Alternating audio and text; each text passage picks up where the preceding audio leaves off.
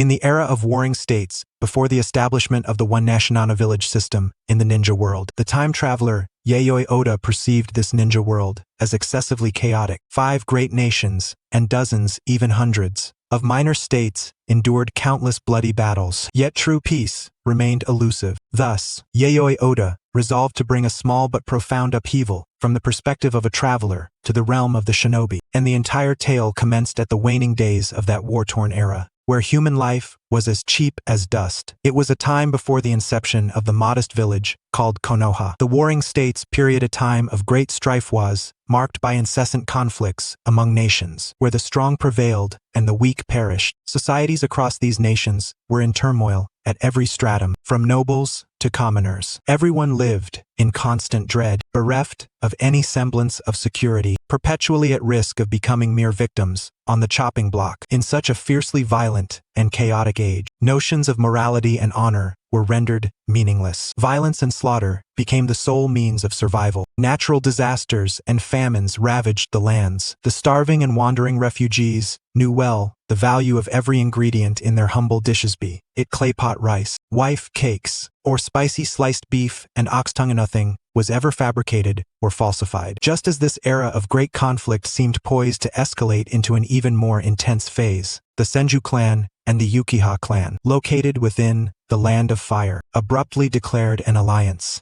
This caused the entire chaotic world to inexplicably slam on the brakes and fall into a deathly silence. Senju and Uchiha allied. The other ninja clans were left dumbfounded. Could this be some newfangled joke of the warring states? Only the previous year, these two strongest ninja clans had been locked in mortal combat. Now suddenly, they had formed a pact. Yet, as the alliance treaty, issued in the name of the daimyo of the Land of Fire, was delivered to every nation, all who paid attention to the matter were instantly silenced. Who were the two most powerful ninja clans of the warring states era? They were the Senju clan, endowed with the power of the sage's body, and the Uchiha clan, wielders of the sage's eye power. Thus, the daimyos of various nations and countless ninja clans, large and small, experienced a mental explosion of bewilderment on that day. Without exception, they ceased their hostilities and battles, as unease, fear, silence, and suspicion filled their hearts. Yami Castle, situated at the border between the Land of Water and the Land of Iron. This magnificent fortress, built upon a foundation of wood and stone with a steel framework, had suddenly risen some 10 years prior. Every street, every residential district, every public facility within the city appeared to have been meticulously measured and evenly arranged in orderly succession, presenting a visually pleasing tableau. Even the roads were compacted inch by inch, so thoroughly that carriages traversing them experienced nary a jolt. Traders and travelers came and went in endless streams, conversing and trading with the city's well-fed residents, while an array of novel and curious goods, both trendy and peculiar, lined the shelves of numerous shops, infusing the city with an uncommon vitality. Such prosperity and peace stood in stark contrast to the overall landscape of the ninja world. Everything seemed as idyllic as a utopia. At the city's heart stood a grand architectural complex, encircled by towering walls, constructed largely from earthworks, reaching several tens of meters in height. Due to the concealment by these high walls, only the upper portions of the tall buildings within could be glimpsed. Yet, even so, their grandeur and magnificence were unmistakable. Especially striking were the massive towers, fortified by numerous, sturdy edifices, resembling floating celestial palaces amidst the clouds, almost otherworldly. Between these buildings, within the walls, patrolled warriors, clad in layered armor, swords fastened at their hips, fully armed samurai. Alongside them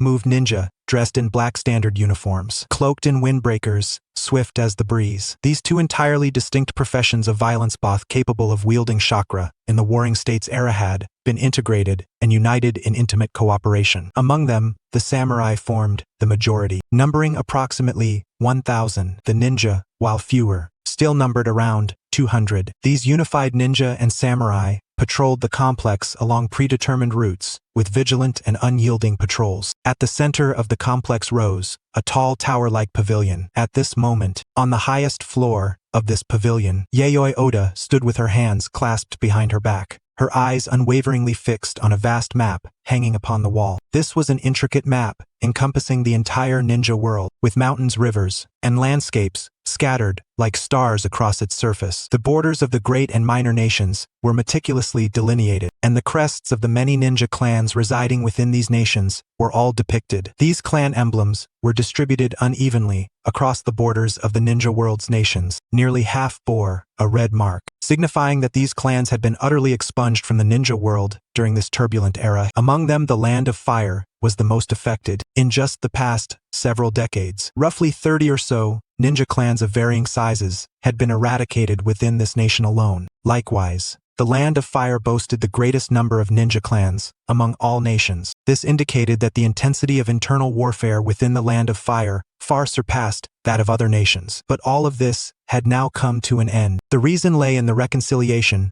reached between the Senju and Uchiha clans, once fierce adversaries. Yayoi's gaze swept over the two most prominent ninja clan crests within the Land of Fire on the map. Senju-Uchiha. A rare expression of gravity and contemplation crossed her face. Memories, both familiar and strange, from her previous life, surged like a tide. The recent rumors of the alliance between the Senju and Uchiha clans had caused a great stir, signaling that the founding of the ninja village, known as Konoha, familiar to her from memory, was drawing near. The incessant chaos of the Warring States era was about to encounter a new turning point. For many nations and ninja clans, this would be an unprecedented trial. The same applied to the nation under her current control, the Land of Night. Judging by the timing, Konoha village will likely be established soon within the Land of Fire, and then the other four great nations will follow suit. The one national village system had become an unstoppable tide. Anyone who stood in its way would be crushed by the relentless current of history. Yayoi, of course,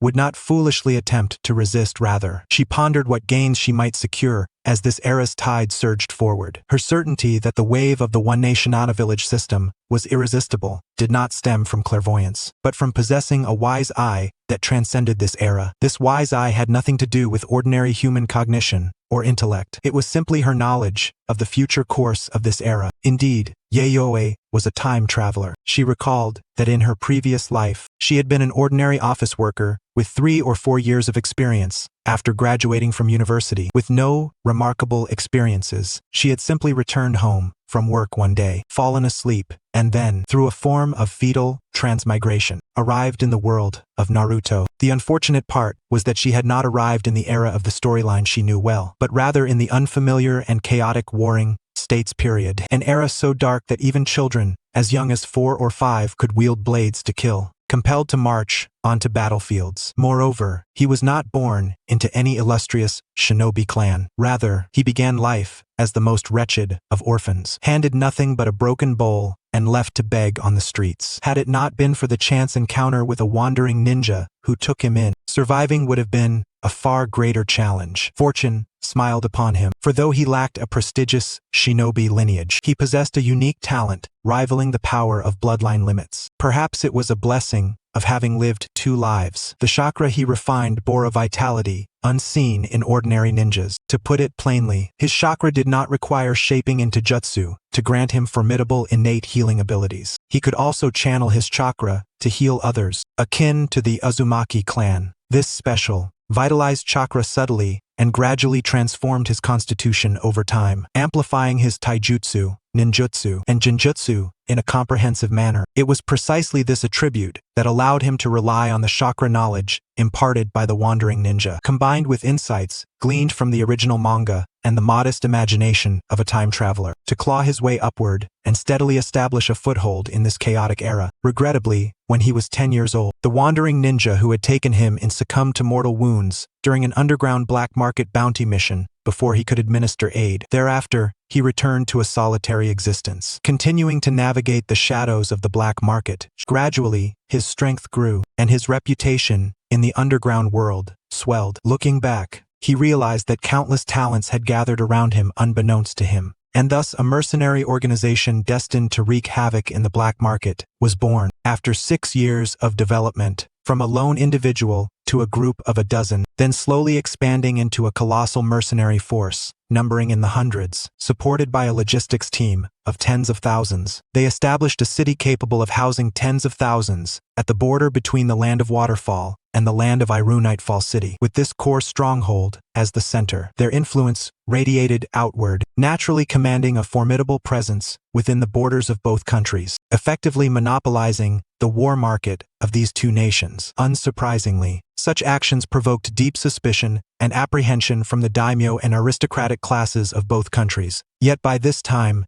Yayoi had spread his wings fully. Facing the suppression from the two daimyo, could he possibly avoid their sharp gaze? After 2 years of warfare, he successfully breached the daimyo estates of both nations, quelling numerous internal resistance factions, and systematically purged those listed in his register. During these 2 years of conflict, his forces transitioned from mere mercenaries to a snowballing powerhouse, attracting even more talents to his banner. Thus, after suppressing the internal opposition, he effortlessly seized control over the military and political affairs of the two countries. His subordinates swiftly integrated into the bureaucratic system to govern the state. Subsequently, he established a shogunate, abolishing the title of daimyo and assuming the position of shogun, formally ruling over the territories of the land of Waterfall and the land of Iron. The land of Waterfall and the land of Iron vanished from the shinobi world, and upon their corpses, the land of Night was born. 9 years have passed since the founding of this newborn nation. Yayoi is now 27 years old, in the prime of his life. After 9 years of consolidation, the remnants of the former regime within the land of Night have been virtually eradicated. All departments operate in orderly fashion. The people live in peace, weary of endless battles and bloodshed. Even if old powers seek restoration, they no longer stir any significant upheaval. With internal unity achieved, the enemy now shifts from within to without. Although the land of Night is not considered fertile by shinobi standards, there are still hungry wolves coveting this territory. For instance, 4 years ago, after defeat in the land of Fire, the Hain clan fled to the land of Night and once set their sights on it. To exterminate this foreign wolf, Yayoi expended great effort, ultimately annihilating the Hain clan that had migrated into the land of Night, acquiring many valuable spoils in the process. This victory firmly secured Yayoi's position as shogun of the land of Night, deterring numerous ravenous wolves coveting this land from casually baring their fangs.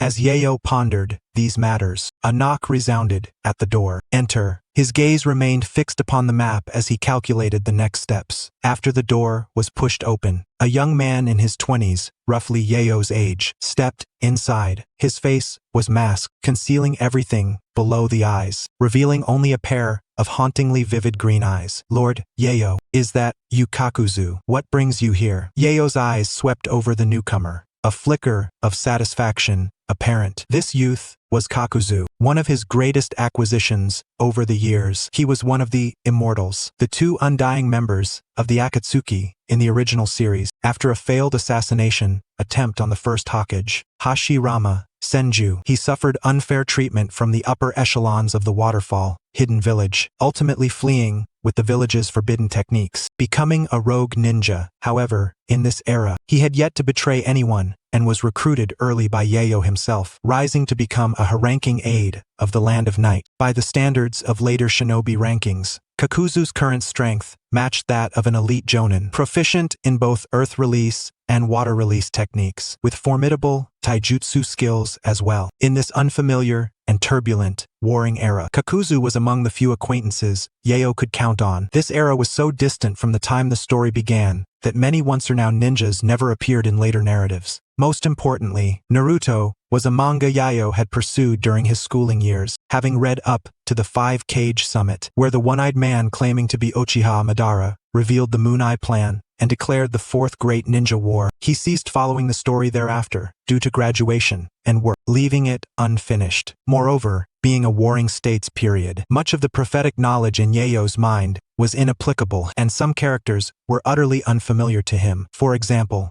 a ninja from the land of wind named Rito, reputed to wield wind release to conjure colossal storms spanning dozens of miles. Another Ishikawa from the land of earth, known as a living earthquake, capable of staggering feats with earth release techniques. In his most famous battle, he single-handedly buried a powerful clan possessing bloodline limits, collapsing several mountains. Additionally, AI from the land of lightning and Byakuren from the land of water were similarly renowned, considered walking disasters. Yayoi had reason to suspect these individuals were the so-called first Kage of their respective nations, said to rival the first Hokage Hashirama Senju. Otherwise, how could such a coincidence exist that one appeared in each of the other 4 great countries? Lord Yayoi, the search team dispatched to locate the Seven Tails, has found it, Kakuzu reported succinctly after gathering his thoughts, where Yayoi's mind stirred. Though ninjas dominated this era, the presence of tailed beasts had also left an indelible mark on this time. As one of the tailed beasts, the Seven Tails possesses a well-documented history and has long resided within the borders of the Land of Waterfall. Despite the fact that the Land of Waterfall has since been removed from the maps, the Forest of Black Steel, the Seven Tails, seems to have remained there continuously, never departing. Kakuzu uttered the name of a location. Upon hearing the name Forest of Black Steel, Yayoi's expression momentarily glazed over, his brows furrowed as if recalling a distant memory. In truth, this was not the first time he had dispatched search parties to ascertain the whereabouts of the Seven Tails. The immense, pure chakra energy of a tailed beast was precisely the resource he urgently sought. Therefore, on a certain night, several months prior, he had ventured alone to the Forest of Black Steel in pursuit of the Seven Tails trace. The fortunate news was that he had indeed succeeded in discovering the location of the Seven Tails. The unfortunate news was that someone had beaten him to it. That individual was a black-haired man clad in a black shinobi uniform,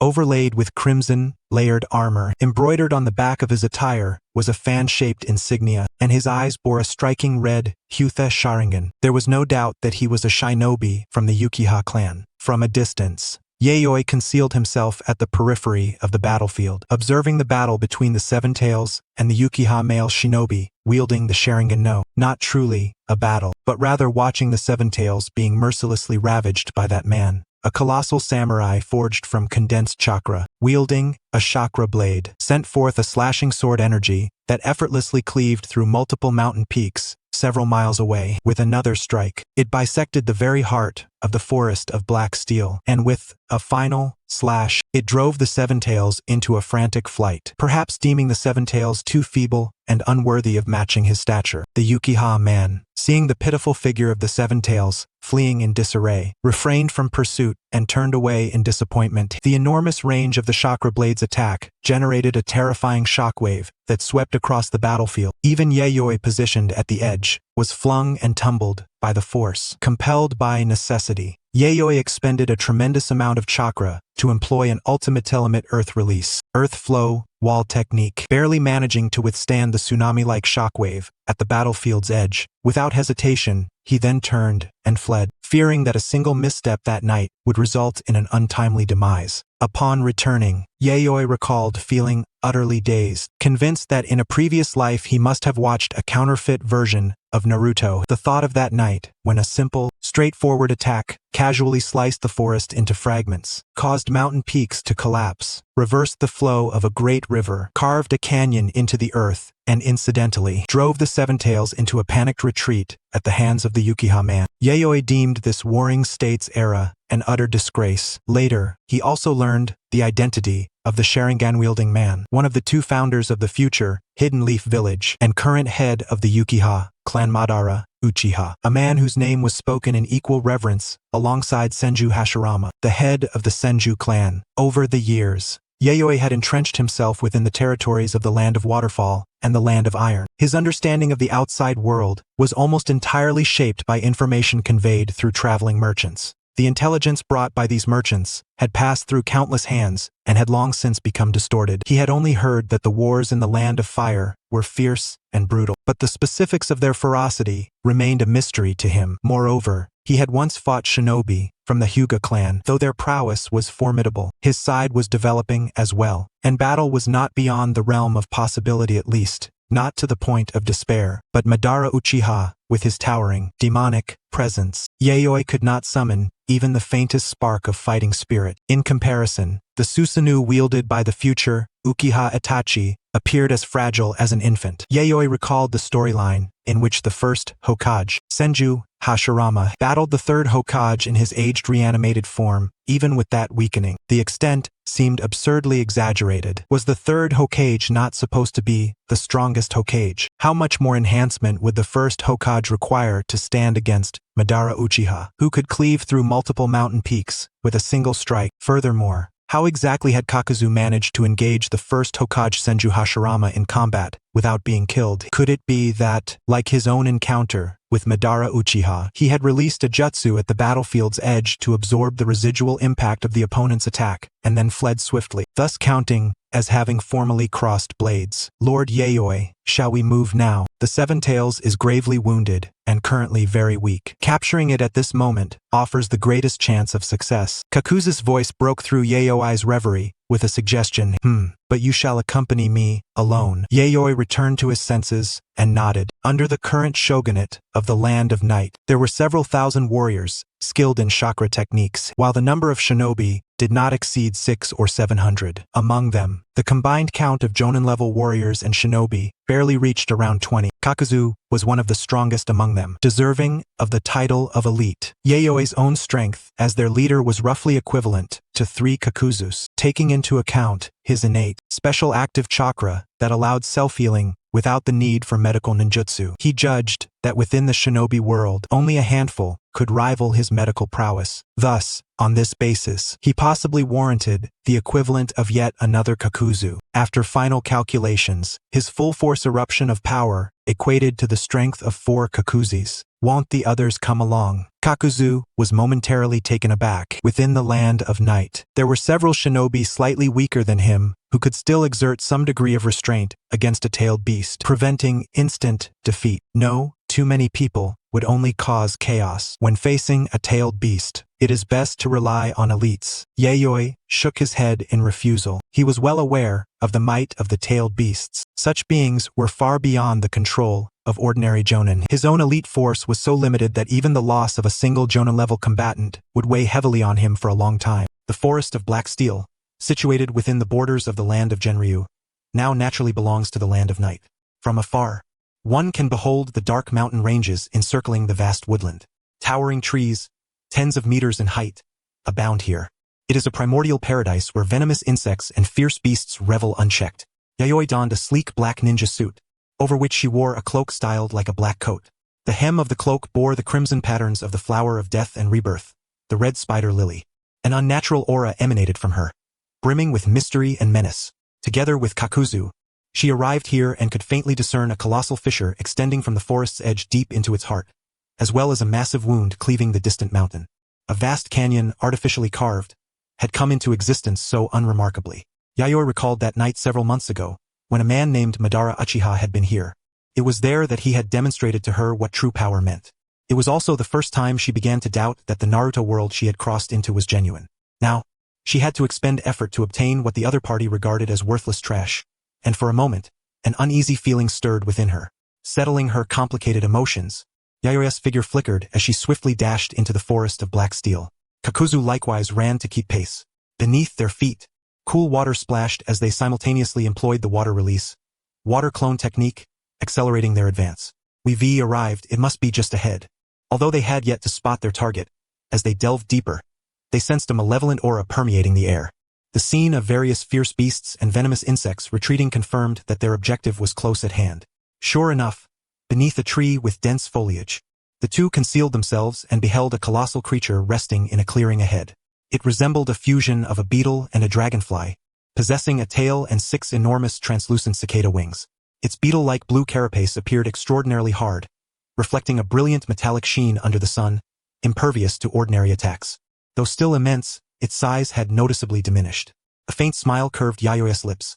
This gigantic creature was the Seven Tails, her quarry. Though still formidable in appearance, compared to the Seven Tails she had encountered that night months ago, its volume had shrunk by more than a single tier, and its aura seemed considerably weakened. Several months had passed, and the Seven Tails had yet to fully regain its strength, likely only at about 60 to 70% of its prime. Thus, victory in this battle was assured. Yayoi calmed her mind and retrieved a scroll from her pouch. Unfurling a small section revealed densely inscribed black incantations, with the character E encircled at the center. A soft pop sounded, accompanied by a wisp of white smoke, from which a humanoid figure emerged. It was a young girl. Her skin was as pale as snow, devoid of color.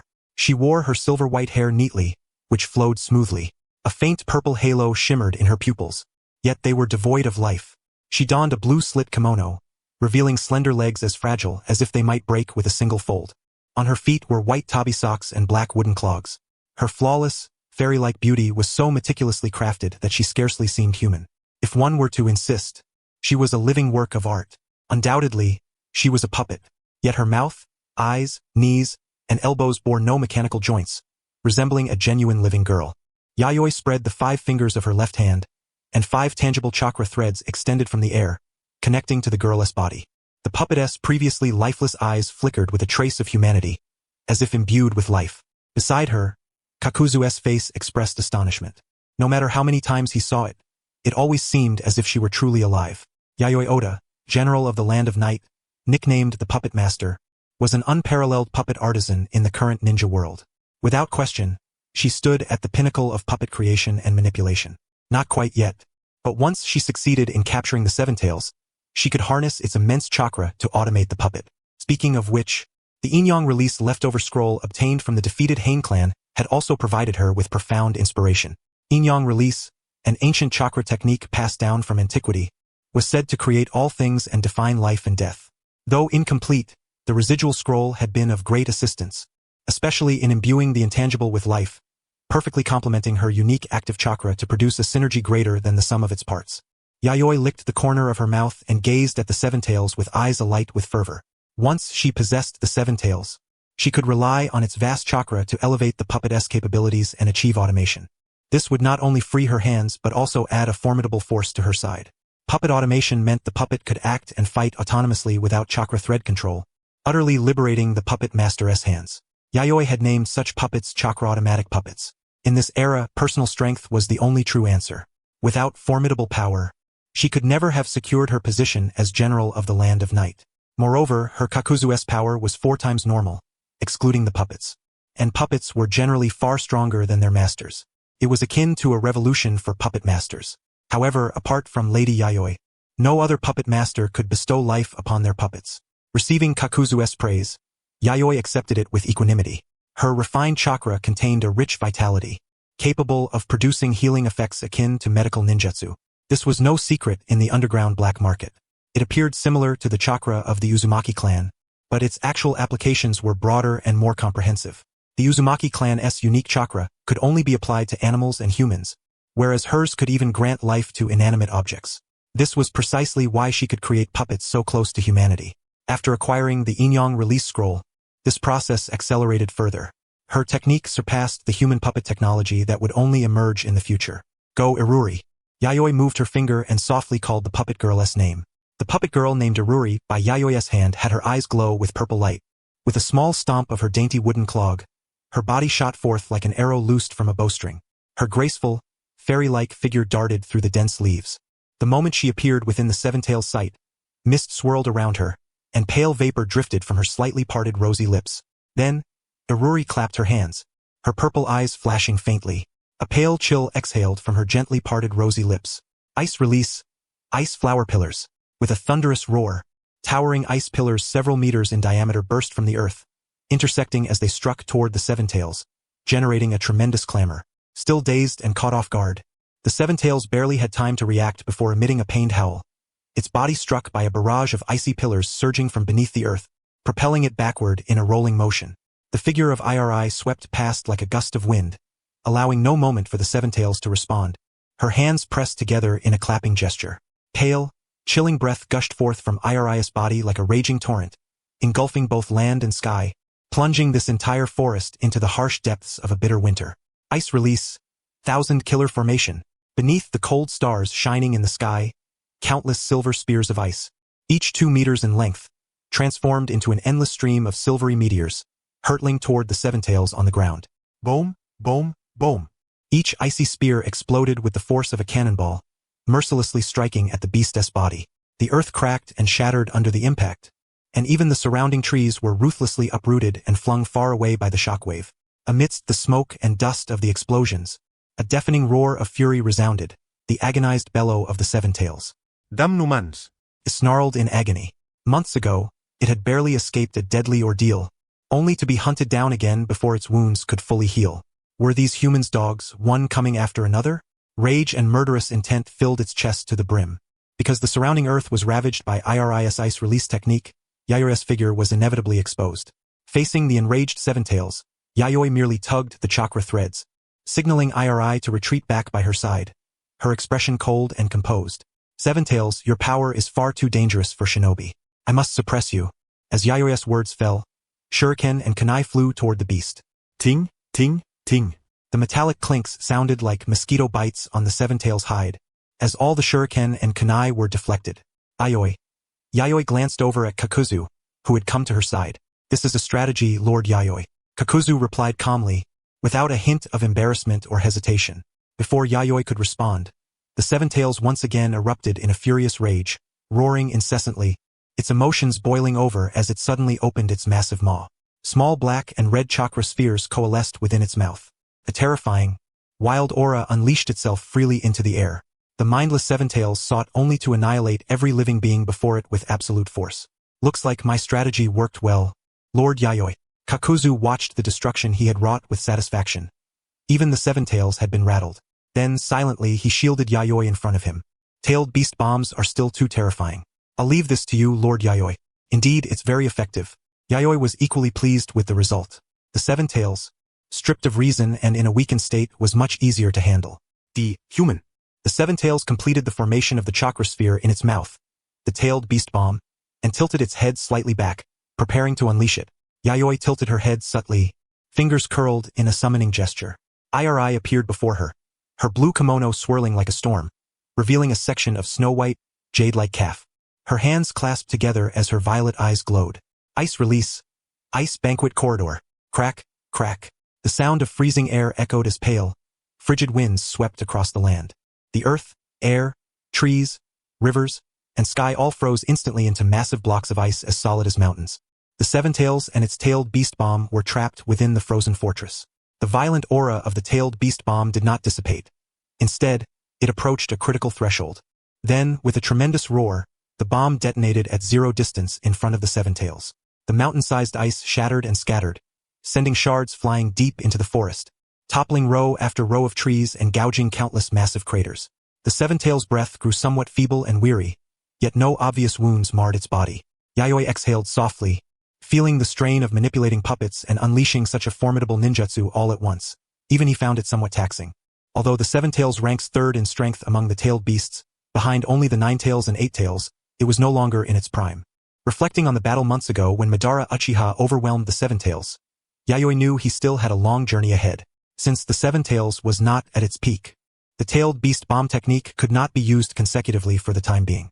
Yayoi took advantage of this and quickly signaled with his fingers, commanding Iruri to dash toward the Seven Tails. The Seven Tails harbored some caution. It recognized that the human controlling the puppet was no ordinary shinobi. Though nowhere near as formidable as the Sharingan-wielding Uchiha who had nearly slain it months ago, this adversary was no amateur either. It then vibrated the 6 cicada wings on its back, preparing to ascend into the sky and seize air superiority. Earth release. Yellow spring swamp. Suddenly, the Seven Tails felt its legs weaken, and before it could react, its body sank into a mire of mud and swamp. Kakuzu, having finished his own jutsu, retreated without a second thought, leaving water traces beneath his feet as he used the water shunshin technique to escape the Seven Tails' attack range. Though Kakuzu's earth release was insufficient to fully restrain the Seven Tails, it was enough to buy some time. Iruri's figure flashed above the Seven Tails' head. Like a fairy, she spun gracefully, her blue kimono swirling about her, feet gathering astonishing cold, emitting a silvery glow as she swung at the beast. Ice release. One-cut ice burial. Boom! A blade-shaped chunk of ice thundered down from the sky, striking heavily against the Seven Tails' hardened shell. The beast howled in agony, as if bitter water was being spewed from its stomach, its mind clouded with pain, teeth gritted fiercely. Beneath Iruri's black wooden clogs, thin ice shards as light as paper materialized in the air. She used these as footholds, nimbly sprinting through the sky. Each landing point revealed paper-thin yet resilient ice plates in the air, supporting her agile movements. Yayoi followed Iruri's lead, shifting position. The Seven Tails roared furiously, opened its massive mouth, and fired a small black sphere imbued with destructive energy directly at Yayoi's location. This was a tailed beast bullet, an infinitely weakened version of the tailed beast bomb. Its drawback was far less power than the bomb, but its advantage lay in instant release without charging. Earth release, earth flow wall. Yayoi formed a hand seal with his free right hand, calmly countering. Tall, solid earth walls surged up from the ground. With his ample chakra supply, these walls were far larger and sturdier than ordinary. Boom! The tailed beast bullet slammed into the earthen barrier, shattering into fragments and dust, revealing Yayoi unharmed behind it. Yayoi was unsurprised. Though his true form was not as powerful as Iruri's puppet, he was no novice. While he could not withstand a tailed beast bomb, the tailed beast bullet's power was only equivalent to an advanced fire release technique, making it no challenge to block. Moreover, not only was he skilled in ninjutsu, but his taijutsu was also highly refined. Yet, if he charged the beast in hand-to-hand combat, he would surely be killed. Instead, he coordinated with Iruri for a combined assault to end the battle more swiftly. The cold stars soon illuminated the sky once more. Countless icy spears again rained down like meteors toward the earth. The Seven Tails fought back fiercely, howling toward the heavens as it used its body to withstand the meteor-like onslaught of ice spears. Meanwhile, Iruri extended both hands, and a pallid, frigid aura surged forth like a tidal wave crashing upon the earth. Ice release, quiescent frost death. Soon, a thick layer of white frost encrusted the body of the Seven Tails. The cold current raged unchecked, turning the forest a deathly pale. The land and the trees, in an instant, seemed to be stripped of all vitality. The aura of the Seven Tails grew increasingly feeble, yet its struggles intensified. The cold air did not endure long. The thick frost emitted cracking sounds as it fractured. Yayoi's expression remained calm, fully aware that subduing the Seven Tails was no simple feat. Fortunately, Iruri's abilities were perfectly suited to capturing and restricting such a massive creature. Blades and spears forged from ice, under the expenditure of chakra, streaked through the air like white meteors cleaving the heavens, striking toward the Seven Tails. The chilling aura continued to reinforce the frost encrusting its body. Kakuzu also frequently approached, employing his earth release techniques to reinforce the Seven Tails' bindings or using long-range water release methods to gradually sap its strength. Meanwhile, he hurled shuriken and kunai. Though their damage was minimal, the insult was profound, persistently provoking the Seven Tails into a furious, irrational rage. Only when the Seven Tails' aura had utterly withered did Yayoi command Iruri to cease the assault. Gazing upon the colossal ice sculpture that the Seven Tails had become, Yayoi recalled Iruri and drew a heavy breath, sighing deeply. Truly worthy of a tailed beast. Even not at full strength, it was far from easy to subdue. Although the Seven Tails remained unscathed, effectively defeated without injury, the ordeal was exhausting. Moreover, this success owed much to Iruri's suppression of the Seven Tails' flight ability. Having immediately frozen it with ice release, had the Seven Tails taken to the sky, all he could have done was watch helplessly. While Iruri possessed some aerial combat skills, he was ultimately less agile than the Seven Tails. The Seven Tails' power was not among the strongest of the tailed beasts, but its unique mobility and air superiority rendered it nearly invincible in many situations. Yayoi retrieved 2 survival pills from his ninja tool pouch and stuffed them into his mouth. Kakuzu, also bearing a weary countenance, approached. His chakra had been severely drained during the suppression of the Seven Tails. As Yayoi prepared to approach the Seven Tails, a shadow flashed by, and a ninja sword gleamed in his eyes. Kakuzu's expression shifted. Earth release, earth spear. Using body flicker technique, Kakuzu intercepted. His arm darkened as he blocked the attacker's swinging blade. Clang! The ninja sword struck Kakuzu's arm with force, sparks flying fiercely, yet not piercing the skin. The assailant's face showed astonishment, then shifted to hesitation as they retreated. Alas, it was too late. Iruri's figure flickered like a specter beside the attacker. With fingers pale and jade-like, he lightly touched them. Instantly, a layer of white frost crystallized over the assailant's body, leaving only their head free to move. Yayoi glanced at the attacker, a young girl no older than 12 or 13, her innocence still lingering. She had long, straight black hair, snow-white skin, and a strikingly refined visage, especially her pair of crimson Sharingan eyes which stood out vividly. Sharingan, are you of the Uchiha clan? The girl wore a tight black ninja suit, beneath layered armor characteristic of the Warring States period, resembling a youthful female warrior. Judging by her skilled combat style, she was likely accustomed and numb to slashing others. Such was the common affliction of ninjas from the Warring States era.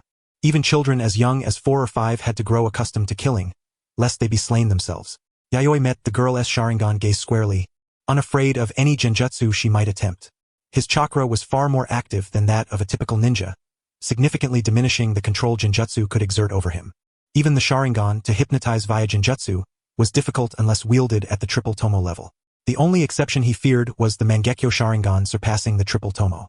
The girl realized that despite activating her Sharingan, her Genjutsu failed to ensnare him. She bit her lip in frustration.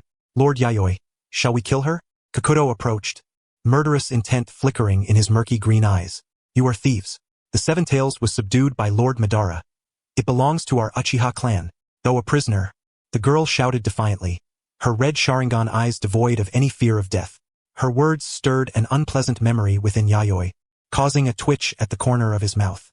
Whenever he heard that name, he involuntarily recalled that night when he had been nothing but an incompetent lackey. The Lord Madara you speak of holds little regard for the mere Seven Tails. Yayoi exhaled softly and commanded Iruri to release the girl's bindings. From her response, it seemed the Uchiha clan was aware of the Seven Tails situation, and this girl likely came bearing a mission from them. This implied that the Uchiha clan constantly monitored her movements. Should she perish here, complications would surely arise. Particularly now, with the Senju and Uchiha clans having forged an alliance. It was best not to provoke them. The girl furrowed her brow, seemingly failing to grasp the meaning behind Yayoi's words. He saw no need to elaborate. Likely, a few months prior when Madara Uchiha returned, he had merely mentioned the Seven Tails' whereabouts in passing, enough to stir the interest of the other Uchiha ninjas. But the truth was, Madara Uchiha had little esteem for the Seven Tails. He had only beaten it before departing. The notion that the Seven Tails belonged to the Uchiha was wishful thinking on the part of other clan members. Had Madara left any mark on the Seven Tails, this girl would have dared not covet it. Instead, she would have sought another tailed beast. Disregarding the Uchiha girl, Yayoi approached the Seven Tails and commanded Iruri to melt away the frost enveloping it. Cold air surged outward, causing both Kakuzu and the Uchiha girl to shiver uncontrollably, their teeth chattering involuntarily. The Seven Tails lay on the ground, breathless, utterly motionless. You may leave now, little Uchiha girl. Aira's gaze swept over her, signaling that she was to go. No outsiders could be present for what was to follow. This is the property of the Uchiha clan. Why shouldn't I be present? The girl's Sharingan eyes reverted to their black and white form, her tone utterly unyielding. Kakuzu raised an eyebrow, seemingly poised to teach her a lesson on respecting her elders. Yayoi raised a hand to stop him and fixed his gaze on the girl. This is a critical moment. The Senju clan has just formed an alliance with your Uchiha clan. As an Uchiha ninja, are you truly willing to remain here? What did you say? An alliance with the Senju clan?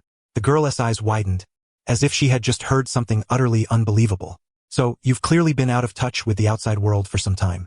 Half a month ago, the Senju and Uchiha clans ceased hostilities and formally allied. Yayoi regarded her curiously. She genuinely seemed unaware of this. Her face darkened with fury. Hey, if you're going to lie, at least make it believable. How could our Uchiha clan possibly sign a pact with the Senju clan? My parents, my younger brother and sister, my older siblings, and countless clan members, all were slain by Senju ninjas. If we allied with the Senju, what of the blood feud I bear? The enmity between our clans can only end when one is utterly annihilated. This had already become a matter known to all. Unperturbed by the girl's doubts, Yayoi responded with calm assurance. Observing Yayoi's unwavering demeanor, the girl found herself suppressing her inner turmoil and collecting her composure. Without delay, she turned sharply and prepared to return to her clan to verify the veracity of Yayoi's information. Hey, little one, what is your name? Yayoi's voice called out from behind. The girl hesitated briefly, then fled without looking back, yet the voice echoed from a considerable distance. Izayoi Uchiha Izayoi. Gazing intently at the departing figure, Yayoi shifted her attention back to the Seven Tails. Lord Yayoi, are you particularly interested in this Uchiha brat? Kakuzu inquired with curiosity. To awaken the Sharingan at such a young age, barring unforeseen circumstances, he is destined to become a senior figure within the Uchiha clan. It is wise to become acquainted early, Yayoi answered. Whether this connection would prove useful in the future was uncertain, but having more allies meant more avenues of opportunity. Especially in the coming years, as the Leaf Village, forged by the Senju and Uchiha clans, would become the epicenter of the ninja world. The Land of Night would inevitably need to engage with Konoha to advance further. The relentless tide of progress in this era would not be swayed by any individual will. Kakuzu nodded, recognizing this as characteristic of Yayoi's style. As long as the conflict was not an irreconcilable mortal enmity, he would cultivate numerous friends and minimize enemies. Having followed Yayoi for nearly a decade, he had witnessed firsthand how Yayoi had risen step by step from a lowly mercenary to seize sovereignty over two nations and emerge as the ultimate victor.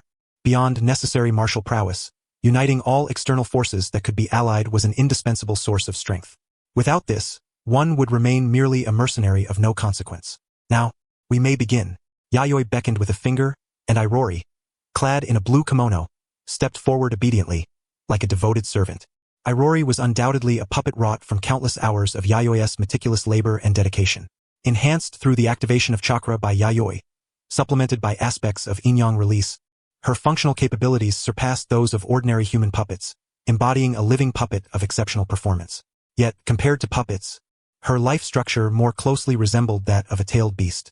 The materials constituting her body were not chakra-conductive wood or metal, but primarily chakra itself, a chakra organism akin to the tailed beasts. However, unlike the tailed beasts, she had not attained true life and required the Creator's control and command to realize her full potential.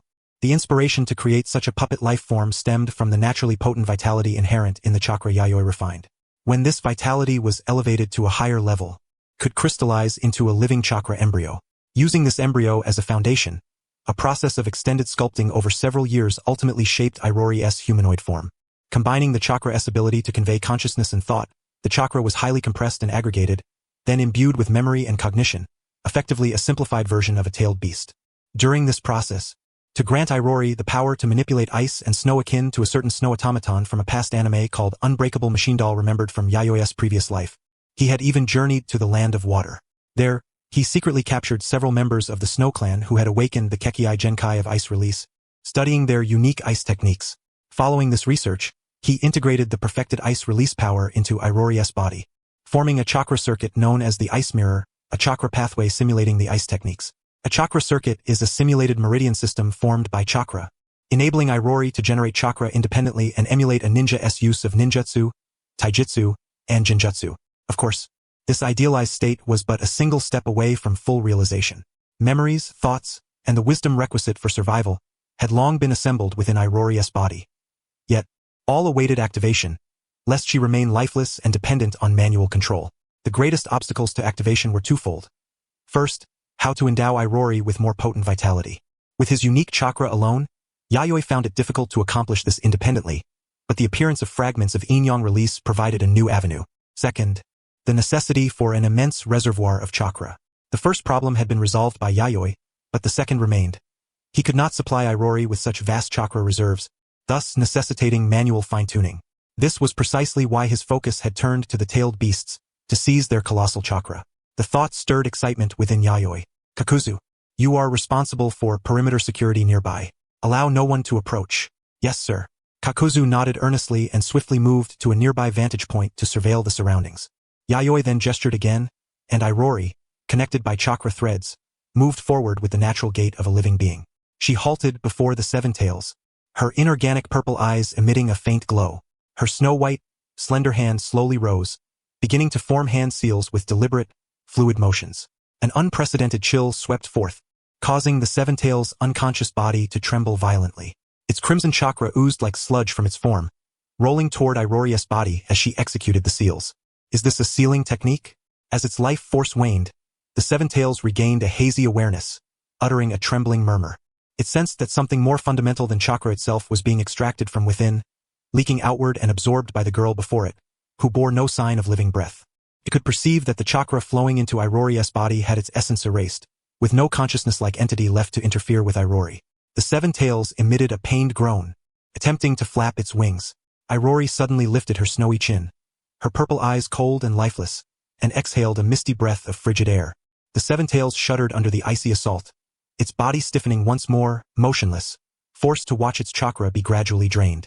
Iruri's absorption proceeded slowly, as Yayoi needed to simultaneously extinguish the consciousness inherent in the seven tails chakra, leaving only the purest form. This process was akin to making a moderate incision on a human body and slowly draining the blood. As time passed, the forest succumbed to night. How long had elapsed? None could say, but dawn approached, and the eastern sky brightened with the first pale light. The seven tails, once as large as a small mountain, had now diminished to several times smaller, roughly the size of a house. For a tailed beast, this stature was considered miniature. After a long interval, Iruri released her hand seals, and Yayoi severed the chakra threads. Iruri's purple eyes no longer radiated cold lifelessness but glimmered faintly, her face bearing a semblance of human contemplation. Yet, A sudden sharp pain struck her mind, causing her to frown as if struggling. The chakra absorbed had reached its limit. Any further intake might provoke adverse reactions within her body. Yayoi nodded slightly, beginning to form hand seals with both hands. Secret art. Life creation. As the name implies, this technique is developed by combining Yayoi's own chakra, which possesses vitality, with an incomplete yin-yang release, thereby bestowing life upon a puppet. By employing this art, the puppet's memories, consciousness, thoughts, and wisdom can be perfectly unified and seamlessly integrated with its physical form, forging a truly living being. Iruri's eyes slowly closed, and her entire alabaster skin began to turn translucent, revealing circuit-like lines that emitted a green glow, occupying every corner of her body. These were the chakra circuits enveloping Iruri's entire form. The intricate network of chakra circuits converged ultimately at the left side of Iruri's chest. Through the transparent skin of the puppet girl and the fabric of her kimono, one could see an ice-blue orb about the size of a heart. This was the chakra core, an extraordinarily rare crystallized chakra formation capable of absorbing and releasing chakra, as well as storing vast quantities of it. It gathered the girl's will, thoughts, wisdom, and memories. Simultaneously, it served as the source of life itself, and referring to it as a heart or brain was entirely appropriate.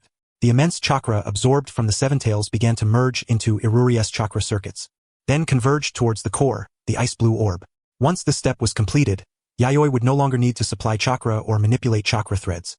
Iruri would naturally become the chakra-automated puppet he desired, capable of autonomous movement and combat. Moreover, she could independently refine chakra like a true shinobi. Undoubtedly, by the standards of the contemporary shinobi world, this was the pinnacle of puppeteering craftsmanship. After half an hour had passed, the girl's entire body of translucent alabaster skin gradually lost its luster. The numerous chakra circuits and the chakra core, serving as both heart and brain, vanished into the flesh and blood generated by chakra.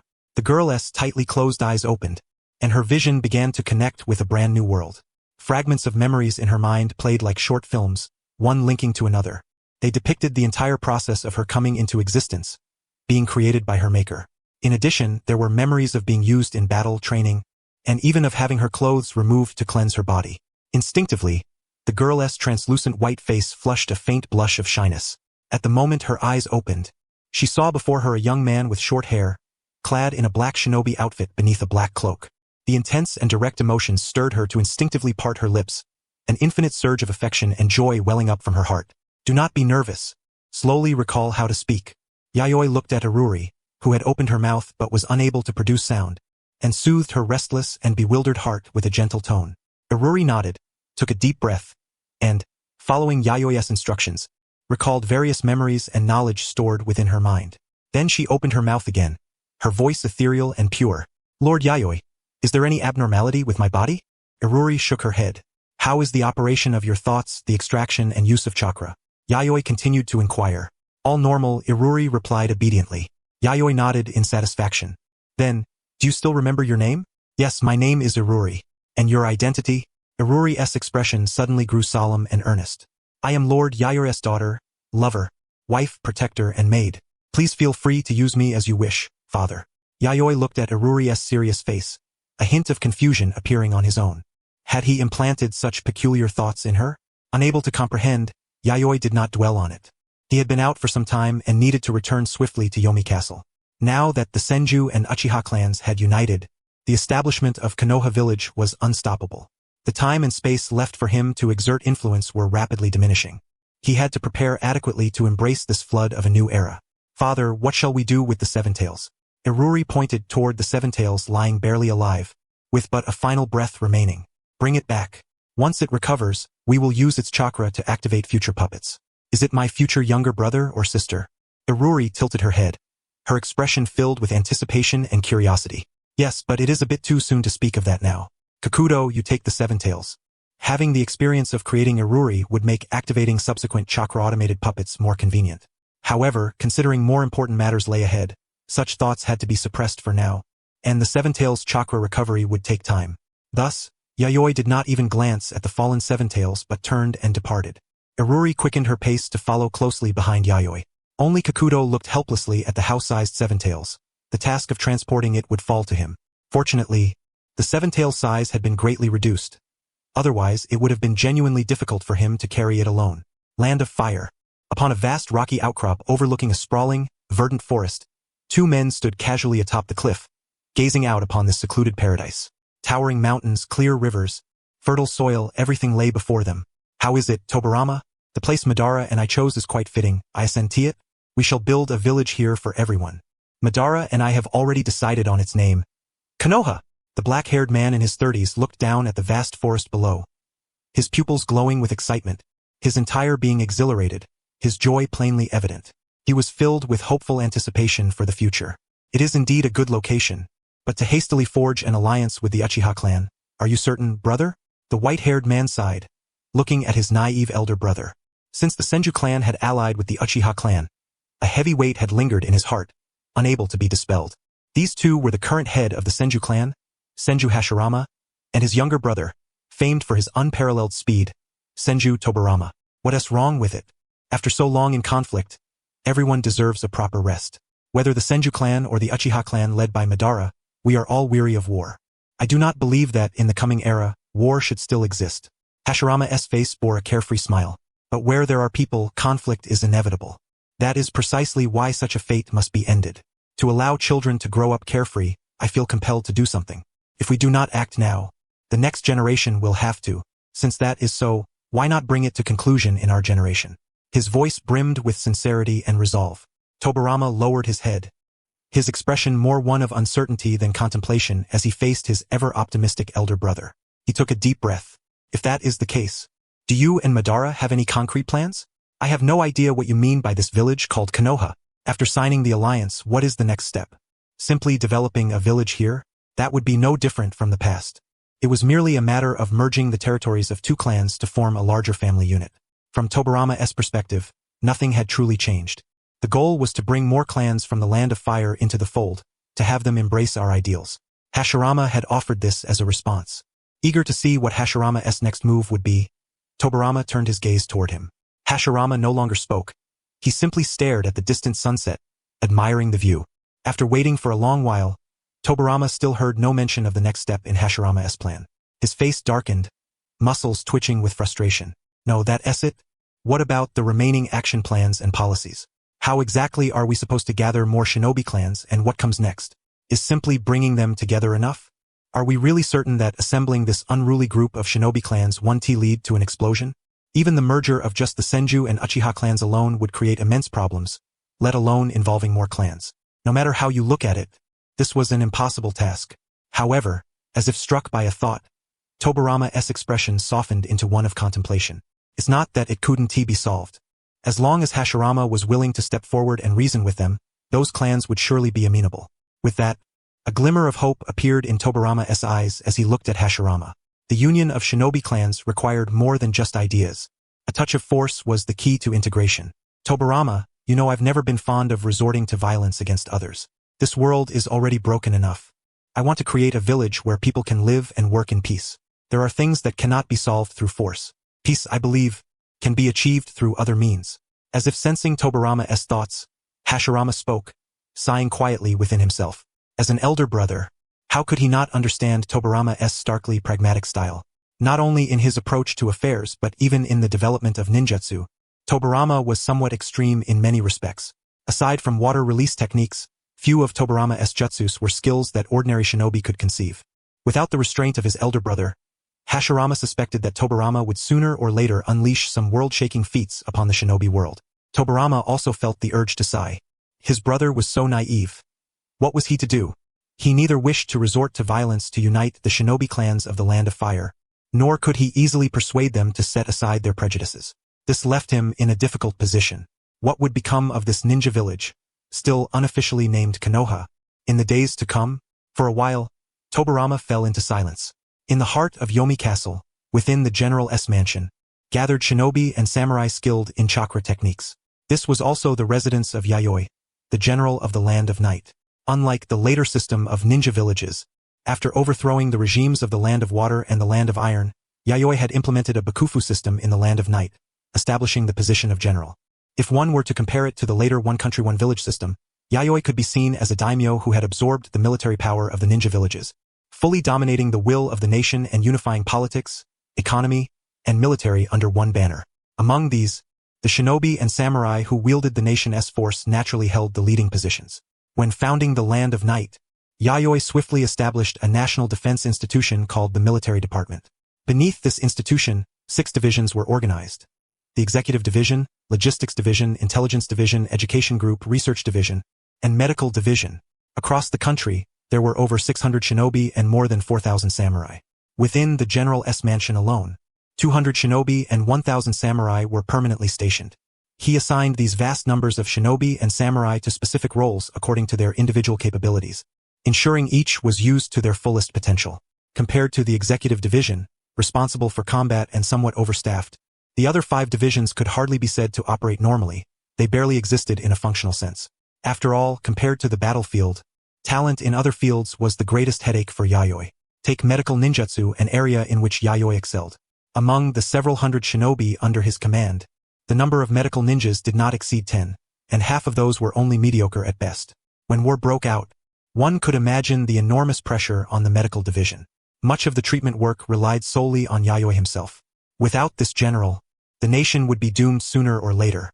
Fortunately, the most difficult times had already passed. With the alliance of the Senju and Uchiha clans, the shinobi world would enjoy relative peace for a time. He had to use this opportunity to completely reform the Land of Night's national defense forces from top to bottom. Within this, the medical division was not what concerned Yayoi the most. The establishment of the education department was the foundation of all foundations. Thus, from the moment the Land of Night was founded, education was the field to which Yayoi paid the greatest attention. The development of the other departments would rely on the lifeblood supplied by the education department in the future. If it were not for this, he would not have been able to amass over 600 shinobi under his command. It must be noted that this number, regardless of quality, was unmatched by even the most powerful shinobi clans in the shinobi world. Within most clans, the majority were ordinary people without chakra techniques.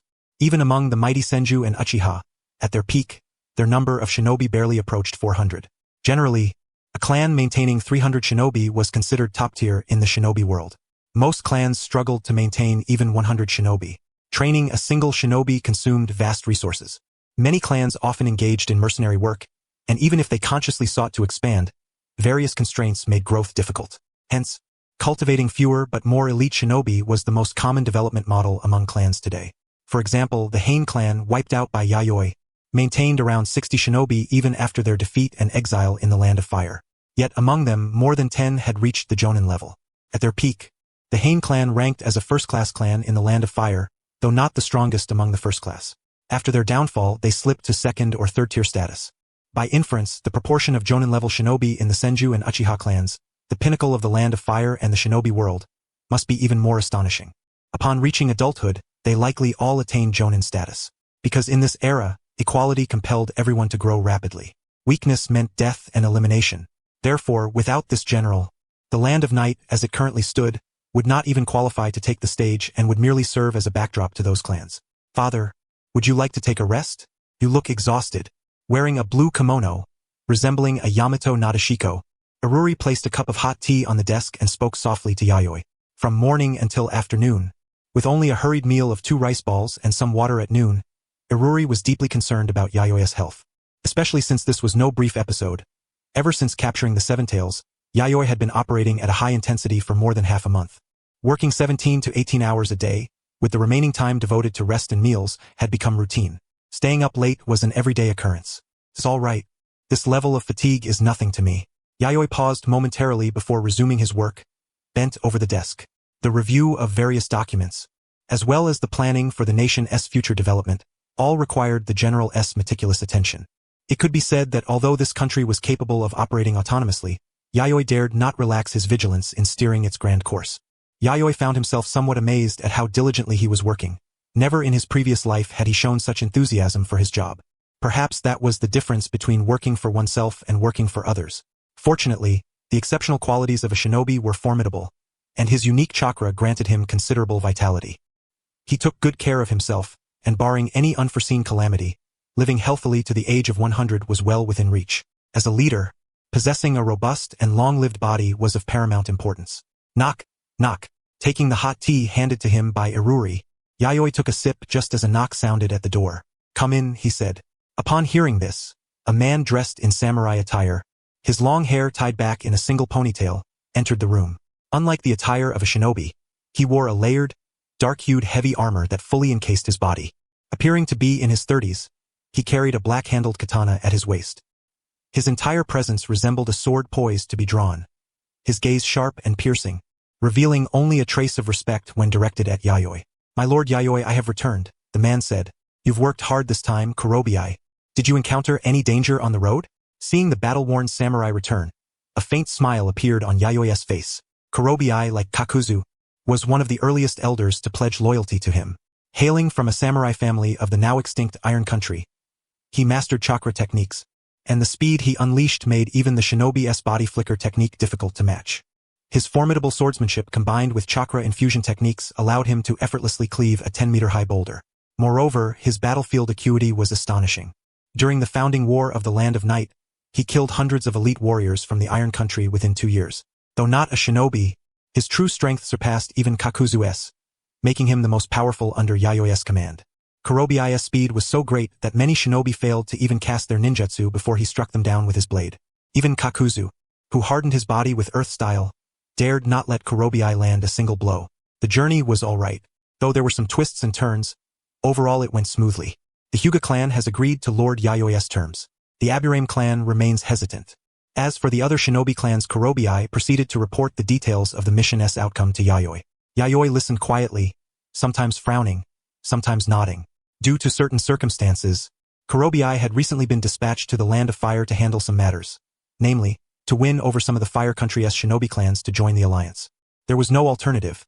It was an era of shinobi clan rivalry. No matter how much one refused to admit it, Yayoi had to accept this ironclad truth. Even with Iruri's autonomous activities and the acquisition of the Seven Tails, which greatly enhanced the Land of Night's military strength, Yayoi did not dare to challenge this reality. Had he not grasped the vastness of the world, he might have contemplated defying the tide of the times. Yet, upon witnessing true power, many of his petty schemes were stillborn. Confronted by this overwhelming wave of the era, the only path to survival was to accept the status quo with honesty. Nevertheless, this brought about many new ideas for Yayoi. Since the era of isolated nations and villages was an unstoppable trend, the goal should be to maximize benefits. While Konoha was still in its infancy and many clans worried about the alliance of the Senju and Uchiha, Yayoi needed to amass sufficient capital to secure his foothold in the future shinobi world. Hence, Kurobi's journey to the Land of Fire. First and foremost was to establish ties with the Hyuga clan through a political marriage. Then, to entice clans with secret inherited techniques to join the Land of Night. As for why the marriage alliance with the Hyuga clan was prioritized, beyond needing their support, Yayoi sought a stable hereditary order. Unlike the future 5 Kage selection system in shinobi villages, the Bakufu system he established in the Land of Night was still a monarchic autocracy bound by bloodlines. Thus, having a blood heir was critically important for the Land of Night's succession and key to stabilizing loyalty. Moreover, every ruler required a solid and steadfast team to consolidate their rule. This team could be the original elders who followed him or descendants connected by blood. After careful consideration, the Hyuga clan caught Yayoi's eye. Regarding whether the Hyuga clan would agree, Yayoi was not overly concerned. The previous daimyo of the Land of Thunder had once granted the position of concubine to the daughter of the leader of the Nekechi clan, achieving a political alliance.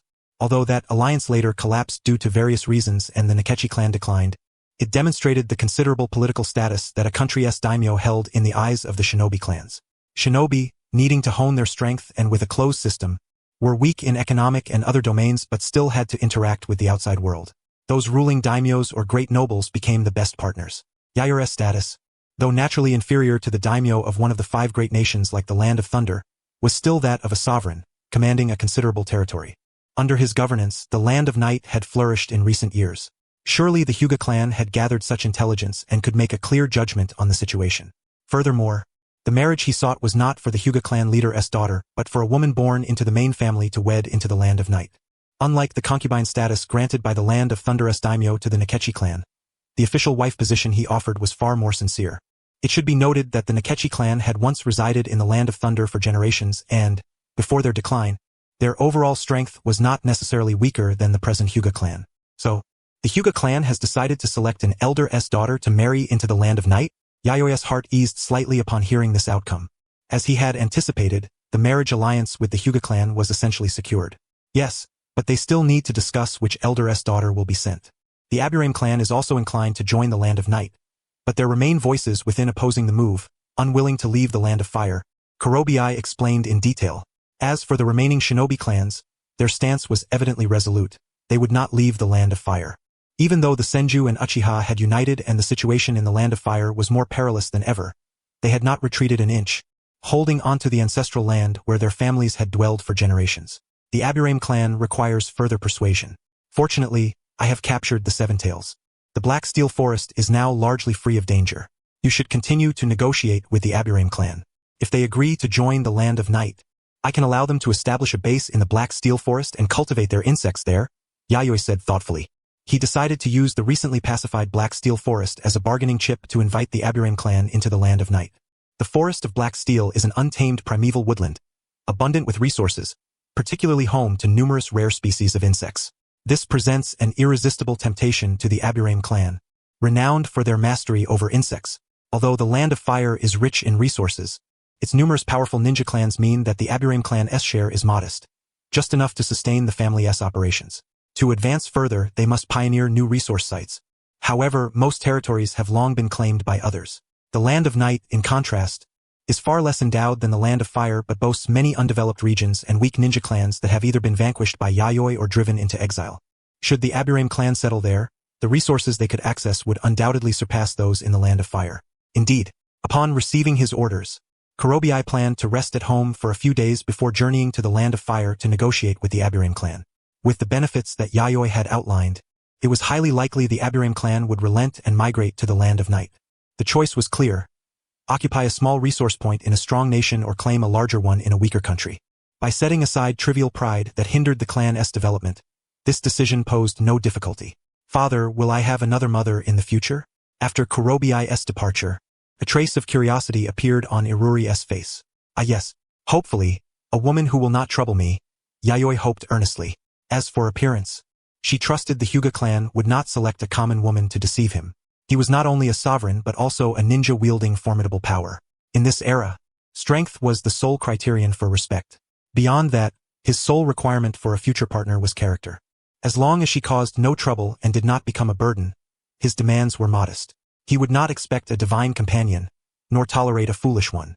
Later, Yayoi summoned Kakuzu, instructing him to travel to the Hyuga clan to discuss the marriage arrangements and ascertain the bride price requirements so that preparations could be made in advance.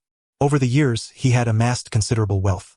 Several days later, Land of Fire, Hyuga clan territory. Nestled deep within a dense forest, the settlement bore no lofty towers or pavilions, only modest village-style strongholds. Generally, ninja were not a people inclined toward luxury. Their pursuit of power far outweighed all else. Moreover, the Hyuga clan's austere family traditions meant that, in this top-down culture, the entire clan lived frugally, investing all acquired resources wisely.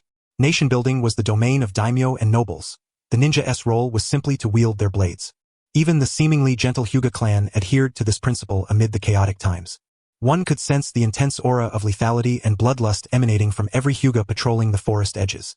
To adapt to the era, the Hyuga clan had spawned many radicals. Thus, the village eschewed pleasure and leisure, operating as a highly militarized community. Ordinary clan members raced against time managing logistics, forging weapons, distributing provisions, and handling various resources essential to the ninja. The children, too, were under strict supervision, learning from as young as 3 or 4 how to wield kunai, manipulate chakra, and kill enemies. At this moment, near the village center, stood a somewhat upscale, towering wooden residence with a sizable courtyard, ample for more than a dozen inhabitants. Compared to the other houses, it was considered luxurious, signifying that its occupants held core positions within the clan. Indeed, the head elder of the Hyuga main family, Hyuga Shujin, resided here. Though barely 50 years old, Shujin had already secured his place among the main family elders. Unlike those who clung to their titles in old age, attending meetings with canes yet refusing to retire, he earned his status through formidable battlefield prowess. His most perilous encounter occurred 2 years prior at the Land of Fire's border, where he faced the roaming Two-Tails. Though outmatched and driven to the brink by the tailed beast's chakra sphere, he ultimately led his clan to safety. Heed, following the High Council's decision, you are to wed the puppeteer general from the Land of Night. As the daughter of the Hyuga main family, I trust you possess the grace and wisdom to fulfill this duty. The middle-aged man, his expression somewhat stern, addressed his daughter, Hyuga Keed, conveying the clan's highest and final decree. Of course, father. Keed has no objections, replied the young woman named Hyuga Keed, dressed in a pristine white kimono embroidered with red maple leaves. She knelt before her father with impeccable posture, a serene smile upon her face. Her skin was snow-white and delicate, unlike that of ordinary kunoichi, her fingers smooth and free of calluses, traits incongruous with a ninja-esque life. Her pure white eyes bore no impurity, only a crystal-clear smile, as if they might speak and come to life. Her glossy black hair cascaded to her waist, framed by straight-cut bangs that fell along her cheeks, resembling a noble princess sheltered in seclusion. Yet the ever-present, intense scent of blood that surrounded her revealed that beneath this beautiful princess-esque eyes lay a seasoned executioner who had long spilled countless lives. As one of the emerging leaders of the Hyuga clan's new generation, 18-year-old Kiida's hands were already stained with blood. Her Byakugan had been honed to a level few adult clan members could rival. Despite this, she harbored no resentment toward the arranged marriage, smiling in compliance with the clan's rules. Even though the order meant marrying a man nearly 10 years her senior, a stranger to her, and bearing children with him, as a main family daughter, she had long resigned herself to such realities. Either marry a powerful clan member or serve as a political tool to secure alliances outside. Upon hearing her daughter's sensible response, Shujin's stern visage softened slightly. He had long known Ki to be a strong-willed girl and feared she might react irrationally to such commands, potentially harming the clan's prosperity. Fortunately, she had not committed any foolish acts unworthy of the Hyuga family ethos. Rest assured, though your husband is much older, I can guarantee he is an outstanding man who will never disgrace your bloodline or status. An outstanding man, yes, but will he be a husband who cherishes me? Kida's heart bore no joy or excitement. Her smile was delicate and doll-like as she respectfully absorbed her father's counsel. Not long ago, I heard that the puppeteer general tamed the Seven Tails, a tailed beast. Even within the Hyuga clan, only the clan head could achieve such a feat, Shujin mused. Tailed beasts were entities that spelled death for ordinary ninja. Though he had faced the Two Tails before and fought valiantly, he knew that was beyond his own capabilities. Leading his clan to safety was the utmost limit of his strength. Approaching 50, his power had plateaued, and with age, decline was inevitable. His son-in-law, as of now, is merely 27 years of age, far from having reached the pinnacle of a shinobi's prowess. Gazing upon his daughter Kaito's meticulously maintained smile, one could not help but admit that she was exceptionally beautiful. Were she not a ninja, she might have been a peerless beauty capable of wreaking havoc upon nations. Yet, she was indeed a shinobi, and though her beauty was undeniable, she lacked the qualities typical of an ordinary woman. The scent of blood that clung to her was the unmistakable testament to the countless lives she had taken. She could wear the kindest, gentlest smile, only to mercilessly slay her enemies, regardless of their age or gender. At this thought, Shujin felt a surge of satisfaction. His daughter was precisely this cold and outstanding.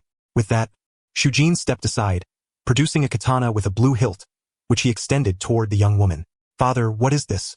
Kaito tilted her head in slight confusion, uncertain of her father Shujin's intent. "This is Spider Cutter," he explained. "It is a trophy I seized when I destroyed a samurai clan in the past." "Is this a chakra blade?" Kaito accepted the sword, grasping its blue hilt and gently drawing out a portion of the blade. The chilling gleam was piercing. Merely gazing upon it sent a shiver through her skin. She immediately sensed that this blade differed from an ordinary chakra blade. Typical chakra blades contained only a modest infusion of chakra metal, but this one was forged entirely from an exceptionally precious and rare chakra-infused metal, crafted with masterful artistry. This was a spiritual blade. In the past shinobi world, apart from the tailed beasts, there existed certain malevolent creatures composed of grudges and chakra. The finest swordsmiths of the time forged spiritual blades specifically to combat these monsters. These spiritual blades not only possessed superior chakra conduction but also exerted a suppressive effect on evil spirits. My survival against the Two Tails was owed in no small part to this spiritual blade, Spider Cutter. Though the tailed beasts differ from such monsters, they too embody negative energy. With the spiritual blade Spider Cutter in hand, facing a tailed beast would be notably less daunting. Now I entrust Spider Cutter to you. Should your husband one day lose his worth, use this blade to end him, and let the Land of Night become a private garden for our Hyuga clan, supplanting him. Therefore, you must exploit your beauty to the fullest, to ensnare his affections, and then... Shujin's words grew cold, ceasing abruptly, his gaze brimming with ruthless calculation. "Is that so?" Kaito traced the blade's surface thoughtfully. Her eyes briefly clouded with an inscrutable expression, her smile deepening with meaning. "Perhaps one day, this blade may even be turned against you, father." Shujin was taken aback, his face darkening with displeasure. "Kaito, such blasphemous jokes are beneath you. I know full well you are not the foolish woman to recklessly throw herself away for love." "Yes, father. Emotions are a luxury unnecessary for a shinobi." Kaito returned the spiritual blade Spider Cutter to its sheath with a bright smile. You may leave now. When the dowry from the land of night arrives, the clan will arrange for your departure.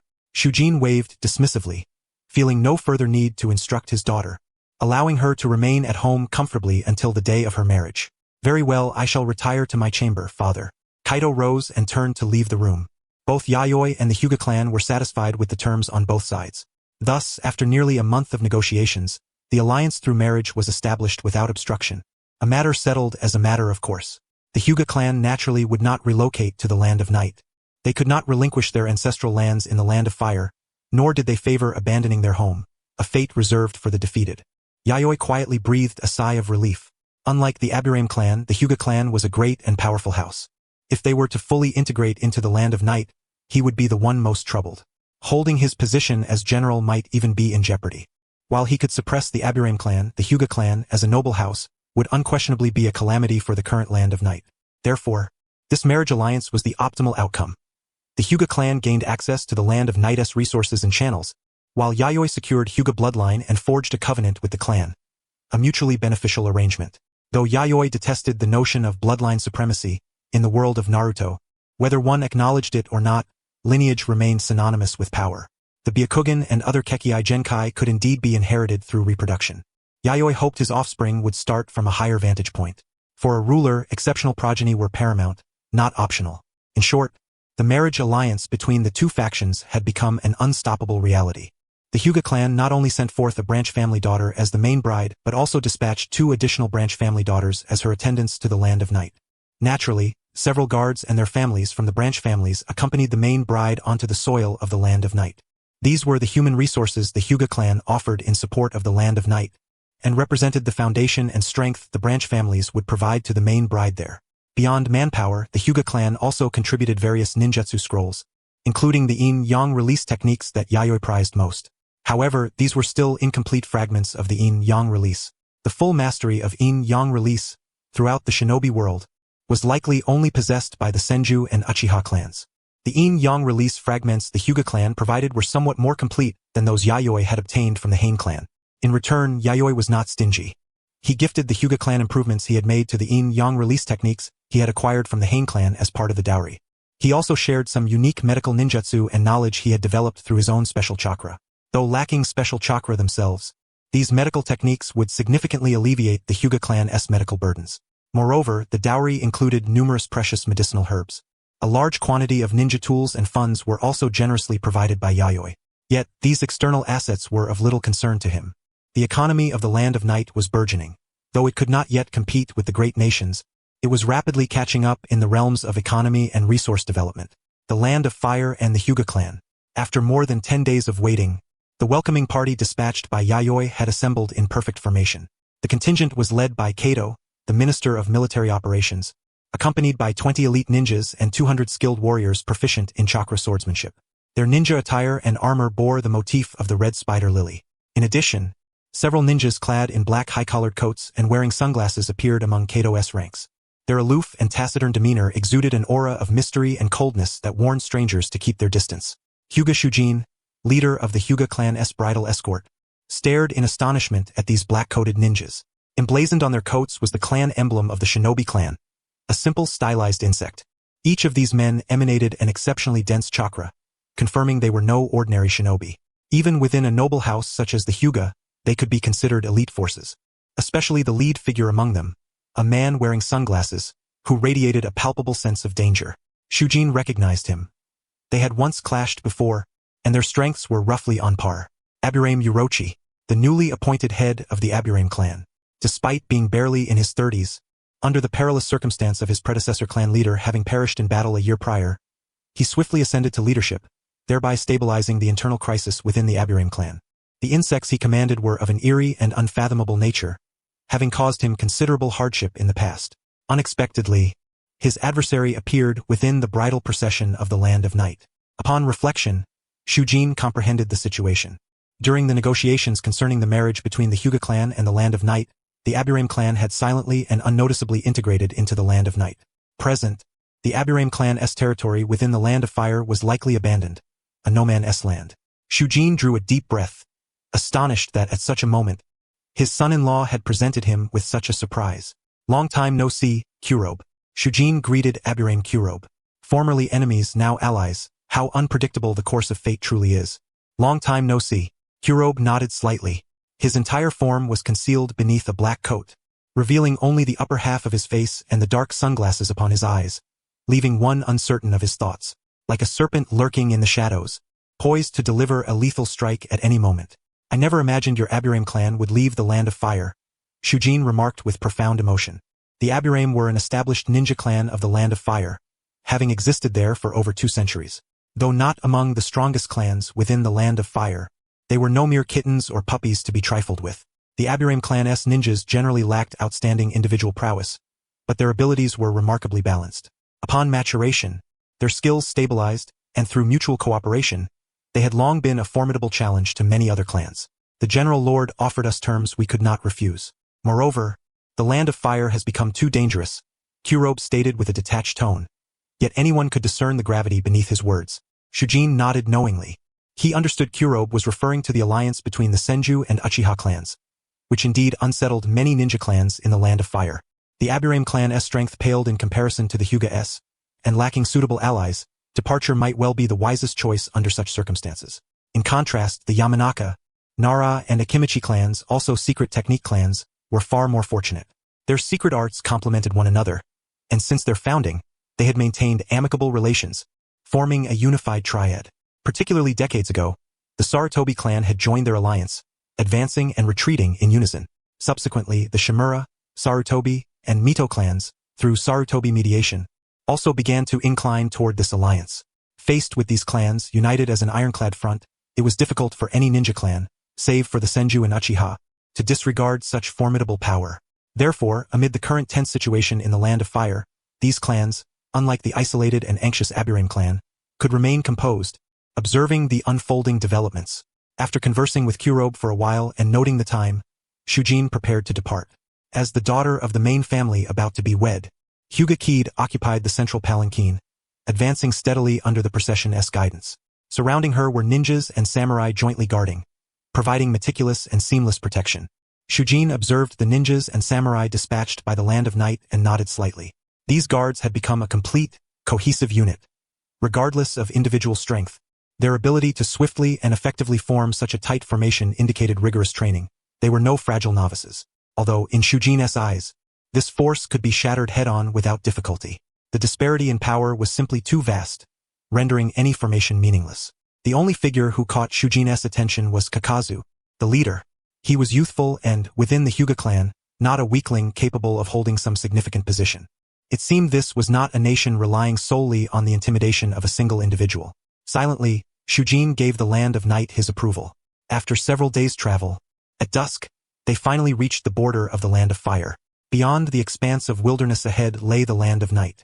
At that moment, beneath the lingering glow of the setting sun, a piercing chill descended along with the night. Shujin sighed. Just as he exhaled, a series of swift, sharp sounds rang out. Over a dozen black shadows leapt from the surrounding darkness, their targets unmistakably the palanquin at the procession's center. Clearly, their assassination target was Hyuga Kid, the future wife of the Land of Night's general. Return to the heavens. Shujin reacted a moment late before counterattacking the assailants. Saying he was late was inaccurate. He had long prepared to strike, merely gathering strength in secret. After all, attempting a sneak attack beneath the gaze of the Byakugan was foolish. Shujin leapt forward to intercept.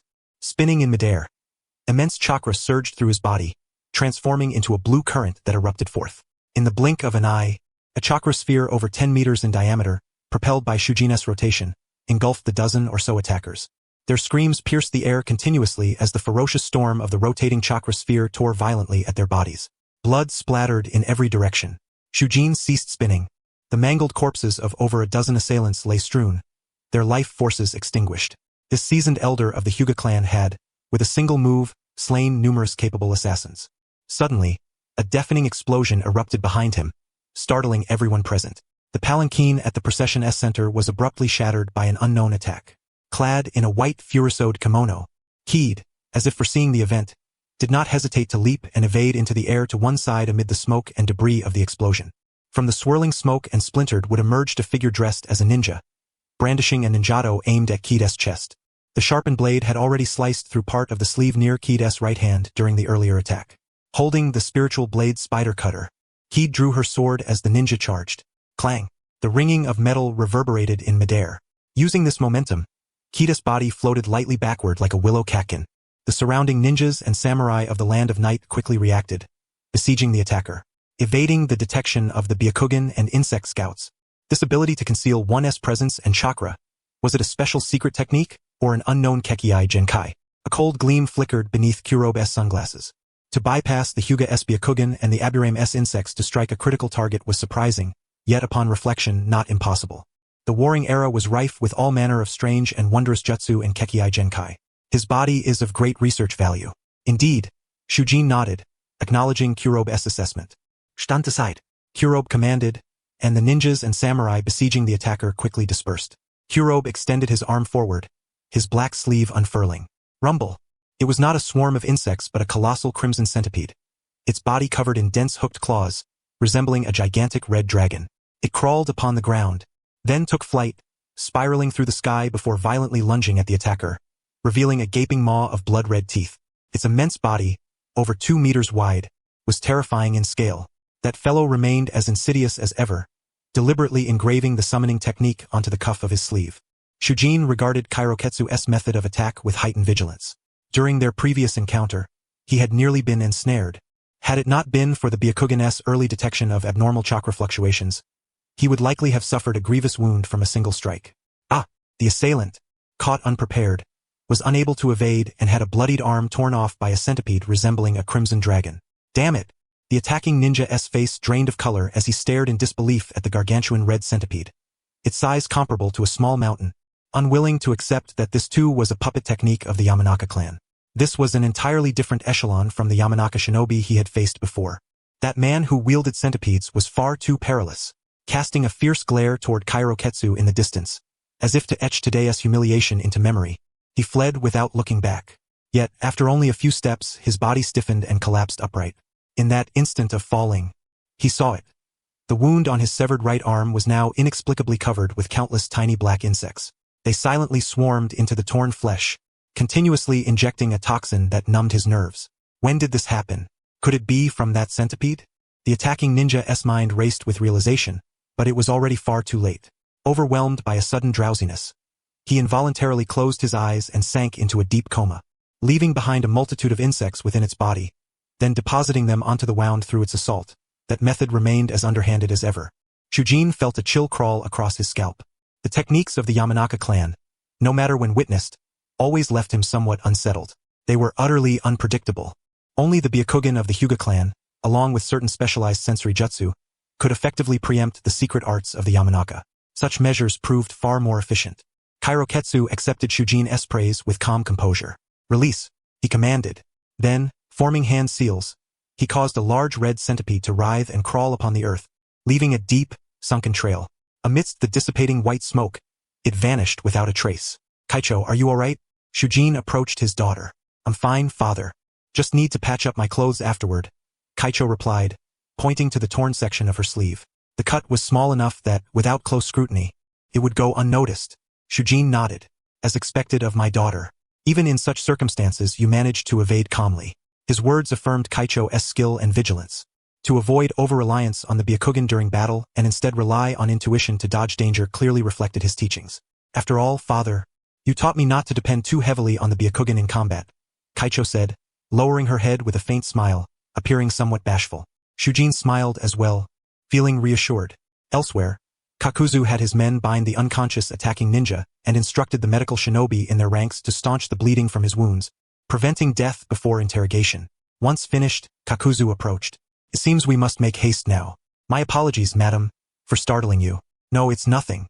After all, no one expected the enemy to bypass both the Byakugan and the Yamanaka clan's sensory techniques.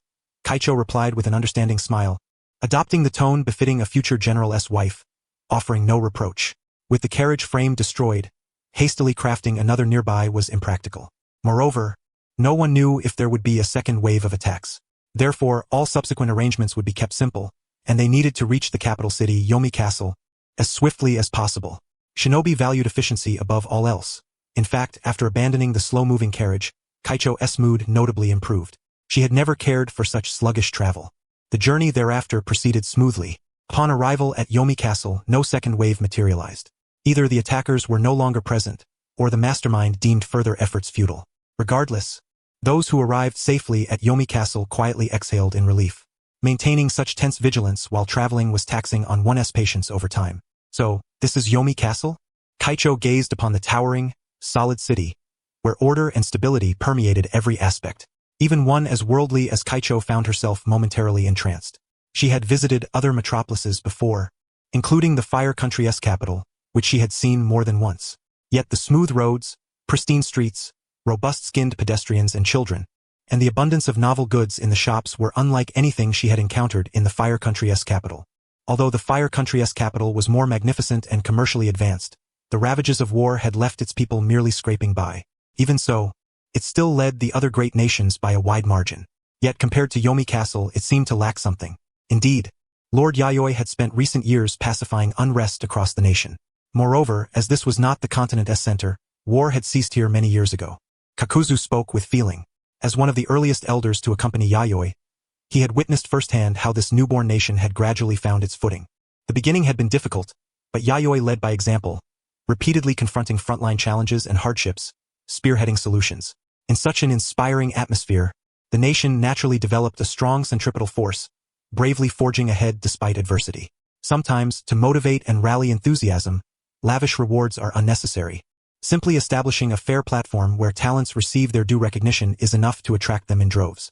Now everyone, settle here at the state guest house. The wedding preparations still require some work. Leading the group to the guest house, Kakuzu assured the Hyuga clan members they could rest comfortably here. Thank you for your efforts.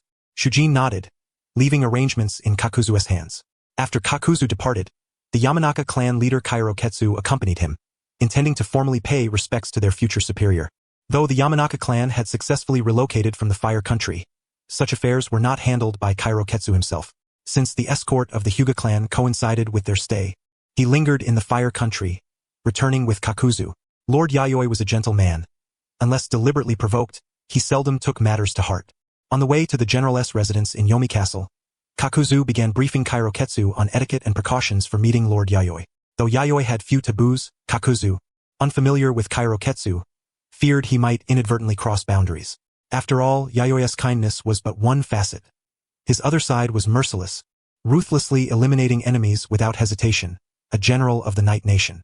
Kairoketsu would be a future colleague, and Kakuzu wished to avoid souring relations. Kairoketsu listened quietly, gaining a general understanding of how to conduct himself with General Yayoi. Entering the general's residence, they found themselves within an area under strict military jurisdiction. Towering walls sealed off the interior from the outside world. Patrols of shinobi and samurai passed incessantly, while tall watchtowers and pavilions rose in succession. From Kuroba's perspective, it was evident that many of the structures were not erected for mere pleasure, but were instead martial edifices, with only a small fraction serving as residential and recreational buildings designed to alleviate the stresses accumulated by ninjas and samurai in their daily lives. Clearly, General Yayoi Oda had transformed her residence into an impenetrable military fortress. Passing through the outer court and then proceeding to the inner court, Kuroba was surprised to find the defenses here considerably weaker than those he had encountered previously. Did they not value their own safety? No. Perhaps it was a matter of confidence. Possessing such formidable strength himself, he likely deemed such precautions unnecessary. The general was the most powerful figure in the land of night. If even she could not resolve a threat, then no number of reinforcements would prevent meaningless sacrifices. Therefore, only the essential messengers and support personnel were stationed here. Arriving at the Tenshukaku, the inner court's sole building facing the outer court, Kuroba beheld a towering pagoda standing some 80 meters tall.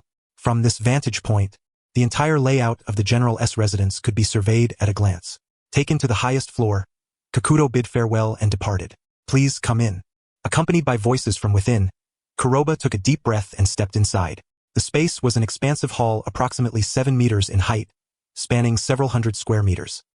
His gaze casually swept the furnishings, which appeared utilitarian rather than ostentatious. Decorations were sparse and practical considerations clearly prevailed. Most of the items placed here served functional purposes. His eyes swiftly shifted forward to regard a black-haired youth seated at a large desk. The young man's features were delicate and refined, hardly those of a general commanding a nation's military and government. Clad in loose-fitting gray-blue casual wear, his working posture resembled that of an artist wielding a pen rather than a warrior. However, The very fact that his physique could support such loose attire suggested that beneath his seemingly slender frame lurked terrifying explosive power. In terms of physical combat, he was doubtless a formidable adversary. The insect within him stirred nervously. Kuroba's hand, concealed within his sleeve, clenched slightly before relaxing once more. His gaze then subtly flickered toward a young girl in a blue kimono standing nearby. She looked very young, perhaps 16 or 17, with a flawless beauty so exquisite it seemed almost unreal, as if sculpted by an artisan's hand. A dreamlike apparition. Though she appeared gentle, a chilling, piercing aura emanated unconsciously from her violet eyes, causing Kuroba's nerves to instinctively tense. The insect whispered to me that it sensed nothing from this girl. Yet she was extraordinarily dangerous. Any careless movement could result in immediate annihilation. These thoughts flashed through Kuroba's mind in an instant, yet his face betrayed scarcely a flicker of emotion as he bowed calmly to Yayoi. Pleased to meet you, General. I am Kuroba Aburame, head of the Aburame clan. Welcome to our ranks, clan head Kuroba. I had intended to greet you in person, but affairs here have been overwhelmingly busy. I hope you understand. Yayoi received Kuroba with a measure of warmth and led him to sit opposite her. On the desk between them lay a map of the Land of Night, marked extensively. Iruri had prepared tea, placing it beside Yayoi and Kuroba before standing behind Yayoi like a loyal sentinel. I will forgo the usual formalities. We will have ample time to become acquainted later. Let us proceed to the matter closest to your concerns, clan head Kuroba. Yayoi spoke without preamble. Kuroba sipped his tea and nodded. Just as Kakuzu had said, she was a person who preferred to address matters directly, disliking any beating around the bush when it came to important affairs. That suited him well. He favored such superiors, where instructions and divisions were clear, leaving no room for hidden dangers or unnecessary disputes. This is the Black Steel Forest. Yayoi's finger pressed upon a territory in the western region of the Land of Night on the map. This area is the location of the Black Steel Forest, a landmass comparable in size to some remote nations. The forest harbors abundant raw materials and numerous new species of insects. These are only the parts already surveyed. Much remains unexplored. After all, this no-man's land would likely remain neglected for at least another 10 years if not for the arrival of the Aburame clan. At most, a single military unit would be stationed here, with development deferred to a distant future. This is an untouched primeval forest whose value, as head of the Aburame clan, I trust you understand. The main force of the Aburame clan must reside in Yomi Castle and submit to its governance. But you are free to establish a second stronghold within this forest. Whether it is to cultivate new insects or any other purpose, the Aburame clan shall have full dominion. Pausing briefly, Yayoi continued, however, I must be clear. The state will also seek to develop this forest eventually. It would be a waste to leave its resources untapped. Before that time, it would be prudent for the Aburame clan to demarcate a core territory here as a foundation. Agreed. Kuroba nodded with satisfaction.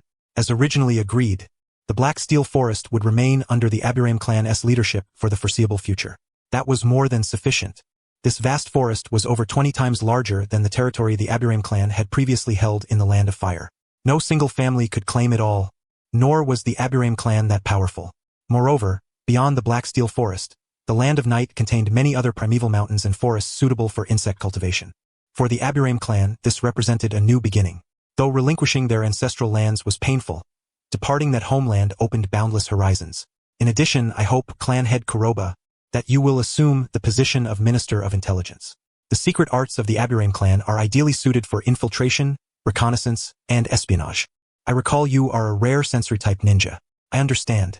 Brief and to the point, Kuroba agreed without hesitation. After all, intelligence gathering and target tracking were areas in which the Aburame clan excelled. At Yayoi's glance, Iruri produced a sealed dossier. These are the ninjas I intend to integrate into the intelligence department. You may review it and decide which are necessary and which are not. Professional matters should be entrusted to professionals. Yayoi was not concerned that delegating authority might lead to uncontrollable consequences. One Aburame clan was hardly a threat to her. Iruri's ice-style techniques, capable of confronting even tailed beasts head-on, were particularly effective against the Aburame clan's insects. Furthermore, he had devised plans for the forthcoming autonomous puppets. Once the chakra of the Seven Tails was restored and subjected to some hardship, their power would surge anew, consolidating his dominion further. Kuroba accepted the dossier silently, his expression unreadable. Thereafter, Yayoi discussed certain details and the annual funding proportions allocated to the Aburame clan.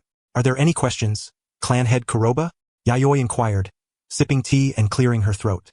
No, none. I am very satisfied with these arrangements, General. Kuroba shook his head as he spoke.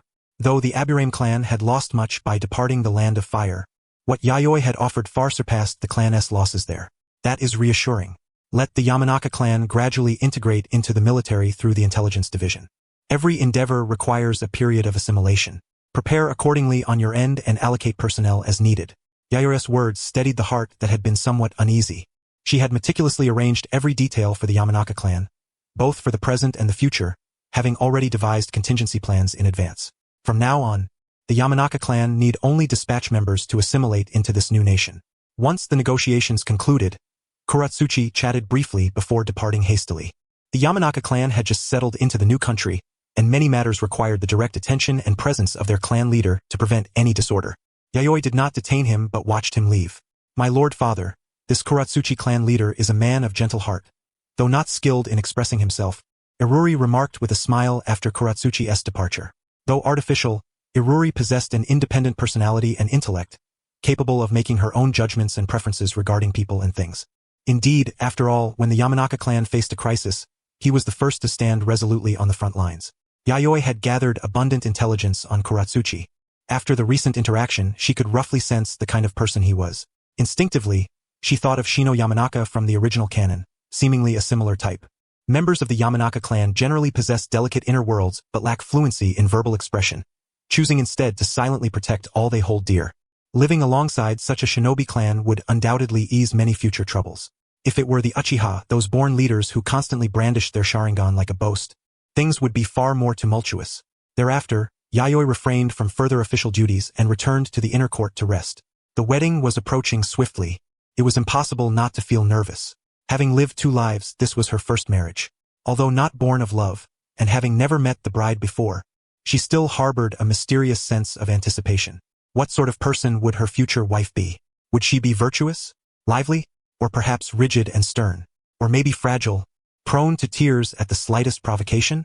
Standing in a courtyard corridor, gazing blankly at the solitary moon suspended in the night sky, Yayoi found herself lost in thought. She was sleepless. Perhaps she would be someone who conducted herself with strict adherence to tradition, methodical in all things. In a pristine guest chamber of the state guest house, Hyuga Kurenai, daughter of the Hyuga main family and bride-to-be of the general, stood by the windowsill.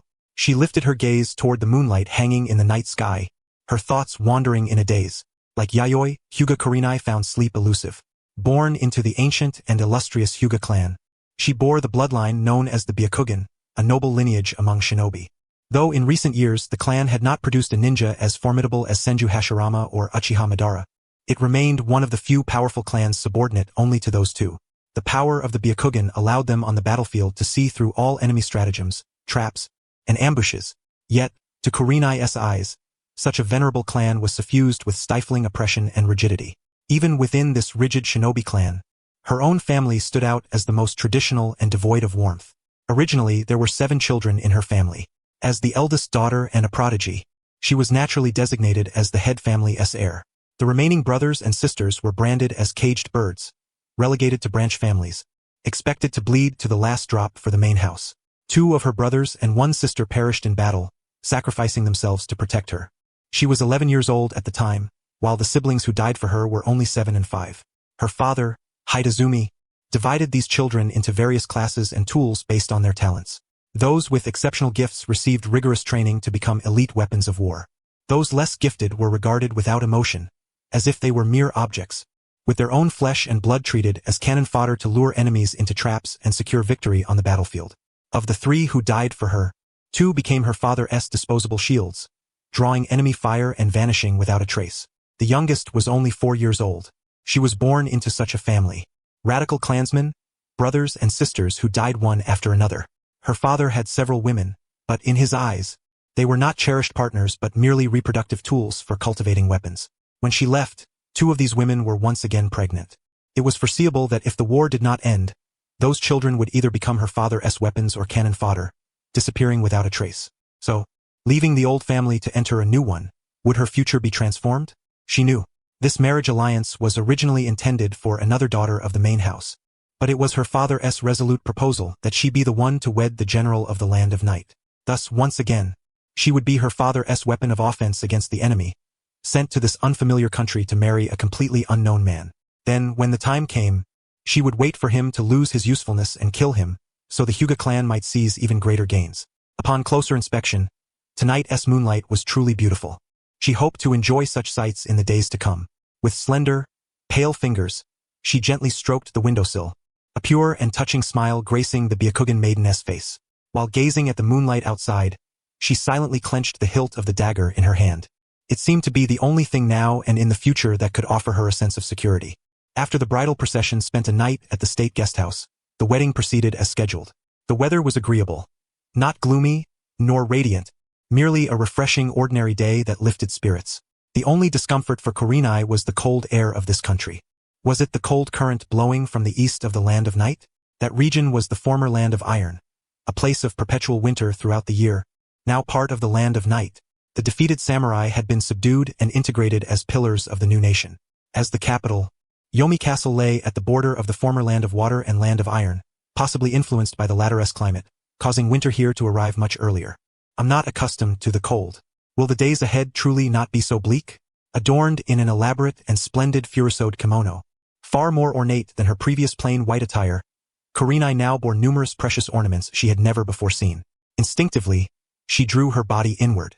The Land of Fire also had winters, but the air could never turn so cold in September. She instinctively clutched the fabric inside her sleeve, soft, comfortable, and carrying a trace of warmth. This wedding garment had been meticulously tailored and sent by order of the general. The silk used was of such fine quality that she would likely never have the chance to wear such exquisite fabric in her lifetime. She had seen wedding attire from her clan before, usually rough materials, coarse cloth sewn together. The wealthier might use silk, but the texture was generally inferior and lacked comfort. Yet, this garment was different. No matter how she touched it, it felt as wondrous as a girl's own skin. Wearing it, she felt no cold at all. It was only her mind playing tricks on her. Do they see me as some kind of puppet doll? It is said that the general of the Land of Night is a master of puppetry, but surely he harbors no peculiar or perverse proclivities. Does he? Guidai harbored these malicious suspicions in her heart. She had previously accompanied her clan members to protect certain nobles, and she could only say that those nobles perfectly matched the image she had in mind. Each one appeared greasy-faced, with large, fleshy ears and heads, delighting in dressing young girls in all manner of exquisite garments, playing dress-up games, and then indulging in carnal pleasures regardless of day or night. Do you have any instructions, Lady Guidi? The two branch family maidens beside Guidai, now adorned in splendid ceremonial robes, attended to her on either side. Perhaps having overheard Guidai's muttering, one of them instinctively inquired, "Nothing at all, Aoi. I'm just not quite accustomed to the climate here. Isn't it a bit chilly?" Guidai glanced at the branch family maiden beside her and replied with a smile. No matter how many grievances or dissatisfaction one harbors, one must greet life with a smiling face. After all, tears change nothing. It's better to smile more. Who knows? Good fortune might come your way. Yes, the climate here is different from that of the Land of Fire. I've heard that to the east it is winter all year round, so it's natural that it affects this place as well. Hinata Aoi nodded in agreement. She wore a white kimono embroidered with beautiful and colorful patterns, though not as grand as Guidai's. Her long black hair was tied into twin ponytails, revealing a face both adorable and pure. Her tone was somewhat lively, reflecting a cheerful personality. Perhaps it will snow as early as October, murmured Hinata Rinko, another maiden from the Hinata branch family. She was a beauty whose charm and innocence rivaled that of Hinata Aoi. She wore the same white embroidered kimono as Aoi, her black hair cut shoulder length. Her voice was soft and delicate, as if she dared not speak too loudly, suggesting a shy and sensitive temperament. However, they shared one common trait, a white cloth wrapped around their foreheads, concealing the caged bird curse mark. As branch family members, Aoi and Rinko's abilities and talents were unremarkable. Their sole commendable feature was their pure and charming appearance, which greatly pleased men. They were the same age as Guidai. Their families had accompanied them, for from now on, all Hinata branch family members in the Land of Night would serve Guidai as their clan head, rooting themselves firmly within the Land of Night's system. Enough talk, the general has arrived. Hinata Aoi interrupted the conversation, her previously relaxed expression instantly straightening into one of meticulous seriousness. Hinata Rinko also straightened her posture, but her gaze drifted nervously, avoiding direct eye contact. They had come as part of the dowry, which meant they would eventually become the general's women. When their mistress Guidai was indisposed, they would take her place. At this moment, no matter how much they tried to calm themselves, nervousness and shyness still gripped their hearts. Such a tall and robust physique, This was the first thought that crossed Aoi and Rinko's minds as they stole glances at Yayoi. As ninjas, their eyesight was keen. A ninja's physical prowess could be discerned at a glance. This general stood nearly 6 feet 1 inch tall. Beneath his loose wedding garment lay a body that, when approached, caused both Aoi and Rinko to instinctively hold their breath, overwhelmed by a powerful aura that pressed unnaturally upon them. It was easy for them to judge that this general was an exceptionally formidable taijutsu practitioner. Though known as a puppeteer, relying on puppets in battle and hiding behind them, he himself possessed impressive physical combat skills. Could it be that puppeteers nowadays favored specializing in taijutsu? Such thoughts spontaneously arose in Aoi and Rinko's minds. Yayoi approached the three, her gaze briefly passing over the 2 pure and beautiful branch family maidens before fixing on the girl in the center. She was petite and very young, a common sight in this era. In a time when the average age was under 30, early marriage and childbirth to continue the lineage was the optimal choice dictated by the grand historical context. At this moment, the girl lowered her head shyly, hiding her face beneath a white veil, revealing only a glimpse of her fair skin. Yayoi knew almost nothing about the wedding arrangements, but fortunately, such matters did not require his involvement. Professional staff had naturally taken care of everything. The wedding ceremony was held at a large nearby shrine. Accompanying Miko and priests lent an air of grandeur to the occasion. Yayoi extended his hand and took the delicate palm of his young wife, sensing her nervousness and unfamiliarity with male touch, as her palm was moist with sweat. The wedding proceeded in an orderly fashion. Blessings, declarations, rituals, all carried out precisely according to protocol. For ninjas, weddings were rather simple affairs, requiring no excessive complexity. Simplicity was key. But as a sovereign of a nation, Yayoi's dominion extended beyond ninjas and samurai. Officials throughout the Land of Night were integral to his regime. From dawn until dusk, the elaborate ceremony finally concluded. The usually solemn atmosphere of the general's residence had now dissipated. In the inner courtyard, decorated like a picturesque landscape, bright lanterns shone brilliantly against the night, banishing darkness and flooding the area with light, as bright as daylight. At the entrance to the meticulously arranged bridal chamber, Hinata Aoi and Hinata Rinko stood upright. General, the 2 branch family maidens, seeing Yayoi approach alone, grew nervous and stammered slightly. Yayoi glanced at them, recognizing them as Hinata branch family maidens brought as part of the dowry to consolidate the status of the clan head's daughter. Both were beautiful, with gentle and pure temperaments, the kind of traditional women who would obediently heed a man's words. You 2 may go down and have something to eat first. Yes, sir. Upon hearing Yayoi's command, the 2 girls felt relieved and quickly departed. Yayoi opened and closed the door behind them. Inside, the bedroom was warm as spring, an expansive single room of nearly 2,000 square feet. Yet it was sparsely furnished, with much space left empty. Only in the center, atop a tatami mat large enough for 3 or 4 people, lay a wide futon. Several exquisitely crafted folding screen-style clothes racks surrounded it, alongside storage cabinets and a dressing table.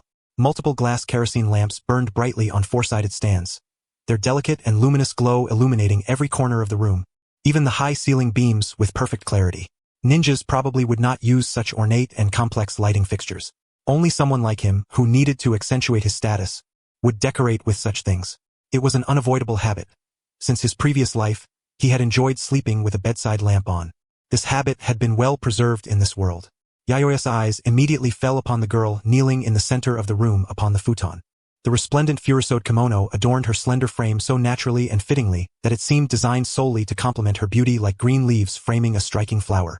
Though she kept her head mostly bowed, the occasional fleeting glance during the wedding had revealed to Yayoi just how stunning and exceptional her visage truly was. At a moment like this, do you really need to be holding such a perilous weapon? Yet, more captivating to Yayoi's gaze than the young bride's visage was the unsheathed katana resting across her thigh, concealed beneath her kimono. On their wedding night, a sword laid upon one's thigh, no matter how one looked at it, was steeped in ominous portent. For a maiden, it was an essential instrument of self-defense. The girl still bowed her head, as if oblivious to the unspoken implications in Yayoi's words, and spoke with a clear, crisp voice. You say a weapon for self-defense? Yayoi stepped forward, having already discarded the cumbersome wedding attire, carelessly tossed aside. Clad in a thin garment, his well-honed, sturdy physique was plainly visible. Do you mean to guard against me, your husband? Bending down, Yayoi gently pinched the girl's alabaster chin. Her pale face lifted to meet his gaze. His touch was light, his movements tender. He perceived a pair of eyes, pure, unsullied, with a gentle smile woven within, neither flustered nor fearful, but smiling as she ordinarily would. Within their pupils, each reflected the other's image. Yes, indeed. Because my lord husband will devour me thoroughly tonight. Will he not? Hence, I require a little protection. Yayoi could not discern whether the girl's expression was one of anticipation or something else entirely. Yet, that smile seemed contrived, meticulously maintained. A carefully constructed facade. Could you not reveal a truer expression? And do you usually refer to yourself as your humble wife? Does my lord husband dislike my smile and words so much? Still holding her chin aloft, Yayoi watched as Kichu blinked her beautiful, lively eyes and suddenly appeared aggrieved, as if the mere utterance of dislike would cause tears to well and fall like pear blossoms in the next instant, evoking a pang of sympathy. It is not that I dislike it, it's just that I prefer to see people as truest selves. Yayoi released Kichu's chin. That will do. Tonight, my entire being shall unfold for you, my lord husband. But you must exert yourself a little. You must try hard and with vigor. Even if we explore each other until dawn, I can endure. The girl clenched her fist, like a blank page, her bright and pure eyes cheering Yayoi on. Yayoi felt as though something had swiftly swept across his face. Nevertheless, since the girl had summoned the courage to extend such an invitation, he naturally would not be insensitive. Moreover, as her husband, he required no reason to cherish his wife. How much time had passed, he could not say. In a haze, Kichu felt a dryness in her throat and an overwhelming sense of shame. Last night I was truly a shameless woman. The exquisite and bewildering night had passed. And only when the sun was high in the sky the following day did she groggily open her eyes. Then, images from the previous night flooded her mind uncontrollably, causing her cheeks to flush and heart to race. Though the man was a stranger until then, her body had surrendered first. This was entirely different from the heated battles on the battlefield, where she had fought enemies with blood and steel. To be honest, she felt somewhat bewildered by these new sensations, but could not help but savor the intoxicating sweetness and thrill that left her craving more. Eventually, her mind went blank, and her resistance utterly collapsed. She must have worn a most shameless expression thereafter. So, between a man and a woman, such pleasure was possible. It was more thrilling than the times she had slit an enemy's throat, watching them writhe in agony as blood gushed like a fountain. Lady Kichu, you are awake. Would you like something to eat? This is a meal specially prepared by the general. Hinata Aoi and Hinata Rinko entered, carrying steaming hot lunch freshly made. Good. I'm just a bit hungry. She had practically sung all night. Although she had initiated the invitation, the tempo thereafter was entirely dictated by the other party. Now, her body was not only fatigued but her stomach growled loudly. Lady Kichu, would you like some help with your clothes? The two branch family maidens blushed deeply, pointing at the kimono on Kichu's body, their voices growing softer and avoiding direct eye contact. It turned out that the obi and outer robe of Kichu's kimono had long been torn open and discarded carelessly on a nearby folding screen rack, hanging askew. It bore silent testimony to the fierce and passionate battles of the previous night. Thus, she wore only a thin white undergarment, loose and unrestrained, barely covering her full and ample bosom, threatening to slip off with the slightest movement. Moreover, her snow-white skin, tinged with an unnatural rosy glow, was faintly visible beneath the delicate fabric, poised to reveal all at any moment. Such an appearance was utterly improper in the eyes of Aoi and Rinko, who remained pure and unblemished branch family maidens. It was a bit too overwhelming for them.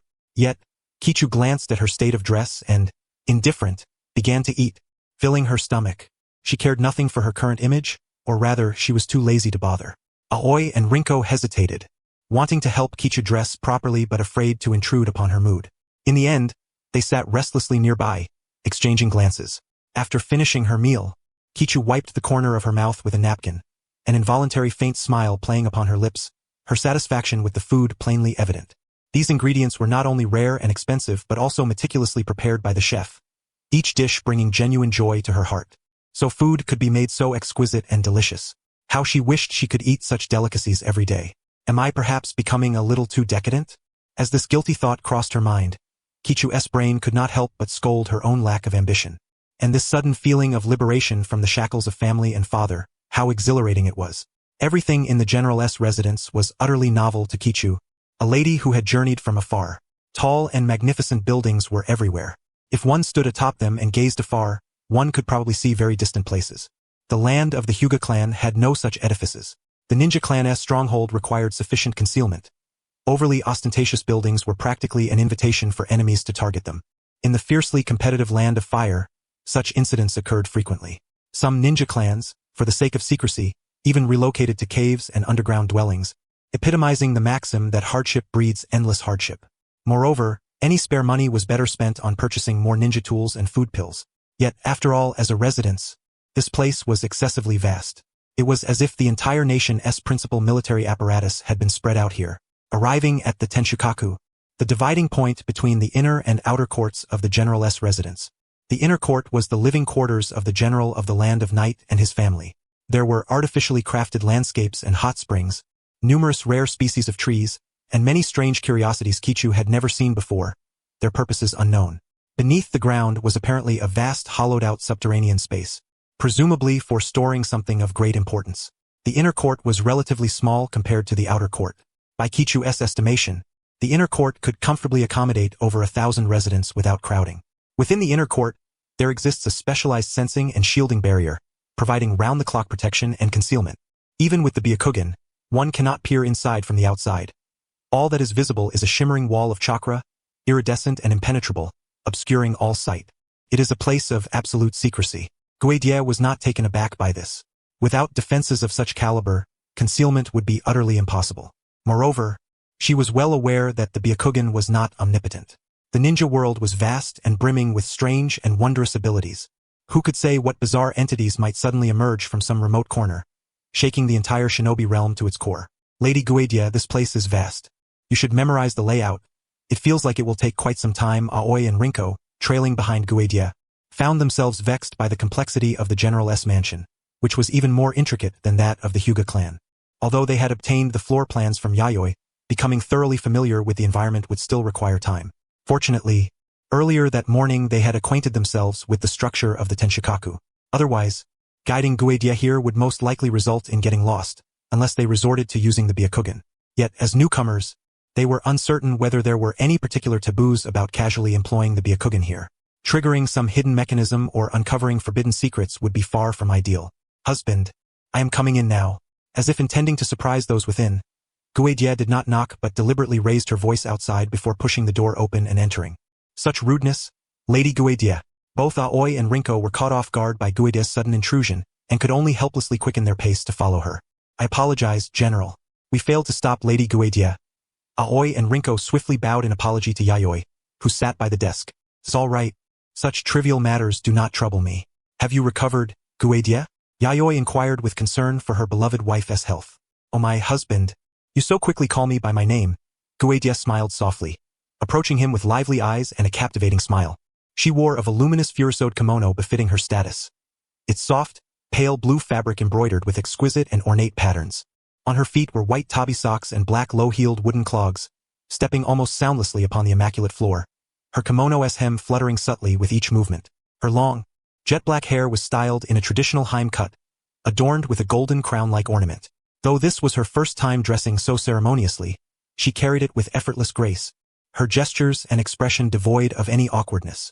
Because you are already my wife, it is only natural that we address each other by name. Yayoi responded with a composed demeanor, showing no embarrassment in addressing his newlywed bride. If possible, he hoped to delve deeply into her heart. Otherwise, decades ahead with a wife devoid of harmony would be a painful existence. Ah, indeed. Husband, your thoughts honor me greatly, Guedie said, lightly stepping beside Yayoi and playfully poking his cheek with slender fingers, as if finding amusement in the childish gesture. Yayoi did not resist. He found such attempts to foster closeness endearing in their own inexplicable way. Soon, Guedie's gaze shifted toward Iruri, who stood nearby wearing a blue kimono. The young woman was as beautiful and graceful as Guedie herself.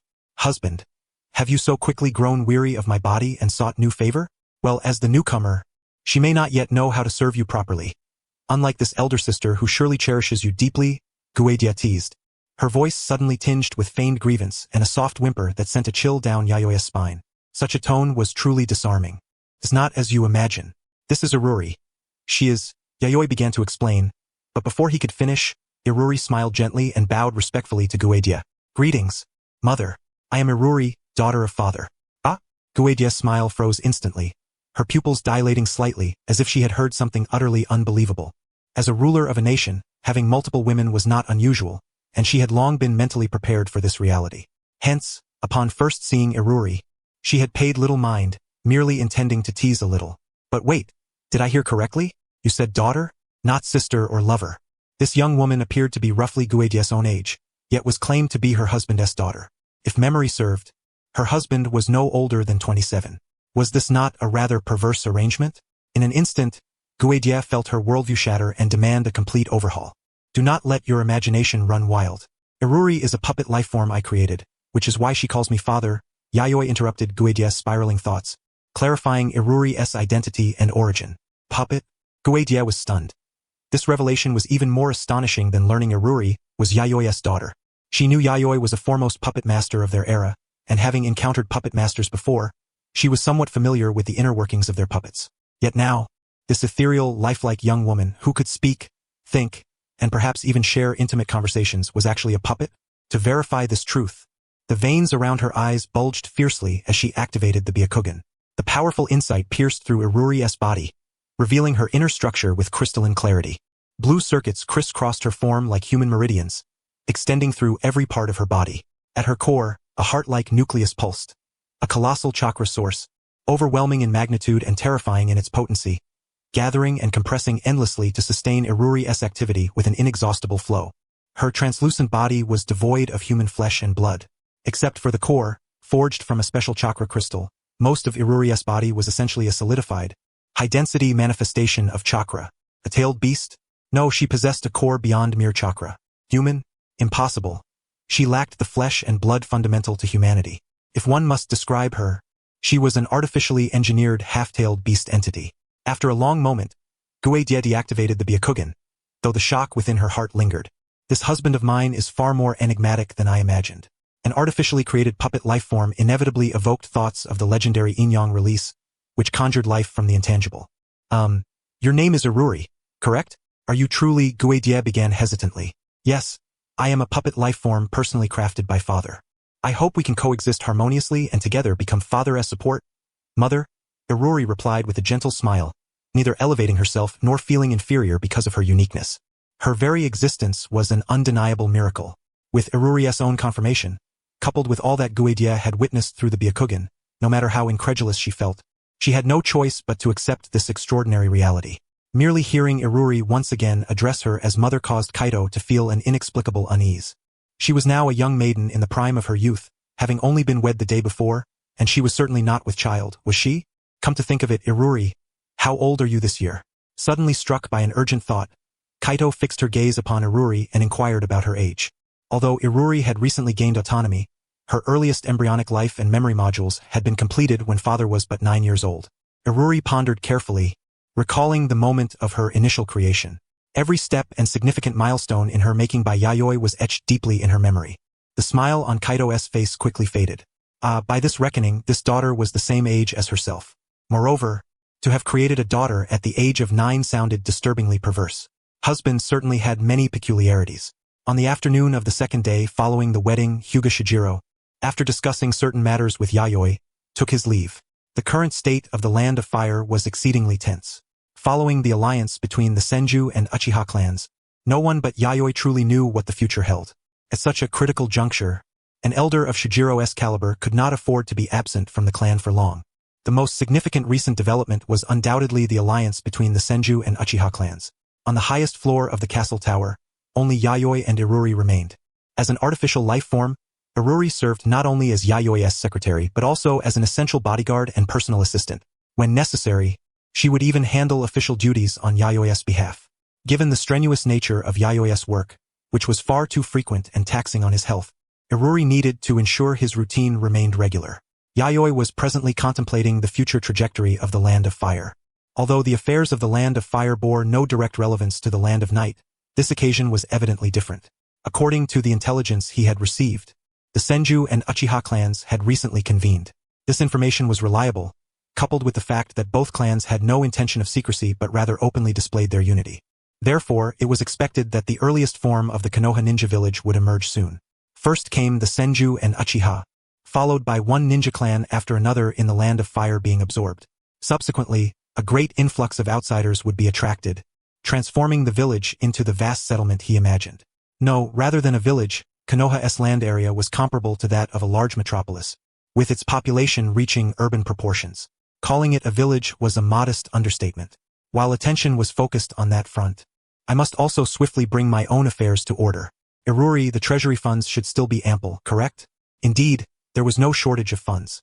Even after substantial annual expenditures, a considerable surplus remained. However, according to reports from the intelligence department, a significant number of outsiders had recently entered the country, potentially causing public security issues. Holding several documents, Iruri reported methodically. Oh, are these foreign ninja clans? Ninja clans vary in size. It is not uncommon for smaller, weaker clans to be displaced and struggle for survival. Some were indeed of that kind, while others were lawless bandits disturbing the peace. Yet, the clans entering were those that father had not prioritized or marked as significant. The bandit problem was not worthy of close attention. Simply providing coordinates and dispatching ninja or samurai troops to suppress them would suffice. Thus, these were minor ninja clans not meriting focused concern. Nevertheless, sending someone to make contact would be prudent. If they could be assimilated, that would be advantageous. Tapping his fingers on the desk, Yayoi quickly reached a decision. Mr. Kakuzu was currently occupied with restructuring the execution department and seemed unavailable. Then let Kirby handle the contact. He was the one who had previously succeeded in courting the Aburame clan. Yayoi had many trusted retainers at his disposal, but reliable and capable individuals were scarce. Kakuzu and Kirby often carried multiple responsibilities simultaneously, filling gaps wherever vacancies appeared. This was unavoidable. The Land of Night was not a ninja nation, and its vast territory necessitated a workload incomparable to purely militarized ninja clans. Frequently, even he, as a general, had to step in as a medical ninja to provide medical assistance. Each month, he devoted 3 days to conducting public medical ninjutsu classes, striving to cultivate more medical ninjutsu talent and alleviate the medical burden. With these arrangements, there should be no problems. I trust Mr. Kirby will resolve matters swiftly. Now, father, you should also retire to your chambers and rest. It is nearly 9 o'clock in the evening. Iruri set aside the documents, took a deep breath, and solemnly removed the official papers from Yayoi's hands. I have told you, father, such work is simply too much for the second day after your wedding. Iruri gently pressed down his hand as he attempted to reach for the documents once more. At this moment, spending time with mother should be your foremost priority rather than work. Besides, don't you find it pitiful to leave mother alone in an empty room? Iruri's voice was always soft and sweet, yet at this hour, the gentle smile on her face struck Yayoi as somewhat unsettling. Resigned, he relented. Very well, I entrust this to you. Understood, father. Leave it to me to handle everything here. Days passed swiftly, and in the blink of an eye, October arrived. As expected, white snow began to drift over the skies of Yomi Castle. Situated at the junction of east and west, it was easily influenced by the eastern climate, entering winter earlier than most. However, thanks to the abundance of heating devices, no one had frozen to death in many years. Throughout the city, the faint hum of light vibrations could be heard in numerous locations. These were the underground heating systems in operation. At this very season, a ninja village named Konoha was quietly established within the Land of Fire. With the vigorous support of the Land of Fire's daimyo, it swiftly spread throughout the ninja world. The daimyo, in his capacity as the ruler of the Land of Fire, forged an alliance known as the One Country, One Village Pact with Konoha. The entire nation's defense and military forces gradually consolidated under the authority of the Konoha ninja village. As the founding clans of Konoha, the Senju and Uchiha clans rapidly recruited numerous ninja clans into the village.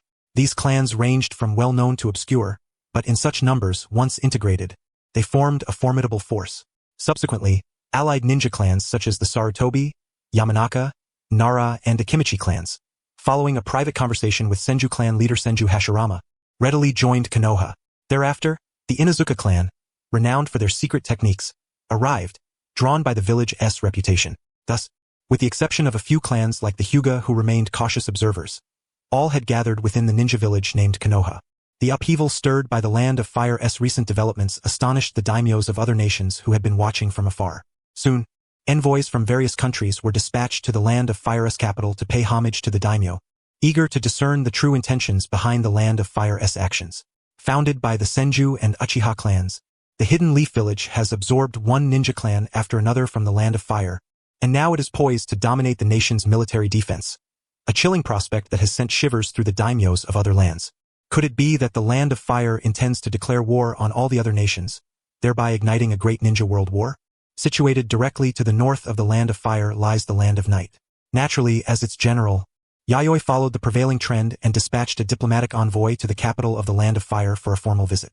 However, given the varying distances between the other nations and the Land of Fire, the Fire Daimyo announced that a formal summit would be held in the capital half a month later. At that time, The heads of the Senju and Uchiha clans would also be invited to attend. This announcement immediately intensified the pressure on the other nations. They scrambled to hire powerful ninja to protect their diplomatic envoys while simultaneously sealing their borders, preparing to strike first should the Land of Fire make any hostile moves.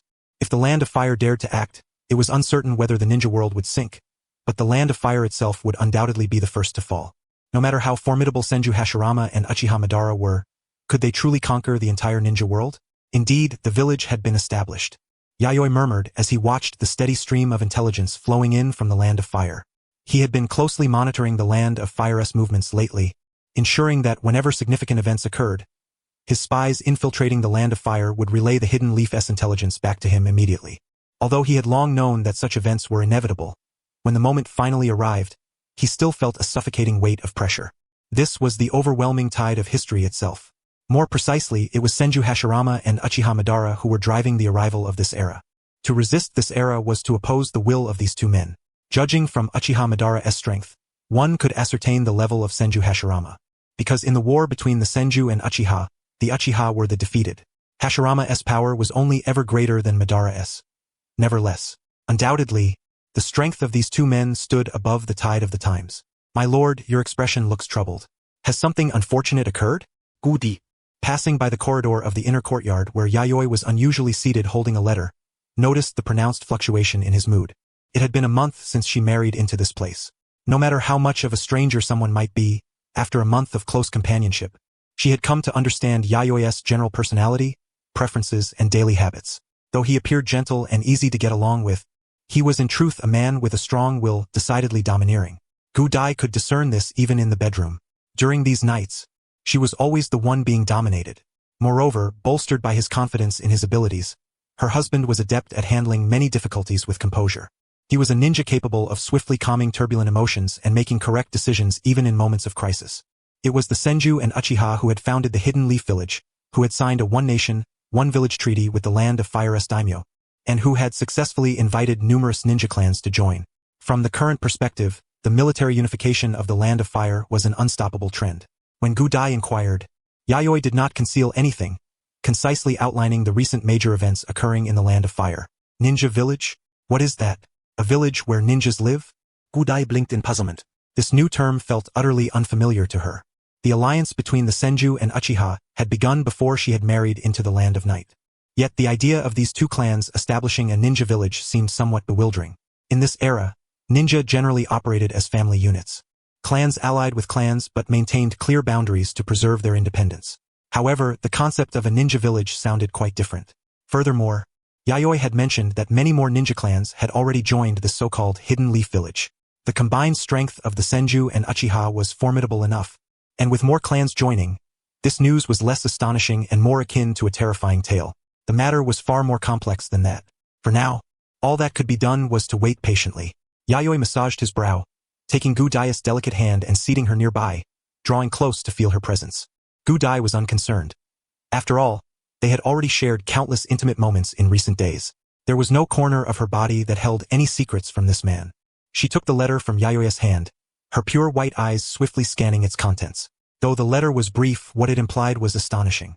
Especially the so-called One Nation, One Village Treaty, which resembled a new system dividing military and political powers. According to this system, in the coming era, the country's daimyo would be responsible for economic and political authority, while the military domain would be transferred to the ninja village, which, gathering a vast number of ninjas, would oversee national defense. Ninjas would live and develop in village units, allowing clans to break their isolation and integrate. Moreover, to ensure the village's growth, the nation would annually allocate a fixed proportion of funds for military investment. In short, the advantages of such development were clear at a glance. Yet every coin has two sides. Risks also existed. After all, with so many ninja clans converging, was there truly no risk of violent conflict? Many of these clans bore deep-seated blood feuds. Gudai found it difficult to imagine that this group of ninja clans could coexist peacefully. It was a novel idea, but how long such a treaty system could endure was hard to predict. What was clear, however, was that a multi-nation summit that would determine the fate of the ninja world would soon take place in the Land of Fire. Although the letter did not mention the summit, Gudai's keen intuition told her it was inevitable. With such internal turmoil in the Land of Fire, no other nation could remain unperturbed. The actions of Senju and Uchiha, if mishandled in subsequent moves, could indeed trigger a ninja world war. Previously, conflicts had been clan against clan, but now that nation-states were involved, the scale of war would inevitably escalate to nation against nation. This would inevitably affect the entire world. Your mind is quite sharp, Gudai. I didn't expect you to realize this so quickly, Yayoi said, surprised as he glanced at her. Making a reasonable deduction that the Land of Fire would hold a multi-nation summit was not difficult. Anyone with a modicum of insight could arrive at this conclusion after some thought. The challenge was in making such a prediction at a single glance. Intelligence was one thing, but political acumen was far rarer. Do you think I am so foolish in your eyes, my lord? Gudai mischievously pinched Yayoi's cheek, her eyes playfully scolding him. No. Rather, you are quite clever and adorable. Beyond my expectations. Clever is clever, but what does that have to do with adorable? Gudai released his cheek and placed her hands on her hips. Seeing Gudai stand with her hands on her hips, wearing a displeased yet angry expression, Yayoi could not help but chuckle. Perhaps he laughed too heartily, for a sudden twitch of his facial muscles caused him to hiss sharply as he drew in a breath. While massaging the tender skin on her face that Kaido had just pinched too hard, Yayoi spoke with a hint of grievance. You truly show no mercy at all. If it were merely a playful pinch, wouldn't it seem like flirting? We are husband and wife, and with no one else around, a little flirtation is hardly inappropriate. Yet here you are, uttering such impertinent words to your young wife in broad daylight. What an audacious display of shamelessness. So, does this mean you reserve your improprieties for the night? Listening to Yayoi's unabashed remarks, Kaido rolled his eyes but felt an inexplicable sweetness welling up inside. Whether it was initial acquiescence or passive acceptance, at present, she did not resent this indulgent man. However, the weather has turned quite cold lately, my lord husband. Might you warm your wife's hands? Saying this, Kaido gently blew on his own frostbitten palms, hoping to summon some warmth. Very well. Yayoi, naturally, did not utter something as unimaginative as using chakra to fend off the chill. When one's wife was so coquettish, it was only fitting to indulge her desires. Thus, he enveloped Yayoi's small hands within his broad palms. She nestled affectionately against his sturdy chest, her freshly washed jet-black hair exuding a subtle, alluring fragrance that wove delicately around Kaido's nose. Her very presence stirred the heart, and she was soft to the touch. Holding her felt like cradling a warm, gentle hearth. Perhaps due to this comfort, the young woman soon breathed steadily, curling her petite body like a small creature and drifting into a peaceful slumber in his arms. The summit of the Fire Nation and allied countries commenced formally at the end of October. Not only the traditional 5 great nations but also emerging states like the Land of Night, alongside previously inconspicuous minor countries in the ninja world, dispatched heavy hitters to participate in this conference. Anyone could discern that regardless of the outcome, this summit would shape the destiny of the ninja world for years to come. The talks stretched for a full month, concluding only as December approached. Throughout the period, envoys and their respective sovereigns exchanged endless correspondence with the Fire Nation's daimyo, conveying their highest mandates. Discussions clarified internal developments within the Fire Nation and began contemplating whether the ninja village system could pave a path toward order. Indeed, no one desired war. Even the country daimyos, wearied and disenchanted by the protracted era of warring states, yearned for peace. Many weaker nations had been engulfed by their domestic ninja clans, trapped in endless conflict that led to ruin and demise. Numerous countries vanished amidst the chaos, only for new regimes to rise anew. The Land of Night stood as one such example, though far from an isolated case. In such times, even great powers feared the day their governments might collapse. It was precisely this fear that compelled the Fire Nation's daimyo to initiate collaboration with the Konoha ninja village, established by the Senju and Uchiha clans. The one nation, one village system's embryonic form was born against this backdrop. Since ninjas wielded the greatest force of violence, it was decided to stabilize them, discarding the old mercenary model. Instead, they would forge an order united with the state, eliminating internal warfare, ensuring national stability, and providing formidable protection. Not only the Fire Nation, which had already begun its transformation, but also the daimyos of the other 4 great nations recognized the advantages and benefits behind this system. As rulers of great powers, they were the strongest political figures within their countries. The ninjas they collaborated with were likewise their nation's most formidable groups. Otherwise, they could never have maintained their positions. Therefore, after the summit concluded, while minor nations hesitated, anxious about the uncertain future and its potential to destabilize their rule, the other 4 great nations swiftly took action. Overnight, they convened secret meetings with their strongest ninja factions to establish deep cooperative ties. Clearly, the great powers, possessing robust resilience, acted decisively and distanced themselves from the smaller states. While the latter wavered, the former efficiently mobilized their domestic forces. This was only natural. In times of turmoil, Every daimyo of a great power was an ambitious sovereign. Inept or conservative rulers simply could not hold their positions. Thanks to this, the organizational capacity of great powers during this era was terrifyingly formidable. Once orders were issued, they were executed swiftly and efficiently. Compared to the fervent preparations of the great powers, the minor nations fretted anxiously. After some minor upheavals, the Land of Night simply resumed its affairs as usual. Konoha Ninja Village, Fire Nation. Though established only recently, this vast town had already taken a distinct shape. Encircled by the great forest at the Fire Nation's heart, the village was surrounded by several broad, man-made thoroughfares. Towering wooden and stone walls, capable of enclosing the enormous settlement, were rapidly erected through the tireless efforts of countless artisans. Ninjas had played no small part in this endeavor. Although unskilled in fine craftsmanship, their strength and methods greatly accelerated the village's formation. Beneath a colossal cliff to the village's north stood a notably tall, circular structure. In a conference room on the top floor, a white-haired man clad in black ninja attire, Senju Tobarama, stood with arms crossed, half leaning against the window. You speak of the Hokage? You're too reckless, brother. How can such a position be handed over so easily? I understand your suggestion to appoint Madara as Hokage, but this is not a decision you can make unilaterally. You should know who truly earned the right for the ninja clans to join us. Moreover, the daimyo have already agreed that you, brother, should be the Hokage. Tobarama frowned at his elder brother Senju Hashirama's naive and rather reckless proposal. Suggesting Madara as Hokage was, in his eyes, utterly irresponsible. The Hokage, as the ninja bestowed with this title, would be the leader of Konoha Ninja Village and the stabilizing anchor for the various ninja clans' turbulent hearts. Among the village's current ninjas, Tobarama did not believe anyone but Hashirama could truly bear this title. I have already spoken with Madara, Hashirama said, dressed not in combat attire but in loose civilian clothes, seated in a nearby chair. Faced with his brother's stern words, Hashirama could not help but argue. That is merely your personal opinion. The ninjas who joined us all know who has made the greatest contributions to this village. Now that the village is established, we cannot apply the standards of Father's era to choose a leader.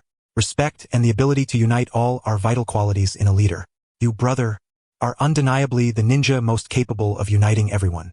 Your immense strength is also a key factor. But if that were all, the clans would never have joined so readily. It's the combination of compassion and decisive leadership that earns their trust. If it were Madara Uchiha, no matter his power, the clans would sooner die than join peacefully. The ninja clans are not cowardly. I have seen many weak clans fight to the last man, refusing to surrender. To truly win over these fearless clans, strength alone will not suffice. Ultimately, what will emerge is yet another shattered land of fire. Moreover, even the Uchiha clan is well aware of this. And within the clan itself, there is unanimous agreement that you, elder brother, should assume the mantle of the village's leader. Tobarama's words dealt a decisive blow to Hashirama's thoughts, leaving him utterly speechless. These matters were unknown to him. He had believed that as clan head, Madara would be the most revered figure within the Uchiha. Madara's ascension as the Uchiha clan leader was due to his unparalleled strength. Yet, you're becoming the leader of the Senju clan and earning the trust of your people stems from far more than mere power. Your tolerance and compassion are the essential forces that unite the clan and even extend to other clans. First, he harbored concerns about potential conflicts arising from the other shinobi clans joining in. But now, Tobarama feels he had been overly cautious. Hashirama's strength allows the various clans to sit down in peace and negotiate, while his magnanimity and mercy gradually dissolve the guards in the hearts of all the shinobi clans. The smooth establishment of Konoha owes itself to the indispensable combination of these two elements. Ha ha ha, am I really as good as you say, Tobarama? Upon hearing this, Hashirama burst into hearty laughter, sheepishly scratching the back of his head. Observing Hashirama's sudden foolish grin, Tobarama's forehead creased deeply, and the fingers resting on his brother's arm twitched with an urge to unleash a water-style technique to sober him up. If only he could change that perpetually silly expression, it would be even better. Sighing, Tobarama muttered wearily, anyway, let us end this discussion here. The meeting is about to start. Also, elder brother, please be a bit more serious and stop speaking so humbly when addressing others. Ah, then what should I do? Just keep quiet, and I'll speak for you. Well, actually I think silence. I don't want to hear your thoughts. Tobarama's loud rebuke caused Hashirama to flinch instinctively, shrinking his neck. Oh no, I've upset Tobarama again. The development of Konoha was flourishing. The other four great nations were likewise preparing actively, heralding the dawn of the era of one nation, one village. It was believed that before long, the other four shinobi villages would follow Konoha's lead and take root within the lands of the great nations. At this moment, in the Land of Night, within the Yami Castle General's residence, An urgent invitation from the land of fire lay upon Yayoi's desk. She quickly perused its contents, which were brief and could be taken in at a glance. The message was unequivocal. Through a meeting, Konoha had resolved to appoint Senju Hashirama as the village's first Hokage, and this official title would be conveyed to the shinobi world through the mouth of the land of fire's daimyo. Though the decision had been made, the ceremony had not yet taken place. Perhaps considering the gravity of the matter, the land of fire's daimyo and Konoha's shinobi had resolved to invite the upper echelons of other nations to attend the grand inauguration of the first Hokage in Konoha. The ceremony was scheduled for mid-January of the following year, affording ample time for all nations to prepare. Is first Hokage the title given to the leader of a shinobi village? Iruri, standing nearby, whispered softly, pondering the previously unheard-of term Hokage. This was a designation unique to the leader of Konoha, named after fire, symbolizing the close bond with the land of fire. So, father, will you attend the ceremony? Iruri inquired, seeking Yayoi's opinion. It wouldn't hurt to go see. After all, some things only gain meaning when witnessed firsthand. Yayoi responded without hesitation, revealing her heartfelt desire. Konoha's long-awaited era of one nation, one village had officially begun. Such a momentous occasion was not something he wished to miss. He longed to witness the formal birth of the Hokage in person. Iruri nodded solemnly. In that case, leave the security arrangements to me. Konoha will surely attract a convergence of powerful figures. Though Senju and Uchiha will be present, it cannot be guaranteed that no disturbances will arise. There are far too many reckless and foolish individuals who cannot discern the difference. As general of the Land of Night, Yayoi was no stranger to assassination attempts, facing dozens each year. Some of the would-be assassins' abilities were laughable in Iruri's eyes. She could not fathom how such weaklings dared to attempt assassination. Human foolishness must never be underestimated. Some fools genuinely fail to see the disparity and believe themselves invincible. I'm counting on you. But Iruri, don't worry too much. Konoha will undoubtedly have their security well in hand. No one would dare hatch a plan to bring down Konoha at such a time. Yayoi shuddered at the mere thought of such an event. It was simply too far-fetched. Currently, Konoha owed its stability to Senju Hashirama's noble ethics. Without him suppressing Uchiha Madara, the shinobi world would truly be doomed. By the way, Iruri, your power has probably stabilized recently, hasn't it? Yayoi inquired, mindful of Iruri's physical condition. Iruri had absorbed a vast quantity of chakra from the tailed beasts and assimilated it into herself. Coupled with her own formidable chakra, it could be said that her chakra reserves alone approached the level of a tailed beast. With her ice-style abilities, she could single-handedly take down a tailed beast without difficulty. Of course, the Ninetales was an exception. She recalled how the Four-Tails state of the Ninetales had nearly beaten Orochimaru to a pulp, and how even the Eight-Tails form of the Ninetales could not be subdued by sealing techniques such as the Earth Explosion Star. Moreover, these were merely half of the Ninetales, Four-Tails, and Eight-Tails states. Yayoi felt as though the Ninetales and the other tailed beasts were entirely different species. My chakra has stabilized. If I enter battle, there will be no further risk.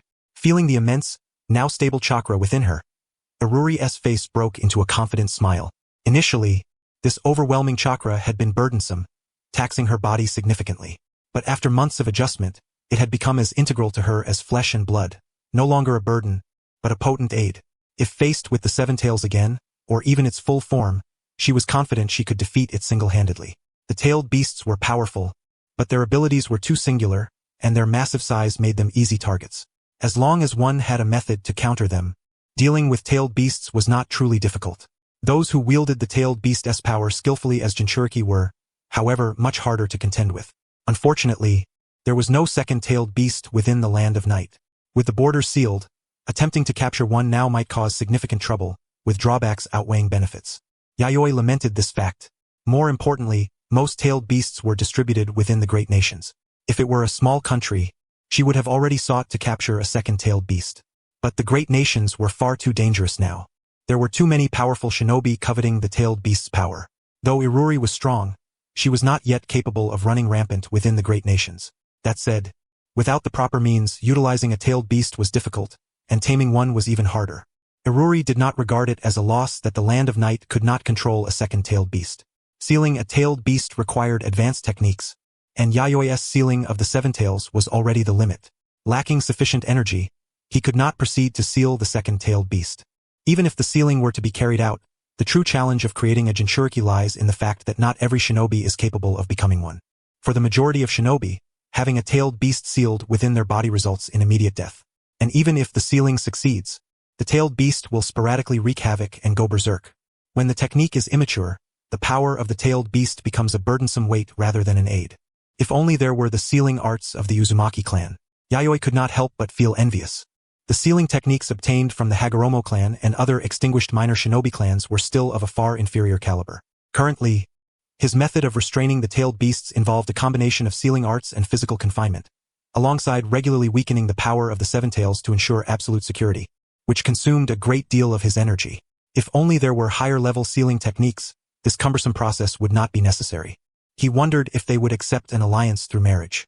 However, the position of the primary wife had already been secured. Yayoi's thoughts drifted again to the path of marriage alliances. Through such unions, exchanging jutsu had already borne sweet fruit with the Hyuga clan. He had once obtained the corpse of a shinobi from the Uzumaki clan in the underground black market and had studied the chakra peculiar to that clan. Like himself, the chakra of these shinobi possessed a strong vitality. However, in terms of activation level, it was far inferior to his own chakra. If the activation technique could be acquired, perhaps it could be called upon for assistance. Yayoi's foundation lay in the innate superlative activation of chakra. Such congenital activation was difficult to impart to outsiders, but that did not mean he had not conducted research on his own unique chakra. Long ago, through his understanding of his own chakra, he pioneered a chakra activation technique. Although this activation level could not compare to the innate activation of his own chakra, it could be applied to others and was equally learnable by outsiders.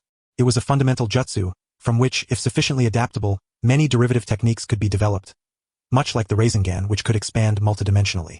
He had always regarded it as one of his trump card techniques. Even in alliance with the Hyuga clan, he had not shared this technique. In his view, this foundational activation of chakra was far more important than the incomplete yin-yang release.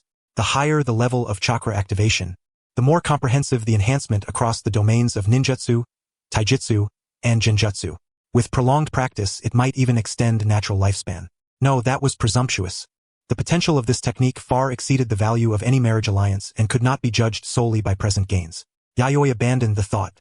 This basic technique, which could be somewhat widespread and also improve the three domains of ninjutsu, taijutsu, and genjutsu, would be too dangerous if exposed. Yayoi regained clarity but still yearned for the formidable sealing techniques of the Uzumaki clan. Iruri, you will handle affairs here on my behalf. I am going down to the lower level. Also, summon Kakuzu, whatever that thing is, it should be nearly complete by now. Yayoi tapped his face and entrusted Iruri to oversee affairs, substituting for him. This was not the first time such a situation had occurred. Iruri's importance was self-evident. In his absence, her authority was equal to his own. Though only for a few months, anyone could see that Iruri was effectively the acting general of the Land of Night. Yes, my lord father. Iruri dutifully fulfilled her responsibilities, managing official matters in Yayoi's stead. Within the castle tower's underground space, the depth far exceeded the tower's height above ground. It was not merely depth. Its breadth was incomparable to a mere castle tower. Numerous entrances and exits led to the outer court, inner court, and even secret passages to the general's residence. The security here was the most stringent and formidable. Moreover, various mechanisms and traps, along with many perilous and immensely powerful explosive devices, were set. Any unfamiliar intruder would surely be reduced to nothing but bones. The guards here were not only shinobi and samurai but also an enigmatic special type of humanoid puppet, crafted solely by Yayoi. They retained a basic human form, bare and smooth bodies, with crucial joints composed of circular lubricated bearings. Their smooth, rigid epidermis could resist blades and even withstand the impact of low-level ninjutsu attacks. Most importantly, these humanoid puppets, besides their inherent toughness, were clad in heavy armor and armed with swords, further enhancing their defensive and offensive capabilities. They hovered in the underground space as if ghosts, drifting and roaming in a continuous 24-hour patrol. Due to this trait, Yayoi named them phantom puppets. Without chakra threads or other control methods, they wandered freely. Beneath their helmets, a pair of eyes glowed with a verdant light, as if truly a host of phantoms from the netherworld. Silent and still, Yayoi had grown accustomed to this scene. Within the general's residence, this was the most crucial facility. Shinobi and samurai formed only one line of defense.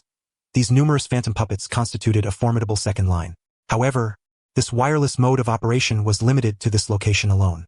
The inspiration came from the 6 paths puppets of the Rinnegan, which were remotely controlled through special signal receivers transmitting chakra for movement. Though he lacked the Rinnegan's ability, his own activated chakra gave him an advantage in puppetry.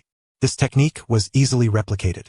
Otherwise, how could Iruri alone have earned the title of Puppet Master General? Though he was also known by other titles such as Hell Demon, During the founding war of the Land of Night, although Iruri was already capable of combat, his abilities were far from what they were now. His sweeping victories over the Land of Water and the Land of Iron then relied mainly on his ninjutsu and taijutsu, as well as his vast puppetry army. He could even manipulate enemies through chakra threads, forcing them to slaughter one another. His most famous battle was single-handedly causing a castle housing 1,000 samurai to collapse overnight, turning it into a river of blood. There, a vividly living puppet drama was enacted, creating a hellish scene with no survivors. Thus, the epithet Hell Demon began to circulate. The limit for a puppeteer was 10 fingers. Yayoi indeed had 10 fingers. Yet once the chakra was fully activated, each finger could release dozens of chakra threads, enabling precise control of puppets.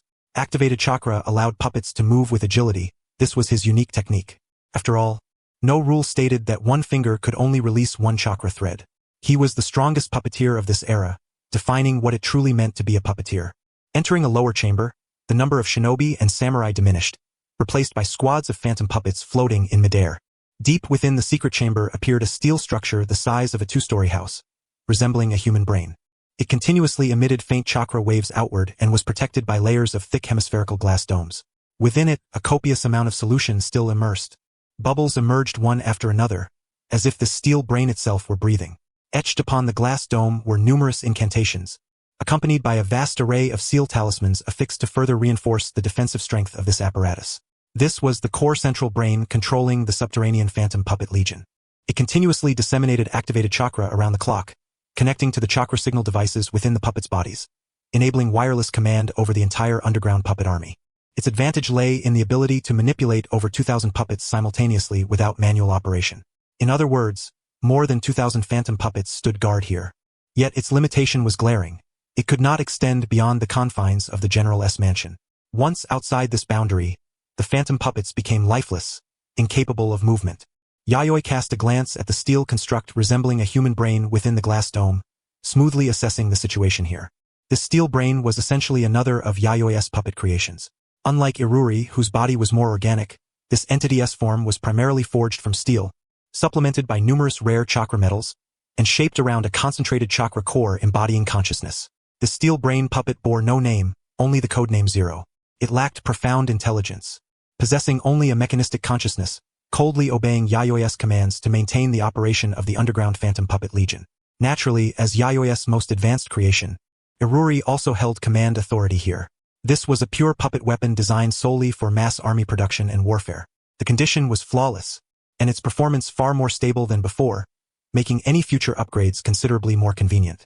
After inspecting the steel brain, Yayoi offered his assessment. According to his earliest conception, the Zero brain puppet could freely command over 10,000 puppets, spreading the Phantom Puppet Legion's operational range throughout the entire Land of Night. However, achieving this was exceedingly difficult. Whether in terms of power or technical capability, it remained a mere theoretical ideal. Lord Yayoi, I have arrived. Is there something you require of me? Footsteps sounded behind him. Kakuzu, the ninja clad in black with a masked face, appeared not far from Yayoi, interrupting his thoughts. Apologies for disturbing you at this hour. However, I have something important to entrust to you. By my reckoning, it should have been completed. Without further explanation, Yayoi moved toward another direction, signaling Kakuzu to follow. Though enclosed, the steel-constructed corridor was spacious enough to accommodate even large summoning beasts. I believe I have never been here before, Kakuzu observed cautiously, surveying the surroundings. He did not frequent the lower levels of the Tenshu Tower, only knowing that many dangerous items were stored here. The last time he came was when the Seven Tails was sealed here. According to him, the severely injured Seven Tails was confined by Yayoi somewhere within this subterranean space's sealed cell. I have stored many hazardous items here. Careless contact could lead to disastrous consequences, Yayoi explained briefly. Eventually, the two halted before an immense iron door. Large seals adorned its surface. Yayoi merely pressed his palm against it. The talismans immediately detached and floated downward. The iron door slowly swung open, and a violet phosphorescence spilled through the gap. Beyond the door lay a realm seemingly from another world, emanating an aura both frigid and mysterious. Gomein, I believe you will perfectly master what lies within, Yayoi invited. Following him into the chamber, Kakuzu's curiosity piqued, eager to discover what Yayoi intended to entrust to him. The space behind the iron door was unimaginably vast. Difficult to conceive of such a colossal man-made structure buried hundreds of meters underground. Rows upon rows of large cylindrical glass containers filled with green liquid housed many peculiar creatures or artificial objects, their conscious breaths producing bubbles. The sole sound was the gentle bubbling, quiet, deathly silent. Approaching the final glass container, Kakuzu peered inside clearly.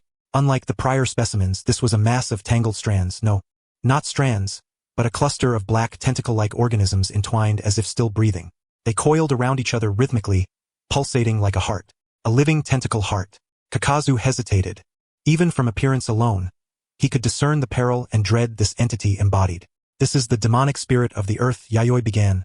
A war trophy obtained after eliminating a minor ninja clan. Due to its significant research value, I have kept it here for specialized study. I wish to entrust this to you, Kakuzu. A peculiar gleam flashed in Yayoi's eyes as he spoke with profound meaning. The demonic spirit of the earth had appeared in the original text, or rather was a forbidden technique. Kakuzu had relied on this very entity to remain active from the Warring States period through decades later, maintaining a youthful vigor without aging. Had he not perished at the hands of Konoha ninja, Kakuzu might have lived much longer.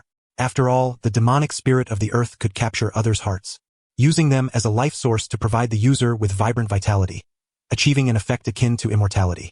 Moreover, this entity could seize hearts to acquire others' ninjutsu, a profoundly mysterious and terrifying forbidden art. Yayoi proceeded to explain some of its abilities and characteristics to Kakuzu. Upon hearing this, Kakuzu was struck with disbelief, not reluctance to use it, but astonishment that Lord Yayoi would willingly entrust him with such a formidable artifact. Was this not an extravagant waste? According to Yayoi, mastery of this forbidden technique would immediately amplify Kakuzu's strength manifold, and the power of agelessness and immortality was irresistibly alluring. As for the risks inherent in forbidden arts, if there were none, would it still be termed forbidden? Moreover, Kakuzu trusted Yayoi's judgment implicitly. Since he was told he could master this technique, he was certain he possessed the requisite talent. I understand, Lord Yayoi. Please allow me, indeed I implore you to try this technique, Kakuzu declared boldly. As the experimental subject for a forbidden technique, he was unafraid. As a ninja who had followed Yayoi in founding a nation amidst chaos, he fully grasped the importance of power. Often, he chastised himself for his own weakness and inability to assist Yayoi more. Besides, the effects of this forbidden technique were overwhelmingly powerful and enticing. Very well then, there is a sealed chamber nearby, you shall enter there to fuse with it, Yayoi instructed. Pressing a switch, a door suddenly opened in the adjacent wall, revealing a sealed chamber. Yayoi then released the pitch-black tentacle heart from the glass container. Kakuzu stepped forward, grasping a single tentacle firmly. Like a venomous serpent, the remaining tentacles swiftly climbed up his body, beginning to entwine him. A chilling sensation coursed through Kakuzu's entire being, causing him to furrow his brow. I shall enter first, Lord Yayoi, Kakuzu declared. Clutching the heart's tentacle, he stepped into the sealed chamber and closed the stone door behind him, muffling all sound within. Yayoi did not disturb him, remaining calmly stationed, patiently awaiting the outcome. He was supremely confident in Kakuzu's complete fusion with the demonic spirit of the earth forbidden technique. Firstly, it is because the original Kakuzu himself had already withstood the fusion of the forbidden technique and mastered this art. Secondly, after his chakra processed the earth grudge sphere, it underwent a special activation, which not only enhanced its power and vitality, but also significantly reduced the life-threatening risks associated with the forbidden jutsu. Even in the event of failure, Kakuzu would face no mortal danger. 1 hour, 2 hours, 3 hours, 4 hours passed. After 6 hours had elapsed, the stone door slowly creaked open. Kakuzu, clad in his tattered shinobi attire, emerged from the room. His once eerie green eyes appeared even more profound.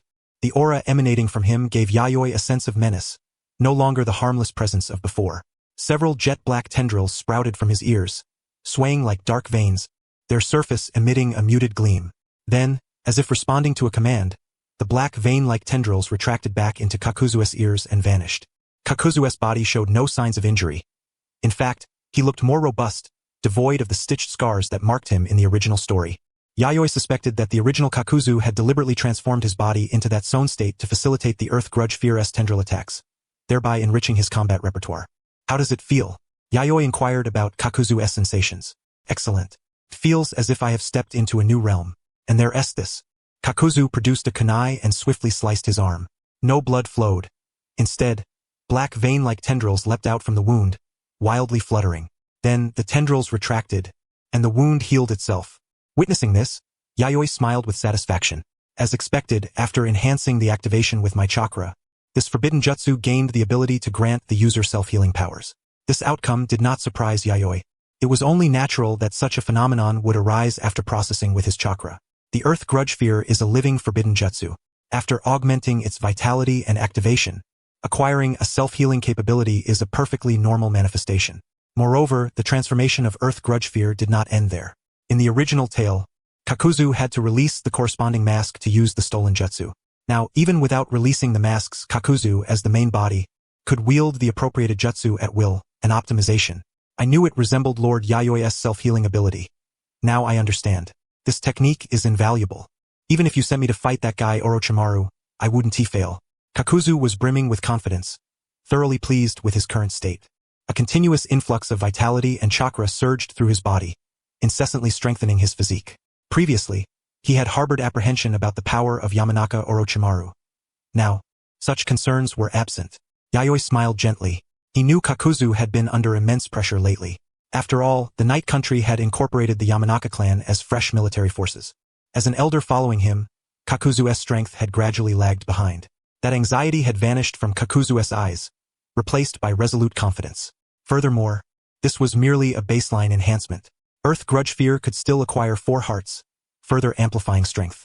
A fully realized Kakuzu would effortlessly defeat Orochimaru, the head of the Yamanaka clan. Yet, the gap between him and Iruri remained substantial. Even so, Kakuzu's dramatically increased power made him one of the rare top-tier shinobi in the ninja world. In the short term, my strength is unlikely to undergo qualitative leaps. That is fine. Having Kakuzu with Earth Grudge Sphere will considerably lighten the burden on me, Yayoi thought happily. Besides improving himself, elevating the prowess of subordinates is also a covert means of strengthening the Night Country's military might. Without capable aids, the weight borne by a nation is unimaginably taxing. Yayoi prided himself on not being one to endure hardship silently. Late December. Night Country, the General South Mansion Inner Court. Lady Kido, you've been utterly unseemly lately. If you keep degenerating like this, the General will grow to despise you, perhaps having reached her limit. As her maidservants, Hinata Aoi and Hinata Rinko finally lost their patience. They sternly reprimanded Lady Kido, threatening her with the painful consequences of continued decadence, being despised and eventually abandoned by the General. But my husband cherishes me every night. He doesn't care about such trivial matters at all. Facing the two maids scolding, Kido smiled faintly, waving them off indifferently, and continued to fiddle with various novel trinkets brought by her attendants to please her. Like a child at play, she toyed with these items, things never before seen within the Hinata clan. Some were baby supplies wishing her an early birth of a noble heir. Others were high-end cosmetics made from precious medicinal herbs, designed to keep her youthful and beautiful. There were also a variety of international gourmet sweets, splendid garments, and exquisitely crafted mechanical or handmade objects. In short, whatever she could imagine or barely comprehend, there were naturally those who catered to her every whim. This feeling of being surrounded and revered was a pleasure she could never have experienced within the Hinata clan. Aoi and Rinko were so angry they could barely speak, their faces flushed. And another thing, every night you flirt with the General until late, singing until deep into the night. Shouldn't you consider how we, sleeping in the annex, feel? Heaven knows how many wet undergarments we have to wash every day. Such things, are they truly so intoxicating? By the way, as the master bedroom shared by Yayoi and Kido, while it has soundproofing from the outside, the interior actually connects to the annex. The part connecting to the annex has some sound insulation but not very strong. Therefore, the two young ladies resting in the annex could faintly hear some noises from the master bedroom if they listened carefully. Moreover, Kido's singing every night was so loud that it was nearly impossible not to hear. That said, Lady Kido, you should also economize on your expenses. A shinobi must be able to endure hardship. Aoi and Rinko began to earnestly advise Kido to save money and avoid extravagance. Don't worry, my husband says these expenses are nothing. Besides, if I don't use them, I can always bestow them upon the wives of the civil officials below me. Kido showed no sign of remorse in the face of the maid's nagging. Aoi and Rinko were left speechless. The fact was, this was not the first time they had reported to Yayoi, requesting management of Kido's spending. Yet Yayoi always said he understood, only for Kido to start acting coquettishly afterward, and then he would forget everything. Or perhaps he never intended to admonish her in the first place. After all, who knew what kind of playful passions the couple indulged in? Since their marriage, every night without fail, their robust shinobi constitutions were surely not meant for anything but such matters. The two maidens shuddered in anger. Kido was even more excessive. 3 months after marrying, she ate the best, used the best, and her nocturnal activities were incredibly intense. Otherwise, she would act spoiled, cling to the General, and sometimes even her hands and feet were a little unclean during the day. Once, In the courtyard corridor, they vaguely saw Kido pressed against a pillar, softly singing. Her life resembled that of a decadent noble maiden. Not once had she engaged in any ninja training. Such a corrupt and luxurious existence was so glaringly out of place that even the maids serving her could no longer endure it. Reporting this to the main branch of the Hyuga clan was out of the question. Should the main family intervene, it would be seen as meddling in the politics of the Land of Night, no longer a private matter within the General's household, and could ignite an international dispute. Lady Keed, we are not here to criticize, only to hope you might adjust your attitude somewhat. Since you came here in marriage, you haven't tea-trained a single day. Your body must be practically rusting. The most vital spirit of the Hyuga clan is endurance. With these words, Aoi and Rinko once again embarked on their habitual lecturing, determined to steer Keed back onto the righteous path. A ninja ought to use hardship to continually temper and elevate himself. Indulgence is the greatest enemy of a shinobi. I know. I'll try to pay a little more attention going forward. Keed waved her hand impatiently, signaling for the two to cease their preaching. How much of it she truly absorbed was known only to herself. After all, before she married into this family, she had already endured hardship within the Hyuga clan. Now that she was the general's wife, if she still had to suffer, what was the point of being a general's spouse? Aoi and Rinko reluctantly halted their admonishments, harboring the hope that Keed would genuinely improve in the future. In the softly lit bedroom, Aoi and Rinko once again came to report grievances to me. Upon returning, Yayoi hung Keed's coat on the folding screen-s rack, gently stroked the little head that affectionately nestled against her, and, seeing the girl clinging to her like a small animal, smiled helplessly. Those two were truly sticklers. Why had she never noticed this back when she was still part of the clan? Keed was also troubled by the maid's earnest lectures, especially when given for her own good. Such admonishments left her unable to scold them in return, forcing her to listen obediently. Although she possessed the ability to employ the caged bird technique, using a curse seal to silence them, she would never resort to such measures. Aoi and Rinko's concern was genuine loyalty, prompting their counsel.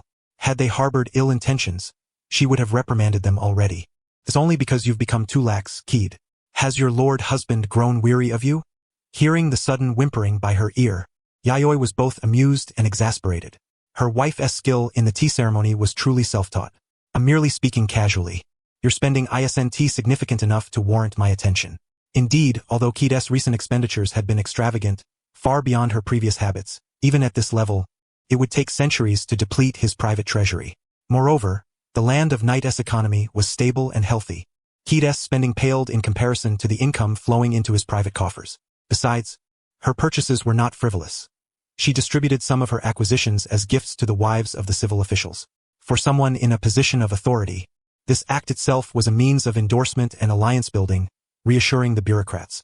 The value of the items was secondary. Who bestowed them was paramount. As the military dominated every aspect of the Land of Night, Yayoi herself was closely tied to the army, sharing interests with the ninja and samurai. The civil officials, who managed the nation's internal affairs, found this burdensome. They both respected and feared Yayoi. Hence, having someone to soothe these officials' minds was beneficial. In this regard, no one was more suitable than Keed. To outsiders, Keed, as the general's wife, embodied the general's will in all her actions. Her gifts to the civil officials' wives reassured the officials themselves, signaling that the general valued and acknowledged their collective contributions. This young wife was shrewd at heart, instantly perceiving the latent vulnerabilities of the Land of Night and promptly offering her own solution. As long as my lord husband does not blame me, that is enough. Now, my lord, it is time to rest. Tonight, I wish to experience what lies above. Keed grasped Yayoi's arm, leading him toward the futon, her body warming with newfound passion. Her physique was more voluptuous than many adult women's, aptly described as slender branches bearing ripe fruit. The spacious bedroom was enveloped in a soft pink ambience of subtle intimacy. By the way, have you put away that blade? Yayoi glanced around but saw no trace of the special chakra blade Keed had brought with her upon marriage. That weapon must have been cumbersome to carry constantly, but it's useful for self-defense. Yayoi recalled the first time Keed, clad in her wedding attire, gripped that blade. Really, my lord? Must you torment me like this for your own amusement? Keed's cheeks flushed faintly, her gaze reproachful. Amusing indeed. Your demeanor that night was full of conquest. And now, I should be the one asking you, Keed. Has your heart finally found peace? You know, your recent smiles have become genuinely sincere. Yayoi gently pinched Keed's chin, lifting it softly. Within the girl's pure white eyes was nothing but his reflection. Then let me surrender even further, my lord. Keed's bashful blush deepened as she slowly closed her eyes. Perhaps her heart had already been wholly shaped by this man. No, she now willingly wished to become shaped by him. Compared to the oppressive confines of the Hyuga clan, here was her true sanctuary. Tonight was destined to be sleepless, a night of song until dawn. Shocking! Aoi and Rinko, dressed in white kimono-style made uniforms, emerged from the room to begin their customary cleaning, only to find Keed practicing gentle fist techniques on a wooden post in the courtyard. Both stared wide-eyed in disbelief. No longer adorned in lavish, precious garments or fragile-looking golden and jade ornaments, she now wore a simple, pale purple form-fitting ninja outfit. Even the iron gauntlets, greaves, and chest armor she used in battle were meticulously fastened. This was the very combat attire she had frequently worn during her time in the Hyuga clan. Her once alluring, curvaceous form had transformed into the purest instrument of killing. The seemingly soft, gentle fist strikes upon the wooden post penetrated it, leaving behind a dense array of straight, bullet-like holes. Fine threads of chakra passed through these perforations, shooting into the air and violently shaking snow-laden branches some dozen meters away. Had it been flesh and blood, countless bloodstains would have pierced through. Thus, even a style like gentle fist, tempered by the brutal Sengoku era, evolved various striking methods for efficient slaughter. Concentrating chakra in the palm and transforming it into needle-like piercing force, then delivering it through gentle fist strikes was Kida's signature technique. Furthermore, the chakra compressed by her was more resilient than ordinary, the key to penetrating an opponent's body. Evidently, this was a lethal technique honed through countless life-or-death battles on the battlefield. The purpose is not to block the enemy's chakra and ninjutsu, but to directly deliver a fatal blow with the gentle fist. After all, the highest form of offense is to defeat the opponent with a single strike. In Guishi's eyes, the traditional gentle fist-s method of continuous bloodletting is simply too slow in terms of killing efficiency. Guishi-sama, are you training? Aoi opened her mouth wide, stammering. Rin also nodded heavily, as if in a trance. Didn't I say yesterday that I would train properly from now on? Guishia paused her movements and turned her head to cast a peculiar glance at the two of them. Aoi and Rin felt a pang of guilt in their hearts. They had assumed that Guishi's words were just a perfunctory excuse and never thought she would change so easily. Come to think of it, Guishi-sama's gentle fist seems much sharper than before. Rin approached and examined the hollow pierced through the wooden post, utterly astonished. Guishi's fighting style is no secret within the Hyuga clan. Her variant of the gentle fist is likewise not an isolated case among the Hyuga. The reason geniuses are geniuses lies in their ability to incorporate their own understanding into the traditional gentle fist. This results in variant gentle fists that either work or don't, lacking any widespread applicability. Furthermore, the key factor is the individual S-chakra control and the degree of Byakugan training, which vary significantly. The Hyuga-s gentle fist is, after all, a technique that harmonizes with the Byakugan. However, Guishi's previously displayed gentle fist likely lacked such strong penetrating power. Although it could easily pierce a specially made wooden post 30 centimeters thick and hit a farther target, the trajectory of penetration was rough and not smooth. But upon closer observation now, one would notice that the hollow made by Guishi's gentle fist no longer exhibits rough edges or debris. Evidently, her speed and force have reached a higher echelon. Let me take a look. It really is like this.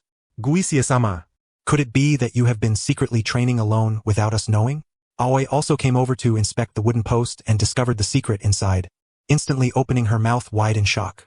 In their eyes, Guishia had practically wasted the past 3 months, living a rather decadent life, seemingly having forgotten her identity as a ninja. For her strength to remain at the same level as before was already extraordinary. Yet now, Guishi's power has miraculously not stagnated but advanced to a new level. It was almost unbelievable. What have I been doing all this time? Aren't you two the ones who know best? Guishia replied. That is true. Aoi and Rin were utterly perplexed. What could the reason be?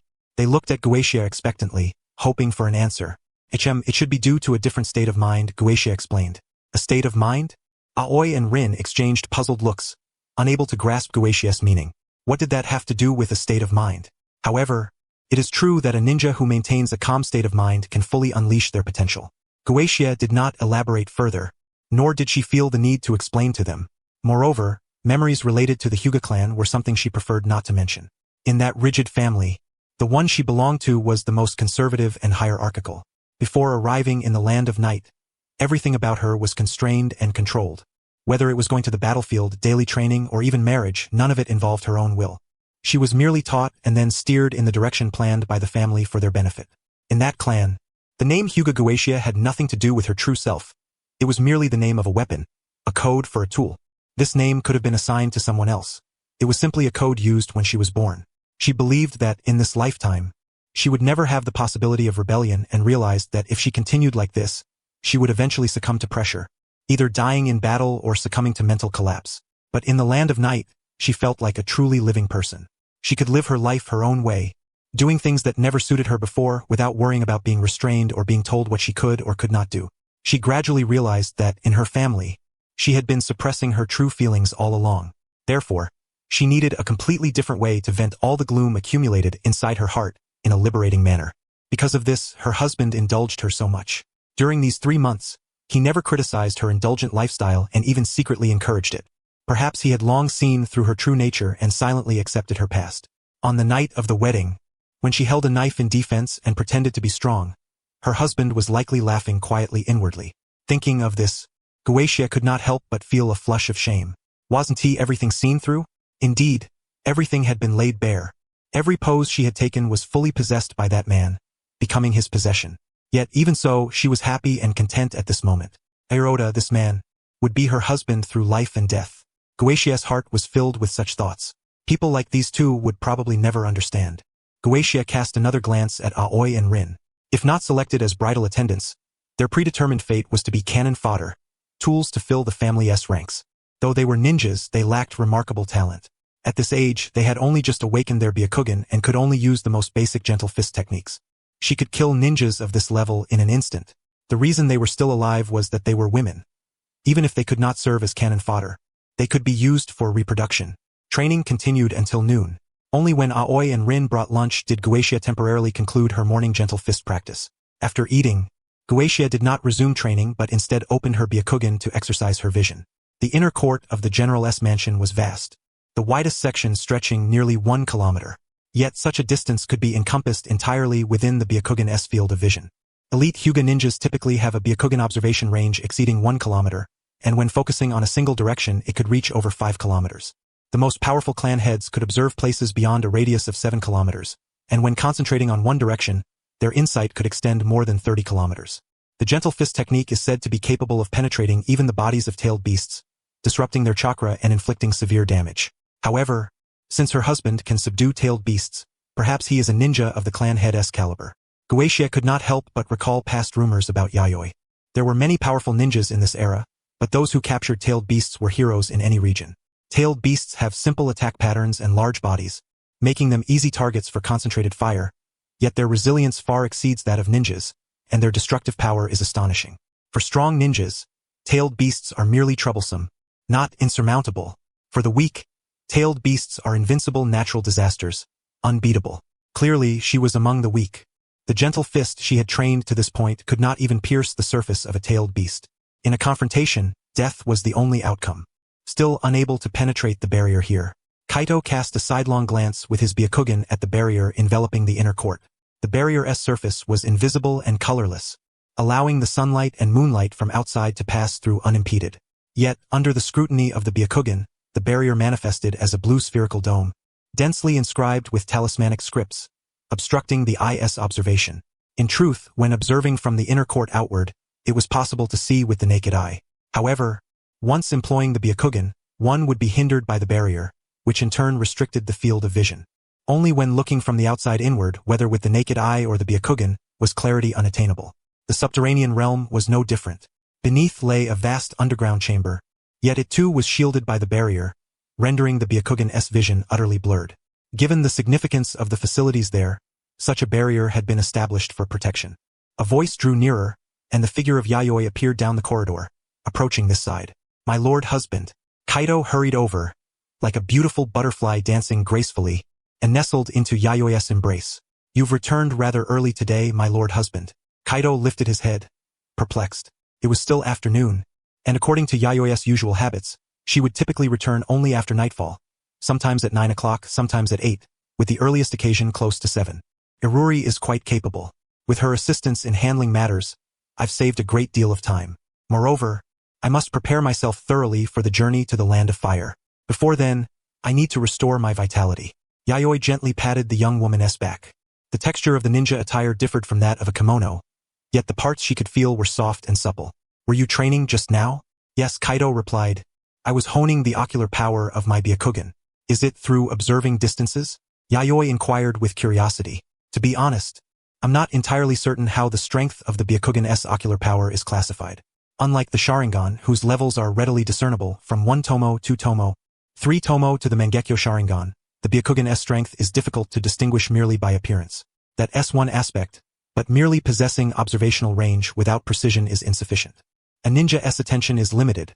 The proper use of the Byakugan lies in discerning the most crucial elements within complex environments. Using the Byakugan solely for distance observation is, in my view, putting the cart before the horse. The Byakugan is indeed an auxiliary eye, but one intended to assist in combat, not merely a supplementary visual technique. As for me, I can effortlessly perceive the flow of chakra within ninjutsu. Take fire release techniques, for instance. By observing the patterns of chakra flow within the flames through the Byakugan, then employing gentle fist strikes to instantly disrupt that flow, I can sever the fire release technique without needing to evade it. That is quite a novel combat method. So, without interference from barriers, how far can your Byakugan see? Yayoi asked with interest. Kaido was somewhat exasperated. Wasn't he this circling back to distance again? I can observe everything within a radius of approximately 2.5 miles. And if I concentrate on a single direction, I can see as far as 11 miles. That far? Yayoi's face registered astonishment.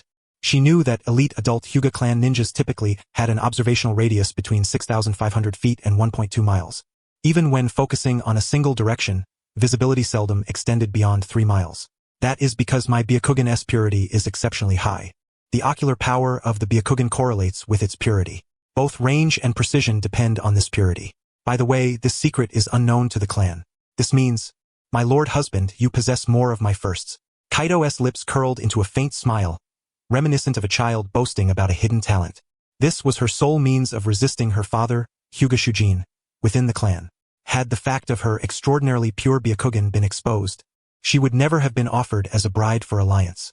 At times, she was grateful to have concealed this truth, for it had granted her the opportunity she now possessed. Perhaps this was an ordained link of fate. Does a high-purity Byakugan possess new functions? Yayoi inquired, puzzled. Although Kaido spoke thus, it seemed there was no fundamental difference from an ordinary Byakugan. After all, no matter how much one trained the observational range of the Byakugan, could not rival sensory ninjutsu. The sensing range of such abilities typically extended several miles, with some reaching over 60 miles. There were vague clan records suggesting that the purer the Byakugan, the possibility of acquiring new ocular jutsu through certain means existed. However, those records were fragmentary and heavily obscured, perhaps classified, and only passed orally between the clan leader and the heir. Kaido considered for a moment before responding to Yayoi's question. As long as there are records, there is a risk of leakage. While oral transmission may seem archaic, it remains the most secure method to safeguard secrets.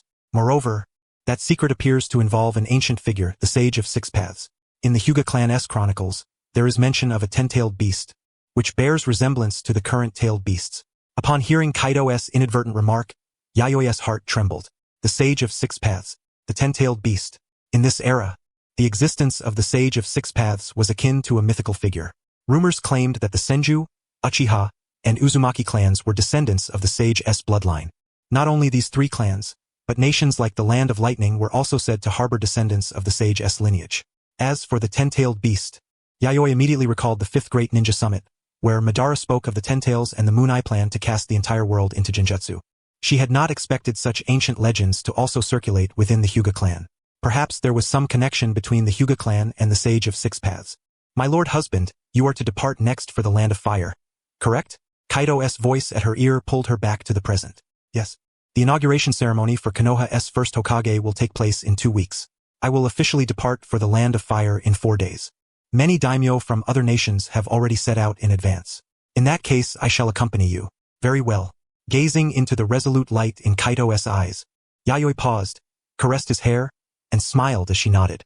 Kaido also smiled, his slender fingers gently tracing circles upon Yayoi's chest, eliciting a subtle tingling sensation. Her body was supple and boneless, exuding an alluring and enchanting aura. Tonight, let us dine together. At the end of December, 10 days remained until Konoha's first Hokage inauguration ceremony. Snow blanketed the land of night. Especially in the eastern borderlands, the entire region was engulfed in a biting cold.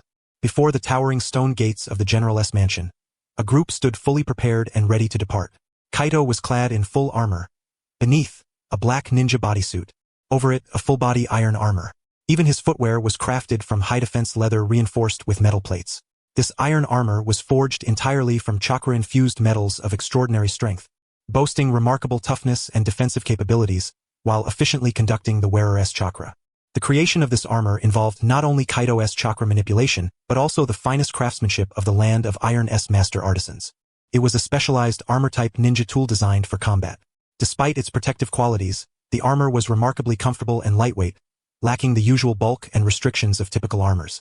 "Ah, today you truly embody majesty, my lord husband." Observing Yayoi's unusually commanding attire, it was as if she had instantaneously shifted into an entirely different style, her entire being radiating a sharp and unyielding authority. For Kaido, who had never witnessed Yayoi dressed in such a manner, it was undoubtedly a novel and striking experience.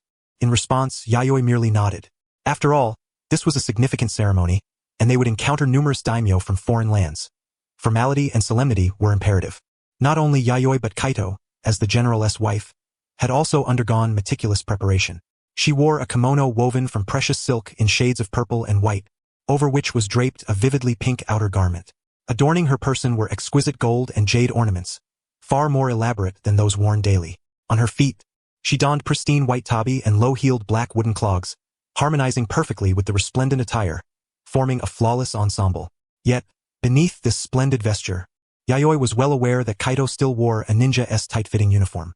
Though attending as the general's wife, she had not forsaken her original identity as a ninja. From Yayoi's perspective, before Kakuzu had been subdued, defeating Kaito would likely prove arduous, roughly a 60-40 split in favor of Kaito. According to Kaito's revelations, among their peers in the Hyuga clan, there were at least several individuals at her level. However, in terms of the purity of their Byakugan, she was probably the one with the most potent ocular power. At this moment, standing side by side, their combined presence of might and beauty resembled that of a golden boy and jade girl. Moreover, as a general, it was unthinkable to travel on foot for such a formal occasion. The carriage was crafted from exceptionally resilient and hard wood, serving as a mobile throne. The timber had been carefully selected from special chakra trees, blended with other chakra-infused materials. These chakra trees absorbed the surrounding chakra efficiently, rendering the wood derived from them highly resistant to the impact of ninjutsu. Adorning the exterior of the carriage were jingling gold and jade ornaments, enhancing its magnificence and nobility. The interior space was 10 times that of an ordinary carriage compartment, comfortably accommodating 4 or 5 individuals without any sense of crowding. The overall design emphasized defense and concealment. Beneath the carriage was fitted a protective chakra steel plate, capable of withstanding explosions equivalent to those caused by explosive tags. Most astonishingly, the carriage was not drawn by horses but propelled by a control platform mounted at the front exterior, resembling a control console wrapped in steel. Internally, mechanisms connected to 8 wooden rollers beneath the chassis provided the drive. Operating these mechanisms were neither ninjas nor samurai but a cadre of towering humanoid puppet warriors clad in jet-black heavy armor. Compared to the spectral puppets found in the underground spaces of the castle keep, these figures possessed more distinct facial expressions, were more visually striking, and exuded an overwhelming aura of intimidation. Each puppet warrior was roughly twice the size of a spectral puppet, standing over 2 meters tall. Their katana blades had been modified in length and width such that they could effortlessly cleave through even massive boulders several meters high. Due to their imposing stature, they served not only offensive purposes but also defensive ones. They stood vigilantly beside the carriage, their vacant, eerie expressions fixed and unblinking. Yayoi merely raised her hand and gently waved it. Her materialized chakra resembled soft dough, surging toward these puppet warriors with precise technique, injecting into their mechanical joints and integrating seamlessly. Immediately, the puppet warriors' eyes glowed with a spectral red light, their imposing forms slowly straightening as they came to life. "Do they not require chakra threads for control?" Kaito asked in astonishment. She had only seen Yayoi release her materialized chakra to activate the puppets and found it rather surprising. Generally, materialized chakra that departs from the ninja's body dissipates rapidly, effectively consumed and incapable of long-term preservation. However, activated chakra possesses the characteristic of sustained existence, allowing it to control puppets even when separated from the body. The drawback is a slight decrease in precision, preventing full utilization of the puppet's capabilities and limiting effective range to within 30 meters, beyond which control fails. Yet, for travel purposes, this method was sufficiently effective. Ordinarily, employing this technique to operate puppets undoubtedly offered greater convenience. However, when confronting formidable adversaries, control via chakra threads still yielded superior results. Puppets like Iruri, capable of full autonomy and self-chakra refinement, were exceptional cases. "I see," Kaito nodded, though her curiosity about Yayoi's abilities remained piqued. Due to time constraints, she refrained from inquiring immediately. Besides, slowly peeling back layers to uncover secrets held a certain allure. 16 puppet warriors had been activated, 8 assigned to mechanism operation, driving the carriage forward, and the other 8 tasked with pathfinding and guarding. Additionally, 100 fully armed ninjas and 200 warriors skilled in chakra swordsmanship accompanied them, all under Iruri's command. As for Kakuzu, Kurobi, Orochi, and other senior officers, they remained behind to oversee the operation of the General's mansion. With the strengthened Kakuzu station there, combined with various defensive measures he had implemented, Yayoi harbored no concerns about the mansion's security. Furthermore, with the eyes of many nations fixed upon the hidden leaf village of the Land of Fire, numerous disputes had instinctively subsided, and defensive postures were adopted to prevent conflicts from erupting. The group swiftly departed from Yomi Castle, proceeding along the main road toward the southern Land of Fire. The carriage moved steadily, and within, Yayoi and Kaido felt no tremors or tilting, as if treading upon even ground. Should obstacles arise along the way, another 8 puppet warriors would unsheathe their long blades, swiftly cleaving through boulders and fallen trees, violently and efficiently clearing the path. The materials used to construct the puppet warriors endowed them with exceptional physical prowess, enabling them to overpower ordinary ninjas. Coupled with their swordsmanship, their combat effectiveness was further enhanced. Without requiring intervention from accompanying ninjas or warriors, these puppet warriors could resolve most issues encountered en route. Truly impressive to move so swiftly and smoothly. Inside the carriage, Kaido lifted her teacup and sipped, feeling the carriage's unshakable stability at high speed, akin to the steady advance of a ninja. It was specially crafted, Yayoi said, sipping her tea before setting the cup down. As the preeminent puppeteer of the era, many of his creations could indeed operate autonomously, though they lacked the capacity for precise control necessary to fully exploit their potential. He regarded this as a significant imperfection. Moreover, automation did not equate to excellence. Aside from puppets like Iruri, conventional puppets' autonomous technology was, in fact, substandard. Iruri's autonomous capabilities were unique and not universally applicable. Yes, seeing these warrior puppets at night would likely startle many. Kaido smiled, her impression of their appearance deeply etched in her mind. A towering figure standing 2 meters tall, with glowing red eyes, clad in jet-black heavy armor. He resembled a ghostly warrior often portrayed as the villain in horror plays. Anyone lacking mental fortitude would undoubtedly be terrified by such a fearsome puppet. Moreover, under Kaido's keen observation, this vehicle was far from ordinary. Rather than merely a mode of transportation, it resembled a mobile military fortress. From the outside, it was not immediately apparent, but many parts inside had clearly been modified with intricate mechanisms. This vehicle itself was an extremely dangerous puppet, a weapon capable of combat. The journey to Konoha village proceeded with hardly any obstacles. Witnessing such formidable guards and a carriage that moved like a colossal terrestrial beast, nearby bandits instinctively kept their distance, unwilling to entertain thoughts of ambush. After a grueling 5-day trek, the night country delegation finally arrived at Konoha village. The primary reason for the extended travel time was the need for intermittent rest. Otherwise, they could have arrived sooner. With ample time on their hands, Yayoi did not rush but instead treated the journey somewhat leisurely. Occasionally passing through towns, they would deliberately pause for a while, allowing Kaido's wife, Kaido, to enjoy the town, purchasing intriguing trinkets as collectibles. So this is Konoha Ninja Village? I didn't expect it to be so vast. The previously under construction towering walls had now been fully completed. Entering through the village's main gate, Kaido gently parted a corner of the curtain inside the carriage and immediately caught sight of an endless cluster of buildings within the walls. The main roads were well paved, allowing carriages to travel smoothly. The infrastructure was also highly developed, embodying the embryonic form of a bustling town. Although the residential area was naturally smaller than that of Yami City, for a village, it was remarkably grand, especially considering some parts were still under expansion and had yet to reach their final ninja village form. Yayoi shifted slightly, casting a few glances at the scenery outside. It bore a faint yet unmistakable familiarity to the village he remembered. In a few more years, it would undoubtedly transform into the Konoha ninja village he knew so well. Upon entering Konoha village, a dedicated reception team awaited them. Arriving around the same time were delegations from several other nations, some led by high-ranking officials, others personally headed by their daimyos. The Night Country delegation was greeted by a ninja of the Senju clan, a man in his 30s with battle scars etched across his face. His chakra concealment was formidable, making it difficult to assess his strength outright. Yet, observing his composed and measured aura, one could surmise he was an elite among the Senju. Husband. This man is named Senju-Hashirama. I've heard the scars on his face were inflicted during battles with the Uchiha clan. He is one of the Senju's formidable representatives, average in Jinjutsu and Ninjutsu, but exceptionally skilled in Taijutsu, mastering the Forbidden Eight Gates technique. Inside the carriage, Kaido softly imparted this foundational information about the Senju ninja to Yayoi. Kaido's knowledge stemmed from the Hyuga clan's intelligence network, which naturally prioritized prominent families like the Senju. As a powerful Senju ninja, Hashima's details were, of course, recorded in the Hyuga's intelligence archives. Particularly noteworthy was that this formidable Senju had mastered a devastating forbidden technique, making him impossible to overlook. The Eight Gates technique? That art wields extraordinary power and suits the Senju's Senjutsu body perfectly. Yayoi nodded slightly, elevating Senju Hashima's status in his mind. The Eight Gates technique was no stranger to Yayoi. It appeared in the original chronicles. During this warring era, he had even encountered a ninja who wielded the 8 gates.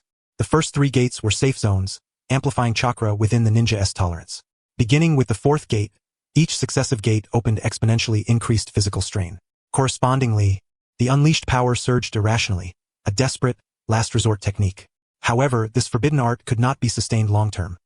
Overuse drained the user's health, shortened lifespan, and could result in disability, stripping the ninja of their abilities. The ninja Yayoi met could open up to the 6th gate.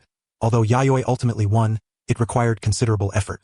From that encounter, Yayoi acquired knowledge of the 8 gates technique, albeit incomplete, with instructions only up to the 6th gate.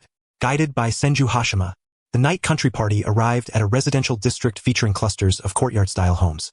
Each residence was spacious enough to accommodate delegations from various nations. The houses were spaced over 20 meters apart, ensuring privacy for each delegation. Upon their arrival, some courtyards were already occupied. It was evident that some nations had begun active engagement, frequently interacting with others. In such a setting, where officials carried the daimyo's will or were led by the daimyo themselves, this was an unparalleled opportunity for direct diplomatic negotiations between countries. Even the night country needed to communicate with others, avoiding insularity. Contemplating this, Yayoi understood the busy days ahead. Such a rare gathering of high-ranking officials from various nations was a precious chance. Missing it meant uncertainty about the next opportunity. Stepping down from the carriage with Kaido, Yayoi exhaled softly. Sitting inside the moving carriage was still somewhat exhausting, his body feeling as if rusted. Indeed, he was not accustomed to this mode of travel. Yet, to maintain dignity, he had to endure it temporarily. After all, if he, a general, arrived on foot, foreign onlookers would mock him, tarnishing the nation's face. They might even assume the night country was too impoverished to afford a carriage. As for the carriage they presently used, it undoubtedly became a striking spectacle to the delegations of various nations, drawing frequent attention wherever it went. A massive terrestrial beast in form, with splendid and exquisite aesthetics, it combined protective functions without compromising its beauty. Accompanied by 16 burly puppet warriors, and an elite escort unit of ninjas and samurai, their ranks were orderly and their presence imposing. Such grandeur undoubtedly showcased the night country's formidable national power. Apart from great powers, few nations could muster such magnificence. After all, splendor was almost synonymous with national strength, a tacit truth among nations. Due to their recent arrival, Yayoi was temporarily exempt from communicating with foreign personnel. Before he and Kaido entered the courtyard, some ninjas and samurai had already entered to conduct necessary reconnaissance. Inside the courtyard, it was apparent the complex had been built less than a month ago. Construction traces were fresh. Although Konoha had made efforts to enhance living quality, overall it was still rather ordinary. This was not due to issues with quality or comfort but because the courtyard's decor was somewhat monotonous, lacking meticulous refinement. On reflection, this was understandable. After all, Konoha was a newly established village, naturally lacking historical depth. Fortunately, the personnel from various nations were not here for leisure but carried important missions.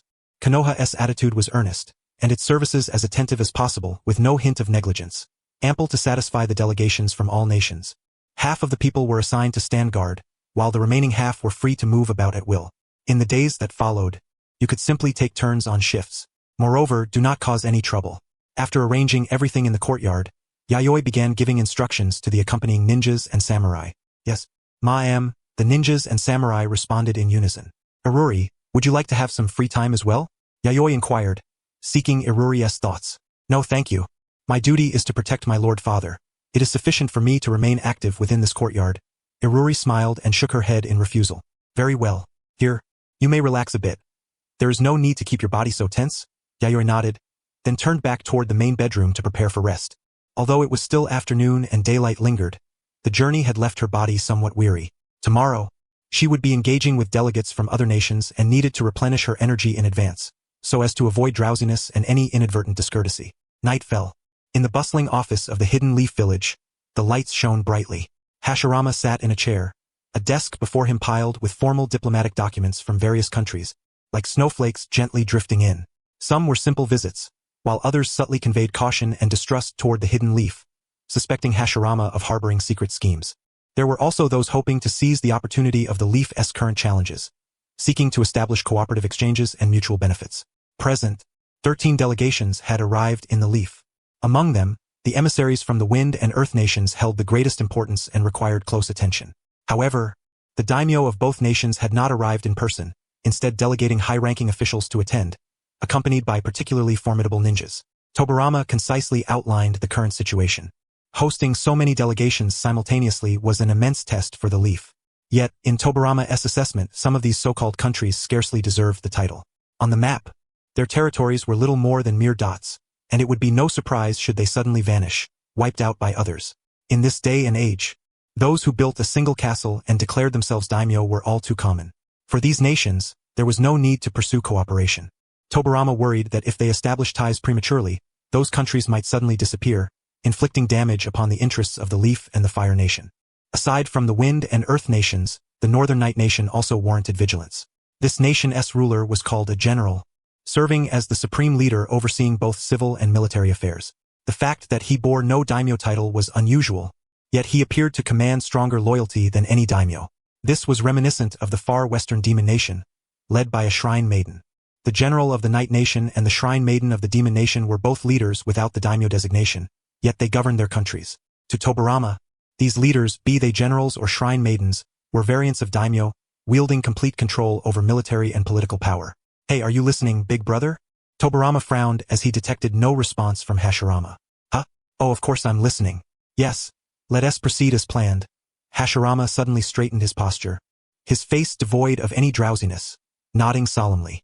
Tobirama, didn't you just say you didn't hear a thing? You're already getting this tired from such minor matters? Have you been slacking off lately, big brother? That's not my fault. During the receptions today, I smiled so much my mouth nearly cramped. At the mention of this, Hashirama's expression darkened. Those delegations were inexplicably talkative, endlessly recounting trivial matters that were more soporific than any ninja genjutsu, especially since Tobirama had instructed him to keep his responses minimal, only smiling and nodding, while Tobirama handled the talking. Thus, Hashirama's replies to the various delegations were limited to brief affirmations like alright, or okay. By the time he returned, his face was contorted, his facial muscles twitching. Worst of all, Madara had seen this and teased him for a long time. That's because you tend to blunder whenever you open your mouth, big brother. This is an important front for interacting with other nations. If the leader suddenly acts foolishly, it deeply affects the prestige of both the country and the village, Tobirama sighed. Yes, Hashirama drawled, clearly not taking Tobirama's admonitions to heart. I'm telling you, big brother, Tobirama began, but was interrupted. In any case, I will take the reception duties seriously from now on. Is there anything else to add? There is indeed one very important matter. Regarding the Hyuga clan, although some elders are willing to join the Hidden Leaf, there are many dissenters within the clan. I hear the debates are intense, and it might even escalate into armed conflict. Tobirama stroked his chin as he described the Hyuga's current predicament. The Hidden Leaf had been absorbing more and more ninja clans. Many of the smaller clans within the Fire Nation had peacefully integrated under Hashirama's persuasion, almost without bloodshed. Yet some hardline factions remained, the Hyuga clan being the most obstinate. The Hyuga clan, like the Senju, possessed an ancient lineage, but their family traditions were exceedingly rigid. They practiced a main family and branch family system, and the branch families bore a curse mark known as the caged bird. I do not know the precise reasons behind it, but given the current state of the Hyuga clan, handling them is quite thorny. Tobirama sighed deeply. To him, the Hyuga's issues were second only to those of the Uchiha clan. Their archaic customs and doctrinal rigidity still adhered to ancient traditions, with little room for flexibility. Every interaction with the Hyuga left one feeling as though faced with the visage of the dead, a stifling sensation. Is it to prevent the bloodline limit from spreading outward? Hashirama knew something about the Hyuga's style. As fellow noble ninja clans, their interactions were natural. If that were the case, such a curse mark as the caged bird would be ineffective. I believe there must be deeper reasons that led to its creation. It seems persuading them will not be easy, Hashirama mused, rubbing his brow. Negotiating with old-fashioned clans is always like this. just as it was with our late father. However, I heard that not long ago, they formed a marital alliance with the Night Nation. A daughter from the main Hyuga family has become the general's wife there. Tobirama recalled rumors from not long ago, considering whether marriage alliances might be an effective approach. Such measures were common during the Warring States period. Marriages between ninja clans and national leaders were not unusual. The Hyuga and Night Nations were no exceptions. Likewise, clans often maintained relations through intermarriage. For example, my elder brother Hashirama married a woman from the Uzumaki clan, thereby securing their support. Originally, the Leaf had intended to invite the Uzumaki clan to join, but after some consideration, the Uzumaki declined. Located to the southeast of the Fire Nation, the Uzumaki had claimed a vast ungoverned territory, seemingly intending to establish their own nation there. Tobirama thought this was not a bad development. In the future, should the Uzumaki encounter danger, the Leaf could respond swiftly to provide support.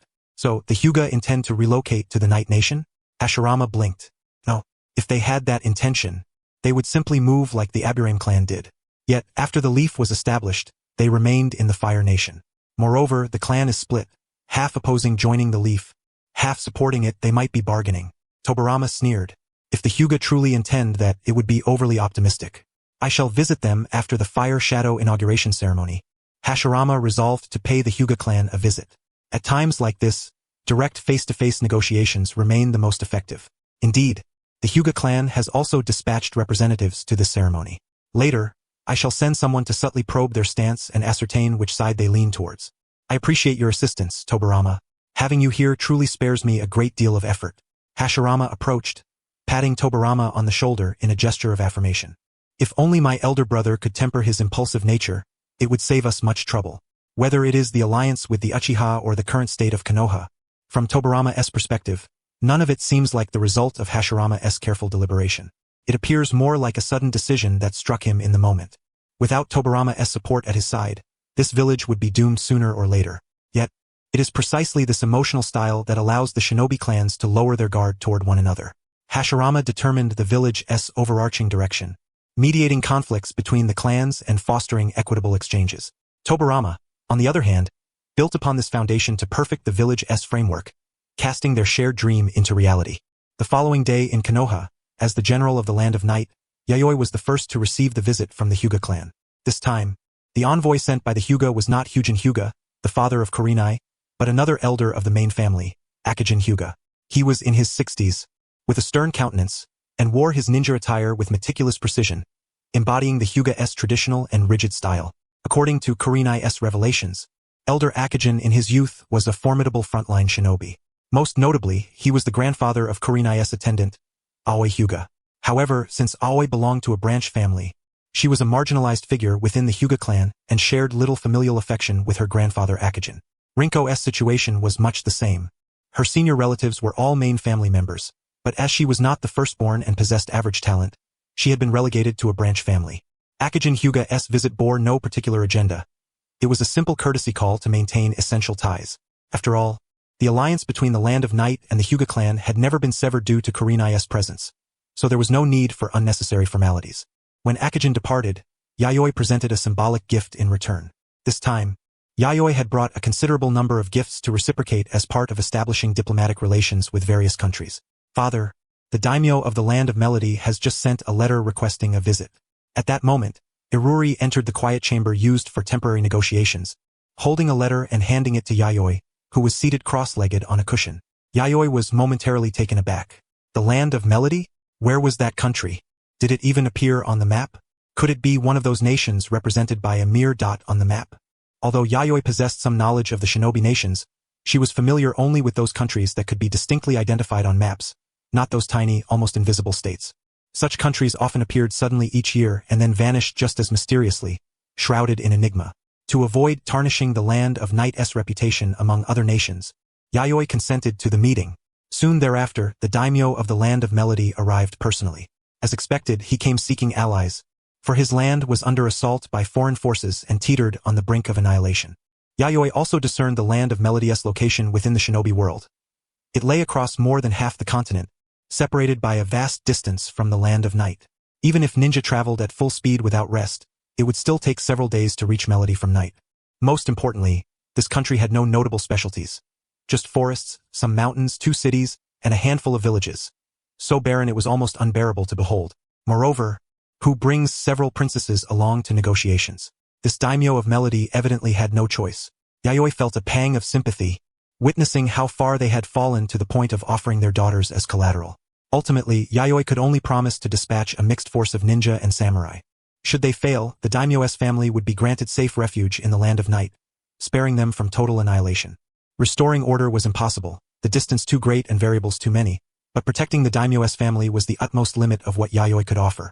Even so, Yayoi accepted a substantial mercenary fee from the daimyo of melody.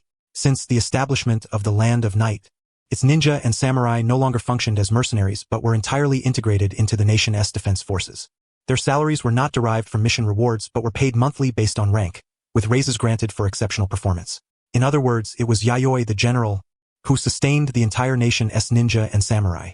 On ordinary days, their primary duties beyond patrolling and maintaining public order were to train and hone their abilities. With the matter of the land of melody concluded, several other nations' delegations arrived to pay visits. Though Yayoi generally led a reclusive life, the land of night, as a rising power in the shinobi world, had developed rapidly in recent years, inevitably attracting considerable attention. As the general's wife, Kurenai naturally sat beside Yayoi, observing the exchanges and collaborations among the nations. Occasionally, she would offer remarks, sometimes cutting to the heart of matters, other times easing tensions when atmospheres grew strained. She fulfilled the role of a devoted and capable partner admirably. Following these events, her intelligence and beauty surely became widely spoken of among the visiting dignitaries. This was undoubtedly a matter of great pride for Yayoi as her husband. Who would not desire a companion who was intelligent, beautiful, empathetic, and capable of standing shoulder to shoulder in critical moments? Thus, 3 days quietly passed. More and more diplomatic envoys arrived in Konoha, filling the courtyards of the reception area one by one, blending tension with lively activity. Everywhere, ninja and samurai could be seen serving as the protective detail for the delegations. They eyed one another warily but maintained strict restraint. During her stay in Konoha, Yayoi received delegations from 15 nations in total, 6 of which were personally negotiated by the respective daimyo. In the meantime, Yayoi also formally visited Senju Hashirama, who was about to assume the title of the first Hokage. "Greetings, Lord Hashirama. I have long admired your renown." Yayoi clasped Hashirama's hand briefly before releasing it. Her first impression of Hashirama was that of a man who smiled constantly yet spoke little. Most of the time, his younger brother, Senju Tobarama, stood beside him, handling communications. Yayoi often felt that the muscles on the Senju clan leader's face twitched. Perhaps just an illusion? From outward appearances, he seemed kind and easy to get along with, but little else could be discerned. His chakra was completely restrained, revealing no trace, as if he were an ordinary, unremarkable individual. As for Uchiha Madara, Yayoi had also encountered him. He leaned not far from the negotiation venue, his eyes faintly fixed on Hashirama, while the others seemed to him less than air. Except for Senju Hashirama, Madara regarded no one else. Yayoi's feelings were exceedingly complex. Upon seeing Uchiha Madara again, she had initially contemplated greeting him to establish acquaintance before making plans. Yet, upon reflection, she decided against it. Approaching him now would likely be a futile effort, akin to offering warmth to a cold shoulder, and merely inviting discomfort. Her exchange with Hashirama was brief, as other diplomats were soon to arrive, and she could not afford to delay. Returning to the courtyard arranged by Konoha, it was already noon. Yayoi and Kurenai finished their lunch and then took an afternoon nap together. These past few days have been relentlessly busy, leaving Yayoi somewhat weary. Nap and Kaicho had done absolutely nothing, leading a rather plain existence. It was not until nightfall, just after dinner under Iruri's hospitality, that an unexpected visitor took the initiative to pay a call. Yayoi, accompanied by Kaicho, appeared in the conference room, where someone had already been waiting for quite some time.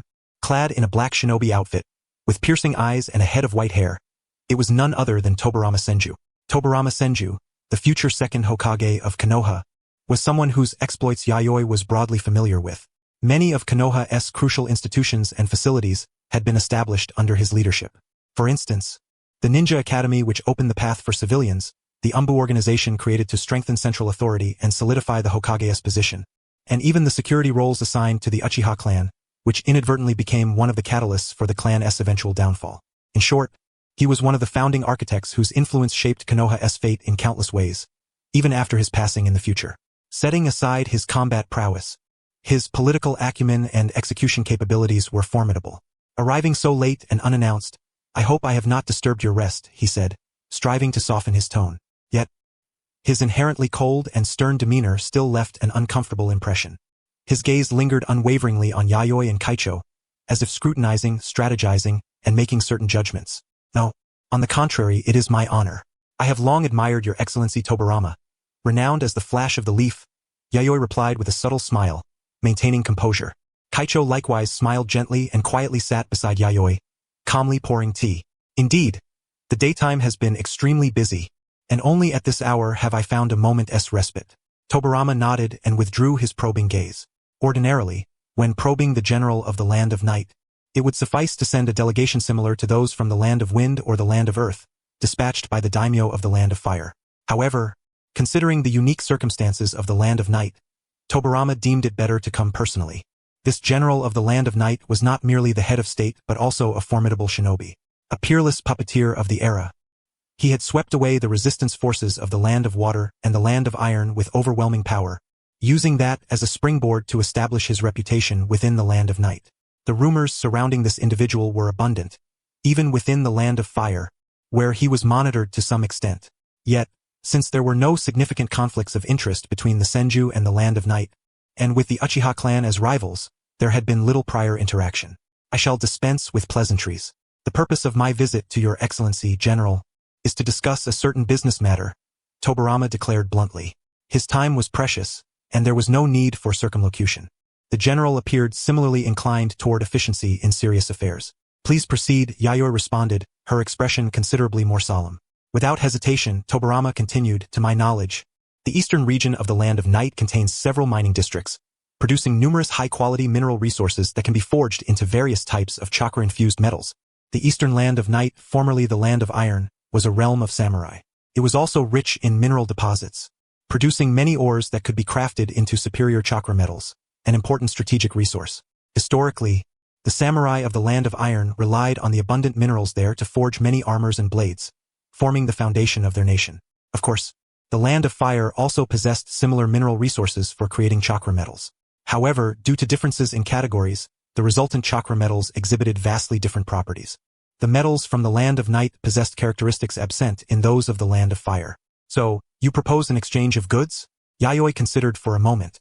That would be an acceptable transaction. No, rather than raw materials, I hope to purchase a batch of finished chakra metal products. Tobirama shook his head and revealed his true intention.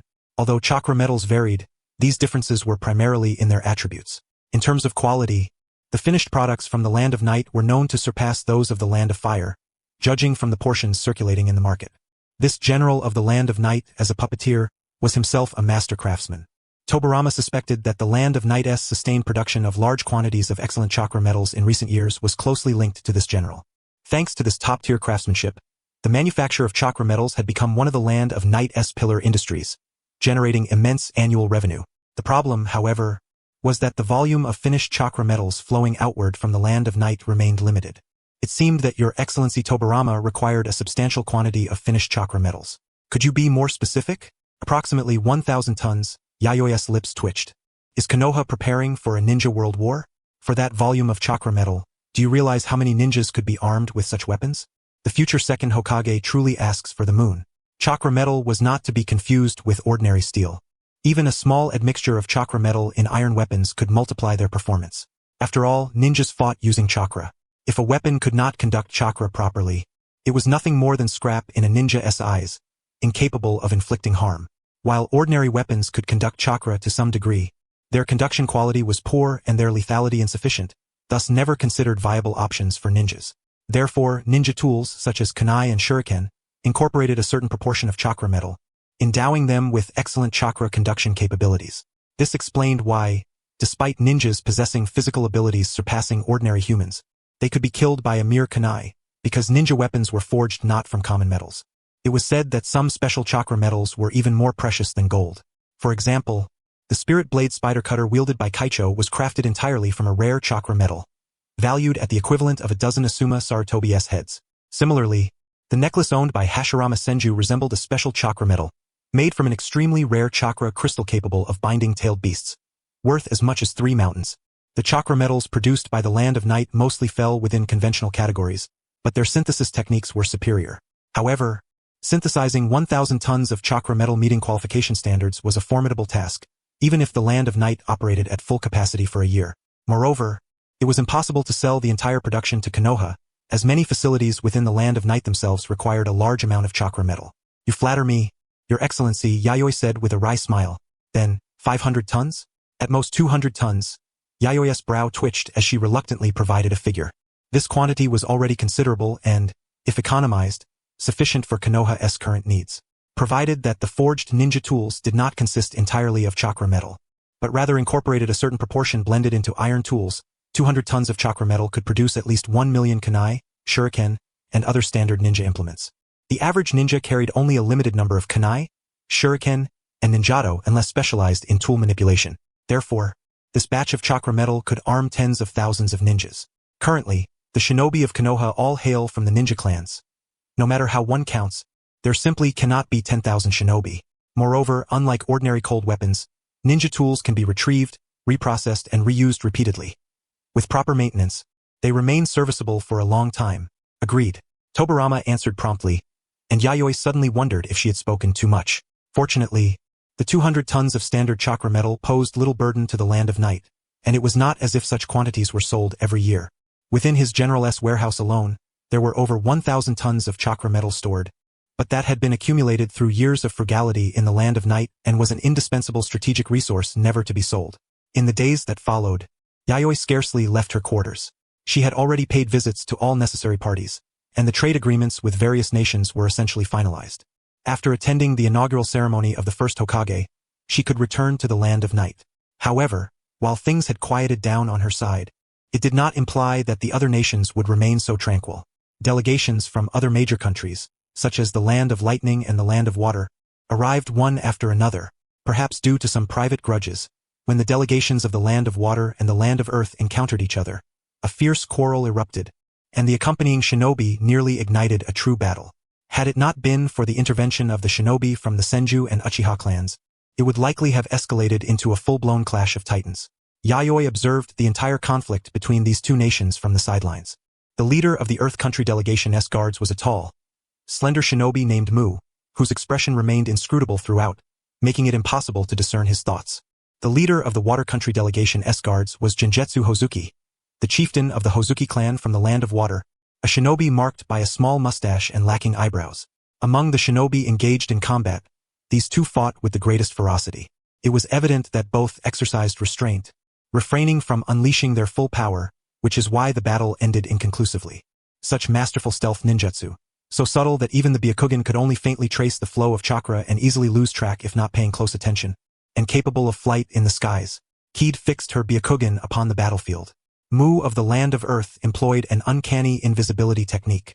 Only the Byakugan and shinobi with extraordinary sensory abilities could vaguely detect his position. Moreover, after executing Earth Release, he could levitate midair, a rare skill among shinobi. In contrast, Genjetsu Hozuki displayed only his water release techniques, casually unleashing powerful water jutsu on dry terrain, a feat as effortless to him as breathing. Other abilities remained undisclosed, but judging by his unrestrained demeanor, he undoubtedly possessed even more devastating trump cards. The Kekiai Toda dust release, combined with invisibility and flight, rendered this individual's techniques particularly perilous.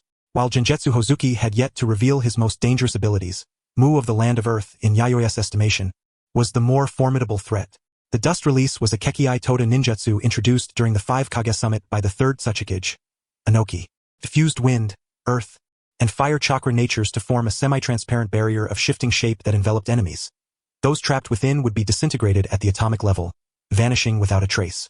Although Mu had not demonstrated this technique in the recent skirmish, his reputation as a dust-release shinobi was well known throughout the Land of Earth. Coupled with his stealth and flight abilities, being targeted by him would be exceedingly perilous. Could he be the second Tsuchikage of Iwagakure in the future? Yayoi pondered. The Kekiai Toda was not inheritable by blood, so subsequent users, including the third Tsuchikage Anokei, must have mastered dust release through rigorous training. As for why Yayoi suspected Mu to be Iwagakure's second Tsuchikage, it was because the strongest shinobi in the Land of Earth was a ninja named Ishikawa. According to the intelligence she had gathered, Mu was a follower of Ishikawa. Therefore, it was highly probable that Ishikawa was the inaugural Tsuchikage of Iwagakure. That's enough for today. Next time I'll turn you into a mummy. Remember that. With the mediation of the Senju and Uchiha shinobi, Genjutsu Hozuki ended his confrontation with Mu, but before departing, he left a parting threat. Such words should have been his to utter. I will pulverize you into dust with dust release, you small-mustached, browless fool. Mu's anger flared, his expression darkened, and his voice brimmed with murderous intent. Genjutsu's lips twitched, and his distinctive mustache trembled, betraying the unrest within. My lord, do these two harbor some grudge? Keed turned her head. Anyone could see the animosity between the two was palpable. No, I'm not quite sure. It seems to be some private vendetta from the past. Matters of other nations are none of our concern. Yayoi shook her head. Her understanding of Mu and Genjutsu was limited to intelligence reports detailing their ninjutsu and combat styles. She had not uncovered their personal histories. Aside from the land of earth and the land of water, other nations bore some private grudges as well, though all parties exercised restraint, preventing major upheavals. Amid this tense yet controlled atmosphere among the nations, the day finally arrived for Senju Hashirama to assume the office of the first Hokage. One by one, the clan leaders of Konoha, representing the village's upper echelon, attended the ceremony, donning more formal attire, led by Uchiha Madara, followed by the heads of the Sarutobi, Yamanaka, Akimichi, Nara, and other ninja clans. These leaders assembled. Except for Uchiha Madara, an extraordinary shinobi, the other clan chiefs were formidable warriors in their own right. Their united presence exuded an unprecedented pressure upon the visiting dignitaries. These clan leaders, each renowned within the mightiest land of fire, gathered beside Senju Hashirama. From this moment forth, I shall be the first Hokage, the leader of this village. I thank you all for your presence, declared Senju Hashirama, clan head of the Senju, clad in a white sacred robe, crowned with the Kage's hat atop the towering edifice engraved with the character for fire. His tone was solemn beyond measure. Henceforth, he would govern and protect this nascent shinobi village, Konoha, as its first Hokage. Yet, in Yayoi's eyes, this moment required no elaborate speech or rhetoric. Senju Hashirama's mere presence signified the dawn of a new era, carrying an irresistible tide that would utterly crush the old warring states period. Never before had clans formally united, sharing common interests and a shared leader. Within Konoha, they would reconcile, accommodate, and intimately exchange with one another, gradually forming a cohesive whole. This was a force capable of forcibly redirecting the course of history. Haha, you must be joking, such a thing is simply inconceivable. Is the new era truly dawning? Can our nations and clans really endure in this new age? The land of fire, the damned Konoha, why must such an era come? The shinobi world ought not be like this.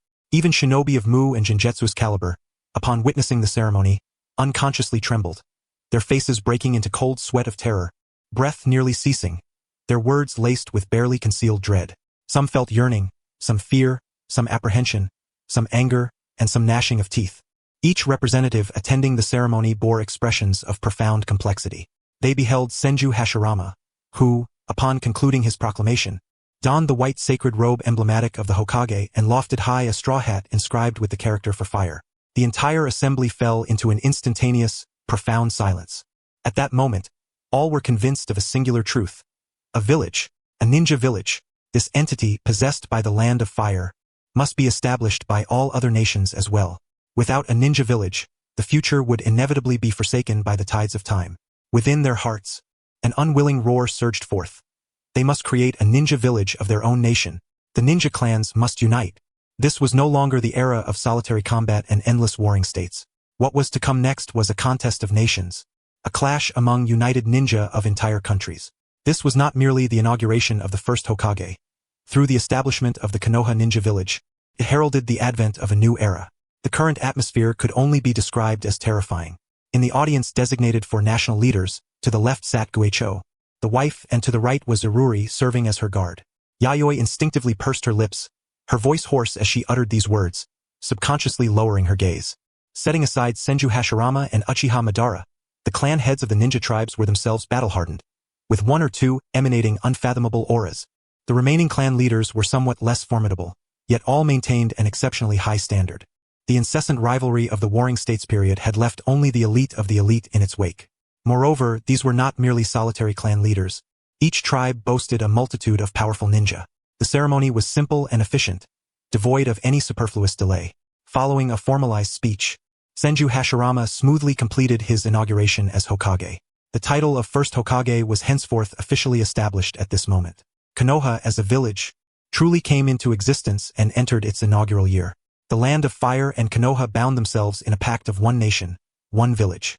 An era dawned that confounded all, evoking an inescapable apprehension in every heart. Whether acknowledged or not, it loomed equally over every soul in the ninja world. On the second day after the Hokage inauguration, delegations from numerous nations departed one after another.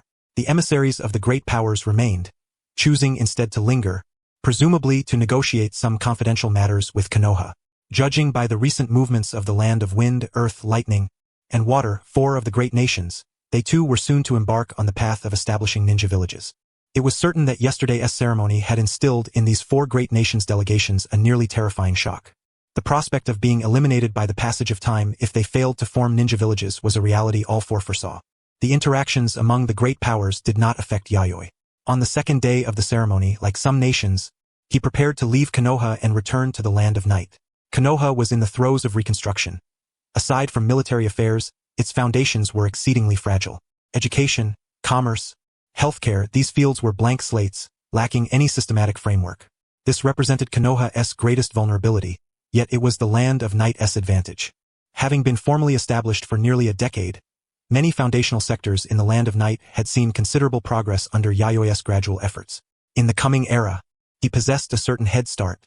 One aspect that reassured Yayoi was Konoha's lack of outward expansionist ambitions. Occupying the most fertile lands of the land of fire, Konoha seemed to bear the crucial role of maintaining balance within the ninja world's order. In a sense, this was a positive development. An era, though tense, relatively stable and overseen by a supreme figure willing to uphold peace, was undoubtedly an age of great growth. According to the original storyline Yayoi was familiar with, so long as the prevailing trend remained unchanged, the first great ninja war would only officially erupt after Konoha's establishment had spanned more than a decade. In other words, whether the land of night could catch up with the pace of the 5 great nations hinged critically on the next decade or so. While others were anxious, he could stride forward boldly, leveraging this advantage of foresight. He had a persistent sense that the future ninja world would be utterly unlike the past. Inside the palanquin, after a day of reflection, Guicho, who had witnessed the entire Hokage ceremony, remained deeply shaken by the inauguration proceedings of the previous day, unable to calm her spirit for a long time. The overwhelming momentum that pressed down upon her was swifter and more suffocating than anything else. Not only Guicho, who was unaware of the future plot developments, but even Yayoi the seer, despite knowing much of what was to come, had been restless within the assembly yesterday. It is difficult for a person to conceive of what they have never seen before. One nation, one village, that concept was foreign, even unthinkable. It was the first time people realized that ninja and ninja clans could be so interconnected and bound together. In ancient times, there existed the earliest ninja who comprehended the essence of chakra, known as the Shinshu. The earliest Shinshu were not clans pitted against clans but individuals connected through chakra. Subsequently, as those first chakra-wielding ninja evolved with the times, they began to operate as family units. Thus, the conflicts among ninja escalated from personal disputes to clan rivalries. Now, the era of solitary clans had ended. Battles among ninja were no longer man against man or clan against clan, but nation against nation. "It's all right, Guicho. I am here." He embraced her trembling form tightly, whispering words of comfort. Her palms were colder than usual, evidently not yet recovered from the suffocating shock of the previous day. Fragile individuals faced with the torrent of this era could only submit and pray. There was no other recourse. Therefore, Yayoi knew he must not falter.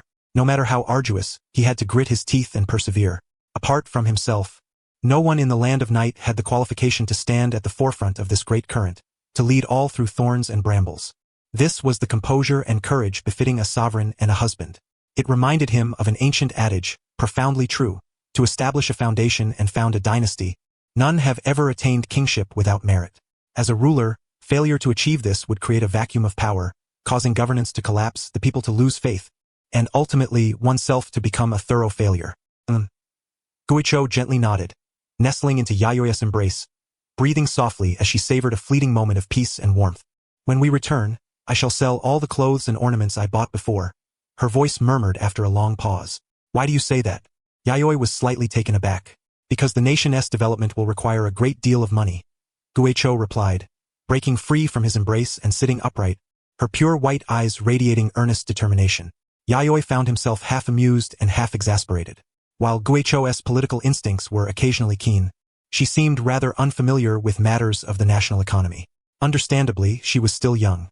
It was impossible for her to consider everything, and her sensitivity to financial affairs was limited. You really are adorably foolish sometimes, he teased, gently ruffling her delicate nose as if jesting at her innocent naivety. Under Guicho's puzzled gaze, Yayoi responded with steady assurance. That is an expense you are rightfully entitled to as the general's wife. Besides, haven't you done well? You skillfully communicated with the wives of the civil officials, thereby stabilizing their hearts. There's no need to worry about money. To put it plainly, whatever I lack now, money is not among those deficiencies. Rather, it could be said that long ago, he foresaw the arrival of such an era. Accordingly, Yayoi undertook extensive preparations within the Land of Night to guard against it. Among these measures was a plan concerning the prudent management and allocation of finances. Multiple viable strategies addressing various facets of civilian life, military affairs, and diplomacy were meticulously devised in advance. In an age defined by the dominion of a single nation or village, no country other than the 5 great nations could rival the Land of Night in steadfast stability. Like the 5 great nations, the Land of Night would henceforth possess the privilege of calmly observing events unfold from a lofty vantage point.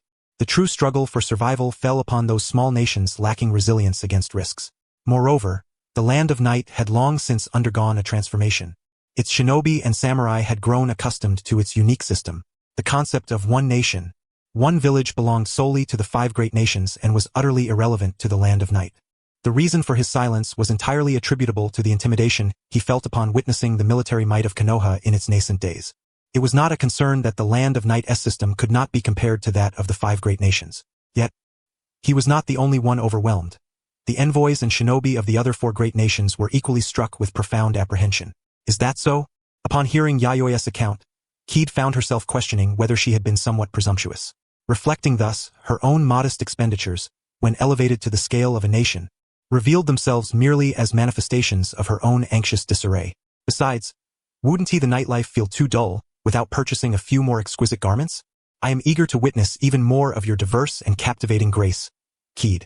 Yayoi stroked her chin, quietly shifting the conversation to a more intimate topic. My dear husband, you observing Yayoi's completely relaxed demeanor, Kid marveled at the boundless optimism and inner strength he possessed. It was as if nothing in this world could ever shatter him. This is precisely the husband I adore, she thought, her heart inexplicably stirred with emotion and pride. Though their acquaintance had lasted less than half a year, should this man truly fail, she would willingly follow him into oblivion. Meanwhile, in Konoha, deep within the village's core resided the 2 great clans, Senju and Uchiha. At this moment, an anticipated schism was unfolding within the Uchiha clan itself. Yayoi, are you truly resolved to leave the clan? An Uchiha elder, well into his 60s with long graying hair, gazed upon the youthful face of a 13-year-old prodigy who had already awakened the dual Tomo Sharingan. He sighed deeply. Of course, the mere thought of living alongside the Senju fills me with visceral disgust. Elder Kagaku, do you intend to stop me? The girl named Yayoi voiced her innermost feelings to the clan elder, her sullen expression signaling that reconciliation was impossible. This young woman was none other than Uchiha Yayoi, who, several months prior, had crossed paths with Yayoi during the capture of the Seven Tails. Upon receiving news from Yayoi about the alliance between Uchiha and Senju, she had hastened back to her clan, only to witness the union firsthand. Though she had caused a considerable uproar, no one paid heed to this young Uchiha girl. Senju's clan leader, Senju Hashirama, had even patted her head, laughing heartily, proclaiming that the 2 clans would no longer battle each other and would henceforth be like one family, words she found puerile. Enraged, she had delivered a kick to his knee, nearly triggering a diplomatic incident. Fortunately, Hashirama had taken it in stride, chuckling and saying, if a few more blows can secure peace, feel free to strike me a few more times, young lady. In the aftermath, her foot was swollen. Was the Senju leader's body made of steel? Undoubtedly, she had been dismissed as a naive child by Hashirama. Yayoi suspected that the Senju leader, as the victor, had not purged the Uchiha but instead proposed an alliance for some hidden, nefarious reason. She refused to believe Hashirama was a simple-minded man. He must be a cunning individual who concealed his blades behind a smile. After all, no shinobi could be so ingenuous. Regardless of the cause, Yayoi had no intention of remaining in this ninja village called Konoha. She would rather perish outside from hunger or cold than live among the Senju clan. If you are set on that path, it will be difficult to prevent you, Yayoi. I cannot bind you forever to make you obedient. Moreover, you are not alone in this sentiment. You must have connected with others who share your views, Uchiha Kagaku said, his dark eyes seeming to pierce through Yayoi's thoughts. His aged face was etched with the marks of time. As a Uchiha elder in his 60s, he had endured the long-standing strife with the Senju clan. Few Uchiha shinobi from his era had survived to this day. Some had come to terms with the past, but for others, the hatred toward the Senju only deepened with time. If you already know this, why ask? Izaoi's youthful face fell silent briefly before she emitted a low snort. Indeed, she was not the only Uchiha wishing to leave Konoha. Although most of the Uchiha had compromised and were willing to coexist peacefully with the Senju, weariness of endless conflict pervaded both clans. The Uchiha, though defeated, still retained considerable strength and could have relocated to await the rise of a new champion to challenge the Senju once more.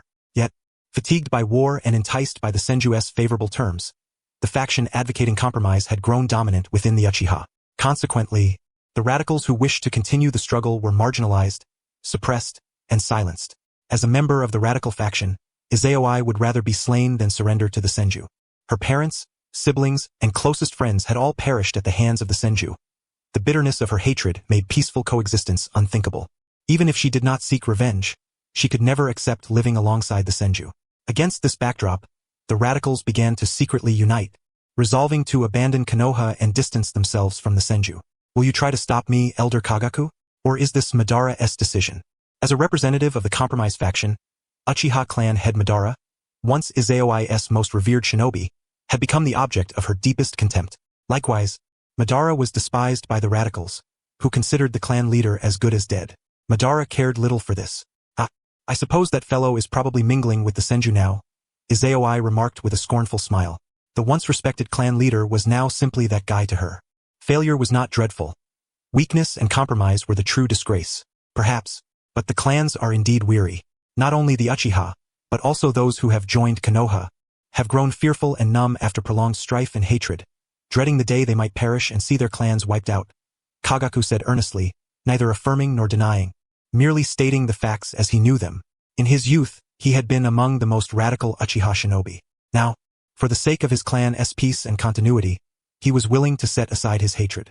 The tranquility of the past few months had enlightened this battle-hardened elder, who had waged war all his life, to the invaluable worth of peace. Humph! Such feeble excuses, he scoffed. If you do not come to stop me, then I shall depart. Everyone awaits my arrival. Izaoi let out a cold laugh, growing somewhat impatient with this chattering old man. Though this elder was the closest friend of her late grandfather and had taken great care of her in the past, imparting to her the arts of ninjutsu, taijutsu, genjutsu, and even the mastery of the Sharingan, his incessant prattle now wore thin. He was both a beloved elder and a mentor-like figure to her. May I ask one more question? After you leave, how do you intend to live? Gakure inquired abruptly as Izaoi was about to lift her foot and depart. How else could I live? Naturally, by finding a new employer and working for money, Izaoi responded without hesitation. In that case, take Mero with you. Gakure's eyes flickered with intent. Uncle Mero? Izaoi frowned. Uchiha Mero. This man was an elite of the Uchiha clan, his Sharingan honed to the pinnacle of the 3-tomo level. He was currently the most promising ninja in the clan to awaken the Mangekyo Sharingan, and also served as Gakure's personal bodyguard. During the previous war against the Senju, he had not appeared on the battlefield but remained behind to carry out critical duties safeguarding the clan. The times have changed. Clinging to old notions will lead to a swift demise. Izaoi intended to retort but, upon meeting Gakure's suddenly stern gaze, she hesitated twice before reluctantly nodding in agreement. If she refused Gakure's conditions, she suspected she would never be able to leave the clan. The founding of Konoha and the emergence of the first Hokage's title had undoubtedly brought unimaginable changes to the ninja world. The swiftest to act was the Land of Lightning, situated to the northeast of the Land of Fire. In the region near the Komori Gorge, a lightning-style ninja named Ai, fully supported by the daimyo of the Land of Lightning, consolidated more than half of the ninja clans within the country and established a ninja village named Kumikage. Subsequently, the lands of Earth, Water, and Wind each demonstrated the capabilities of a great nation to the other countries in the ninja world. The titles of the ninja villages Iwagakure, Kirigakure, and Sunagakure were successively formalized, and these villages entered the construction phase at an astonishing speed. The ninja clans, which had previously been embroiled in internal strife, instinctively drew closer together. Under the immense pressure exerted by the Land of Fire and Konoha's ninja village, they were compelled to cooperate and form alliances. Though forced, once unified, they had the opportunity and time to undergo further integration until they truly became part of a ninja village. Faced with the actions of these great nations, the smaller countries were utterly bewildered. Lacking the profound heritage of the great nations and without a dominant ninja capable of issuing definitive commands, The ninja clans within these small countries refused to submit to one another and instead fell into infighting. Some clans observed the system of the Land of Night and concluded that ninjas could indeed become daimyo. Although being a village head was respectable, becoming a sovereign ruler of a nation was far more expansive in opportunity. The thought instinctively emerged within their hearts. If he can be a general, then so can I. Thus, a daimyo of a small country neighboring the Land of Lightning was assassinated. A ninja clan leader seized power, proclaiming himself a general. However, due to his tyrannical rule and chaotic politics marked by frequent reversals, the entire nation erupted in revolt. The self-proclaimed general was slain, and the country descended into a lawless wasteland. Bandits, nobles, ninja clans, and samurai of all stripes converged there, plunging the region into even greater chaos. The economic and political ecosystems utterly collapsed.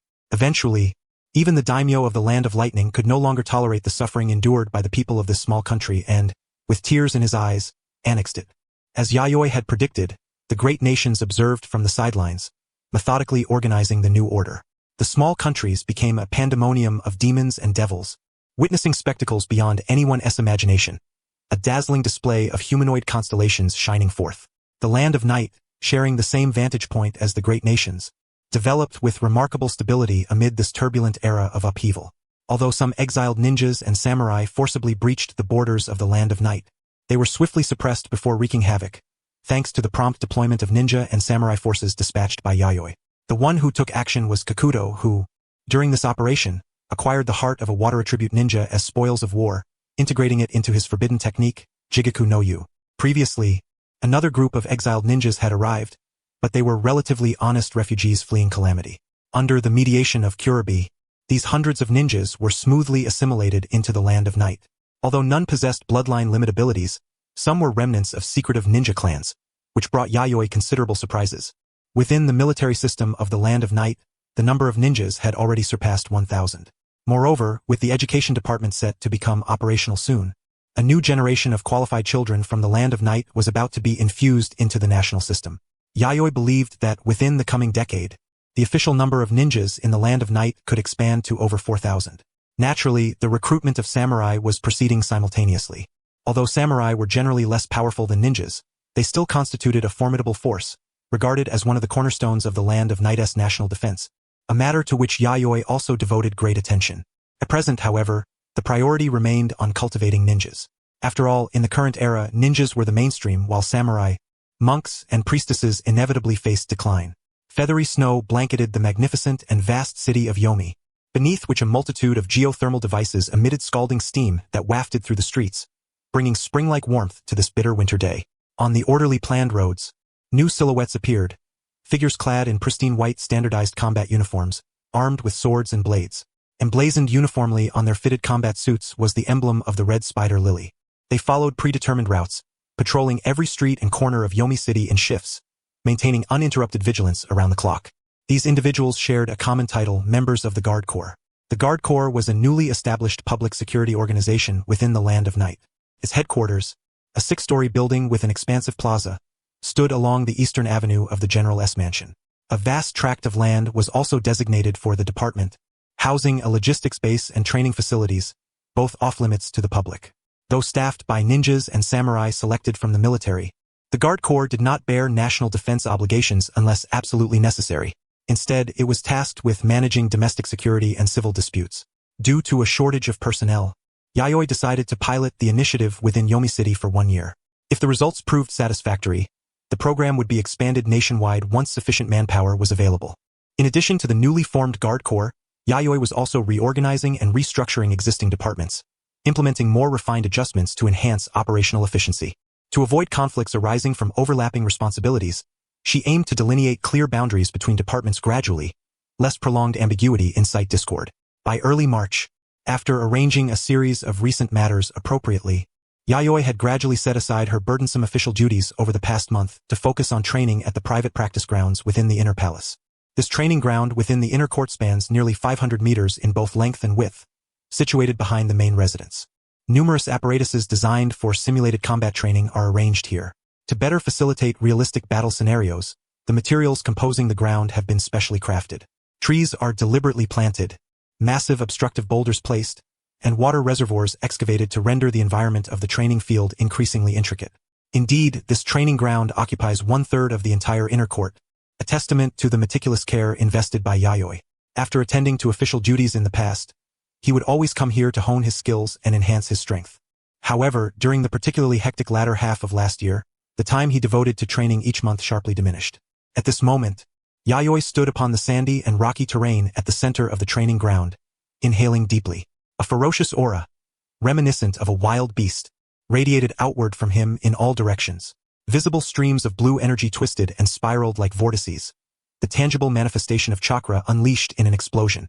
His black hair, caught in the flow of chakra, rose unnaturally upward.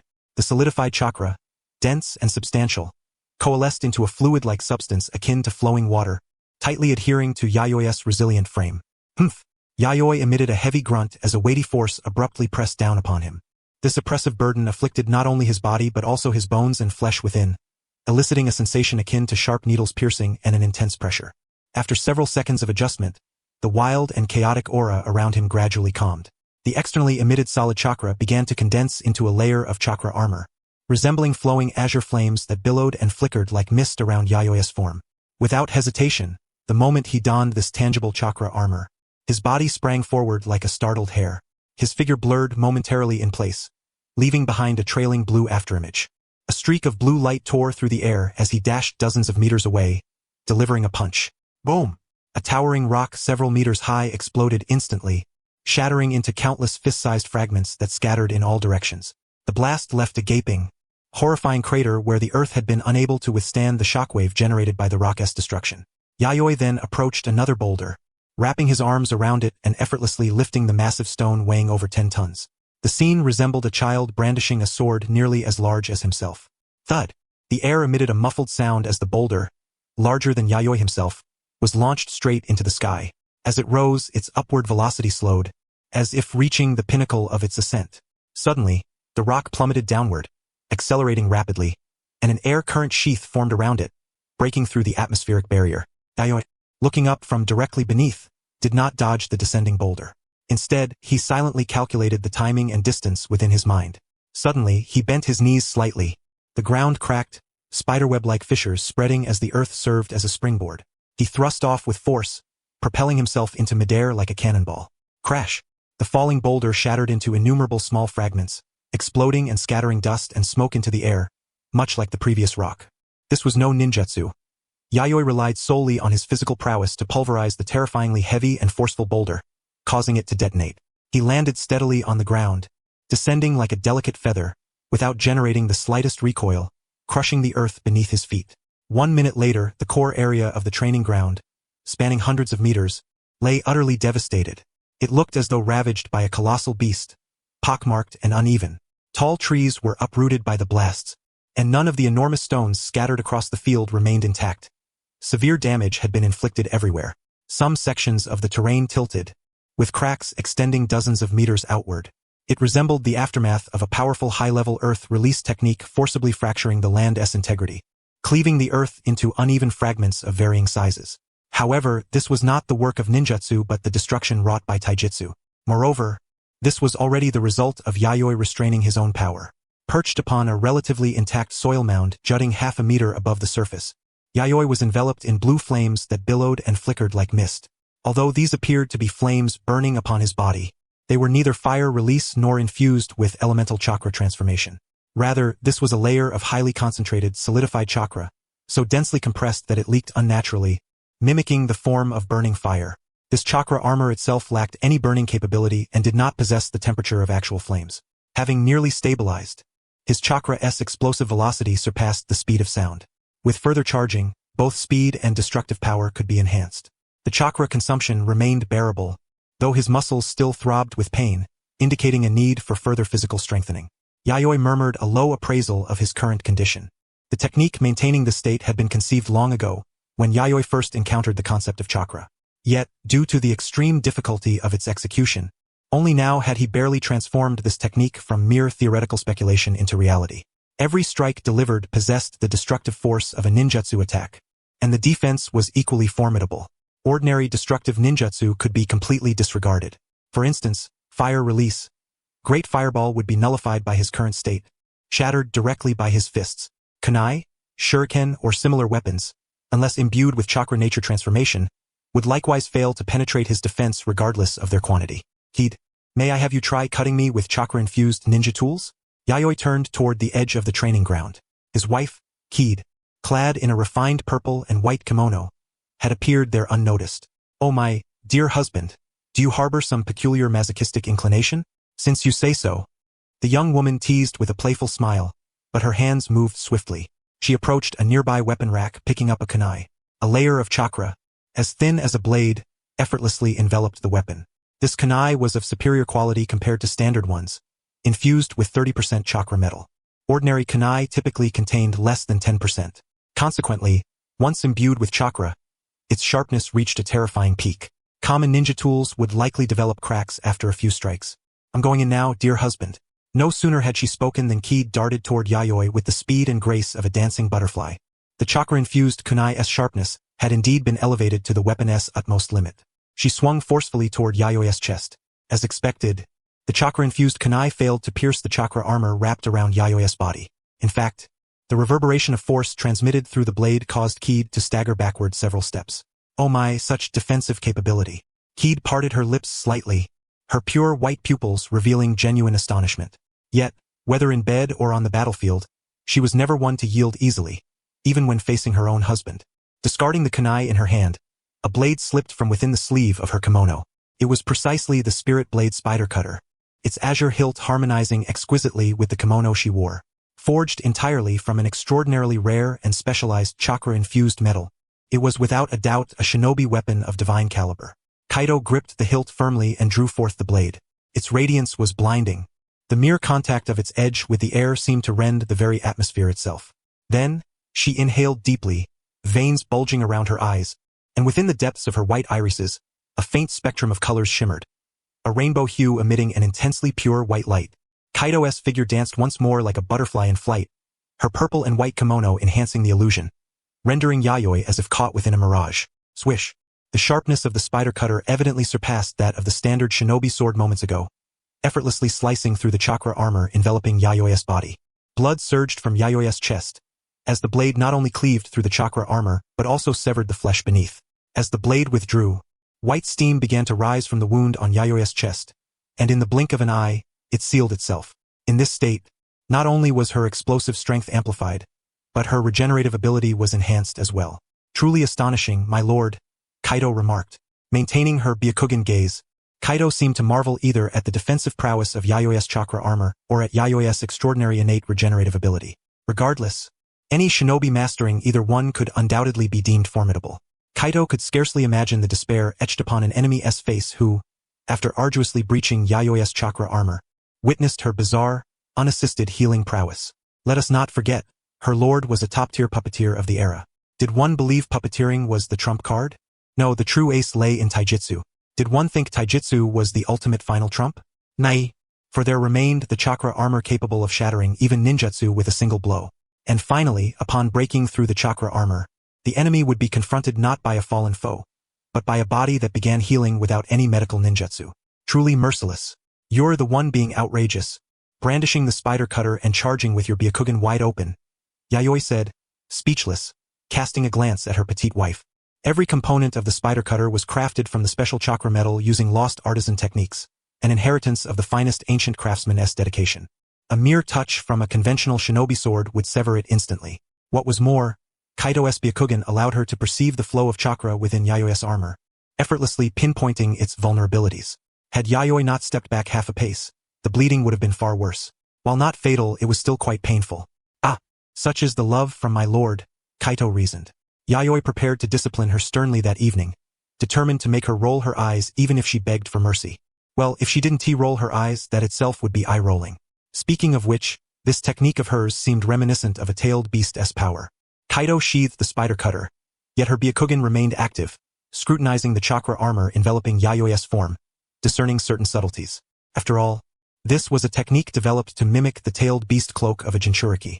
This mode involved activating the chakra within the body to its utmost potential, then externally projecting it as a protective wrapping, greatly enhancing defense and destructive capability, while amplifying taijutsu, ninjutsu and jinjutsu alike.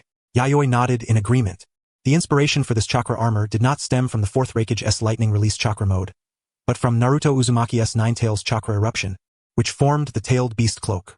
Upon reflection, much of the active chakra he refined bore resemblance to tailed beasts. Even the Iruri he created bore life traits akin to these chakra entities. It was only natural that Kaito, possessing the Byakugan, would perceive this. A clever concept, but it must place a tremendous burden on the body. Moreover, such large-scale external chakra projection surely consumes a great deal of chakra, Kaito assessed precisely. Such a high-density chakra armor would be lethal for ordinary shinobi. Only a physically robust shinobi like Yayoi could master it. The bodily strain was manageable. With a slight enhancement of physique, she could wield this technique perfectly.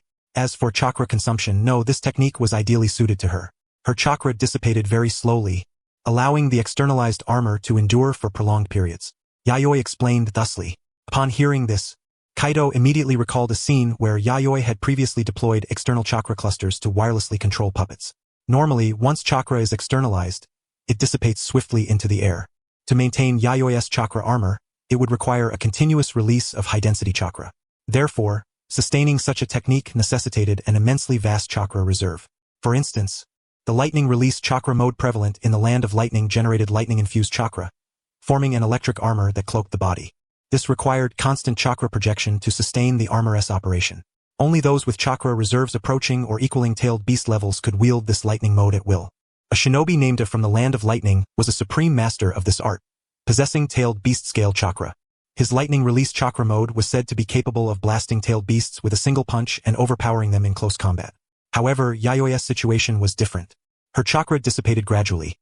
Once the armor was formed, it could be maintained for an extended duration without constant chakra projection. The projected chakra, provided it was not nullified by enemy attacks, could be preserved long-term without extra loss. Thus, even without tailed beast-level chakra, Yayoi could sustain this state for a considerable time. Kaito quickly grasped this. As Yayoi had stated, this technique was perfectly suited to her. Compared to the land of lightning's lightning release chakra mode, it leaned more towards the Jinchuriki's tailed beast cloak. Nevertheless, both chakra armors achieved the same end by utilizing high-density chakra to transform the body into a formidable weapon combining offense and defense. In truth, this technique held potential for further development. By infusing elemental chakra nature transformations, its destructive power could be heightened. Yayoi responded accordingly. Much like the Rasengan, this technique was a fundamental ninjutsu capable of extension. The high-density chakra enveloping the body differed from the lightning release chakra mode in that it had not incorporated any elemental nature transformations. Should one inject such nature transformations at this stage, it would be tantamount to donning a wind release Rasen Shuriken as armor in battle.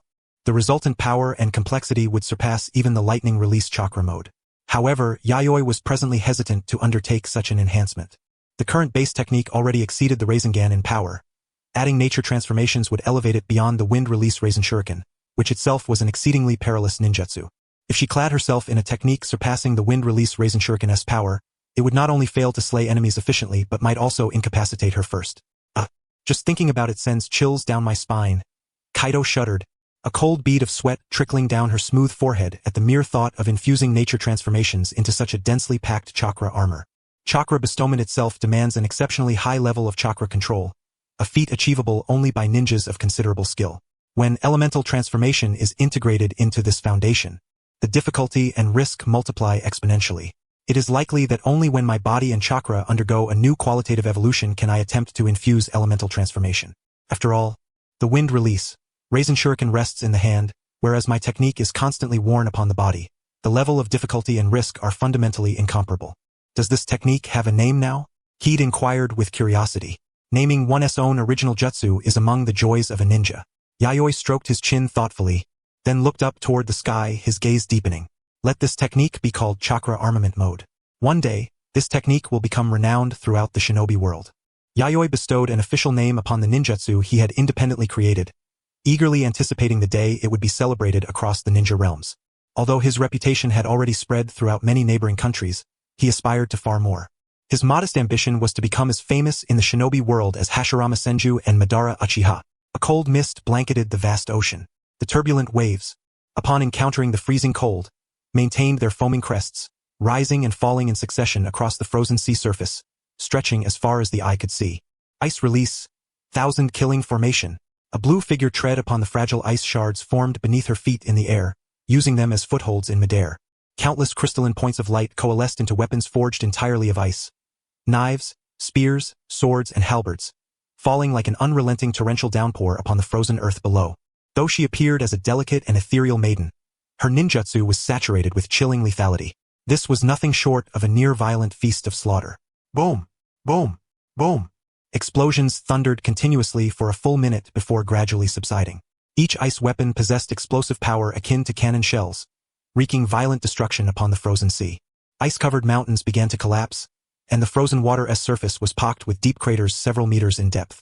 Countless corpses and shattered remains mingled with blood mist and white fog, spreading across the icebound ocean. Bastard! The black-clad ninja, drenched in blood, roared with fury. Surrounded by the shattered bodies of his comrades, ice shards remained embedded in his wounds, while the blood gushing forth instantly froze into blood-red, dazzling crystals. The cause of all this devastation was the blue-clad maiden in a kimono, Iruri, who stood poised in midair upon the ice shards. As Yayoi's highest-level puppet life form, she not only possessed chakra reserves approaching those of a tailed beast, but also boasted a chakra circuit akin to the ice-release Kekei Genkai of the Yukino clan. Though her attacks were all ice release, her baseline power surpassed that of the Yukino clan from the Land of Water. Are you still alive? Iruri's violet eyes remained calm and unruffled. The hem of her kimono fluttered gently in the breeze, revealing a section of her jade-like calf. Her artificially sculpted exquisite face was breathtakingly beautiful, inspiring awe at the creator's unparalleled craftsmanship. The black-clad ninja grasped at the icy surface. Cracks appeared across the ice, and a colossal ice block, more than 10 meters in diameter, was hoisted by his hands. Then, a surge of immense chakra burst forth as the giant ice block charged at Iruri in the sky. Boom! The combined weight of the ice and the velocity of the charge produced an explosive force far exceeding the ice block's inherent mass. Yet, the pale ice dust gradually dispersed, and the shattered fragments floated down gently. Iruri remained unscathed, standing steadfast in midair. What? The black-clad ninja's eyes widened in shock. Pucci! Pucci! Pucci! Multiple ice spears erupted from the surrounding ice surface, piercing the black-clad ninja's body in a crisscross pattern, firmly pinning him to the ice. His lips quivered slightly, expelling a mouthful of blood, his gaze swiftly dimming. What a pity! Unknown ninja, Iruri sighed softly. The graceful figure in the blue kimono descended silently onto the ice. Due to her chakra reserves nearing those of a tailed beast, her body, capable of containing such vast chakra, naturally possessed defensive capabilities beyond ordinary comprehension. Though not to the level of a tailed beast, conventional attacks would not even leave a scratch, let alone a mark on her. Even without employing ice release, her physical prowess alone could overwhelm most ninjas. Lady Iruri. Over a dozen figures swiftly appeared, 3 ninjas and 11 samurai, all respectful in demeanor. They had witnessed Iruri, confronted by dozens of attacking ninjas, unleash astonishing ice release techniques that emitted intense cold, instantly freezing the ocean into a vast ice plain and forcibly altering the battlefield's terrain. Then, with overwhelming force, she utterly shattered the ranks of dozens of formidable ninjas, including the enemy's leader, whom she eliminated with ease. Such power was beyond the reach of ordinary shinobi. Next, let us sweep through the next location. Also, inform the other squads not to venture alone. Leave the handling of formidable foes to me, Iruri spoke gently. Yes. Though Iruri's tone was soft, those who had witnessed the previous scene no longer regarded her as a harmless maiden, but as a highly efficient combat machine. The ninjas and samurai began their movements, obeying Iruri's commands. Due to a series of recent actions by the 5 great nations, many smaller countries had fallen into internal chaos, forcing numerous foreign ninjas into exile. Most of these exiled ninjas hailed from minor ninja clans, lacking significant power. Otherwise, they would not have been compelled to flee. Those willing to join the Land of Night were permitted to stay. Those unwilling were expelled. Repeated warnings ignored would result in suppression. However, the sheer number of ninjas requiring suppression, many arriving by sea through ports, compelled Yayoi to dispatch Iruri, his ultimate weapon. As an artificial life form, Iruri's ice release was especially suited for combat in watery environments. Deploying her to quell the seaborne ninjas was thus most fitting. Lady Iruri, the invader's lair has been located. It is here, announced Shirnan Aburame, a female ninja of the Aburame clan. She appeared to be about 20 years old, wearing the clan's distinctive black overcoat. Her eyes were concealed behind a sleek black eye patch, leaving only her gaze visible. Though most of her face was hidden beneath the high collar of her coat, one could still discern her striking beauty. As a prodigious ninja of the Aburame clan, she was currently commanding a multitude of insects swarming through the air, conducting reconnaissance for the mission. Originally proud as an elite of her clan, Shernan had been thoroughly captivated by Iruri's elegant yet ferocious, beautiful yet cold-blooded combat style during this operation. She stood upon the churning sea, pointing toward a small island over 3 kilometers in diameter. It was covered in dense forest with a mountain at its center, an excellent place for concealment. Moreover, the thick surrounding mist made approaching recklessly perilous, as one could easily trigger traps set by enemies while losing sight of the surroundings. It was by virtue of the insect's secret technique that Cheyenne, after expending considerable effort, managed to locate the enemy's lair. Surrounding them, besides Iruri, were numerous shinobi and warriors of the Land of Night, all eager and restless. It seemed as though at Iruri's mere command, they would surge forth en masse to seize this island. Shall we launch a direct assault, Lord Iruri? A heavily armored samurai stepped forward to inquire. He gripped his katana tightly, chakra flowing along the blade, clearly adept at imbuing his weapon with such a technique. No, there are many traps outside, and several enemies of unknown strength. Charging in blindly without detailed intelligence would result in unnecessary casualties. Fall back, all of you. I have a technique I wish to test. Iruri replied. With that, Iruri's figure darted through the air, seemingly stepping upon the very atmosphere. Though ice shards still formed beneath her feet, her incredible speed made it appear as if she were treading upon air itself, ascending toward the sky. Those below exchanged puzzled glances, uncertain of Iruri's intent. Suddenly, a chill ran through the gathered warriors. Hey, has the air around us grown colder? One ninja shivered, hoping it was merely his imagination. Yes, even with my insulated armor, I feel a bone-piercing cold. Another fully armored samurai confessed, confirming the sensation was no illusion. It felt as though the heat had been abruptly siphoned from the surrounding space. Is the enemy's force roughly 500 strong? Iruri, now hovering above the island, gazed intently with her violet eyes upon the several kilometer-wide island beneath her. Her rosy lips breathed softly, but upon closer inspection, the temperature at her mouth had plummeted to a terrifying degree. A torrent of frigid air was drawn into her respiratory tract, entering her body as she inhaled. With each breath, the ambient temperature began to drop precipitously. An immense surge of chakra erupted violently from her form, freezing the air itself. She clapped her hands together. Boom! A brilliant azure chakra burst forth uncontrollably from within her, sweeping wildly in all directions and conjuring a freezing, pale storm. Let all things freeze. Ice release. Frost Heaven's demonic realm. Her gentle, watery voice carried the ominous notes of death. The frigid breath crystallized in the sky. Ice crystals and snowflakes drifted down, gradually intensifying until, within mere seconds, a violent blizzard roared forth. The biting wind howled, blanketing the land in immaculate white. The blizzard formed by the cold was like an apocalyptic flood, furiously descending upon the earth. The sky turned pale with ice and snow. A grayish mist obscured the sunlight, casting shadows and plunging the place into eternal night. Below, the solitary pirate island suspended in the sea first saw the surrounding waters freeze. Then the sand, trees, mountains, and even the stone fortresses constructed by the island's shinobi were cloaked in despairing white. In less than half a minute, the island and the surrounding sea had transformed into a colossal ice sculpture upon the ocean, majestic and magnificent, as if wrought by the supernatural craftsmanship of nature itself. The shinobi and warriors of the Land of Night standing at the periphery gawked in astonishment. In the blink of an eye, the island that would have required significant sacrifice to conquer was completely frozen, rendered into a peerless ice masterpiece. Not only the island but the surrounding sea was frozen by the chill, for the seawater beneath their feet had solidified, ceasing all undulation. Return. The sweep is complete. The ice here will not thaw for the next 3 months. Iruri descended from the sky, her complexion pale. Clearly, releasing such a powerful jutsu had not instantly drained her stamina and chakra, yet it was not a technique to be used lightly, an ultimate-level elemental art. Oh, the shinobi and warriors slowly regained their composure, still stunned by the spectacle, not even realizing when they had returned to camp.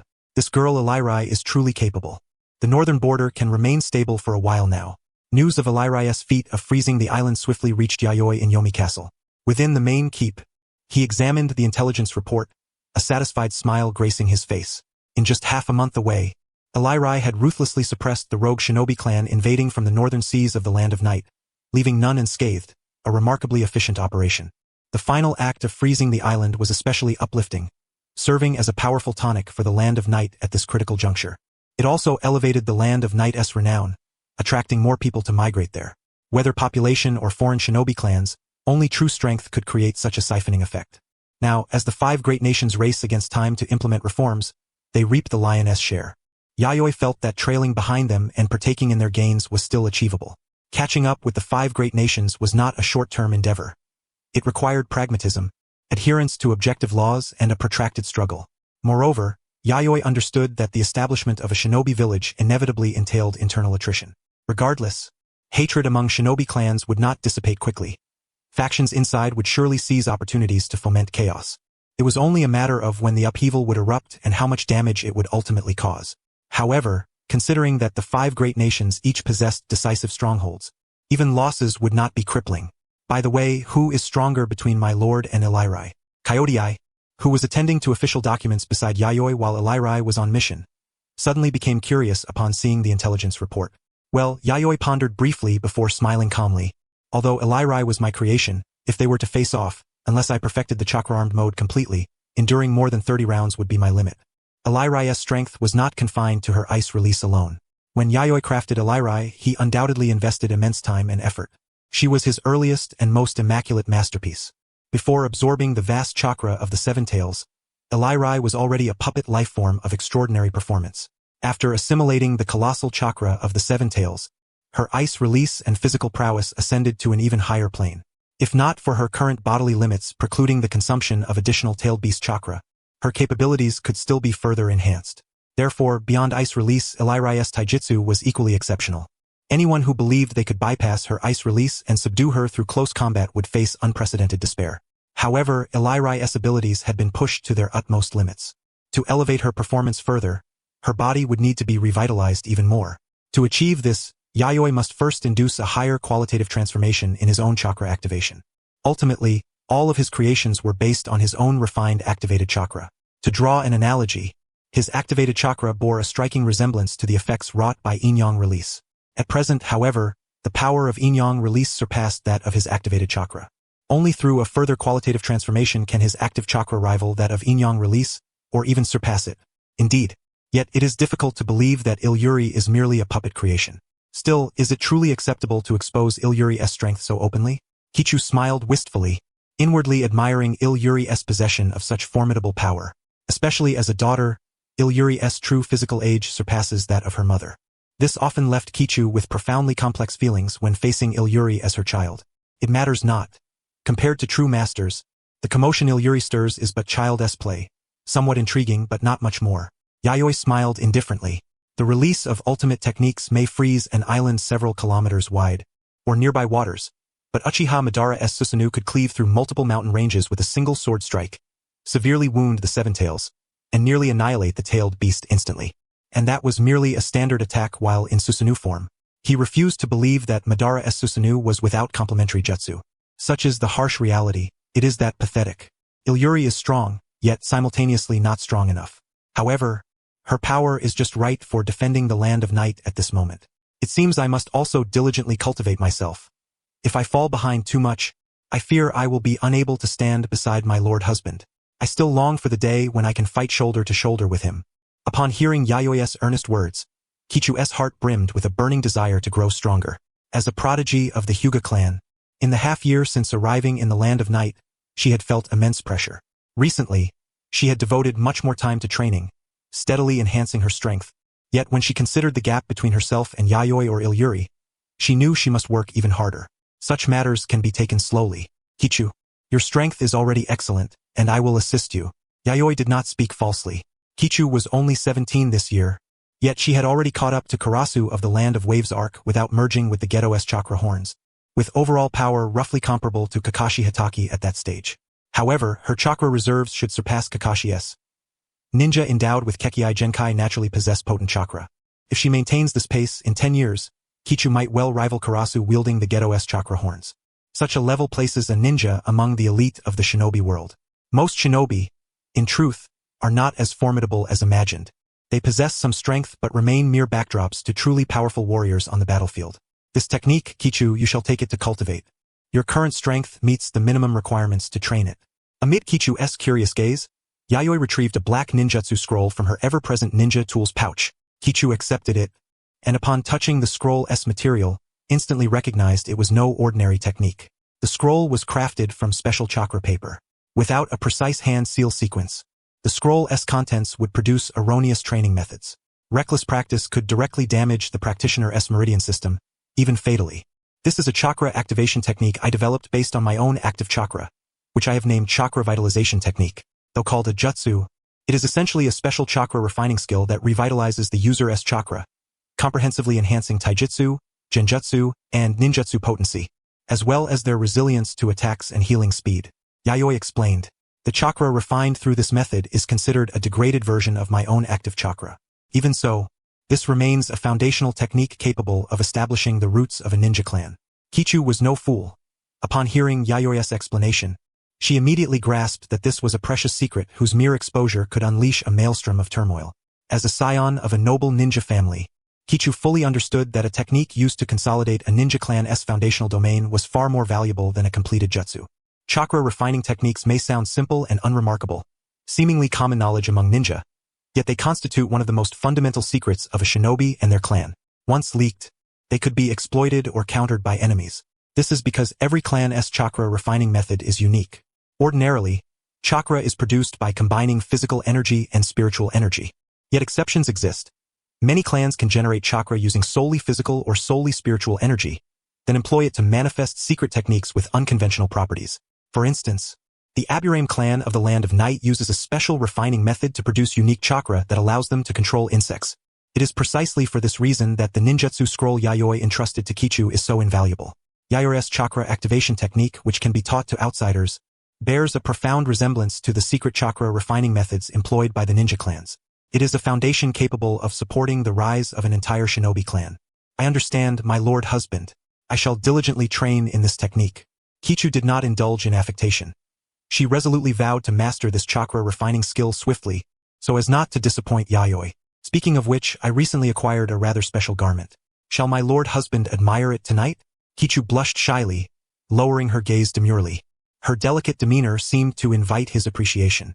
With nothing to offer in return, she could only allow her body to indulge, accepting the hardships endured. Yayoi had intended to tell Kichu that this chakra activation refining technique was merely a low-tier template derived from his own active chakra, and even if exposed, it could not lead others to deduce his fundamental secrets. Moreover, at his level, even if the chakra refining technique were revealed, weaknesses or not, it scarcely affected the outcome of battles. The risk posed by chakra refining technique exposure arises only because many clans harbor numerous weaklings. The feeble require intelligence warfare.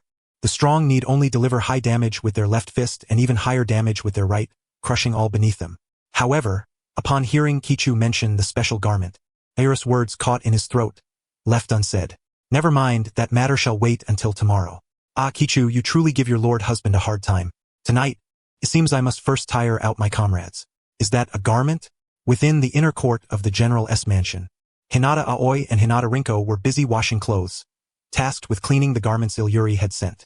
Hinata Aoi picked up a piece of white female ninja attire from the basket. Why is it so sheer? The hem so short? And the fabric feels so light, almost weightless. SNT such fragile material easily torn with a little force? Why would Lady Kichu wear such a delicate ninja outfit? Such a strange garment. And this should be called stockings, right? A novel and popular item recently imported from another country. Rinko held up 2 long white strips of fabric, their texture pleasing to the touch. After some effort, the two managed to wash the delivered clothes thoroughly, placing them in the designated drying room. It had been nearly half a year since they moved into the General's mansion. The 2 young women from the branch family had long since grown accustomed to life here. Indeed, compared to the Hyuga clan, their days here could be described as carefree and without worries. Neither required to march onto the battlefield nor burdened with arduous labor.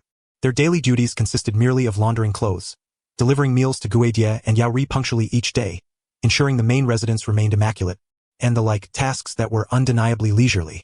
Moreover, these chores consumed but a trifling portion of their time. Altogether, they labored no more than 3 to 4 hours daily. As skilled shinobi, their dexterity was exceptional, enabling them to accomplish tasks more swiftly than ordinary folk. Various household affairs posed no challenge to them. Setting aside the 7 hours allocated for slumber, the remainder of their time, barring extraordinary circumstances, was theirs to command freely.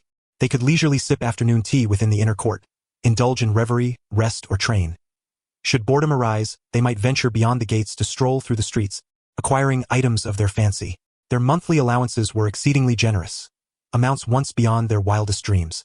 Consequently, they cultivated a habit of saving money previously absent in their family. In truth, within their clan, they had scarcely possessed substantial funds. The majority was requisitioned as offerings, distributed uniformly by the clan head and elders. Being peripheral figures, the sums allotted to them monthly were naturally meager. Now, with funds accumulating beyond their ability to expend, they stored the surplus, delighting immensely as they watched their piggy banks burgeon with wealth each day. Multiple piggy banks had, by now, overflowed. Lady Guedie, lunch has arrived. Ko and Rinko entered the master bedroom. One carried the meal, the other brought dessert and fruit, placing them upon the dining table. They then opened the windows to usher in more sunlight from outside. Glancing back at the futon laid upon the tatami mat, the scene was predictably disorderly. Ah, you've arrived. Could you help me up? I can't rise alone. Guedie weakly extended her head from beneath the covers.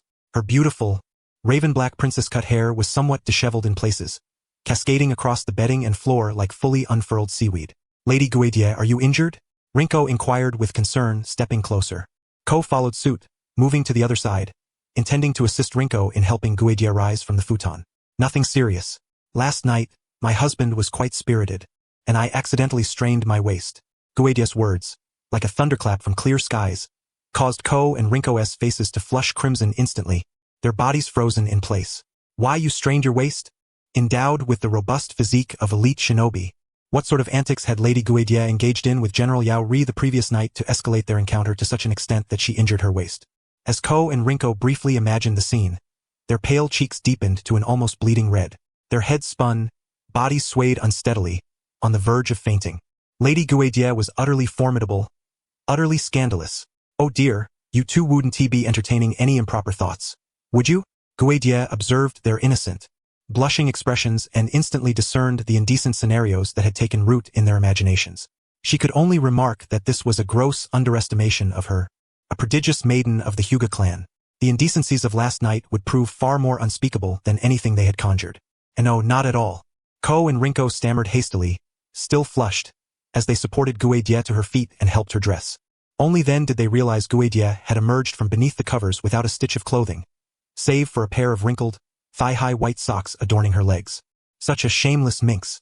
Afterward, Guedie donned her usual kimono and meticulously arranged her elegant princess-cut hair, transforming once more into the dignified and graceful General's wife she presented before outsiders. Come to think of it, you two have been at the General's residence for quite some days now, but it seems you have yet to serve in the bedchamber, haven't you? Guedie suddenly seemed to recall something, tilting her head slightly as her eyes flicked sideways toward Ko and Rinko, who busied themselves tidying her hair and garments behind her. Serve in the bedchamber? Rinko froze, the wooden comb slipping from her trembling hand. Ko's hands, adjusting Guedie's clothing, halted mid-motion. Of course. You came as the General's concubines, marrying alongside me. Since I have strained my waist, from today onward, you shall attend to the bedchamber duties, Guedie declared with an air of incontrovertible certainty. She harbored no desire to monopolize Yaori alone. As the sovereign of a nation, how could one woman suffice? The future of the Oda clan did not rest solely upon her husband Yaori. As the General's consort, she bore an equal share of that burden. But Ko and Rinko faltered, unable to utter a coherent protest. The Oda clan's prosperity cannot rely on me alone. My husband requires more outstanding women to bear the family's lineage. This is not a matter of personal indulgence, but the solemn duty of a sovereign. Should he lack sufficient heirs, the realm will descend into turmoil. You would not wish for the country to be destabilized due to his insufficient progeny, would you? At these words, all opposition was extinguished. Therefore, you should address me as Sister Guedie from now on. Observing their flushed faces, Guedie found amusement in their predicament. Ko and Rinko mumbled incoherently, avoiding eye contact. Yet their lack of refusal signified tacit consent. The highest floor of the Tenshu's administrative quarters spanned several hundred square meters. Today, Yaori alone was present, attending to official matters. Iruri remained outside, managing affairs concerning fugitive shinobi, both suppression and conciliation, which demanded considerable time. Occasionally, clerical staff arrived to discuss matters or deliver process documents for his final review and approval. After all, the administration of a nation could not rest solely on Yaori's shoulders.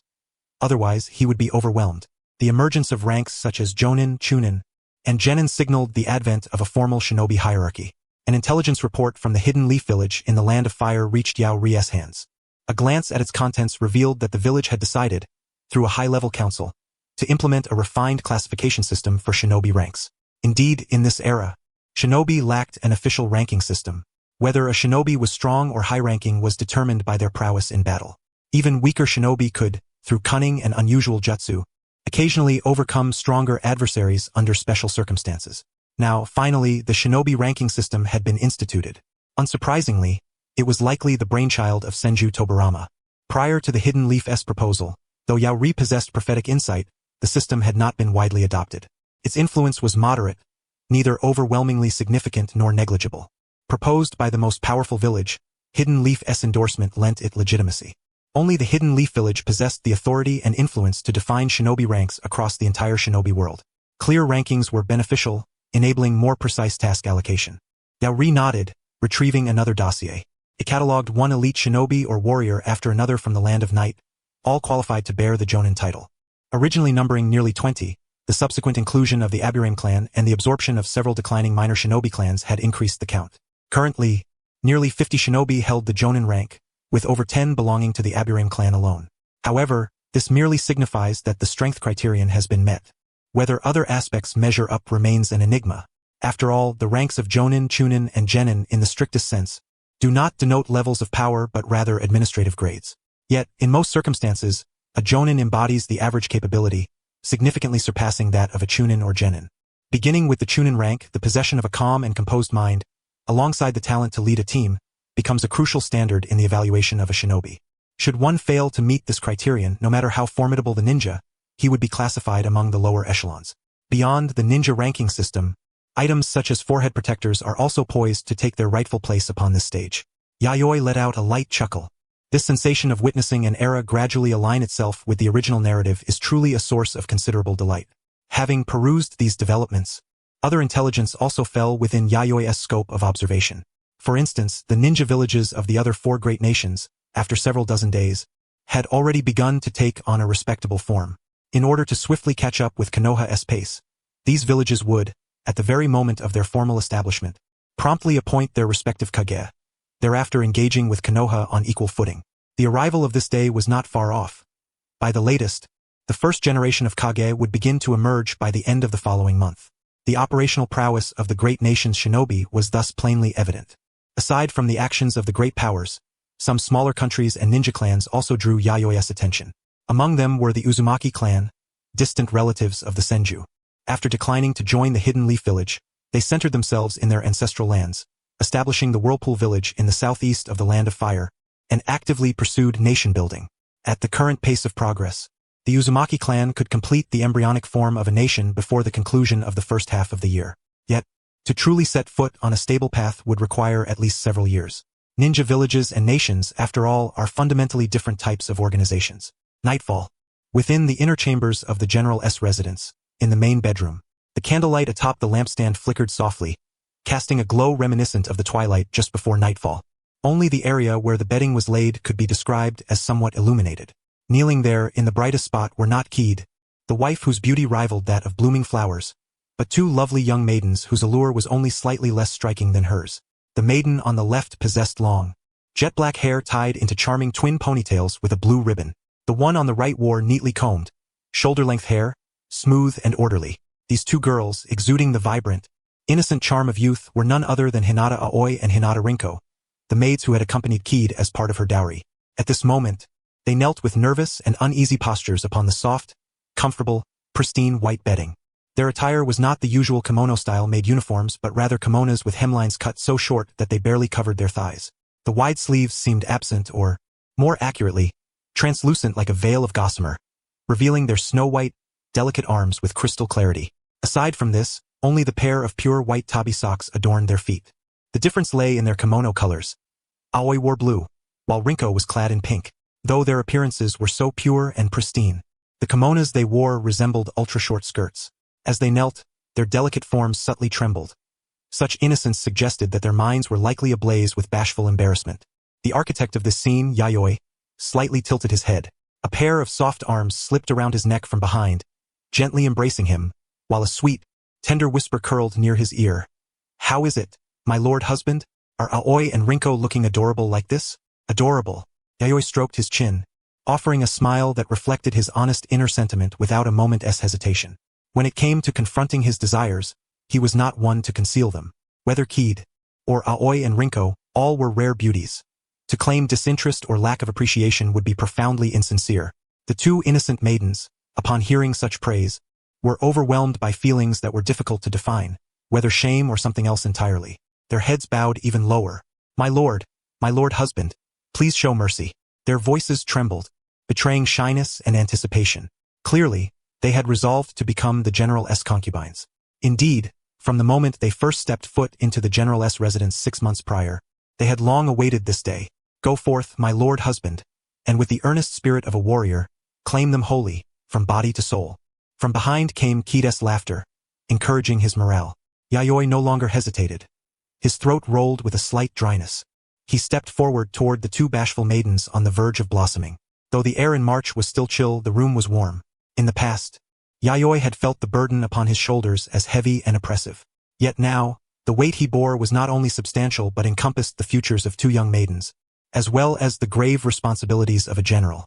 Alas, though arduous, such was the lot of a general. Though last night had felt utterly mortifying. Burying her head within the warm, comfortable bedding, Aoi awoke feeling not only physical fatigue and soreness, but also an ineffable sense of fulfillment. This heartfelt contentment swiftly dissipated the weariness within her. Instinctively, her thoughts drifted back to the previous night's exquisite joy, as if she had been transformed into a celestial being. Her heart still pounded wildly. She did not know how long it had lasted, before she drifted into a sweet slumber. She now somewhat understood why Kid was so fond of singing every night. Secretly peering from beneath the covers, Aoi's gaze first met another pair of pure white eyes, tinged with shyness. Rinko, nearby, had also awakened. The two exchanged looks, their innocent, bashful eyes instantly diverting as if caught red-handed. After all, the previous night they had witnessed each other's vulnerable and embarrassing moments. Now, confronted face to face, it was as though their most shameful secrets had been laid bare. Although they had already seen, the embarrassment still lingered. Rinko? Within the warm bedding, Rinko's muffled voice arose. You're awake? Aoi felt she had asked a foolish question, as if her mind had malfunctioned. She immediately regretted it, averting her gaze. Yes. Are you feeling well? Rinko took the initiative to break the silence. Besides feeling a bit tired, nothing else. Although I am not a powerful ninja, I consider my physical condition quite good. Moreover, the Hyuga clan has always trained in taijutsu from childhood. The foundation is well established. Rinko was no different. Save for some fatigue, there were no adverse effects, as expected. What? Hearing Aoi muttering, Rinko slightly lifted her head. Our lord husband's constitution is strong. When he rose this morning, I caught a glimpse of him in a daze. There was no sign whatsoever of fatigue. Aoi whispered to Rinko as though sharing a delicate secret. Rinko blushed faintly. Why are you talking about this? It's too embarrassing. It's all right. We are truly adults now, and will be collaborating often from now on. After adjusting her emotions, Aoi immediately calmed the turmoil within her heart. Even the shyness that had gripped her was considerably eased. Adults, huh? Such was the truth. Very well, let us rise swiftly. It is nearly 9 o'clock. Aoi emerged from beneath the covers and approached the side to retrieve a pristine set of ordinary garments, which she promptly donned. Rinako soon followed suit, rising and dressing herself, though the rosy hue on her cheeks suggested she was still enveloped in a shy bashfulness. Once attired, the two tidied the disorder that had accumulated in the room. The previous night's battle had been somewhat fierce, causing their cleanup to take noticeably longer than usual. Stepping out of the bedroom, they found no trace of Kid in the courtyard. She was most likely at the training grounds. Over the past 2 or 3 months, Kid had long since shed the lethargy and listlessness that marked her arrival, dedicating herself almost daily to training in Byakugan and gentle fist techniques. Occasionally, after completing her official duties, or delegating them to Iruri, Mayoi would also visit the inner court's training grounds to accompany Kid in practice. By contrast, neither Aoi nor Rinako harbored an intense aspiration toward becoming stronger. Perhaps the tranquil life within the General's residence had rendered them somewhat complacent, causing them to forget the harsh survival of the fittest world beyond. Nevertheless, both Aoi and Rinako still wished to contribute in their own way. Though they might not bolster Mayoi and Kid's strength directly, they sought to compensate through other means. Despite their differing personalities, neither was the type to idly enjoy unearned comfort, nor did they relish days spent in idleness, which felt like a waste of precious time. Deep down, they embodied the traditional ideal of diligent women, eager to find something meaningful to occupy themselves with. The first year of Konoha, early April. Yami Castle, the inner court of the General's residence. Today, Mayoi did not attend to his usual business at the Tenshikaku. After rising, He left the inner court and ventured to the outer court of the general's residence, apparently to address certain matters. It was nearly 11 o'clock when he returned, carrying several items, including 3 sealed documents stamped with official seals. "My lord, may I ask what these are?" The corridor outside the bedroom was gently stirred by a mild breeze. Though the chill of April lingered, the warmth was gradually returning. Mayoi summoned Kid, Aoi and Renako. Gazing upon the distinct and exquisite beauty of the 3 young women, his already pleasant mood brightened further. "These are ninja headbands, along with your individual ninja registration papers." Mayoi presented the 3 headbands and documents to each respective person. The trio accepted their headbands and registration papers, curiously flipping through them, evidently finding them quite intriguing. Only after Mayoi's explanation did they comprehend that the headbands served as identifying emblems akin to clan crests, essential for distinguishing ninjas from different nations. The registration papers recorded each ninja's information, including their rank, which then determined the distribution of corresponding missions.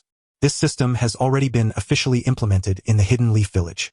I intend to introduce a similar system here in Yagami to enable more refined management of the nation's ninjas and samurai. Mayoi then produced his own ninja headband.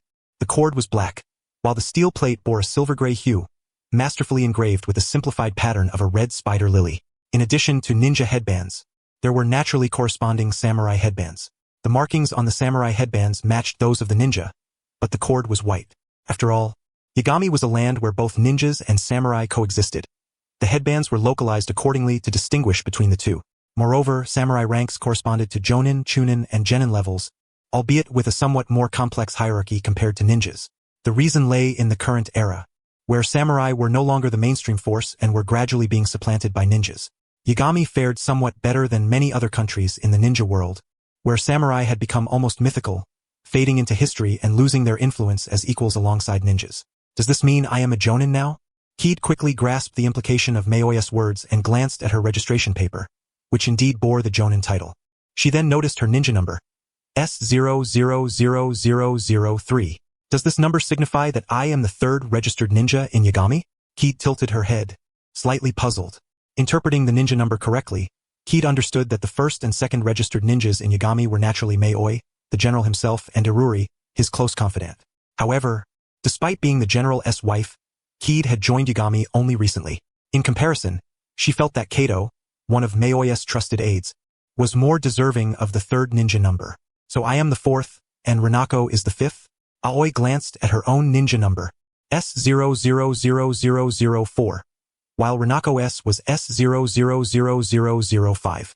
"My lord, although we are your intimate companions, I suppose there is no need to apply privileges in such matters?" Kid teased Mayoi. By order of precedence, neither she, Aoi, nor Renako ought to have received such prominent numbers.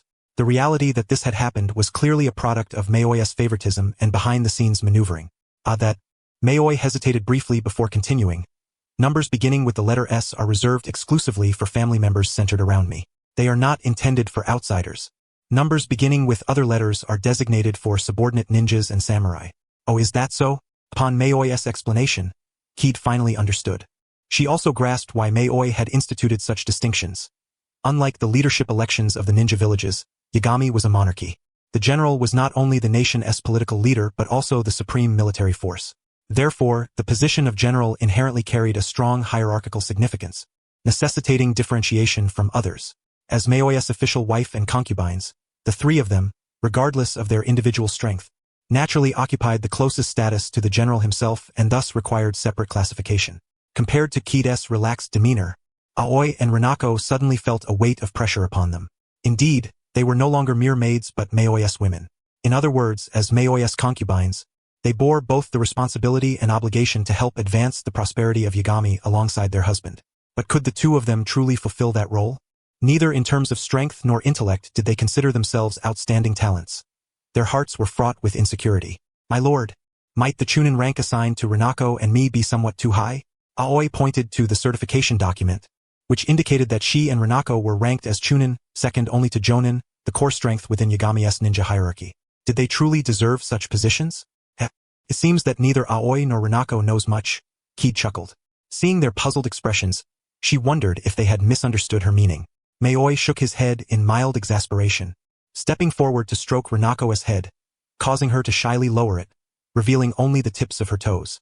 "Do not belittle yourselves. From the perspective of ninja capability, both of you are more than qualified to serve as Chunin. In fact, most ninjas in Yagami are quite weak. 70% of them can only be rated as genin. The two of you, once you apply yourselves earnestly, can defeat any one of the 70%. Upon hearing Yayoi's explanation, Aoi and Rinko's eyes widened in astonishment. Disbelief etched across their faces. Could the Night Country's ninjas truly be so feeble? From what they knew, their husbands were formidable beings capable of capturing tailed beasts. In their youth, they had even dismantled the regimes of two nations and established their own country amidst the ruins. Moreover, Iruri, who stood by her husband's side, wielded ice-style ninjutsu that could instantly freeze an entire sea. Such overwhelming power might not intimidate great powers, but for smaller nations it was an insurmountable chasm. Although ninja villages had begun to emerge, the era of the ninja clans had not entirely passed. The ninjas under their husbands' command varied greatly in strength, some exceptionally powerful, others notably weak. This was the flaw born of lacking a systematic teaching methodology. After disseminating chakra refinement techniques, most of the Night Country's ninjas relied on innate talent to grow. With casual words, Kaide struck right at the Night Country's greatest vulnerability. Indeed, although Yayoi generously shared the chakra refinement techniques with her subordinates, there was ultimately no systematic teaching method, and the various ninjutsu materials were severely lacking. This implied that to truly become powerful ninjas, one had to depend on innate talent. Take Kakuzu, for example, with the same chakra refinement, where ordinary people might take days or even longer, he needed only half a day or even less to complete it. He could extrapolate from one thing to many others, training independently with ease. Or take Kurobi. Though he lacked ninjutsu, his formidable chakra control and externalization techniques allowed him to hone his swordsmanship to perfection. He relied on extraordinary swordsmanship and tangible chakra control talents beyond the common man. Even Yayoi herself was such a genius. After all, the wandering ninja she had taken in were only of mid-level ninja rank. As long as they mastered the basic chakra refinement techniques, they could quickly grow stronger with this initial capital. As for those with average talent, it was not that Yayoi did not wish them to become strong, but that it was currently impossible. Without systematic textbooks and teaching methods, lacking top-tier instructors, along with various objective and subjective factors, the Night Country's ninja forces saw nearly 70% used as cannon fodder to fill ranks. The mid-tier chunin were equally scarce. Like the jonin, the core chunin of the Night Country remained largely composed of those born into ninja clans. Is that so? Aoi and Rinko exchanged glances, realization dawning. Were they truly this strong? Could they surpass 70% of the Night Country's ninjas? Indeed, the two of you have awakened the Byakugan, and your gentle fist fundamentals are solid. For ordinary genin, your combat power is already beyond the norm. Yayoi sighed with admiration.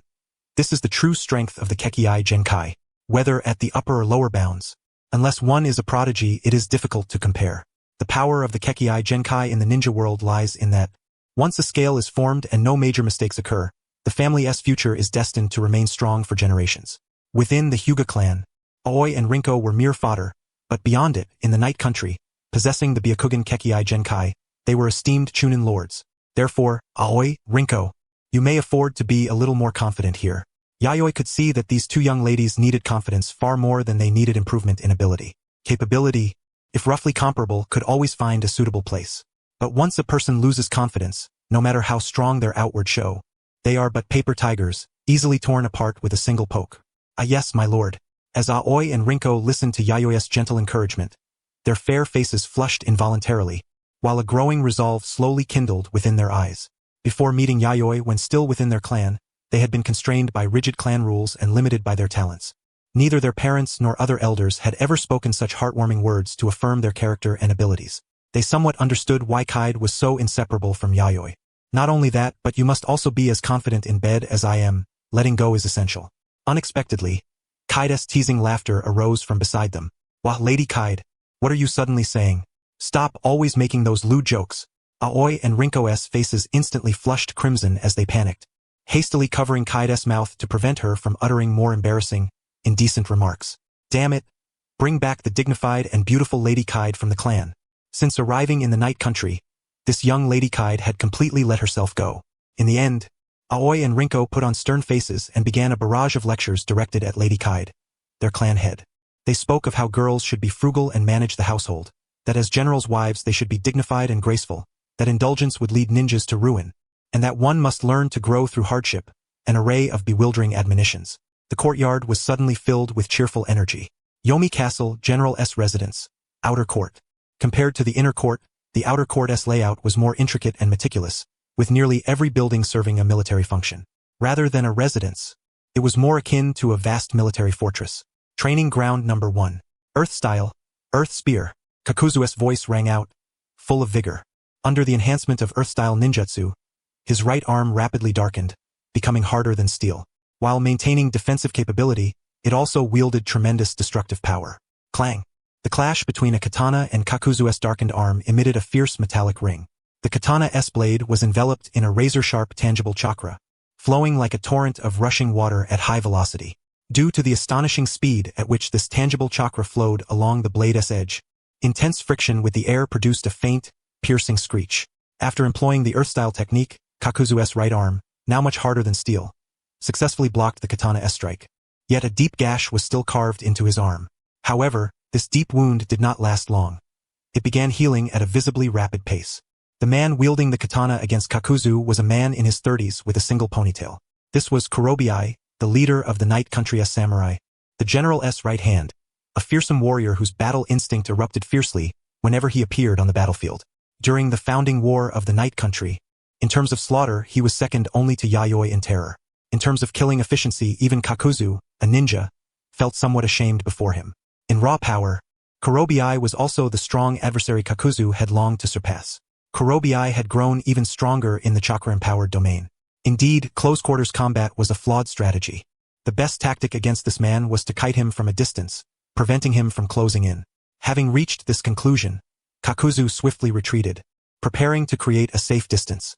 Yet Kurobi seemed like a persistent thorn. As Kakuzu made this move, Kurobi abruptly flashed before him, reversed his grip on the sword, and fiercely thrust the tip toward Kakuzu's body. There was no other choice. Kakuzu once again employed his earth-release earth spear, extracting a considerable amount of chakra in one breath to harden the area that was about to be pierced. Ding! He blocked Kuhiai's attack once more, sustaining a wound on his body, then left water traces beneath his feet and swiftly broke away from Kuhiai. Having utilized water release, water body flicker, Kakuzu's speed was now far superior to before. As his body landed, he quickly formed hand seals and thrust both palms forcefully onto the ground. Earth release, earth split palm. The earth tore apart, with chunks of rock either sinking or protruding upwards, instantly creating a terrain of varying elevations. Kuhiai, charging towards Kakuzu, was momentarily impeded by the suddenly altered landscape. Then, brandishing his katana, he slashed through the air, producing a chilling, tangible sword energy that surged towards Kakuzu at an astonishing velocity. The flying sword energy roared like a beast, and the gust it carried caused Kakuzu's clothing to flutter violently. The wind pressure accompanying the roaring sword energy also held a formidable deterrent effect. It was used to immobilize the opponent's body, rendering movement difficult. Though not a ninjutsu, by controlling the airflow through tangible sword energy, it created a binding effect akin to a restraint technique. Earth release, earth flow wall. Realizing the danger, Kakuzu unleashed a powerful chakra burst, dispersing the intense wind pressure that had arrived even before the sword energy. Then, swiftly forming hand seals, he struck the ground with his palms, executing an earth technique. A towering earth wall, 1 meter thick, sprang up before Kakuzu. Boom! The sword energy flying from Kuhiai's katana struck the towering earth wall, leaving a deep scar several meters long. At the moment of impact, an explosion was triggered, scattering a vast amount of soil dust, which billowed into thick clouds. The sword energy extended from the earth wall down to the ground, carving a half-meter deep groove that was truly striking. Fortunately, Kakuzu had invested more chakra into the earth flow wall. Otherwise, an ordinary earth flow wall, less than half a meter thick, would have been effortlessly cleaved by the power of Kuhiai's sword energy, even if it wasn't a full-force close-range slash. Considering this, Kakuzu had deliberately fortified the wall's thickness by extracting more chakra. In that case, he would use the ninjutsu he had recently acquired. Water release, Tengu Cannon. Kakuzu's combat awareness and experience were not to be underestimated. As if anticipating Kuhiai's appearance on the right side, he formed hand seals with both hands, opened his mouth, and expelled a water sphere less than 20 centimeters in diameter towards the right. Kuhiai, attacking from the right, widened his eyes sharply. His keen perception, honed between life and death, immediately prompted him to dodge sideways, abandoning the idea of slashing the water sphere with his katana. Although it appeared no different from an ordinary water balloon and was incomparable in size to the fireballs produced by fire release. Great fireball technique. A warrior's instinct warned him that recklessly cutting this water sphere would lead to peril. Sure enough, boom. On the training ground, A small mountain used to simulate real combat instantly erupted into a loud explosion the moment it was struck by the water sphere. A massive cloud of dust and thick smoke spread out, nearly enveloping the entire training area. The terrifying shockwave that tore through the earth and swept away boulders rolled and surged in all directions. Some small flying stones even struck Kuhiai's body, producing a rustling sound. When the dust settled, Kuhiai barely opened his eyes and gasped. The solid mountain, originally 30 meters tall, now bore a hemispherical pit over 10 meters in diameter, as if a chunk had been gouged out. The core of the mountain, directly hit, had been pulverized into dust, drifting through the air. The astonishing destructive power was unimaginable for a water sphere less than 20 centimeters across. Had the power been any greater, the entire small mountain would have collapsed with a thunderous crash. All of this was caused by a water sphere that looked utterly unassuming in both power and appearance. This water release technique was deceptively formidable. Kakuzu, you bastard, using such a dangerous move. Are you trying to kill me? Kuhiai's face broke out in a cold sweat, his heart still trembling. If not for his keen instincts, he might have been undone by this technique. Although his body, honed through countless trials, would not succumb to death, it was foreseeable that he would spend at least half a month bedridden in the hospital, and his arms gripping the sword might suffer severe fractures. Ooh, sorry. I didn't quite control the power of this technique well. Kakuzu smiled sheepishly, having not anticipated that extracting such a large amount of chakra to execute this technique would amplify its power to this degree, even startling himself. 2 months ago, through Earth Grudge Fear, he finally obtained his first heart. The opponent was a ninja who had fled to the land of night. The water release, Tengu cannon they wielded had caused him considerable trouble. Ultimately, Kakuzu, relying on his greater chakra reserves, dragged the fight until the opponent was utterly exhausted and barely subdued. Then, using Earth Grudge Fear's vascular tendrils, he seized the opponent's heart and acquired this water release Tengu cannon technique that so captivated him. His power did not disappoint. Even Kuhiai, a formidable warrior who could casually cleave through ninjutsu, dared not take this attack head-on. Against large, tough summons, this water release could inflict tremendous damage. Moreover, due to Yayoi's modifications to Earth Grudge Fear's capabilities, even stolen ninjutsu could be wielded directly by Kakuzu himself, without the need to release a clone first to use the acquired technique. Forget it, no more fighting. Your water release is too powerful, I don't want to end up covered in wounds. Kuhiai sheathed his katana, deciding to end the battle. Beneath Kakuzu's mask, the corner of his mouth twitched slightly, clearly perceiving Kuhiai's true apprehensive state. After all, if the fight continued, Kakuzu's chances of victory would only increase. Not to mention, he had yet to employ Earth Grudge Fear's tendrils in coordinated combat. Otherwise, with Earth Grudge Fear's tendrils causing interference alongside that water release technique, Kuhiai would be utterly unable to evade the surprise attack.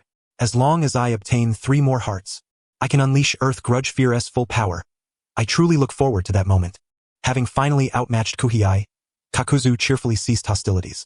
Next, he planned to focus on ninjas skilled in powerful lightning, wind, and fire release techniques. Once he secured their hearts, he could seize their techniques and wield all 5 elemental natures at will. At that stage, he might even attempt to challenge the tailed beasts. Speaking of which, Kakuzu, you really have grown fast. Only 1 year has passed, and you've caught up to me. Kuhiai sighed with emotion. In past confrontations, Kakuzu had never once defeated him. A year ago, they had sparred, and the result was obvious. Kakuzu was chased all over, unable to cast a single ninjutsu. Yet unexpectedly, in just 1 year, Kakuzu had made remarkable strides, surpassing him in 1 leap. Not only in ninjutsu but even in taijutsu, there had been a qualitative improvement. Previously, even when Kakuzu used water release, water body flicker, he would be pursued relentlessly and suffer greatly. As for the recent battle, had it continued, there was no doubt that Kuhiai would have lost. However, that technique just now, it wasn't originally yours, was it? Kuhiai paused, his gaze carrying a note of inquiry. Though puzzled, Kuhiai was certain of something. Can you discern it? Kakuzu was slightly astonished. I am aware of your proficiency with water release techniques. However, the water release just now was unlike anything you could have developed on your own, especially within such a brief span of time. After all, your specialty lies in Earth Release ninjutsu. Although not a ninja himself, Kurobe's perceptiveness surpasses that of many shinobi. To manipulate water nature chakra transformation to the devastating effect just demonstrated, under normal training progression, it would take at least another 2 or 3 years for Kakuzu to reach such a standard. Kakuzu was speechless. The truth was undeniable. Despite his remarkable talent, such mastery over water release jutsu was not something casually invented. A single strike capable of leaving such a crater in a solid mountain towering over 30 meters with the core impact pulverized to dust. If a tailed beast were to endure this blow directly, it would undoubtedly suffer pain and a muffled groan. This is a forbidden technique bestowed upon me by Lord Yayoi. The water release technique just now was something I seized from another, Kakuzu finally explained. As for further details, he found it inconvenient to disclose more. It was not a matter of mistrust toward Comrade Kurobe, but rather the very nature of shinobi existence. The secrets of ninjutsu, at times, cannot be fully revealed even to one's own allies, not out of suspicion, but to prevent intelligence leaks. I see. Then it is no wonder. Lord Yayoi indeed always produces peculiar and strength-enhancing artifacts. But are you truly unscathed by this forbidden technique? Kurobe regarded Kakuzu with a worried gaze.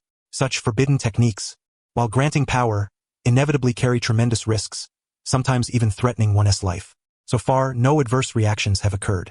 Barring unforeseen circumstances, this forbidden technique is highly compatible with me, Kakuzu replied, though a note of caution lingered in his tone.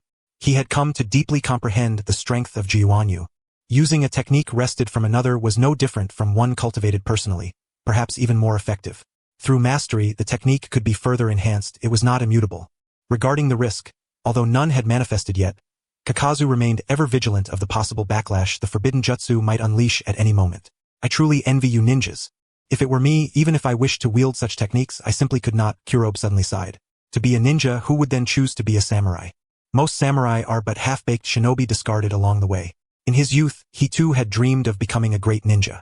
Unfortunately, his talent for ninjutsu and jinjutsu was abysmal. Though Lord Yayoi had taught him some introductory ninjutsu, he remained utterly perplexed, unable to grasp the principles behind ninjutsu and jinjutsu. Resolutely, he chose a singular path, to relentlessly train his chakra and swordsmanship. He aimed to prove that even if he could not become a ninja, he could nonetheless become a formidable warrior worthy of respect through taijutsu and kenjutsu alone. Kakuzu offered no response. Comforting now seemed only to reopen old wounds for his friend. So you two are both here after all. Perfect. It saves me the trouble of searching for you one by one. A voice appeared silently on the training ground. Lord Yayoi. Kakuzu and Kurobe followed the source of the voice, abruptly turning to look nearby with surprise. There stood Yayoi clad in travel-worn ninja attire, accompanied by a black coat emblazoned with red spider lily patterns. Beside him was a young kunoichi, Kido.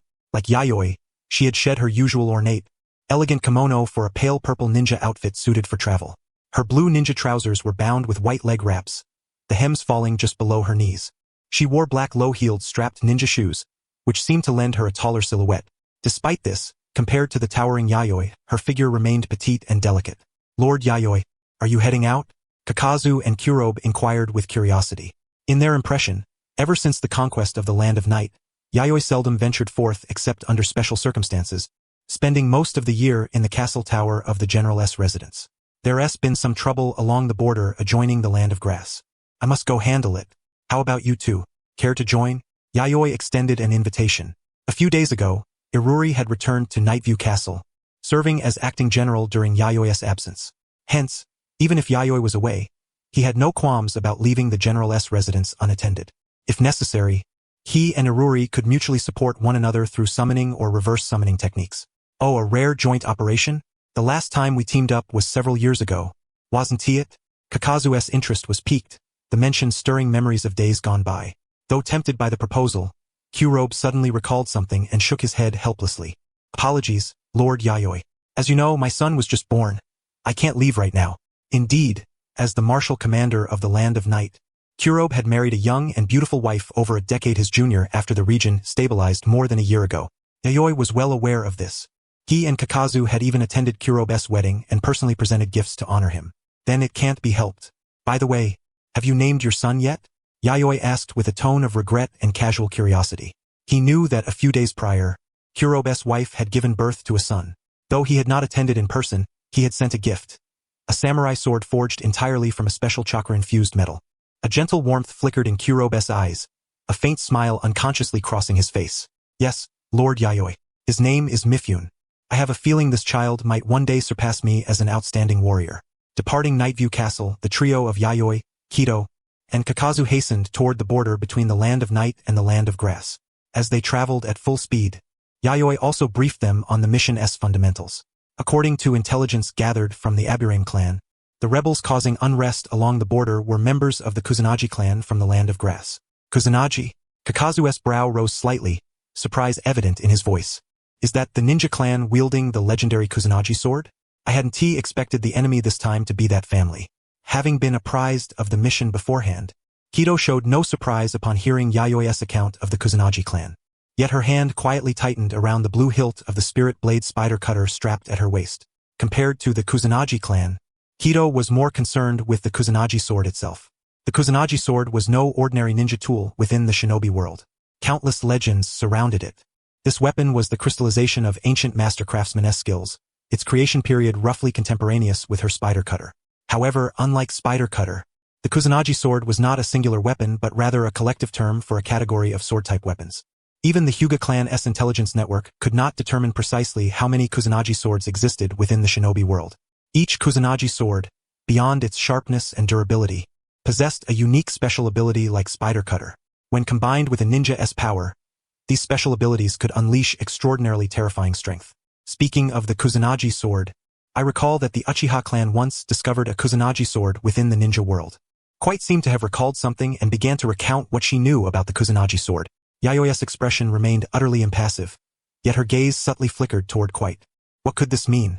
It is said to be a spiritual weapon of the Kusanagi sword without a physical form, sealed within the Uchiha bloodline by the clan's ancestor through forbidden techniques. If a suitable host is found, that Kusanagi sword would manifest in its true form within the Uchiha's Sharingan.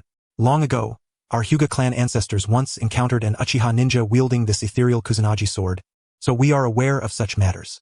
The abilities of that Kusanagi sword are believed to be related to sealing jutsu. As Quite narrated, Yayoi subconsciously associated this with the Tatsuka blade used by Itachi Uchiha in the original work. Orochimaru had sought this legendary artifact for many years but to no avail.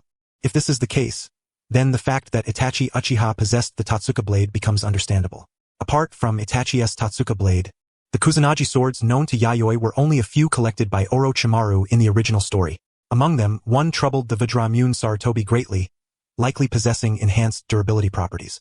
Another appeared during a clash with Naruto Uzumaki in his four-tail state, capable of freely extending and retracting at will.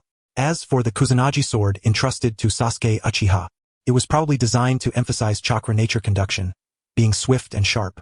Though these three Kusanagi swords were formidable in their own right, compared to the Tatsuka blade, the ones collected by Orochimaru paled in comparison. Since this Kusanagi sword lies in the hands of the Uchiha clan, it can be immediately ruled out that the Kusanagi clan has not yet attained the capacity to wrest anything from the Uchiha. Yayoi offered her judgment, her tone betraying little regard for the Kusanagi clan, the wielders of the Kusanagi sword. The Kusanagi clan, who have dwelled for generations in the land of grass, although bearing the Kusanagi sword as their family name, in truth, their sole connection to the sword was that their ancestor obtained one over 2 centuries ago. Thereafter, the ancestor adopted the Kusanagi sword as the family name and founded the Kusanagi clan of the land of grass. Setting aside such divine weaponry as the Kusanagi sword, the clan's overall strength at its peak was merely that of a second or third-tier ninja clan. No systematic secret techniques were passed down within the family.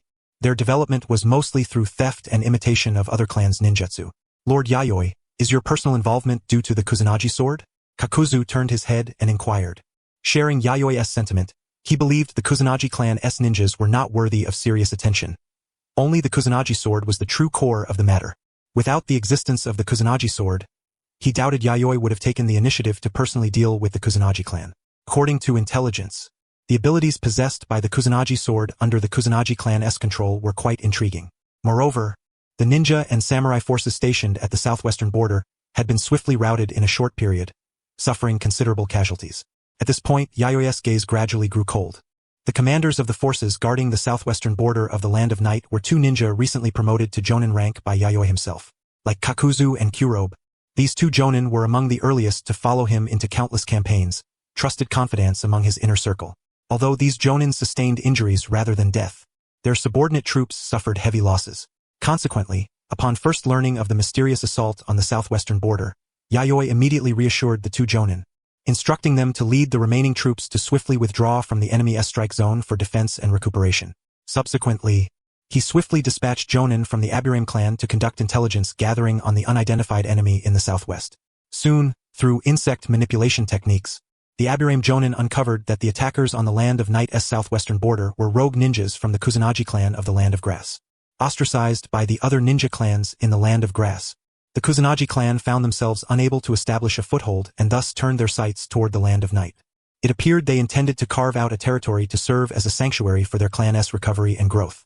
Their choice to wage undeclared war against the Land of Night by attacking the southwestern military base likely also served as a probe into the Land of Night's military strength.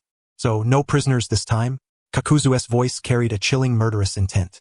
Yayoi remained silent, but the icy demeanor etched upon his face spoke volumes. Thereafter, the three ceased speaking and hastened their advance. At 3 o'clock in the afternoon, the trio arrived at a forested area along the southwestern border of the Land of Night. General, a shadow flickered before them. Around Yayoi's age, clad in a black trench coat and sunglasses, distinctive adornments of the Aburame clan, stood the Aburame Jonin previously assigned to investigate the Kusanagi clan's intelligence. Thank you for your efforts. Yodoto, the Kusanagi clan's wanderers have not yet departed. Have they? Yayoi called out the name of the Aburame ninja before him.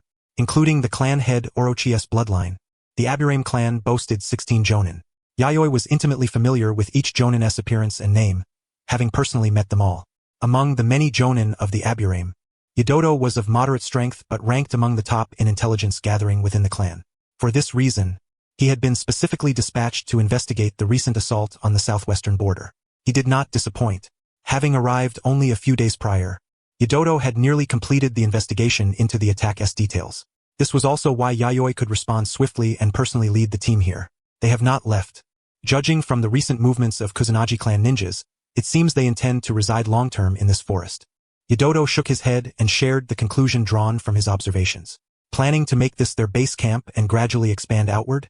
I wonder whether they are confident or utterly foolish. Kakuzu's voice was cold, silently passing death sentences upon all Kusanagi clan ninjas. Then we shall conclude this swiftly.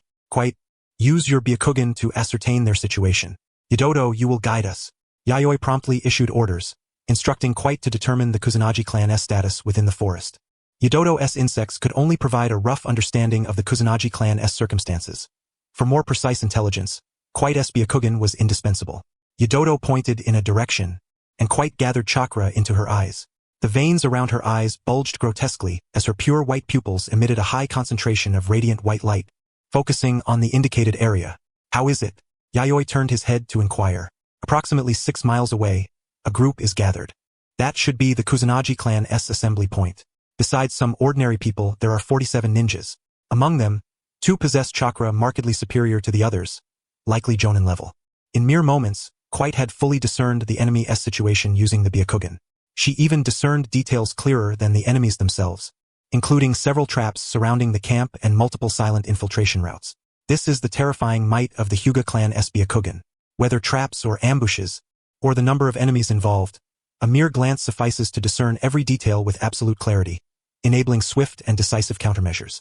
This unscrupulous tactic, permitting only the Hyuga clan to ambush others while denying any chance for others to ambush them, is one of the foundational pillars underpinning the Hyuga clan's enduring strength and prominence within the ninja world over the centuries. Upon hearing this, Kakuzu remained silent, while Yanada Yoto cast a surprised glance at Quitten. He had never imagined that Quitten's Byakugan could perceive details as far as 10 kilometers away. Even when focusing on a single direction to extend her range, such capability was beyond the reach of ordinary Hyuga ninja. To his knowledge, many adult Hyuga warriors could only extend their Byakugan's range to about 6 or 7 kilometers. Quitten's relaxed and effortless demeanor suggested that 10 kilometers was evidently far from her limit. Let us commence our operation. The 4 members of Yayoi swiftly mobilized and set out toward their destination. 10 kilometers, while not a mere blink of an eye for a ninja, was certainly not a great distance, especially considering that no one among the 4 was of a rank lower than jonin. Move the timber from here to there. Transport all the food supplies and vegetables to the warehouse, preserving them carefully. Remove the bloodstains from the deceased beasts promptly, and skin their pelts intact. A man nearing 40, exuding an air of composed authority, methodically directed the clan members within the camp. Though he did not labor personally, managing such a large group to develop the encampment was no trivial task. Before long, sweat beaded heavily upon his face. He seized the water flask at his side and gulped deeply to quench his thirst. He was none other than Kusanagi Sarayu, the current head of the Kusanagi clan.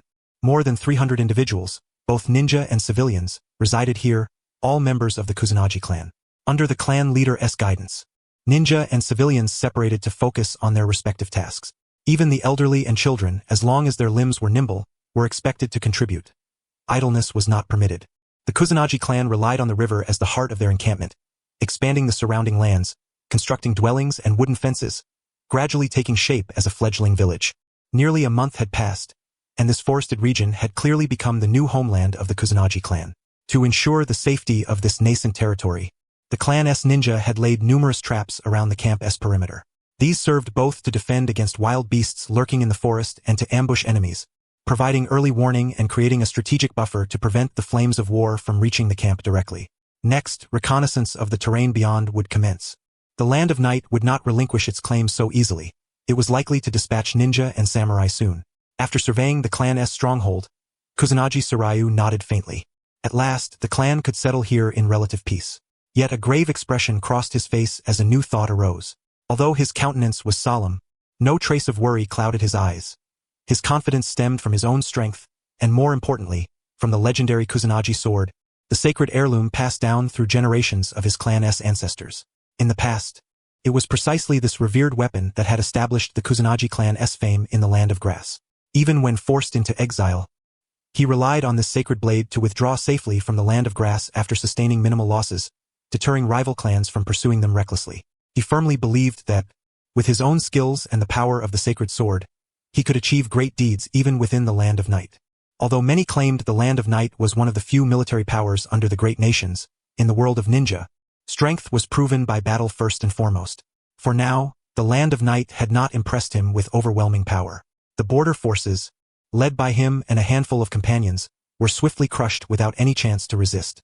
If only I could attain the rank of general, Kusanagi Sarayu mused, a fierce ambition flickering in his obsidian eyes. He yearned for the position of sovereign. With that, the Kusanagi clan would rise to greatness once again under his command. As he indulged in these hopeful visions, a sudden explosion shattered the camp's tranquility with a deafening roar. Several more blasts soon followed. Houses erupted in flames, and the shock waves spread outward, eliciting cries of anguish. Some civilians, not even ninja, lost their lives amidst the fiery inferno. The noise was caused by detonated explosive tags. An enemy assault. The thought flashed instantaneously in Kusanagi Sarayu's mind. Impossible. The perimeter traps had not even been triggered yet. How could this be? His eyes widened in shock. Someone had managed to slip past the camp's stringent defenses without setting off a single alarm. Even if he himself attempted to breach the outer traps, it would cost him dearly. Yet Kusanagi Sarayu reacted swiftly. Regardless of the circumstances, the enemy had reached the heart of the camp and must be expelled immediately to minimize losses. Enemy attack! Enemy attack! The other ninja of the Kusanagi clan shouted loudly, scouring the area for intruders. Earth release! Yomi swamp! A deep, ominous voice sounded from somewhere, transforming a patch of land into a mire that swallowed several ninja and more than a dozen ordinary clan members of the Kusanagi clan. Trapped and unable to escape, they could only watch helplessly as the bottomless swamp claimed them. Damn it! Stop this at once! Kusanagi Sarayu surged forward, determined to assist and identify the assailant to halt the Earth-style ninjutsu. These were the future of the Kusanagi clan. They could not perish here. 8 trigrams air palm. Accompanied by a chilling female voice, Quitten emerged swiftly from the shadowy forest nearby, clad in a pale lavender ninja outfit. Her right palm thrust forward fiercely, fingers curled into a tiger claw posture. A potent surge of chakra concentrated at the center of the curled tiger claw before being unleashed instantaneously. The air trembled with a sound akin to an explosion as her strike flew directly toward Kusanagi Sarayu's body. Boom! His complexion changed drastically as he leapt aside. The force of the blow struck a stone wall, tearing a gaping, alarming hole. Debris cascaded down, and countless fragments scattered in all directions. Byakugan? Kusanagi Sarayu's eyes widened as he beheld Quitten, her attack imbued with a piercing, lethal intent, and especially those strange eyes radiating pure white light. His astonished exclamation escaped involuntarily. Suddenly, what had perplexed him became clear. With the aid of the Byakugan, the traps he had laid around the camp's perimeter were effectively rendered useless. I heard rumors that the general of the Land of Night has allied by marriage with the Hyuga clan. I thought it was mere hearsay, but cold sweat streamed down Kusanagi Sarayu's face, and his previously composed demeanor gave way to unease. He had never imagined that the illustrious Hyuga clan would truly intermarry with the Land of Night. It was no wonder he had doubted the rumor. Upon reflection, it was indeed an astonishing development. The Hyuga clan was a venerable noble family, while the general of the Land of Night hailed from humble origins, an orphaned vagabond, scarcely even a commoner, who had once scurried through the underground black markets seeking money in squalid conditions. Even after rising to general, Many secretly scorned his lowly background, deeming him no more than a fortunate lowborn. Yet, unexpectedly, the Hyuga clan had truly allied with him through marriage. Ninjas who claimed to hail from noble and orthodox clans should value lineage and status above all else. Shouldn't they? Kusanagi Sarayu found himself unable to comprehend this, yet he was acutely aware that matters had now escalated beyond control. He had not anticipated the Night Country's retaliation to be so swift and ferocious. Ignoring Kusanagi Sarayu's words, Kid thrust her foot forcefully against the ground, propelling her body forward in a sudden burst. Her ninja attire featured sleeves that were wider and more relaxed than those of ordinary ninjas, designed not only for aesthetic grace, but also to ensure unimpeded movement. Thus, as Kid launched herself with butterfly-like grace, her astonishing speed was complemented by the flowing sleeves that served to bewilder her adversaries. So beautiful, Kid's flight, reminiscent of a dancing butterfly, was like that of a divine maiden descending to the mortal realm, pure, untouchable, and sacred. The thought had barely formed in Kusanagi Sarayu's mind when he was abruptly jolted awake. No, it's an illusion. Bagua palm reversal. Seeing that Kusanagi Sarayu had stepped into her domain of gentle fist technique, Kid swung her arms with precision. Instantly, a stream of chakra surged forth from her palms as her body began to twirl. The swirling chakra coalesced rapidly into a massive orb centered on Kid, rotating at high velocity. The powerful airflow generated by the rapid rotation created a fierce suction, violently pulling Kusanagi Sarayu toward the spinning chakra sphere. Should he be caught within it, his body would be riddled with grievous wounds, unable to withstand the onslaught. Moreover, the gentle fist technique inherently possessed the perilous ability to seal the meridian system, rendering it an exceedingly lethal weapon against any ninja. Kid's lethal yet elegant dance ceased, her raven-black hair settling gently as she paused. Her pale eyes narrowed slightly, fixing a gaze upon Kusanagi Sarayu, who, despite being ensnared by her reversal palm, had managed to retreat with composure. At some unknown moment, Kusanagi Sarayu's palm had come to grip a katana with a pale crimson hilt and a straight blade. The sword was slender and shorter than a typical katana, its design seemingly tailored for a female wielder. Now, held in the grasp of a towering man like Kusanagi Sarayu, it appeared somewhat incongruous. The chakra that had been swirling in the reversal palm seemed to vanish suddenly. Kid's mind raced swiftly, and she soon uncovered Kusanagi Sarayu's true nature. As expected, the katana in his hand was the legendary Kusanagi sword, passed down through generations of the Kusanagi clan. What a perilous ability. It not only incorporates illusionary techniques within its movements but also conceals a finishing move that, without this very Kusanagi sword, would likely have resulted in my instant demise. Is this the power of a bloodline limit? Truly, it sends chills down one's spine. Kusanagi Sarayu forced a smile that did not reach his eyes, his tone laden with envy and admiration. How beautiful and terrifying the bloodline limit is. Because of such existences, clans like ours remain forever in the shadows, mere pawns in the grand conflicts among the great houses. He did not believe his own strength inferior to Kid's, yet the stark reality was that a single encounter had nearly ended his life. This deeply unsettled him. Rather than that, the katana in your hand is the more peculiar matter. It must have consumed my chakra just now. Though Kid harbored doubts, her words carried unmistakable certainty. Despite being only 17, she was a prodigy of the Hyuga clan and an elite who had repeatedly emerged from the jaws of death. Coupled with the Byakugan's power, she needed but a glance or a single touch to make an accurate assessment, provided the ability was not extraordinarily strange. Did you see it with your Byakugan? Indeed, this Kusanagi sword possesses the unique ability to devour chakra. As long as I wield this blade, no ninja can defeat me. In other words, your gentle fist technique is ineffective against me. Although Kusanagi Sarayu respected the Byakugan's power, he did not fear it. In his eyes, Kid was merely another formidable foe he had encountered in the past, strong, yet destined to be slain swiftly by his Kusanagi sword. This ancestral sacred weapon could erase the gap between himself and bloodline limit ninjas, even surpassing those who relied solely on their hereditary powers to flaunt their might. Kid remained silent. If that is so, then indeed the effectiveness of the gentle fist would be greatly diminished. After all, a ninja's taijutsu relies on chakra to enhance its power. Or rather, the more skilled a ninja is in taijutsu, the greater their chakra requirements. You are right, but before Kusanagi Sarayu could inquire further, his body suddenly froze, immobilized. A chilling sensation crept along his spine, penetrating through the skin to forge a direct connection with his meridian system. It's over now, clan leader. Wait. Before Kusanagi Sarayu could finish his words, Kid's butterfly-like figure gracefully descended before him. A gentle breeze brushed past as her slender palm pressed against his chest. Thud. A faint sound of a palm strike echoed through the air. Kusanagi Sarayu's face turned ashen. He coughed involuntarily as blood poured from his mouth. His heart felt as if it had been pierced by a blade, then savagely shredded and torn apart. The muscles in his face twitched uncontrollably, racked by unbearable pain. Most crucially, his entire chakra network was rendered inoperative, his meridian system completely sealed by Kii's gentle fist technique. Since the heart is the core of the meridian system, severing the meridians at this point prevents a ninja from mobilizing or refining chakra. Kii's gentle fist had robbed him of any chance to wield the Kusanagi sword for a final counterattack. Damn it, the hidden ability of the Kusanagi sword. I have yet to unleash it. Otherwise, consciousness would have, no matter how much hatred and unwillingness churned within.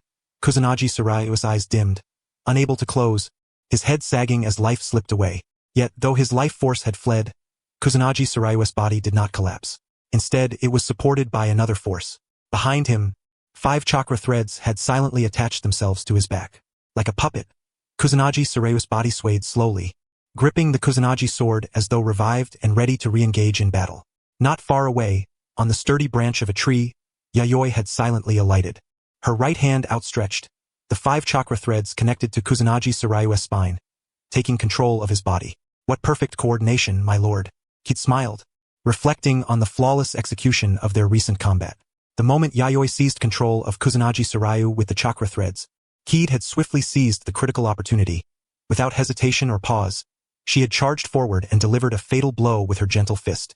The entire sequence unfolded in the blink of an eye. Kusanagi Sarayu likely had no time to react. He might not have even perceived Yayoi's presence before being slain. Humph. I never expected the puppet technique to unfold so smoothly. All his vigilance was focused on you, Kid. Yayoi was unsurprised by the outcome. Her strength far exceeded Kusanagi Sarayu's, and combined with the element of surprise and coordination with Kid, it was only natural that even with the Kusanagi sword in hand, he would be instantly defeated without detecting a second opponent. The so-called puppet technique she referred to was a puppet-style ninjutsu that creates special chakra threads used to manipulate living bodies like marionettes. Moreover, this ninjutsu can manipulate chakra threads to disrupt the target's meridian system, endowing it with a certain degree of control. This explains why Sarayu Kusanagi's body became rigid and immobile the instant he was struck by his puppet technique. The chakra threads interfered with his internal meridian system, thereby impairing his physical movements. He was so fixated on my Byakugan and gentle fist that perhaps until his final breath, he still believed I was the commander of the Night Country's operation. Kaido summarized the reasons behind Sarayu Kusanagi's defeat. Now, the conclusion could proceed smoothly. Yayoi leapt down from the branch, releasing the chakra threads from her fingers, which then danced nimbly like a string figure. Under Yayoi's manipulation, the corpse of Sarayu Kusanagi, still warm, moved as if alive, exhibiting even greater agility than before his death. Clutching the Kusanagi sword, his figure nimbly leapt forward, charging into the distant firefight, carrying out the final extermination of the remaining Kusanagi clan members. Approximately 10 minutes later, the Kusanagi clan's stronghold had been reduced to a blazing inferno. Alongside Sarayu Kusanagi, the clan leader, a total of 47 ninja and over 200 ordinary clan members lay dead, their bodies consumed by the flames.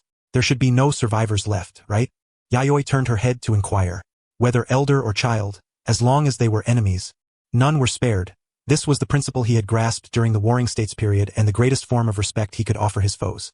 Kakuzu held the body of a woman, another upper-level ninja of the Kusanagi clan aside from Sarayu Kusanagi, who was also the clan leader's wife.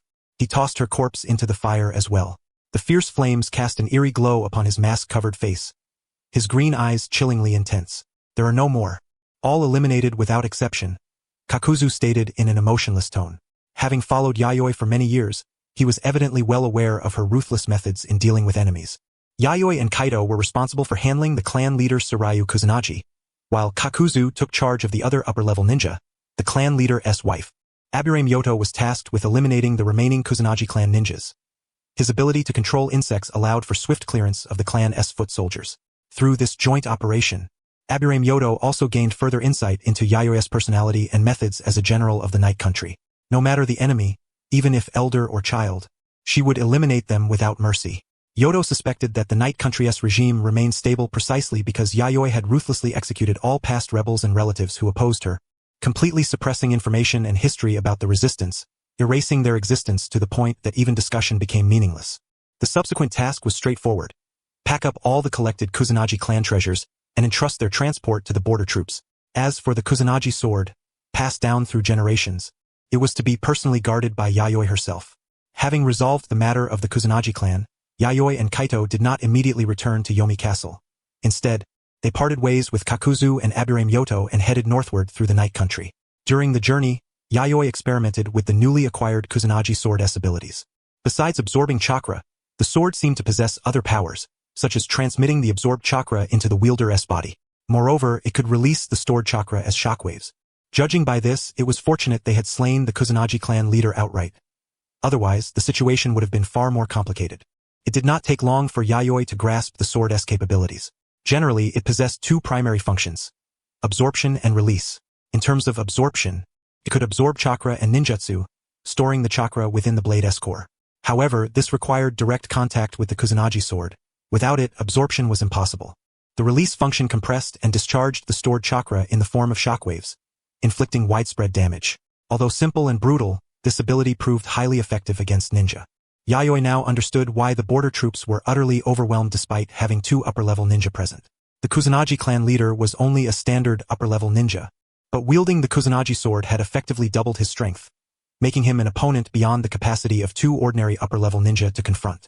The absorption of chakra and ninjutsu, despite requiring direct contact, was enough to frustrate most ninja, preventing them from unleashing even half of their full potential.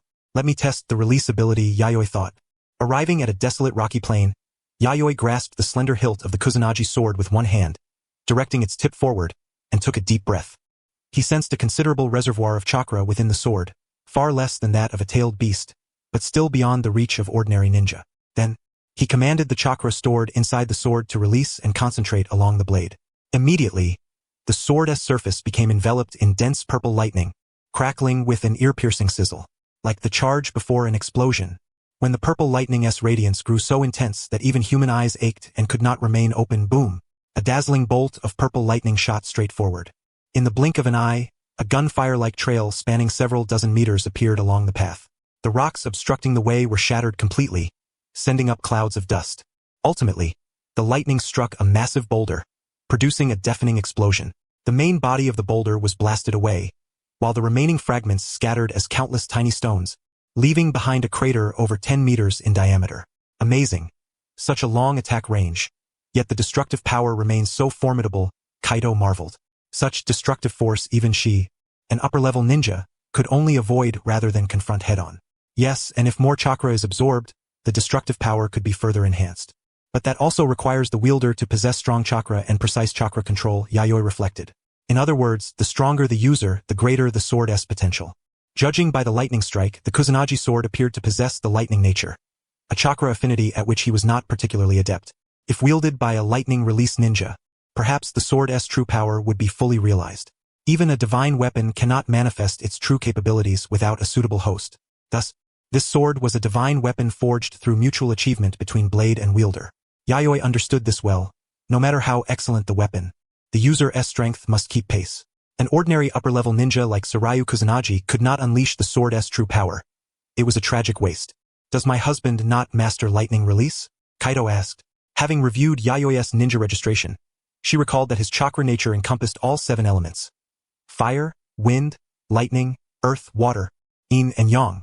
I can use earth, water, fire, and lightning releases, though I've only scratched the surface and never deeply studied them. My greatest expertise still lies in medical ninjutsu and taijutsu, as well as the puppetry arts involving the manipulation and creation of puppets. These 3 disciplines alone have consumed a vast amount of Yayoi's time and energy.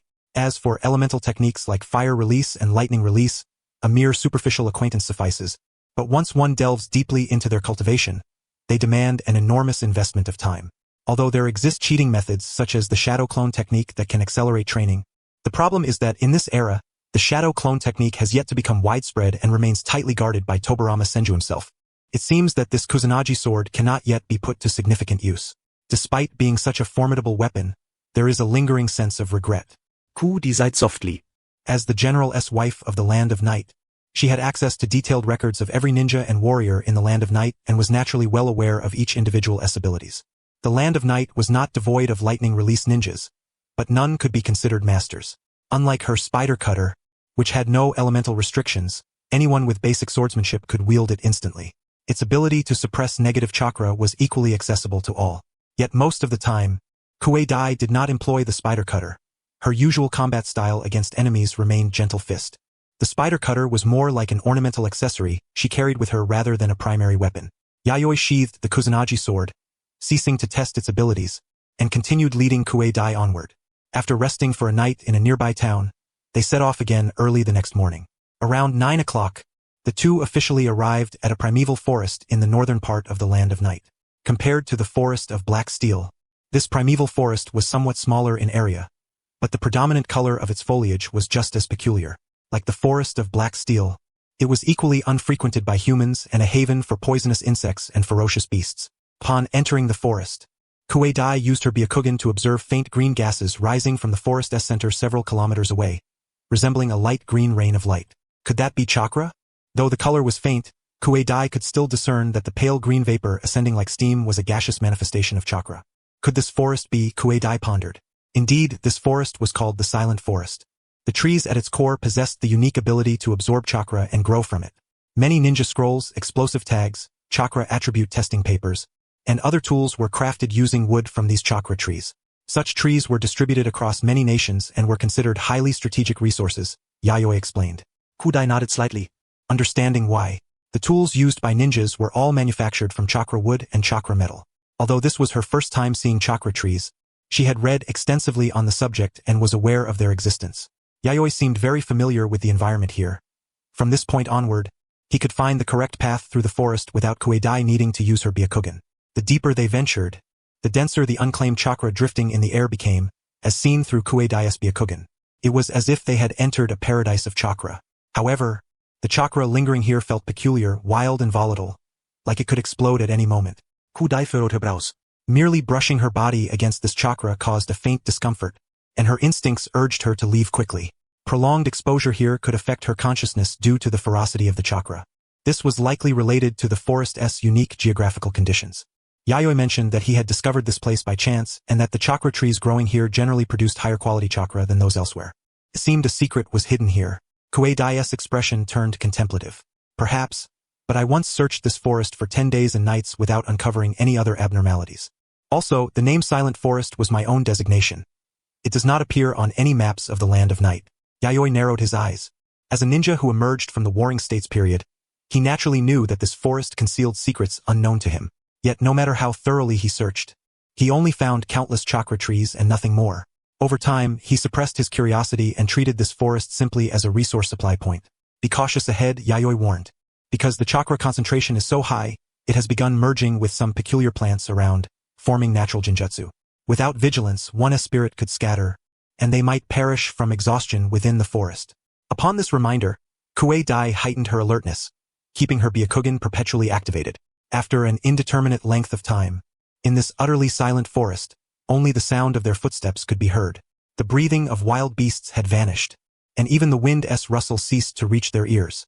It was as if they had stepped into a realm of absolute deathly silence and void. We have arrived. Yayoi's voice suddenly broke the silence deep within the forest. Kuei-dai shook her head, striving to remain clear-headed, but a chill ran down her spine. This natural genjutsu was so potent that even a jonin of her caliber unknowingly expended a great deal of mental energy. Had she ventured here alone without Yayoi's guidance, the likely outcome would have been mental exhaustion, transforming her into a mindless puppet, aimlessly wandering until she perished from sheer fatigue. Looking around, Kuei-dai saw a lush expanse of trees, all chakra trees. Upon closer inspection, most of the chakra trees here resembled ordinary trees. Some were even more slender and shorter than typical trees, but their colors were more vibrant and verdant, radiating dense chakra and vigorous life force. Some chakra trees had clearly been felled, leaving behind neatly cut roots. However, the felled portions were negligible compared to the total number of chakra trees in this area. Yayoi stopped before the stoutest chakra tree among them. Unlike typical chakra trees, this one was tall and robust, requiring at least 20 people to encircle it with their arms. Its bark shimmered with a peculiar blue radiance. Even more astonishingly, this tree bore only branches, no leaves, appearing bare and gaunt, as if withered and dead, yet it exuded a powerful vitality as if life was surging forth unabated. What a magnificent tree! It must be several centuries old. Kuei-dai gazed upward at this towering chakra tree, somewhat unfamiliar with the growth characteristics of chakra trees and estimating its age roughly based on ordinary trees. This is the place, I believe, Yayoi said as he stroked the tree's bark. Soon he found something and drew a kunai, slashing forcefully. The blue bark split open, revealing a narrow slit from which blue sap flowed, imbued with dense chakra. Yayoi inserted his hand into the slit and discovered a man-made cavity within the tree, barely wide enough to admit a human forearm. After a short while, he withdrew a fist-sized blue translucent crystal from the cavity. The crystal was perfectly spherical, containing a mass of chakra condensed to its extreme. Koidaya's eyes gleamed with a strange intensity. Within her Byakugan vision, the chakra residing in the blue nucleus resembled less an energy force and more the embryonic form of a living organism. She could even perceive the chakra within the round core breathing rhythmically, as if it were an infant. This sensation was not new to Kid. When she previously observed Iruri's body through her Byakugan, she had witnessed something similar. My lord, could this be what you use to create puppet lifeforms? Kid's subconscious conjecture had already solidified into certainty within her heart. Yayoi nodded slightly. This is the chakra crystal I placed here 2 years ago, storing the embryo of puppet life. But more than the chakra itself, what I truly require is the immense vitality of this chakra tree. At last, I can attempt to craft the second automatic puppet. The Kusanagi clan and the Kusanagi sword were merely incidental matters. The true purpose of Yayoi's journey was to nurture the life embryo for creating automatic puppets, nurtured within this place. As Yayoi finished speaking, the once barren and leafless colossal chakra tree began to tremble violently. Under Kid's astonished gaze, this chakra tree, which required the embrace of more than 20 people to encircle, showed cracks emerging across its surface. The fissures widened and the outer layer, as if enveloped in a shroud of blue flames, ultimately dissolved into blue fiery embers that vanished into the air. It has collapsed, Kid murmured softly. The scene of the chakra tree self-immolating and reaching its end was truly breathtaking. Its vitality had been drained completely. Once this chakra crystal was removed, the life of the chakra tree itself came to an end. This was why all its leaves had withered away. Yayoi crouched down where the chakra tree had turned to ash and discovered a black seed, no larger than a fingertip. Even when life reaches its end, it struggles with all its might to leave traces of its existence. Whether beast or plant, life always finds a new path.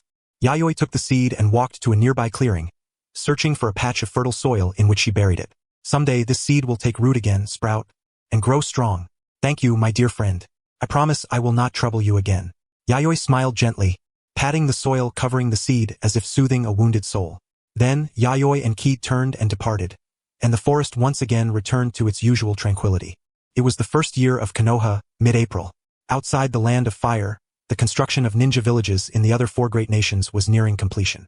The era of one nation, one village had officially commenced among the 5 great nations, becoming a beacon that guided the age's direction. Though this was the grand achievement of the 5 great nations, the ninja world functioned as a whole. Given the vast scale of these nations, such monumental reforms inevitably rippled through the smaller countries as well. If only I had the shadow clone technique, then I could work while training at the same time. In the highest office of the castle tower, Yayoi was processing paperwork as usual. Perhaps because he had been seated for long stretches, and the monotony of paperwork was stifling, his mind wandered to the ingenious utility of the shadow clone technique. Though he possessed other clone techniques, none compared in effectiveness to the shadow clone technique. In terms of experience accumulation, even the Byakugan and Sharingan could not distinguish this. The shadow clone technique was the pinnacle of cloning arts. Other clone techniques could not accumulate experience, and memories from clones did not transfer back to the original upon their disappearance. If ordinary clones handled paperwork, once they vanished, the memories of their work would not be absorbed by the original, easily causing chaos. I must find an opportunity to return to Konoha and negotiate with Senju-Uchiha. Yayoi felt such an opportunity would soon arise. Once the 5 great nations' ninja villages were fully stabilized, the upper echelons of the 5 great ninja villages would undoubtedly convene again for discussions. What trade do you intend to make, father? Iruri entered, carrying a large stack of documents that thudded heavily onto the table. Tilting his head, he looked toward Yayoi. Nothing much. By the way, the paperwork seems to have increased again recently? Yayoi gestured toward the pile, which was over 20 centimeters thick. Given the tense international situation and the simultaneous construction of many large-scale projects domestically, having this much to manage is reasonable. Also, regarding the land of Kyoku, the matter has been resolved. The daimyo family of Kyoku has safely arrived at Yomi Castle, and I have arranged a residence for them. Iruri mentioned the situation concerning the land of Kyoku. Oh, that incident. Yayoi recalled the events that had transpired in Konoha several months prior. He was not surprised at all. A small country without even a colored block on the map disappearing suddenly was hardly shocking, and perhaps hardly anyone even noticed. The outcome was still favorable. The daimyo family of Kyoku, under the protection of ninjas and samurai he had assigned, had safely reached Yomi Castle and intended to settle there. This was the extent of Yayoi's benevolence. He ordered that 80% of the protection fee collected from the daimyo family be distributed evenly among the ninjas and samurai responsible for the mission. After all, they had been out in the field for months and deserved the reward. Though this sum was considerable, it was still negligible compared to matters on a national scale. Rest assured, father. I have already distributed it evenly. Am I the general or am I? You issued no orders, yet you handled it yourself? Yayoi restrained his urge to complain.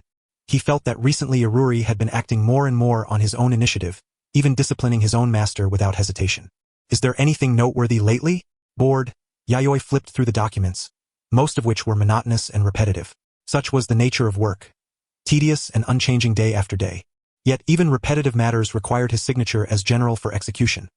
Otherwise management would descend into chaos, destabilizing the nation. There is something, Iruri said earnestly.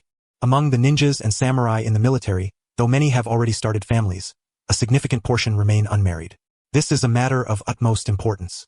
Yayoi scratched his head, his expression growing markedly serious. His greatest foundation of rule in the land of Yomi was the first generation of meritorious retainers who had fought alongside him to establish his domain. For a ruler to maintain long-term governance, he must secure an interest group aligned with his own camp.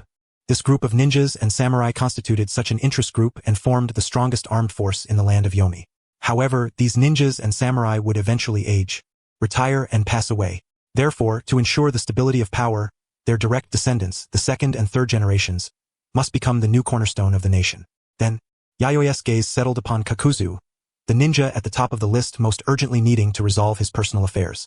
As the head of the Combat Execution Division, Kakuzu was undoubtedly among the upper echelons of the land of Yomi. Nearly 30 years old and still unmarried, this was indeed somewhat unreasonable. After all, Kakuzu was not the traitorous rogue from the original story, disillusioned with the world and only interested in making money. Kakuzu, as he is now, remains a young man brimming with optimism and boundless enthusiasm for the world. Yet, owing to his taciturn nature, he finds it difficult to articulate his innermost thoughts, choosing instead to bury himself in diligent labor, silently dedicating his heart and soul to the nation. Viewed from this perspective, he is nothing short of a resilient and remarkably capable young man of exceptional caliber. Within the military, are there any unmarried female ninja or female warriors of suitable age? Deep within Yayoi's heart, an impulsive notion arose to arrange a matchmaking opportunity for Kakuzu. No, there aren't, Iruri mentioned, referring to Hataru, the head of the medical division who had been married 2 years prior. Hataru, a woman a few years younger than Yayoi, had joined Yayoi's team 3 years after Kakuzu. She was the most skilled medical ninja in the land of night, second only to Yayoi himself. Demonstrating extraordinary aptitude in the medical arts, she had been entrusted with the heavy responsibility of leading the medical division and was currently striving on the front lines to train more medical ninja for the land of night. Indeed, female ninja and female warriors have always been relatively few in number, making them highly sought after within the military. Moreover, thanks to chakra, as long as one takes proper care, the appearance of ninja and warriors generally remains above average. Those who employ special ninjutsu or secret arts that affect their physique or appearance are excluded from this consideration. Yayoi had no choice but to abandon the idea, but soon a new thought emerged. I recall that the daimyo of the land of melody has a few daughters of marriageable age, he mused. Yayoi remembered the scene when the daimyo of the land of melody had come to Konoha with several daughters seeking sponsorship. Yes, it seems none of them are married yet. Father wishes to send their photographs to Kakuzu, hoping he might select one among them, Yayoi continued. Although he could barely recall their exact appearances, he faintly remembered that the daimyo's daughters were all quite young and beautiful. That said, it always seemed that Mr. Kakuzu appeared somewhat indifferent to matters of romance between men and women, Iruri thought, recalling Kakuzu's perpetually silent and reserved work demeanor as she voiced her opinion. Iruri, don't be deceived by his honest exterior. After receiving his first paycheck on the underground black market, that fellow spent an entire day and night at a brothel. When he emerged, his steps were unsteady, and he even lied to me and Kurobe, claiming he had been attacked and engaged in a fierce fight. Had we not secretly followed him, we might have been fooled. Yayoi instinctively recalled the scene when he had accompanied Kakuzu and Kurobe during their startup days, and Kakuzu had sneaked off alone to the brothel. The most infuriating part was that he hadn't invited him along. To this day, Kakuzu remained oblivious to whether the ladies at the brothel were gentle or not. Iruri felt Yayoi had just revealed a useless piece of damaging gossip. Yet was Mr. Kakuzu truly such a secretly passionate man? And to think he was tracked and followed by his superior, who unearthed such a scandalous past. Poor Mr. Kakuzu. Being toyed with at the whim of her father, Iruri felt a pang of sympathy for him. Half a month later, at the end of April, in Yami Castle, the General's residence, outer court. Yo, Kakuzu, you really are blessed with women. Marrying 3 wives at once, can your body really handle it? Hirobe, who was usually stern and unsmiling, winked at Kakuzu as if teasing him. Kakuzu opened his mouth to respond but hesitated. Kakuzu, that's a bit unfair. Such a significant event as marriage, and you didn't even invite us to drink. Another senior ninja colleague approached, patting Kakuzu's shoulder with a plaintive sigh. Kakuzu, minister, congratulations. I heard you married 3 women at once, all of whom were princesses before. You're truly fortunate. A direct subordinate from the same department came forward to offer congratulations, his tone tinged with envy. The triplet beauties, you're doomed, Kakuzu. Not a single one left for the rest of us. You took them all. A fellow unmarried senior ninja colleague gripped Kakuzu's shoulder tightly, his teeth clenched in a mixture of admiration and jealousy. What? How do you all know? Kakuzu, still dazed, suddenly snapped back to reality, his expression beneath the mask somewhat embarrassed. The group exchanged glances and nodded in unison. Yes, that's right. We all know. Not just us, your affairs spread throughout the entire military during your leave. Damn it, who the hell leaked it? Kakuzu's face flushed red, his lungs nearly bursting with anger. He had kept his marriage secret precisely to prevent such exposure, wishing to avoid drawing attention. He always maintained a silent, honest, diligent, and chaste image in front of others. Now everything was out in the open. How could he possibly lead his team well under these circumstances? Where did this news come from? Kakuzu's tone grew grim, his dark green eyes glowing faintly with an eerie intensity. Well, it seems an informant from the intelligence department who has a bit of a loose tongue revealed that Lord Yayoi asked you to choose a bride from among the daughters of the daimyo of the Land of Melody. Unexpectedly, you took them all, they explained. Kakuzu recalled that half a month ago, Yayoi had indeed sent an informant from the intelligence department bearing photographs of the daimyo's daughters to arrange the marriage. His initial thought had been to refuse outright. As is well known, Kakuzu, as the director of the Combat Execution Division, was a man who kept his distance from women. However, upon seeing the photographs of the daimyo's 3 daughters, he thought it might be worthwhile to meet them. After all, it was an arrangement from his superior. Refusing would be disrespectful to the general. When they formally met, he found himself at a loss for choice.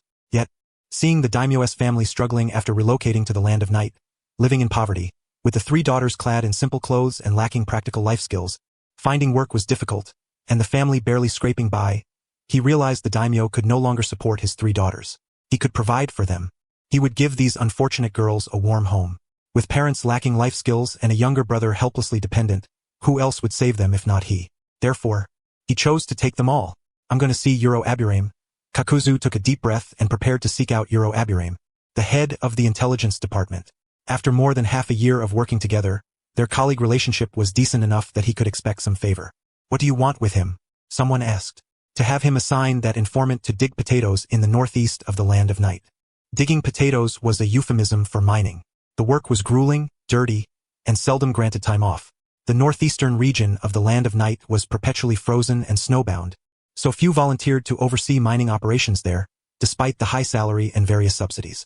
As Kakuzu was about to step out and find Aburame, another senior ninja colleague slapped his forehead as if recalling something.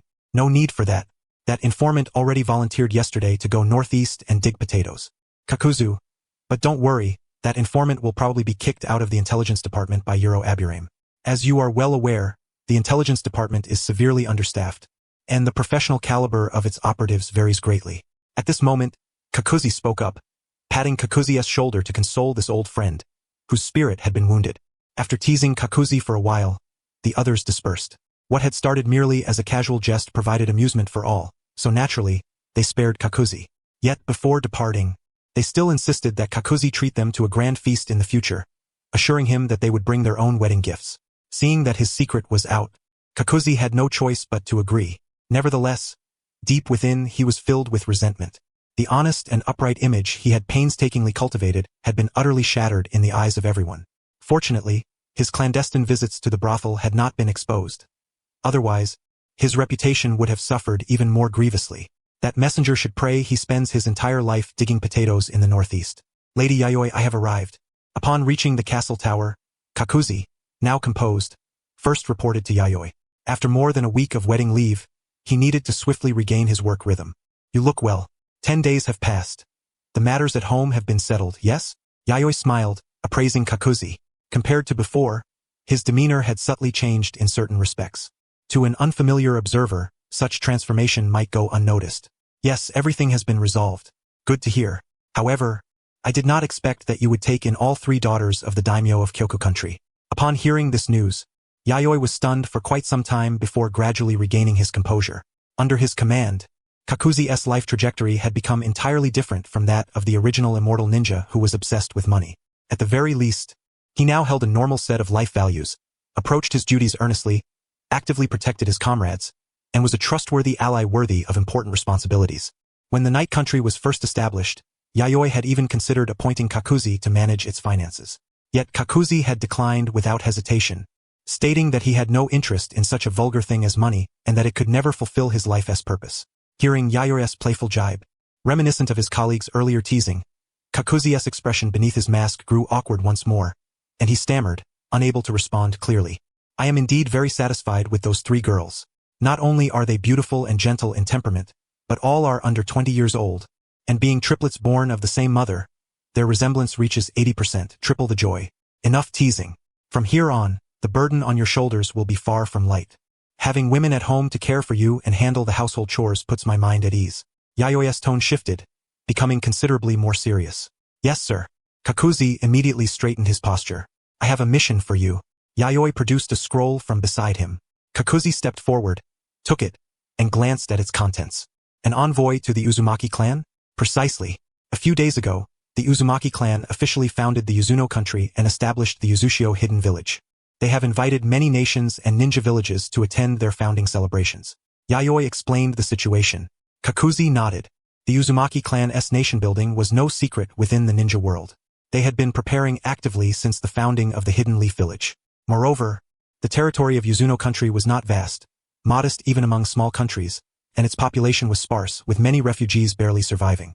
With the power of the Uzumaki clan, control over this land was easily maintained. Besides, the Uzumaki were allies of the Senju clan. Regardless, this was a matter of face that had to be upheld. Is this trip to the Uzumaki clan purely ceremonial? That is one purpose. The other is for you to probe whether the Uzumaki clan harbors intentions of alliance through marriage. Originally, I planned to send Kurobi, but he is occupied with other tasks now. Yayoi rubbed his throbbing brow. The main issue was the scarcity of capable ninjas or warriors under his command who could handle responsibilities independently. Even though he had expanded training programs, the number of competent ninjas and warriors remained primarily the old veterans. Although the inclusion of the Aburame clan and other minor ninja clans somewhat alleviated the shortage of talent, at the national level, the reserve of capable personnel was still severely insufficient. As for the Hyuga clan members who had followed Kide's return, excluding ordinary family members, there were 12 ninjas in total, 1 jonin of a branch family, 7 chunin of branch families, and 4 genin. Even with this number deployed to state development, it was but a drop in the ocean, incapable of stirring any significant upheaval. Additionally, you may bring your 3 new family members on this journey. It can serve as a honeymoon trip. Understood. However, I will pass on the honeymoon for now. I will consider it when time permits. Kakuzu nodded earnestly, refusing Yayoi's proposal. Work is work and private matters are private. He could distinguish between the two. Moreover, the external environment was far from peaceful. He could manage alone, but traveling far with 3 burdensome companions would be perilous. Should danger arise, he might not be able to protect them. The General's residence, subterranean chamber. This space connected the inner and outer courts, but due to the labyrinthine passages, even the ninjas and warriors guarding this underground base often found it difficult to grasp the precise layout. Many areas were equipped with perilous mechanisms. Stepping into unfamiliar zones risked triggering alarms and inviting ambushes by spectral puppets. Therefore, guards patrolled only within their familiar sectors day and night. Forbidden zones were shrouded in secrecy, and no one dared to venture an inch beyond. The ruler of this nation, General Oda Yayoi, nicknamed the Puppet Master, was evidently a ninja extraordinarily skilled in mechanisms and positional warfare. Such an underground space, akin to a military base, surely housed extremely dangerous elements within its restricted areas. After all, even a being as formidable as a tailed beast was sealed within this subterranean chamber, never seeing the light of day. At this moment, within a completely sealed secret room, situated at the deepest and darkest part of the underground space, where all light was gradually devoured by endless darkness, a transformation was underway. Judging by its pace, it would take approximately 2 years to reach completion. Yayoi led Kid to this place. As his wife, it was necessary for her to know of its existence. This site was not only a war fortress personally crafted by him, but also served as a crucial safe house. Should an overwhelming force arise someday, this location would be the safest and most clandestine escape point in the entire Night Country. Though such a day might never come, Yayoi was accustomed to preparing for the worst. To plan for defeat before seeking victory had always been his modus operandi. At all times, one must keep a retreat path open. Under the watchful eyes of Yayoi and Kid lay a chakra crystal brought back from the tranquil northern forest of the Night Country to the General's residence. Presently, this fist-sized spherical chakra crystal rested within a cylindrical glass container over 2 meters tall. Through the transparent, specially crafted glass, one could see the spherical chakra crystal quietly floating in a deep green solution. Like a living infant, it emitted the sound of bubbles rising with each breath, ascending to the surface of the liquid. Centered around a spherical crystal, the tangible chakra extends outward from the orb's core, resembling the limbs of a living organism, imbued with the will of life itself. Observing the trajectory of its transformation, it gradually takes shape as a rudimentary infant body, then grows at an extraordinary pace, ultimately reaching full maturity to become a qualified artificial life form. It is truly astonishing. Compressing the yin-yang forces to such an extent is no wonder it can manifest a life form akin to a tailed beast. The preparatory phase, however, is somewhat prolonged. Kaido observed the chakra orb through his Byakugan, witnessing the birth of this chakra life form, from nothingness to gradual creation piece by piece. Aside from the lengthy preparation period, there seemed to be no other flaws. The process began with forging a primitive embryo using active chakra, then searching for a specialized chakra crystal capable of sustaining this embryo, followed by the absorption of a vast amount of life force. This alone could require 2 to 3 years of groundwork. Finally, about 2 years of stabilization were necessary, along with an immense reservoir of tailed beast chakra. The techniques, time, and resources involved demanded the formidable backing of a great nation as support. There was no alternative. This was already the most ideal time frame. Yet, the formation of the second puppet was indeed considerably slower than that of Iruri. This was primarily because, unlike Iruri, she was envisioned as an extreme taijutsu master, thus her body required stringent scrutiny. Yayoi fixed her gaze unwaveringly on the glass vessel, where the chakra-life embryo breathed rhythmically, and began to explain slowly. "Oh my, it appears she will be an exceptionally adorable young lady. That's only natural, after all, her husband is a man." Kaido teased with a sly smile. Yayoi was about to protest, attempting to argue, when a faint, intermittent, and weak voice reached their ears. "Human, are you planning again?"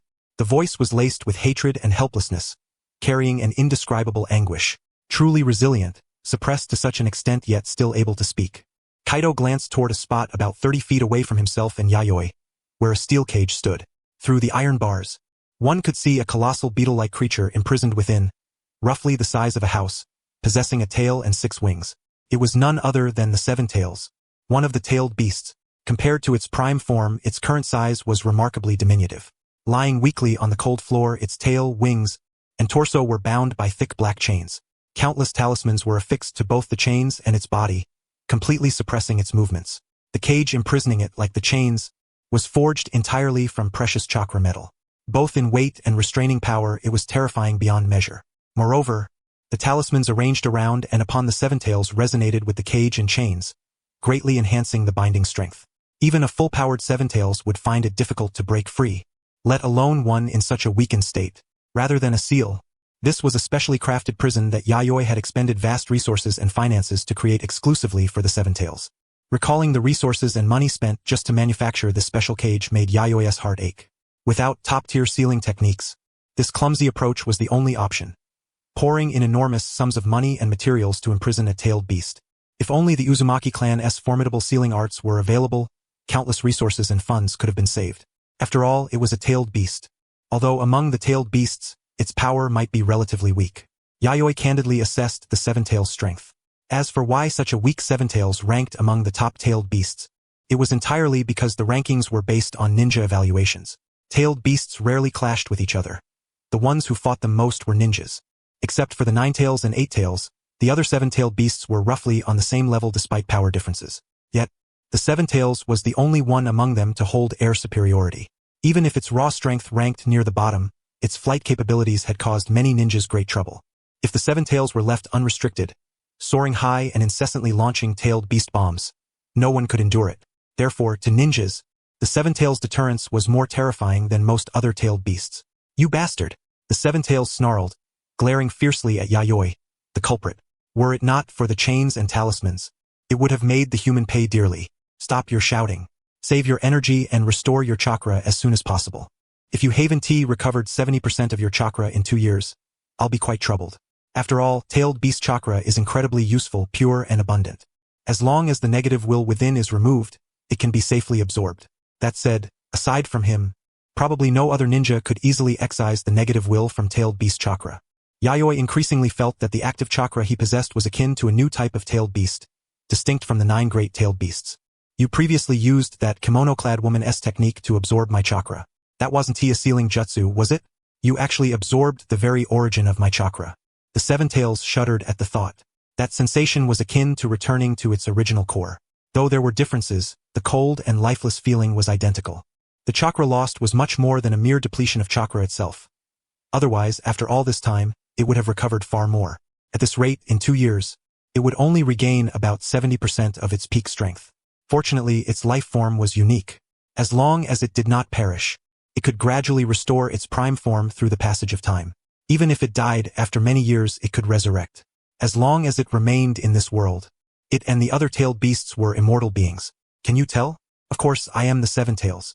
Being ancient, I know many things and have witnessed far more than most humans. The existence of tailed beasts itself is living history. The secrets I know far exceed those of ninja humans. Then what is your suggestion? Sensing a hint of relaxation in the Seven Tails' tone, Yayoi approached the cage and stood outside the iron bars, gazing with keen interest at the massive beetle within. Let us make a deal, human. I can provide chakra when you need it, even assist you in battle. But afterward, you must set me free. During its captivity, the Seven Tails had come to understand that this man had no intention of releasing it. Its only fate was to remain imprisoned here forever, serving as a chakra reservoir for the other party. Though bowing to humans was a disgrace to the dignity of a tailed beast and would invite ridicule from its peers, especially the 9 tails and 8 tails, the top-tier tailed beasts, who would mock it mercilessly, it preferred to be pragmatic. Hatred and resentment solved nothing. Life now was more torturous than being sealed by a jutsu. When sealed, could at least pass time by sleeping. But in this dreadful place, it could not even sleep or turn over. Yayoi had not expected the Seven Tails to yield so quickly. Were not tailed beasts known for their pride? You yourself admitted that I am one of the weaker tailed beasts. Most importantly, you are merely human. Sooner or later, you will perish, and there is no guarantee your descendants will inherit your strength. So, how about forming a summoning contract with me? The Seven Tails seemed to perceive Yayoi's inner thoughts and spoke softly. As a tailed beast, it was well aware of the varying strengths and weaknesses of ninjas. The stability of their lineage was erratic, fluctuating without any discernible pattern. When the ninja clans were strong, it would avoid confrontation, seeking refuge to bide its time until its adversaries weakened. When the ninja clans were weak, it would strike out, delivering a few kicks and unleashing a couple of tailed beast bombs. If they survived, they were fortunate indeed. Time invariably favored the tailed beasts.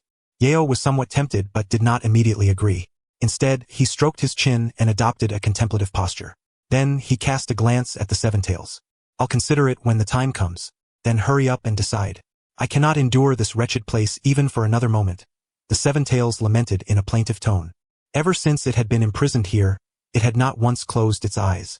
The most unbearable aspect was that the cell was kept immaculately clean, devoid even of a single insect to amuse it.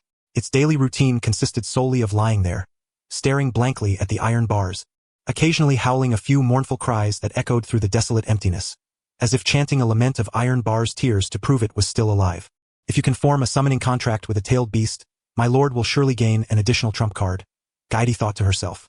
Back at the main residence of the inner court, the contemplative expression on Yayoi's face remained unchanged. Although he had not spoken explicitly, Gaidi could discern the stirrings within his heart. That was a tailed beast, after all, a living catastrophe on the move.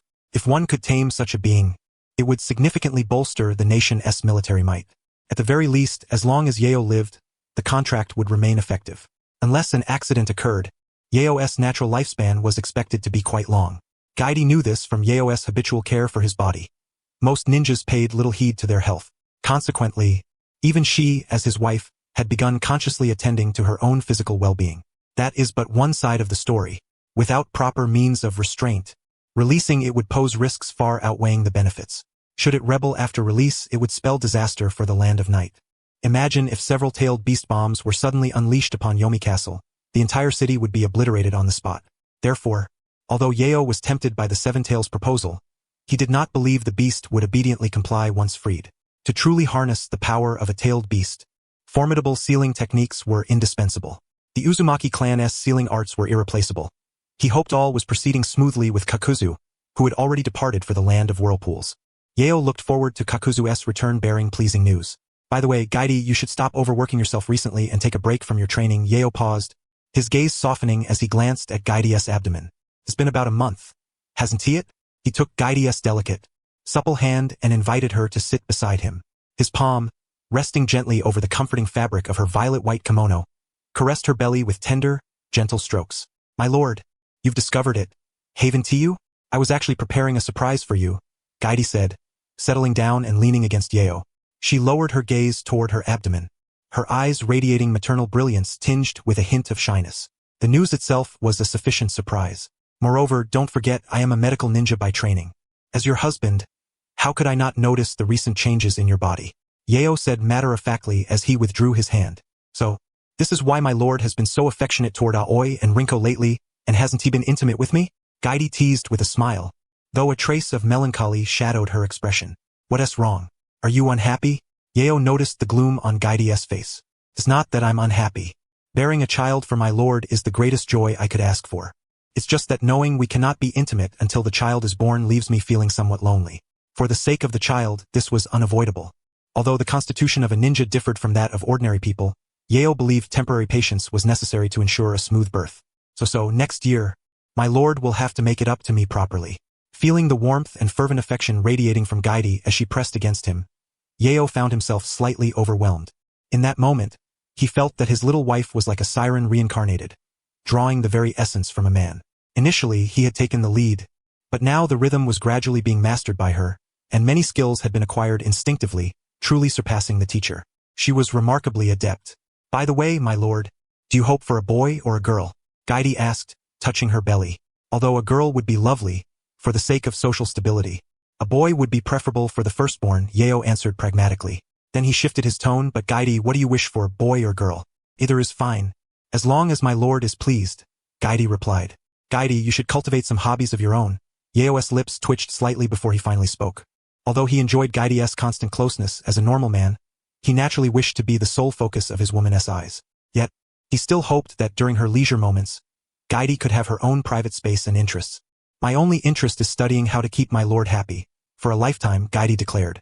Yayoi, such devotion feels almost too intense. Several days later at the Tenshikaku. Iruri, may I put these here? The one who called out to Iruri was a pale-eyed girl with shoulder-length short hair, Hyuga Rinko. Accompanying her was Hyuga Aoi, pale-eyed girl with twin tails. Although not biological sisters, having married into the family as concubines together and having spent over half a year in each other's company, their bond had naturally deepened, indistinguishable from that of true sisters. At this moment, the two were dressed in blue and white kimono-style made uniforms, assisting Iruri with her work. Yes, just place them here. Thank you for your hard work. Both of you. Currently stationed at the Tenshikaku, Iruri served as the de facto general of the Land of Night. As Yayoi's deputy and shadow in his absence, she acted as the highest authority of the Land of Night, managing all affairs. It's nothing. We're just moving some files, they replied. The ninja's extraordinary physical constitution, unlike that of ordinary people, enabled Aoi and Rinko, both ordinary chunin, to easily undertake strenuous labor. Even at a construction site, they could effortlessly lift dozens of stone bricks with one hand. For them, moving files was hardly laborious, far easier than doing housework. More than that, Rinko and Aoi felt deeply embarrassed. Being called mother repeatedly, no matter how many times, still felt somewhat unfamiliar. Though they appeared to be girls not much older than herself, they were addressed as mother. Suddenly, they found themselves somewhat envious of Kureha's immeasurable psychological resilience. From this point onward, this batch of documents only required stamping. Arwari produced 2 seals, entrusting Aoi and Rinko with the responsibility of stamping a portion of the less critical documents. Although it was only a part, the accumulated height of the stacks was quite astonishing. Fortunately, the task demanded no technical skill, merely a mechanical repetition of the same action. The sole drawback was the tedium it induced, a job suited for those endowed with ample patience. Leave it to us. Aoi and Rinko solemnly accepted the seals, clutching the documents Arwari handed over, and proceeded to sit at a desk on the opposite side. Each time they turned over a document they had to apply a seal. Occasionally they inadvertently glimpsed the contents, which pertained to national projects, disaster prevention, and many matters concerning the welfare of the country's citizens. From 2 o'clock in the afternoon until dusk, as the sun dipped below the horizon, the two finally finished stamping all the documents. So exhausting, Aoi muttered as they returned to the main courtyard of the inner residence. Their feet clad in white tabi stepping upon the cool corridor floor. Their steps faltered, and their eyes began to glaze over. Physically, they were not weary, but the mechanical repetition was on the verge of cramping their palms. The mental toll far outweighed the physical fatigue. I never imagined stamping seals could be this grueling. Aoi could not help but complain.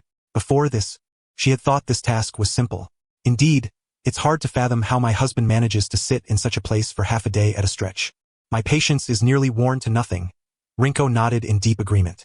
If it had been strenuous but varied physical labor, they would not feel so drained.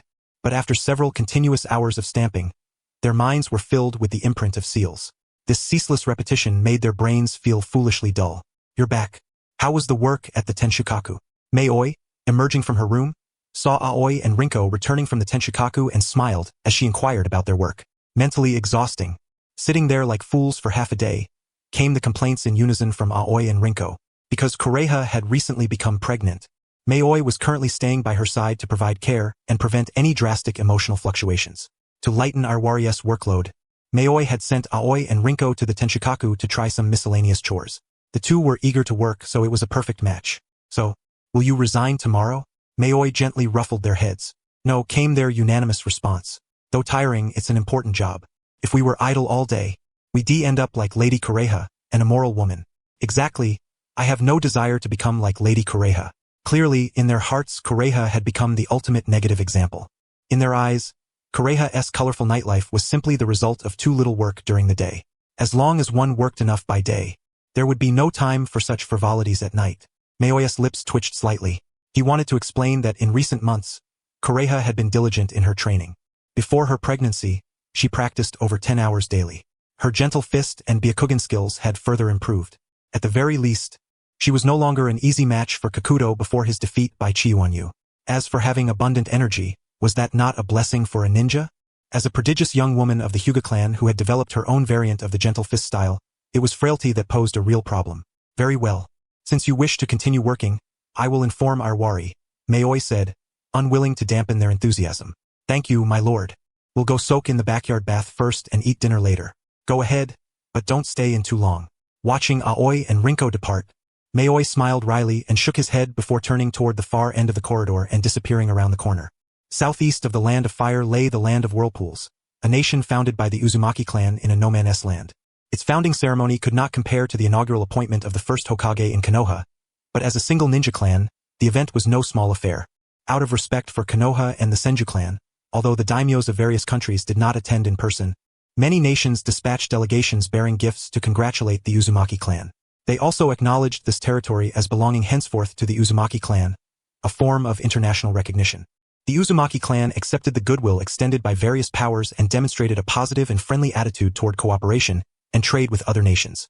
Compared to the Senju clan, who harbored enmity toward the Uchiha, the Uzumaki clan, isolated in a corner, rarely drew targeted hostility from other ninja clans. Moreover, as distant relatives of the Senju and masters of powerful sealing techniques, their people generally enjoyed longevity and possessed formidable chakra. In former times, many clans dared not provoke them lightly. Even today, they remained among the forces that many dared not cross. Honored to meet you, clan head Ashina. I am Kakudo, the envoy representing the Land of Night. I have come on a mission of great importance, Kakudo said.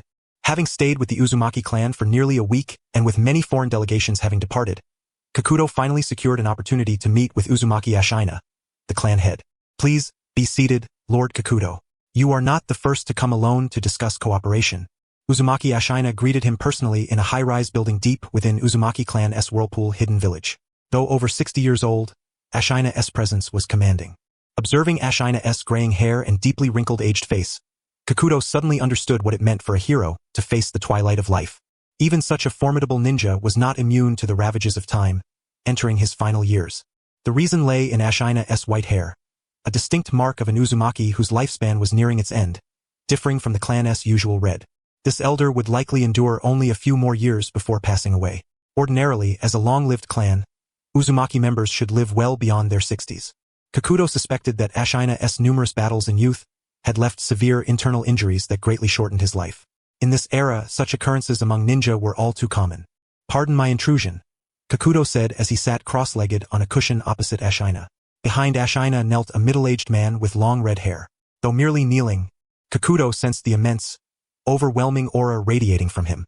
Even with efforts to restrain it, a faint scent of blood lingered. Kakuzu immediately concluded that this red-haired middle-aged man was one of the Uzumaki clan's martial faction members. Even a clan as amiable as the Uzumaki was not immune to the emergence of numerous martialist members who emphasized brute strength to safeguard the clan in such turbulent times. Lord Kakuzu, as I recall, you are one of the right-hand men to the esteemed general of the Land of Night. Ashina acknowledged Kakuzu's prominent status within the Land of Night's hierarchy, truly at the very core. It is an honor beyond expectation that a figure of your stature has heard my name. Kakuzu was indeed deeply flattered. Though he was one of Yayoi's trusted aides, Kakuzu was keenly aware that within the entire shinobi world, he hardly qualified as a renowned figure. The forbidden technique, Earth Grudge Fear, remained incomplete due to the perpetual difficulty in finding suitable hearts. Not to mention that formidable-looking middle-aged red-haired man, even facing Ashina Uzumaki, who appeared on the verge of death, Kakuzu was most likely no match. An elder who has survived from the Warring States period to the present, no matter how kind and affable he seems, once his true prowess reveals itself, he becomes unbearably terrifying. Just kidding. Your Excellency, the general of your esteemed country, has forged two nations from nothing. The Land of Night you established is among the top powerful states beneath the 5 great nations. Ashina's tone was laden with profound meaning, marveling that a shinobi not of the shinobi clans could achieve such a remarkable social ascent in just over a decade. This was not something that mere luck could easily explain. He had studied some developmental trajectories of the Land of Night and knew that the puppeteer General Oda Yayoi, who governed the country, was far from a brute who only knew how to wield violence. As a sovereign ruler, Ashina felt it necessary to humbly learn from such a young man. That is all thanks to the general. We are but humble foot soldiers who follow closely behind, offering our meager efforts. Kakuzu, unsure of Ashina's intentions, could only respond modestly. I shall say no more. What kind of alliance does General Oda intend to make with our Uzumaki clan? The current land of Whirlpool is but a nation in ruins. It hardly seems worthy of the general's special attention. Although more powerful nations than the Land of Night had sought dealings with him before, these were superficial exchanges, mere facades of friendship. Those great nations mostly acted out of respect for the Senju clan and the Hidden Leaf village. The newly founded Uzumaki clan was utterly destitute. Present, there was no visible return on any investment. The general hopes to establish a matrimonial alliance with the Uzumaki clan. Kakuzu paused briefly before directly stating Yayoi's position. Facing such a worldly-wise elder from the Warring States era, there was no need for circumlocution or evasions. I see. So it is for the sealing techniques? Could it be that the goal is to seal the Seven Tails? Ashina's murky eyes revealed a sharp glint as he tried to discern something from Kakuzu's expression. Kakuzu was somewhat bewildered. Although a right-hand man, he truly did not know what Yayoi's true intentions were. Moreover, since the Seven Tails had been brought back, he had not seen it again nor knew its current condition. Yayoi had only sent him to express the desire for a marital alliance with the Uzumaki clan. No other instructions, including anything about the Seven Tails, had been given. Have I guessed wrongly? The general has no such plan? Seeing no useful information in Kakuzu's subtle facial expressions or eyes, Ashina began to doubt whether his decades of honed perception were failing him. Clan Chief Ashina, may I inquire your wishes? Kakuzu's voice was soft, carefully watching the elder's demeanor. I must convene a clan meeting before I can provide an answer. Unlike the Senju and Uchiha, many decisions in the Uzumaki clan require only the chief's nod to confirm. The Uzumaki system more closely resembles the Hyuga's Elder Council. Though the clan chief holds the greatest authority, he cannot unilaterally decide all matters. Significant issues require convening the Elders' Assembly. Then, Clan Chief Ashina, please act swiftly. My time outside is rather limited. With these words, Kakuzu took his leave without lingering further. The following day, at 9 o'clock in the morning, under the impetus of Ashina Uzumaki's will, the elders of the Uzumaki clan, save for those on special missions, gathered in the large conference room of a high-level building to hold a meeting. This is the situation. Everyone, please share your thoughts. Though advanced in years, Ashina spoke with unwavering clarity. His mind was sharp and with succinct and precise words, he conveyed the Land of Night's intention to propose a matrimonial alliance to the assembled Uzumaki elders. That puppeteer, yes? Not long ago, someone witnessed a few kilometer-wide island in the northern Land of Night suddenly frozen by cold air. It must have been one of his puppets. I've heard as well. They say that puppet is like a living human girl, able to move freely without chakra threads controlling her. Is that Inyang release? The Hagoromo clan he annihilated was also an ancient family. Perhaps he gained some Inyang release techniques from there. Amazing. He is not even 30, right? Even within our Uzumaki clan, only the clan chief can truly comprehend Inyang release. If you don't understand it, you can't even begin to learn it. It's the highest level technique. The Uzumaki elders' conversation was much more open than the Hyuga's, and the atmosphere at the meeting was relaxed, lacking any oppressive feeling. Rather than a formal meeting, it felt more like a gathering for casual discussion. Throughout, the topic that concerned them most was the content of Inyang release. Any shinobi clan with a history spanning several centuries almost invariably possessed some form of Inyang release techniques. The difference lay only in the degree of completeness of those techniques. Not only that, I've heard that general, like Hashirama, can regenerate without a mark and is also a highly skilled medical ninja. It's hard to imagine such a person is not born of a shinobi clan. So what are your opinions? Ashina coughed lightly, signaling them to cease. This is a high-level meeting of the Uzumaki clan, not a time for idle chatter. If it's that puppeteer, I have no objection. But my daughters are all already married. My granddaughter is only 5. That's probably too young. The same for mine, not yet 10. Discussing marriage now would be premature. Most elders leaned toward endorsing the alliance with the Land of Night.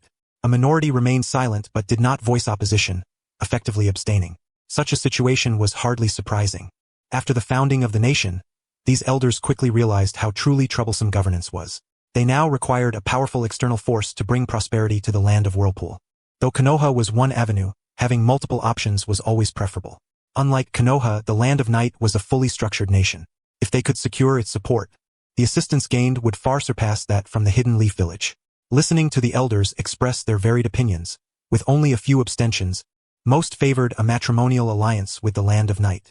Yet, the fact that their granddaughters or daughters were either already married or too young caused Ashina considerable headache. Of course, it was not impossible to find suitably aged maidens. The issue was finding one whose status matched that of a sovereign ruler.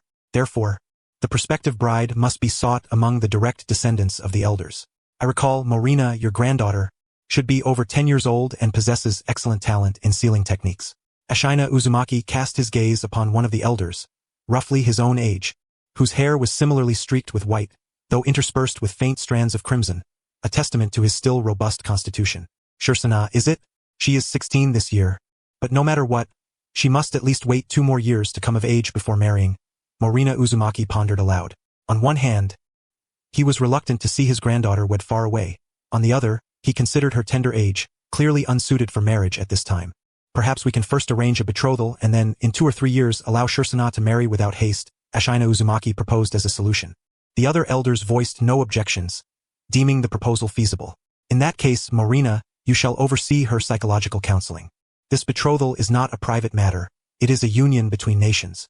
The Whirlwind country seeks rapid development, to escape its impoverished state, and thus requires greater support, Ashina Uzumaki emphasized, underscoring that the alliance through marriage was not a matter of personal affection but a strategic coalition at a higher level. If it were merely the establishment of a village, the assets of the Uzumaki clan would suffice without hardship. Yet founding a nation demands resources and funds of astronomical scale. A ninja village and a nation are fundamentally distinct entities. A fully fledged country requires not only military strength but also advances in civilian welfare, law, economy, industry, politics, healthcare, education, and numerous other domains flourishing in tandem. Moreover, some systems must cater to the ninja populace, others to ordinary citizens. Clear distinctions are necessary. Balancing these is no simple task. Many minor nations' ninja clans, after overthrowing their feudal lords, attempted to govern ordinary people through ninja regulations, only to see their entire countries erupt into chaos. Applying ninja codes to common folk spells utter disaster. This serves as a cautionary tale to many ninja clans aspiring to become daimyo. One must first ascertain whether they possess the caliber to bear the weight of a nation. If not, it is wiser to remain a village chief, lest they meet annihilation. Therefore, the Uzumaki clan's path forward is not to emulate the Konoha ninja village, but to learn from the Land of Night, a nascent yet steadily ascending and thriving new power born from nothing. The Whirlwind Country, Yuzushio Hidden Village, is a newly established village radiating outward from the ancestral lands of the Uzumaki clan. Though a village, it differs from typical ninja villages, serving as the political heart of the Whirlwind Country. The clan chief of the Uzumaki is not merely a village leader but the sovereign of the nation. Unlike the grandiose ninja villages of great powers like Konoha, Yuzushio Hidden Village, led by the Uzumaki clan, is modest in scale, barely qualifying as a small town. Its territory, economy, population, and workforce are insufficient to support a metropolis-level village akin to Konoha. Nonetheless, among minor nations, the national strength of the Uzumaki clan is quite formidable. Many small countries remain mired in internal strife, causing population exodus and fracturing their economic and political ecosystems. Though impoverished, the whirlwind country under Uzumaki leadership remains stable, able to develop peacefully. With diligent effort in the early stages, the nation's power will naturally rise over time. At this moment, the Uzushio shrine stood in a secluded corner of Uzushio hidden village, deliberately isolated. It was the sacred ancestral hall of the Uzumaki clan, of paramount importance. This shrine held a status within the clan akin to that of the Nanka shrine for the Uchiha clan, serving as one of the Uzumaki's most vital symbols. Not only did it enshrine the memorial tablets of generations of Uzumaki ancestors, but deep within the shrine were preserved the clan's invaluable scrolls of sealing techniques. Likewise, the village's name, Uzushio, derived from this very shrine. Those Uzumaki clan members who served as priests or priestesses here were young prodigies with exceptional talent in the art of sealing. The chief priest overseeing the shrine's daily operations was among the foremost sealing experts within the clan. Even Ashina Uzumaki, the current clan chief, served as the shrine's chief priest before ascending to leadership, making it a rite of passage. Staring blankly at the torii or shrine all day long. What a dull life. A petite maiden sighed softly. Her complexion was translucent and jade-like. She wore a red and white Miko outfit. A white, wide-sleeved robe paired with a vivid crimson hakama skirt. Intricate red silk cords were woven along the edges of her sleeves and collar. Her beautiful, vibrant red hair was soft and delicate.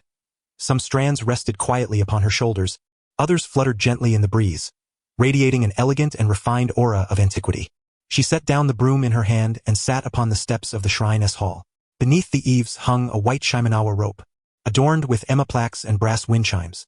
A gentle breeze swayed the ema and caused the chimes to ring with a clear and pure metallic tone.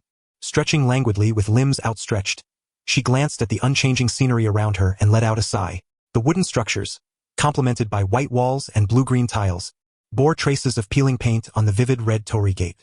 She had served as a shrine maiden here since she was 6 years old. Nearly a decade, and yet, not a single renovation had been undertaken. Ancient and worn, that was her stereotypical perception of this place. Yet, on the other hand, this shrine was the most sacred site for their Uzumaki clan. As the clan's sole shrine, it was not only central to the transmission of sealing arts, but also the hallowed ground where clan members annually honored their ancestors. Within the shrine's main hall stood a revered deity known as the Great Uzumaki Daimyo. But rather than a god, he was more accurately the earliest progenitor of the Uzumaki clan. Legend held that he possessed boundless might. His right hand severed demons and banished evil, while his left hand bestowed mercy upon the world. During a cataclysm, he single-handedly defeated the apocalyptic demon with 9 tails. After death, he was guided by celestial beings to ascend among the gods. For centuries, the great Uzumaki daimyo had guarded the clan. No matter how captivating the tale, having heard it hundreds of times had dulled its appeal. The 9-tailed demon must be the 9-tails fox, right? And the daimyo defeated it but died coughing up blood 3 years later. As for being guided by heavenly beings and ascending to godhood, suddenly, a sharp pain flared at the back of her head. A white paper fan struck her skull with a firm smack. She turned to see a red-haired man clad in blue and white priestly robes, his expression stern. Though appearing middle-aged, she knew he was already in his 50s. This was Michina Uzumaki, the current chief priest of Uzushio Shrine. Disrespecting the ancestors deserves punishment, he declared. Michina retracted the white fan and shot her a fierce glare. That really hurts, chief priest. What if I get a concussion and become dull-witted? The maiden, far from frightened by his piercing gaze, instead worried aloud about her potential loss of intellect. Shursana, have you finished all the cleaning here? If you keep slacking off like this, there won't be any dinner tonight. The red-haired man gestured toward the courtyard ahead, where a profusion of leaves remained uncleared. I know already, she replied. It's not that I refuse to clean. I simply do so leisurely, methodically, with layers and rhythm. The young maiden gently touched the back of her head, which still throbbed faintly with pain, and reluctantly grasped the broom, rising from the steps of the shrine hall. Said the chief priest Uzumaki Dome with a resigned sigh, if you keep being this sluggish, you'll never find a good husband. That's still a long way off. Besides, if I can't find a man, I'll just live my whole life here at the shrine. Hisana, dressed in her Miko robes, declared with unwavering confidence, puffing out her chest. Uzumaki Dome retorted, are you already prepared to live off others your entire life? With such exceptional talent in sealing techniques, can't you strive to make a living on your own merit? Speaking of which, I think I'm a bit hungry. Hisana paused her cleaning, her right hand slipping beneath her Miko garment to rub her slightly sunken belly. Her eyes glanced covertly toward Uzumaki Domei, filled with a pitiful plea. Domei maintained his stern, businesslike demeanor. If you want to eat, finish your work first. Otherwise, you'll have to endure hunger for the night. You won't die from it. Devil. Hisana ground her teeth, gripping the broom tightly as if it were a sworn enemy with a blood feud. Suddenly, her crimson eyes spun around as if an idea had struck her. Ah, Chief Priest. I just remembered. I have some uncertainties about the story of the great bright king Uzumaki Daimyo. Could you tell me more about his deeds? The fierce expression vanished from her face, replaced by one of utmost reverence and admiration. She smiled brightly and leaned in, eager to hear more of the mythic legend of Uzumaki Daimyo. Didn't you say you were already tired of that tale? Uzumaki Domei cast a sidelong glance at the girl. Oh no, not at all. Though I've heard it hundreds of times, I still love listening. Moreover, I can recite the earliest versions backwards without missing a word. Hisana thumped her chest emphatically, swearing her boundless admiration for the great bright king Uzumaki Daimyo. Is that so? Domei paused, then, looking into the girl's expectant eyes, spoke slowly, then recite it backwards. If you succeed, I'll excuse you from cleaning, and you can eat tonight. Hisana's smile froze. Her toes, hidden inside her white tabi, instinctively twisted together in embarrassment. She was only bluffing a little to get food faster. Why did this old fox have to take her seriously? At her age, teasing a young person like her was hardly amusing. Domei, Hisana, you're both here. A voice rang out, providing the girl with some relief. Grandfather, what brings you here? Hisana turned her head, curiosity lighting her gaze toward the newcomer. Standing before them was a man nearing 60. His white hair interspersed with streaks of red. This was her grandfather, Uzumaki Morina, one of the senior elders of the Uzumaki clan. Uzumaki Domei nodded respectfully to Uzumaki Morina. Although not an elder himself, as the chief priest of the Uzushio shrine, Domei was a figure of considerable influence within the Uzumaki clan. Yet, he was also curious about the purpose of Morina's visit to the shrine. As the shrine's chief priest, Domei rarely ventured outside and had not attended the clan elder's recent meeting, so he was unaware of any developments. Well, how shall I put this? Not long ago, the clan head convened an elders' meeting and decided on a marriage alliance with the general of the night country. Morina hesitated before revealing the outcome of the elders' meeting. I see.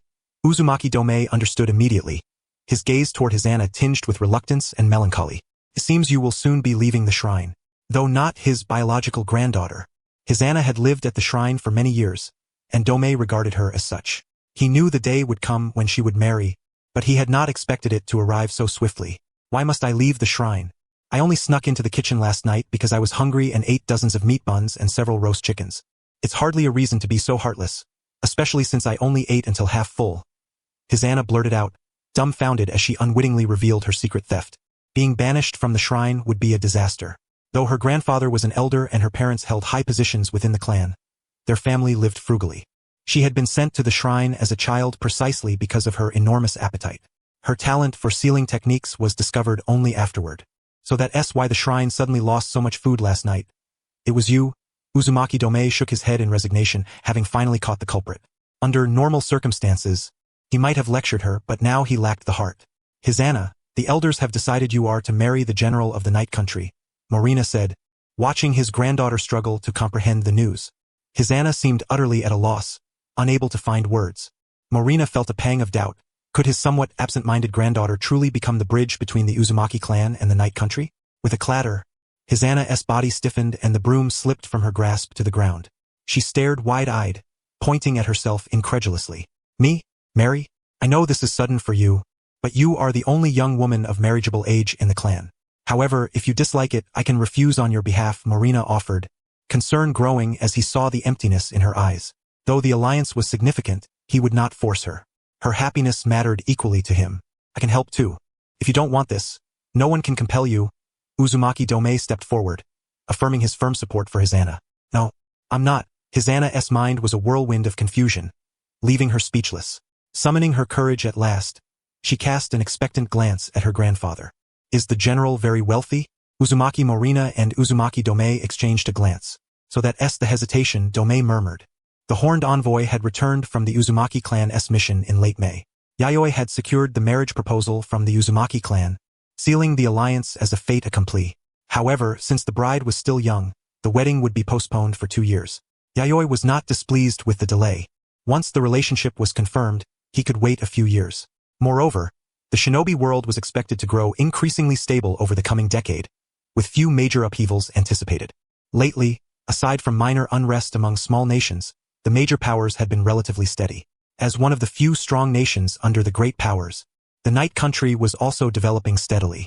However, there was one piece of news from the Land of Fire that caught Yayoi's attention. The Hyuga clan had recently been successfully integrated into Konoha.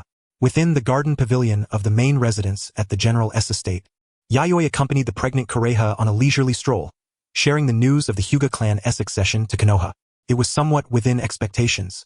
In the letters from my esteemed father, he had mentioned the visits of the Senju clan leader on multiple occasions. Standing by the railing of the pavilion, gazing upon the garden bursting with the vibrant hues of spring, Kureha pursed her lips into a subtle smile, feeling no surprise at this news. Though she concealed it well, Yayoi could discern the schadenfreude in Kureha's tone, as well as her noticeably improved mood. It was likely that Kureha's father, Hyuga Shujin, found himself in a precarious position within the Hyuga clan. As the era of turmoil gradually subsided and the shinobi clans moved toward unification, such a development was inevitable. Anyone who obstructed this path would be mercilessly crushed.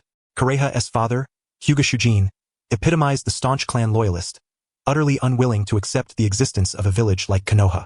Moreover, he was not merely a typical clan loyalist. He was also a core member of the Hyuga's radical faction leadership.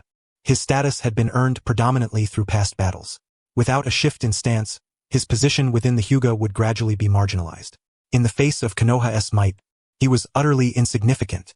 Yet, it was unexpected that it took Senju Hashirama 3 consecutive visits before the Hyuga clan finally agreed to join. Yayoi had been keeping an eye on the developments in Konoha of the Land of Fire, but he could not possibly be privy to the details, nor did he know what transpired between Hashirama and the Hyuga clan. However, the fact that Hashirama's 3 successive visits ultimately persuaded the Hyuga clan to join Konoha was not difficult to uncover. Konoha had not concealed this matter in the slightest. Perhaps it was a matter of pride. Even when I was around, the elders in the family were particularly concerned about such matters. Kureha did not hesitate to share all of Hyuga's intrinsic weaknesses with her husband, Yayoi. She, a genius of the Hyuga clan, understood all too well their rigidity and obsession with face. So, your father came seeking aid, did he? Yayoi inquired. Indeed. Father hopes to leverage my position to guide the Land of Night's external forces to intervene in Konoha, thereby solidifying his waning status within the Hyuga clan. Approaching 50, he and Hashirama both feel the limitations of their physical strength. If he does not act promptly, he might pass away unnoticed someday. Kureha sneered, her tone utterly devoid of reverence despite her repeated reference to father. I hope he changes his stance, she added.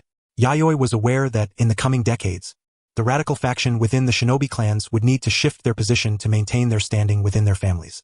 Moreover, true radicals were rare. The prolonged warring states period had numbed even those who appeared radical. Most shinobi were driven forward by insecurities and fears for their survival, swept along by the radicals, essentially pseudo-radicals. After all, war's fervor only lasts for the first 2 or 3 years. If the conflict drags on, even the toughest warriors grow weary, resentful, and lose their will to fight.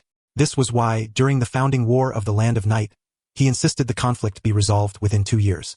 However, extremists like Kureha's father, Hyuga Shujin, were quite rare. Unfortunately, it was impossible for him to change.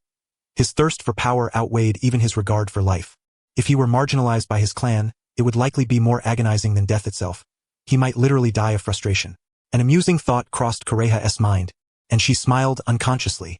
Afterward, Yayoi and Kureha ceased discussing the internal affairs of the Hyuga clan. Whether Shujin altered his stance was none of their concern. Even if he were marginalized, it would be a gradual process, not an immediate fall from grace. Is Uzumaki Hizana the candidate from the Uzumaki clan? Such a charming name. She must be quite a beauty. Kureha shifted the topic to the Uzumaki clan. Compared to the rigid Hyuga clan, the Uzumaki's family traditions were considerably more reasonable. According to Kakuzu's personal impressions, the Uzumaki clan would be a worthy ally. Some things were not judged by words but by actions. The Uzumaki's rigidity stemmed from their ancient lineage, their long existence resulting in a somewhat inflexible mindset. Yet, once familiar, their personalities revealed a surprising openness. Radicals like Hyuga Shujin were seldom found among the Uzumaki. According to Kakuzu's report from the Uzumaki clan, she is a girl with exceptional talent in sealing techniques, Yayoi added. He did not believe the Uzumaki would stoop to such a dishonorable deception. I'm speaking of her appearance, my lord husband. Or do you think your humble wife is so petty as to be jealous of such things? Kureha pouted slightly, expressing playful reproach as Yayoi evaded the subject. Usually, women of outstanding beauty, Yayoi replied with a helpless smile. No more specific traits? Kureha puffed her cheeks in mock dissatisfaction. More specific traits? Let me think. Yayoi recalled Kakuzu's account and realized there was indeed one detail that caught his attention. There is such a thing? Kureha asked. She has quite an appetite. Yayoi answered hesitantly. Appetite? What kind of trait is that? Kureha blinked her beautiful eyes in puzzlement. It's true. I heard she can eat at least 100 large meat buns and 10 roasted chickens in a single meal. Yayoi nodded, conveying how the Uzumaki described her. Kureha and Yayoi exchanged glances, unable to suppress their imaginative visualization of each other's impressions. Soon, an image silently took shape in their minds. A towering beauty who, though only 16, surpassed adult males in height, with a robust and voluptuous figure. Somehow, I feel this young lady will have quite the commanding presence, my lord husband. Kureha's expression grew subtly complex. Yes, perhaps even taller than me. Yayoi and Kureha simultaneously felt an increased sense of pressure. Such a tall and imposing beauty could instill a powerful aura merely by her gaze. After accompanying Kureha for a while, Yayoi escorted her back to her chambers to rest. He then proceeded to the inner court's training ground to practice sealing techniques.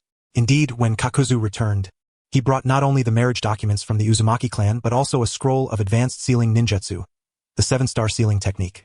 This sealing technique, recorded on the ninjutsu scroll, could not completely seal a tailed beast but could significantly suppress the chakra of a tailed beast's rampage. Moreover, it could suppress not only the chakra of tailed beasts but also that of shinobi, making it a high-level sealing art capable of enabling the weak to overcome the strong. However, despite its power and strong suppressive capacity, its usage conditions were rather peculiar. There were 2 methods to employ this sealing art. The first required a single ninja possessing all 7 chakra natures to learn and then utilize it. The second required 7 ninjas, each with a different chakra nature, to study and master it collectively before it could be performed. In simple terms, it could be released by one person but necessitated mastery of all 7 chakra natures. Another method involves a coalition of multiple individuals, requiring the assembly of 7 ninjas, each possessing a distinct chakra nature. Moreover, the potency of the sealing technique fluctuates in accordance with the user's mastery and the nature of their chakra. Should all 7 chakra natures reach a state of transcendent perfection, the sealing technique's power can be elevated to its utmost pinnacle. Conversely, if the proficiency in the 7 chakra natures falls short, the strength of the 7-star seal diminishes accordingly. This advanced sealing technique is characterized by its simplicity in initiation and ease of acquisition, yet it remains extraordinarily challenging to master. It suits my sealing techniques perfectly. Dyer nodded, being a ninja who naturally possessed all 7 chakra natures. Naturally, the Uzumaki clan could not have been privy to such details. Even within the Land of Night, only a handful were aware that he wielded all 7 chakra natures. The Uzumaki clan bestowed upon him this advanced sealing art explicitly, so that he could unite 7 ninjas of differing chakra natures to collaboratively execute a sealing technique capable of suppressing the chakra of the tailed beasts. However, true mastery of this art was exceedingly difficult. At present, I have only studied 4 elemental ninjutsu: fire, water, earth, and lightning release, and even then only superficially, far from proficient. Yayoi furrowed her brow. This sealing technique is best executed solo, if possible. Coordinating 7 individuals to perform it demands meticulous timing and flawless synchronization, an intricate and cumbersome endeavor. Should even one person falter, the entire technique's efficacy would be compromised, leading to total failure. In essence, while the difficulty may lessen, the risk of fatal failure dramatically escalates. Nonetheless, performing it alone is preferable. Well, as long as I can learn it and produce results, that suffices. After all, powerful sealing techniques capable of suppressing tailed beast chakra are exceedingly rare. Yayoi had previously encountered sealing arts. Among the many ninja clans he had eradicated, some possessed formidable sealing techniques. One such art was effective against the tailed beasts, though it was intended for creating jinchuriki rather than merely suppressing tailed beast chakra. Although imperfect, with some modifications it could be used in a pinch, albeit with potentially unsatisfactory results. Some functions of that jinchuriki creation sealing technique, particularly the absorption of tailed beast chakra, had even been incorporated by Yayoi into his self-developed ultimate technique, the art of life creation.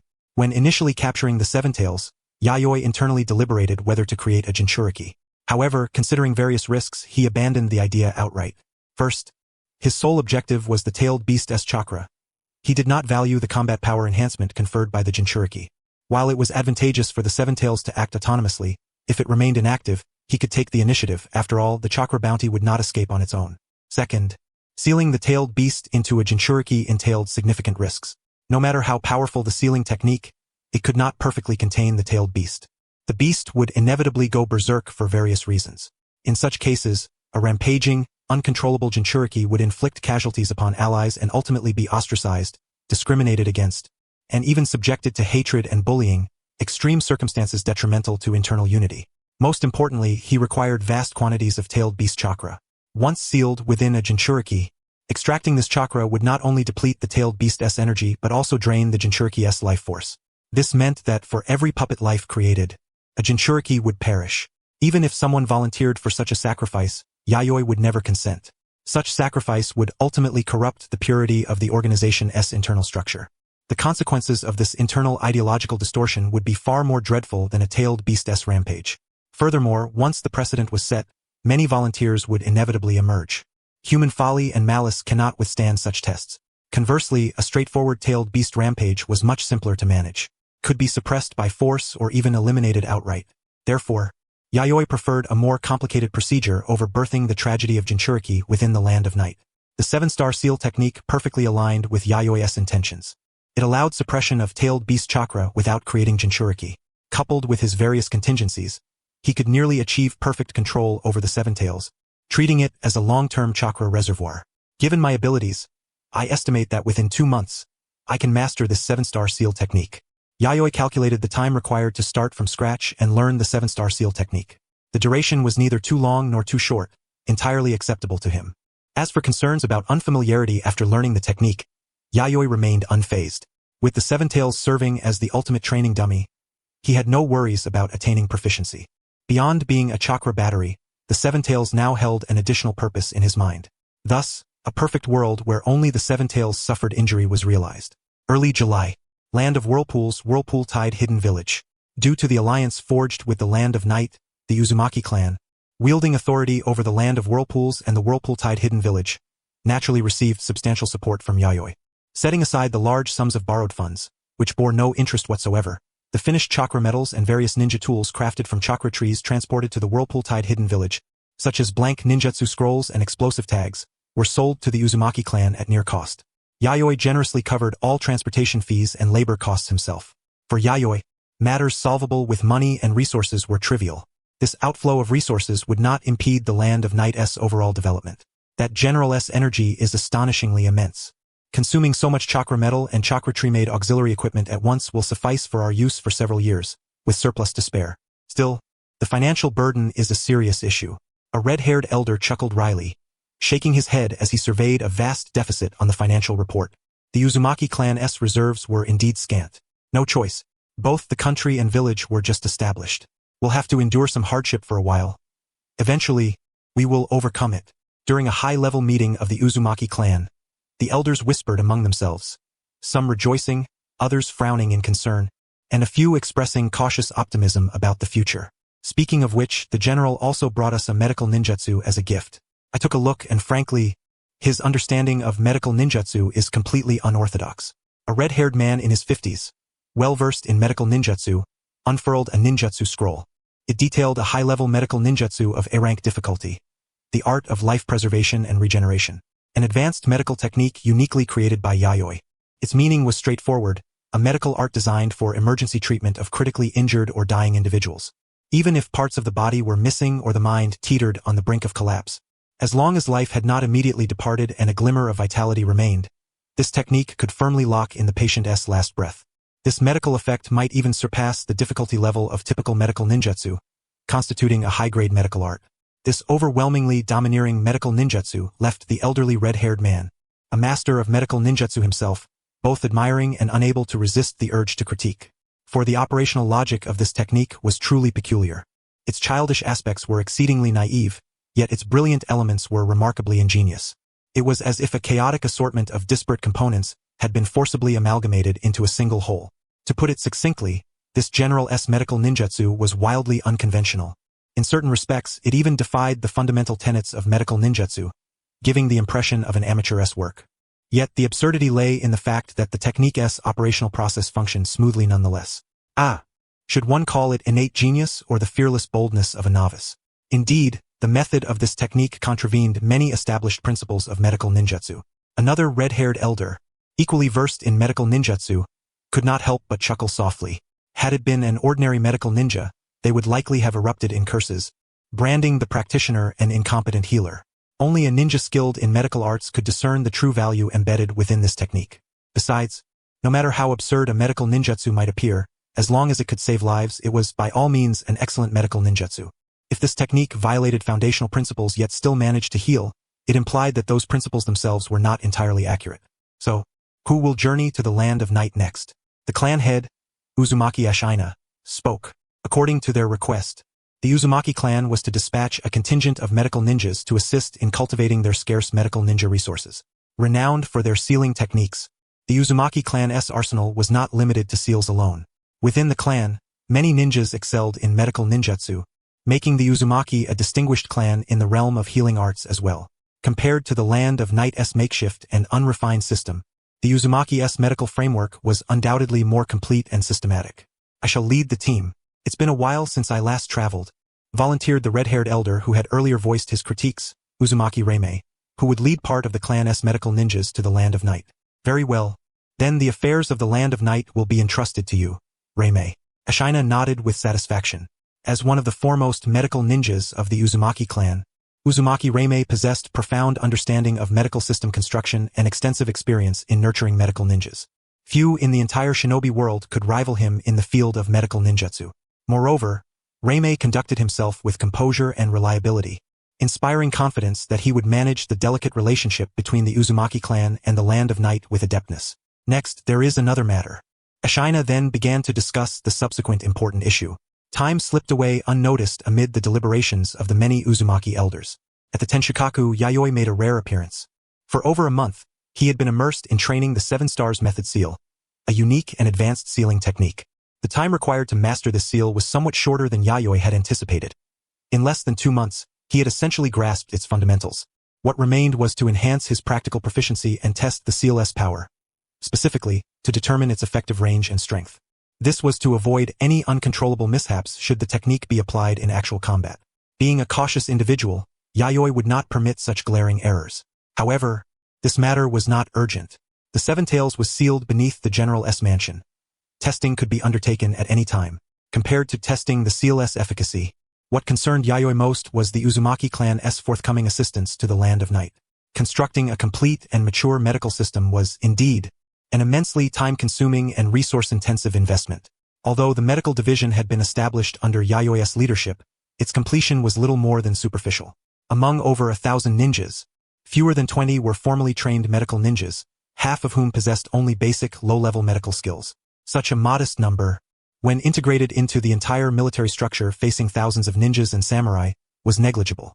Hence, Yayoi had earnestly invited the Uzumaki clan to supplement and rectify the land of night's medical system to a certain extent. Naturally, this invitation came with financial considerations. After all, despite their camaraderie, matters involving diverse interests warranted clear accounting in Yayoi's view. Moreover, although the Uzumaki and Land of Night had recently formalized a marital alliance, exchanging marriage contracts, the bride had yet to formally join the clan. With the Uzumaki clan's support, the medical division's future development would likely proceed smoothly. The intelligence division, under the guidance of Senju-Uchiha, had also made notable progress recently, albeit with insufficient coverage and ongoing challenges in training puppeteers. Yayoi took out a blank scroll and a brush, pausing momentarily to reveal a rare expression of contemplation. Frankly, the puppeteer profession had not been particularly esteemed during the Warring States era. Its current prominence was largely due to his personal efforts. The Sand-Hidden Village, renowned in the original timeline as the cradle of puppeteers, was at this moment nearly non-existent in puppeteer cultivation. In other words, he was the pioneer of the puppeteer domain. Should future figures like Chiyo, Sasori, and Kankuro continue down this path, they would owe him the honorific title of progenitor. Setting aside such far-fetched musings, even now, thanks to him, many ninjas in the Land of Night had developed a keen interest in the puppeteer profession. Witnessing this, Yayoi felt a measure of satisfaction. In his eyes, although the puppeteer profession differed from most ninja arts, if properly developed, it held limitless potential. Consequently, he found himself compelled to compose educational materials on puppeteer ninjutsu and initiate formal puppeteer courses. Let me consider how to begin the opening sentence. Yes. This will do. Puppeteer Insights. The integration of taijutsu. Yayoi dipped his brush into ink and began inscribing his understanding of the puppeteer profession onto the blank ninjutsu scroll. Through the combination of theory and practice, Yayoi realized that puppeteers must not only focus on the puppets they wielded as weapons but also diligently train their own physical combat skills. When manipulating puppets in battle, a ninja's exceptional neural responsiveness, dynamic vision, and stamina were absolutely critical.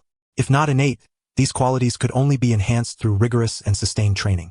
In sum, the ninja should never become a burden to their puppets.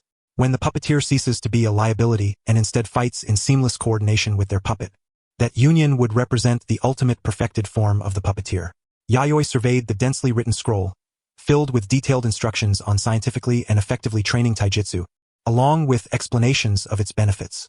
He also delineated how a puppeteer, once physically adept, could synergize with their puppet to execute a variety of offensive and defensive tactics.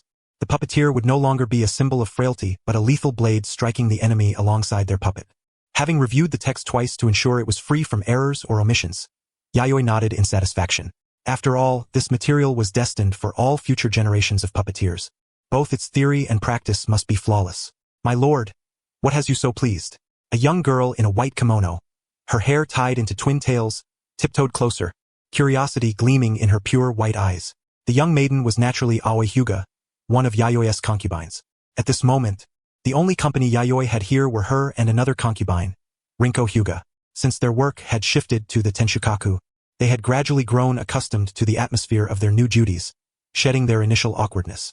Their efficiency in organizing documents and stamping paperwork had noticeably improved compared to before. Thanks to these two, Yayoi and Iruri had saved a considerable amount of time, as many of the trivial matters no longer required their direct involvement. I am currently composing a textbook on how to become a puppeteer. I am not sure how effective it will be, Yayoi said, her words humble yet her tone brimming with confidence. Although the textbook he was writing raised the difficulty of becoming a puppeteer, those who completed all the tasks he outlined would undoubtedly emerge far superior to any puppeteers depicted in the original story. Since it was a textbook authored by her esteemed husband, it was bound to be the finest. Rinko, with her shoulder-length hair, dressed in a maid-style white kimono, carried tea and sweets over and mustered the courage to speak up beside them. Since formally becoming Yayoi's concubine, her once soft and shy nature had transformed considerably. After all, having a husband who was a pioneer puppeteer was an extraordinary achievement. Aoi sighed with admiration, although as a chunin, she could not fully comprehend what being a pioneer puppeteer entailed. She understood through inference that to become a trailblazer of a ninja art system was to be destined for historical renown. However, puppeteers in the ninja world were still exceedingly rare, mostly concentrated in the Land of Night, making them a niche within a niche. To develop this industry and gain recognition from others would require at least 10 or 20 years. As a puppeteer himself, Yayoi was keenly aware of how obscure this field was. At least before his rise, puppeteers as a ninja branch scarcely had the opportunity to step onto the stage. Many puppeteers controlled puppets not for combat but to perform tricks and plays to earn a livelihood. Enough of that, where has Iruri gone? I haven't seen her since a while ago. Yayoi shifted the topic and, upon realizing Iruri was absent, inquired about her whereabouts. She went to the intelligence department. It seems there is important information there that requires her attention. Seeing her husband busy, she didn't interrupt and went alone. Aoi tilted her head and replied. Yayoi nodded. Perhaps he had been too engrossed in writing the puppeteer textbook to notice Iruri's movements. Very well, let her go. You two carry on here. I must attend to today's official duties. Rolling up the ninja scrolls, Yayoi handed them to Aoi, who placed them on a nearby bookshelf as he began his work. In the afternoon, Iruri returned from the intelligence department and personally conveyed a matter to Yayoi. You mean the Kankuro clan? After hearing Iruri's report, a look of surprise appeared on Yayoi's face. Yes, sir. What do you think? Shall we meet the head of the Kankuro clan? Iruri's expression was serene, a gentle smile gracing her face, as if nothing could easily ruffle her emotions. I recall the Kankuro clan is a ninja clan from the Land of Water, correct? Why have they appeared in the Land of Night? Yayoi was puzzled. The Kankuro clan's name revealed that they were the family of Sasori, the S-rank rogue ninja from Kirigakure and a member of the Akatsuki in the original story. In fact, before knowing the name of the Kankuro clan, he had never realized that Sasori was also born into a ninja clan. According to the clan head, the Kankuro clan had distinctive facial and bodily features that deviated from ordinary people, and the clan itself was not very powerful. Thus, they had long been ostracized and oppressed by other clans in the Land of Water. Moreover, with the establishment of the Kirigakure ninja village, many ninja clans in the Land of Water gradually joined the village.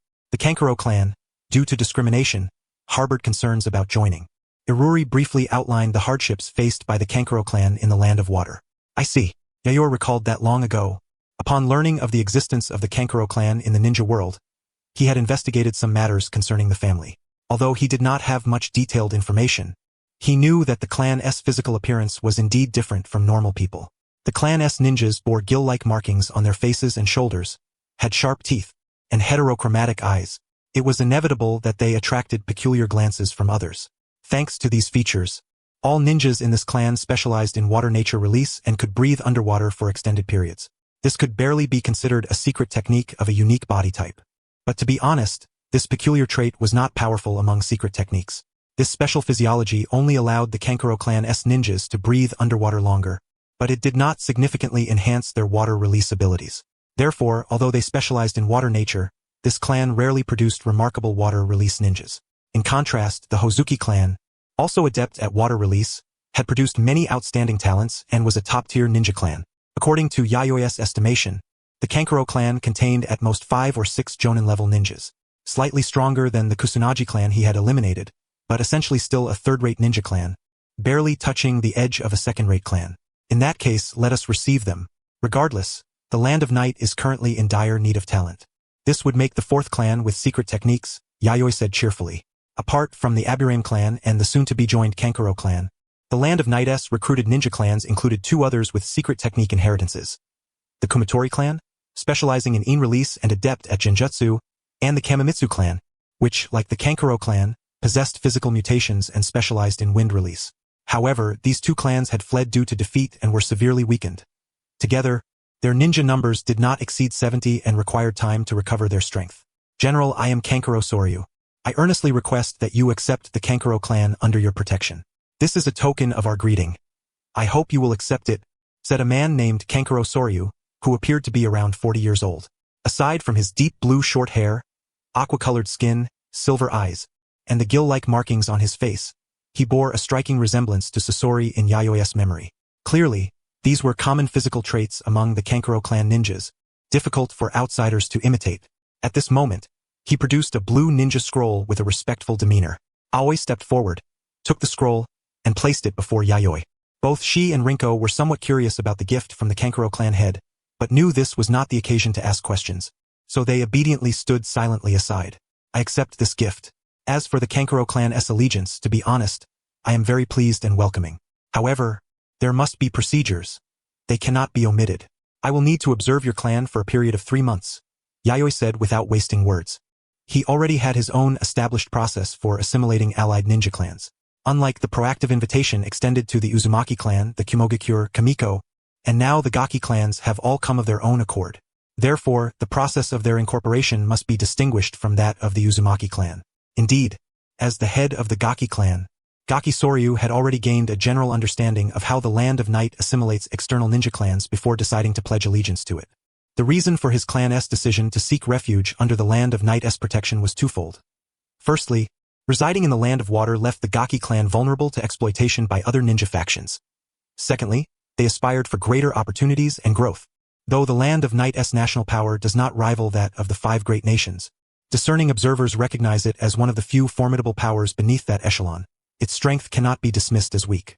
Within the Land of Water, the Gaki clan's affiliation with the Kirigakure ninja village afforded them scant resources. Conversely, in the Land of Night, where ninja clans are scarce, the Gaki clan could access far superior resources. Moreover, the social atmosphere of the Land of Night is comparatively open-minded, lacking the oppressive and insular nature found in the Land of Water. Most notably, the Land of Night's general is a formidable figure capable of subduing tailed beasts, a potent force sufficient to safeguard an entire nation. After conversing with Gaki Soryu for some time, Yayoi instructed Iruri to accompany him and settle the rest of the Gaki clan. According to Gaki Soryu's account, the Gaki clan consisted of 61 ninja and over 400 non-ninja clan members.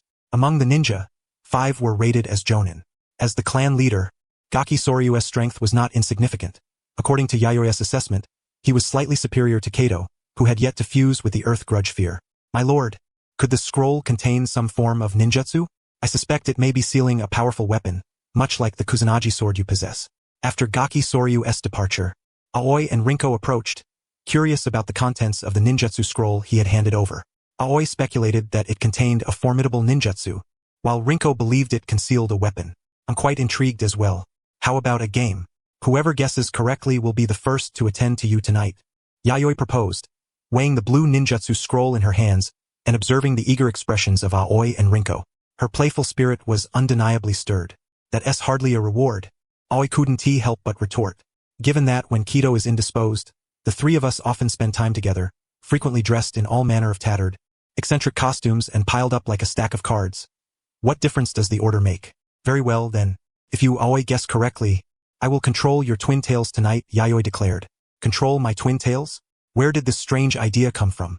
Aoi instinctively touched her black twin tails, feeling a flush rise to her cheeks. Was such a hairstyle really this much fun? If Rinko guesses correctly, she must not close her eyes tonight. Rinko's face reddened, her body growing dizzy. Forcing her to keep her eyes open would surely cause her to break down. Yet what was this pounding heart and fluttering thoughts? Like a startled fawn? Had she become as lewd a girl as Lady Kido? Since you have no objections, it is settled, Yayoi said, untying the thin cord binding the blue scroll and unfurling it upon the desk. The contents were fully revealed, a very ordinary sealing scroll. It seemed Rinko's guess was correct. It sealed a weapon. You two stand back a little. Before confirming the nature of the sealed weapon, Yayoi exercised caution. Obediently, Aoi and Rinko stepped back but began tiptoeing to get a better look. Yayoi meticulously examined the jutsu inscribed, then pressed her hands onto the corresponding parts of the scroll, channeling chakra. Boom! A wisp of white smoke rose, and lying horizontally on the desk alongside it was a great sword nearly 2 meters in length. The blade was wrapped in white bandages, obscuring its precise form. At a casual glance, it resembled not a sword but a bandaged cudgel. Samahata, Yayoi murmured, her gaze fixed on the all-too-familiar bandaged greatsword. Long ago, the Land of Water was renowned as a realm of samurai and swordsmanship. Like the Land of Iron, it was among the earliest birthplaces of the samurai. Even now, with ninja predominating, many samurai families remain, and numerous ninja clans in the Land of Water originated from samurai lineages. Consequently, the nation has historically produced many uniquely shaped and functionally peculiar ninja swords, said to be the painstaking craftsmanship of ancient swordsmiths. The greatsword Samahata was one such extraordinary ninja sword. The Gaki clan neither inherited such ninja swords nor excelled in swordsmanship. Was this an accidental acquisition? Regardless, it was now his possession. However, this raised a thought in Yayoi's mind. With the Gaki clan's arrival, would the 7 ninja swordsmen of Kirigakure be reduced to 6? On the 3rd day after the Gaki clan pledged allegiance to the Land of Night, a squad departed from the Uzumaki clan, led by the elder Uzumaki Reime, finally arriving safely in the Land of Night. Though they had heard of the Land of Night's capital as a magnificent metropolis, none anticipated it to be so spectacular. Upon entering Yami Castle, Reime and the ninja of the Uzumaki clan were astonished by the city's grandeur and prosperity. As members of the Uzumaki clan, they were familiar with large cities, but a metropolis blending steel and masonry to such a degree was exceedingly rare in this era. Even the Land of Fire's capital, one of the ninja world's few megacities, predominantly featured wooden and stone structures. Seeing this city was like witnessing an inevitable trend in the future development of urban centers. As a veteran of the Warring States period, Reime understood precisely what the emergence of this city signified. Though the Land of Night might lag behind the great nations in mineral resources, land area and population, its resource extraction and smelting technologies had undoubtedly reached new heights. Throughout the journey, he had elevated his estimation of the Land of Night's general, but the sight before him now revealed he had still underestimated the man's capabilities. This nascent strong nation, only 10 years in existence, was advancing at a terrifying pace, truly a nation brimming with boundless vitality. Reime could not help but compare the Uzumaki clan's homeland, the Land of Whirlpools, to this place, feeling it resembled a rural backwater by comparison. Only the capital, Yuzushio Hidden Village, enjoyed some prosperity. Most of the Land of Whirlpools remained impoverished. He was increasingly convinced that allying with the Land of Night through marriage was an extraordinarily wise decision. Such a powerful nation could offer assistance beyond what the Hidden Leaf Village could provide. And this was only the capital. Along the way, he passed through other towns in the Land of Night, which, while not as splendid and prosperous as Yami Castle, were stable enough. At the very least, basic necessities such as food, clothing, shelter, and transportation had begun to permeate most regions of the country. Under the guidance of their escorts, the remaining Uzumaki clan ninja were temporarily accommodated at the state guesthouse. This is a place specifically designated for accommodating foreign diplomats, divided into numerous residential districts, each overseen by dedicated personnel. Besides the Uzumaki clan, there were also diplomatic delegations from other nations residing within.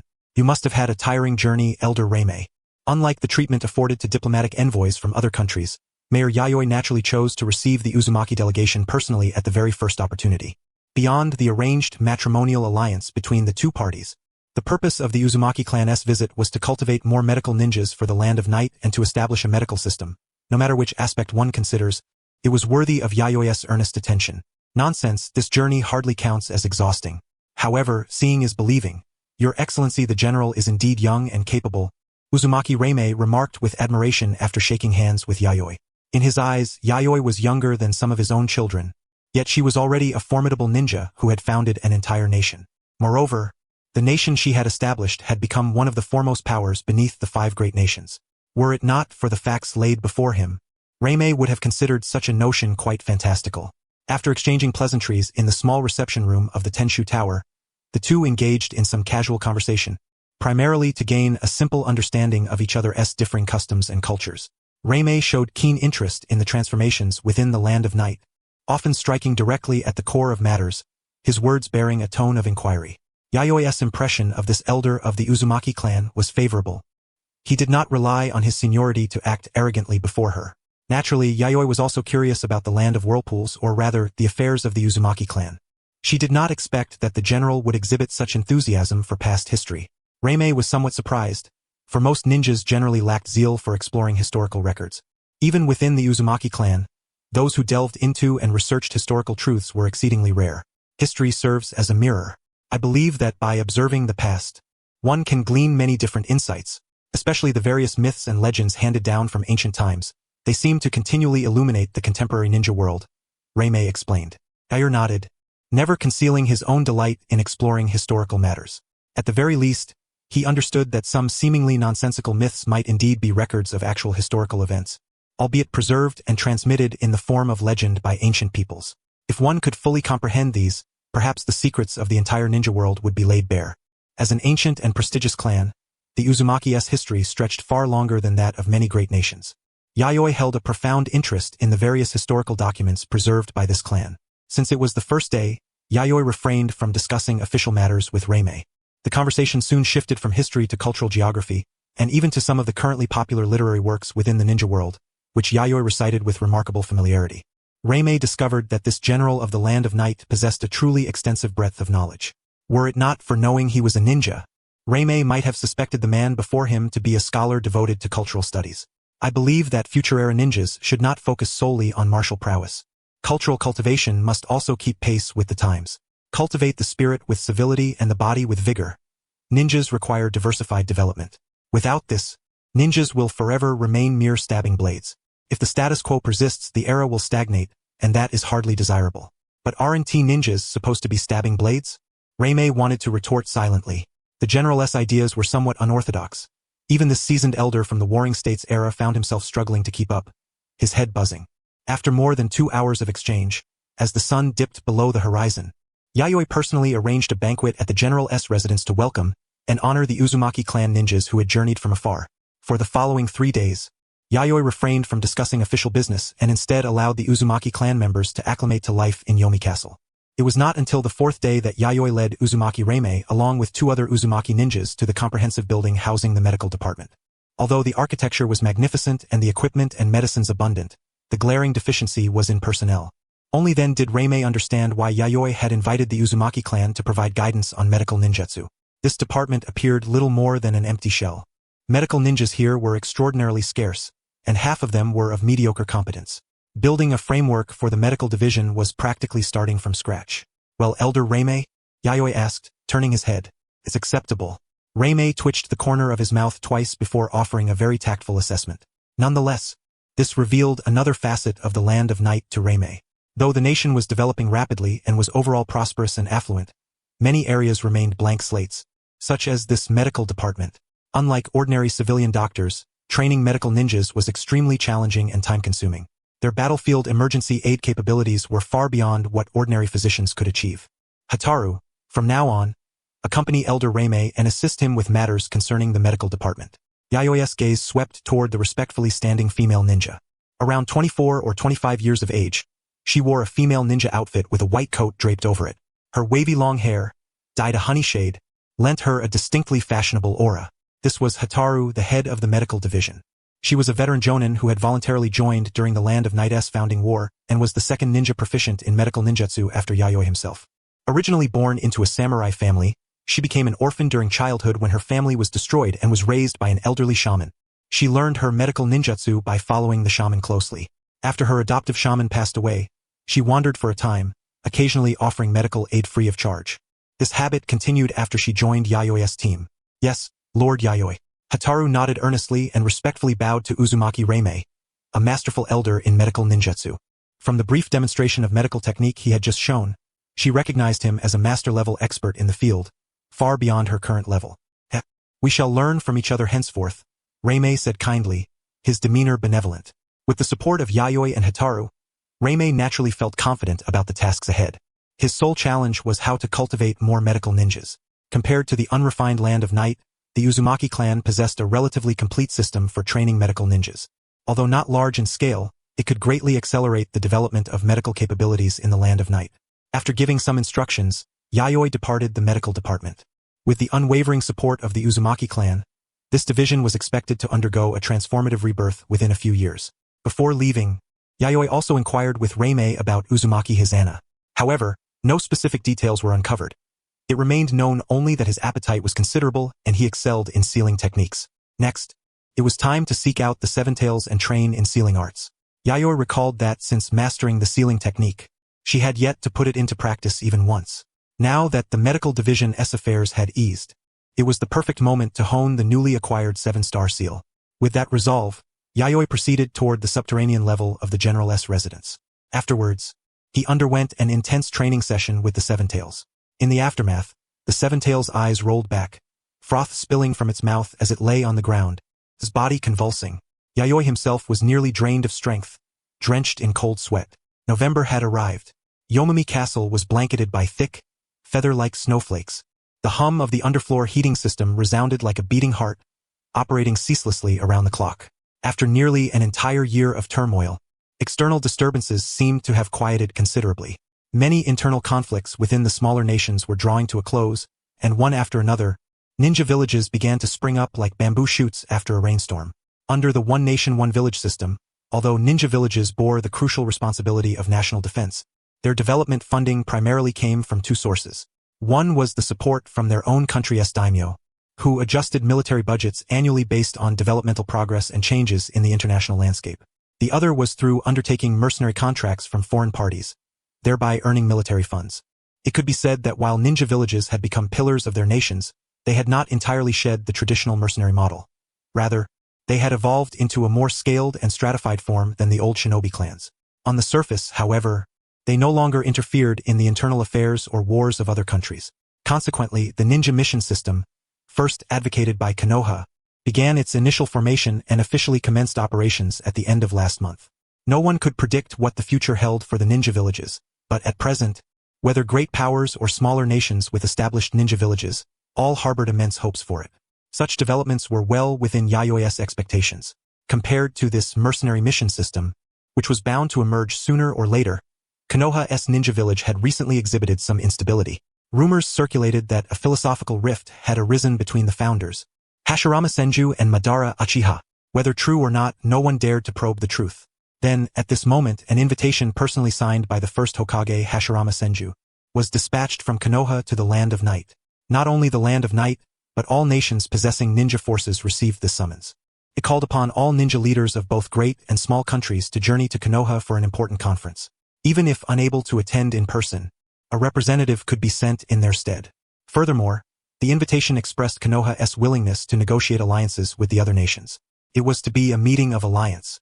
It appeared that a journey to Konoha was imminent.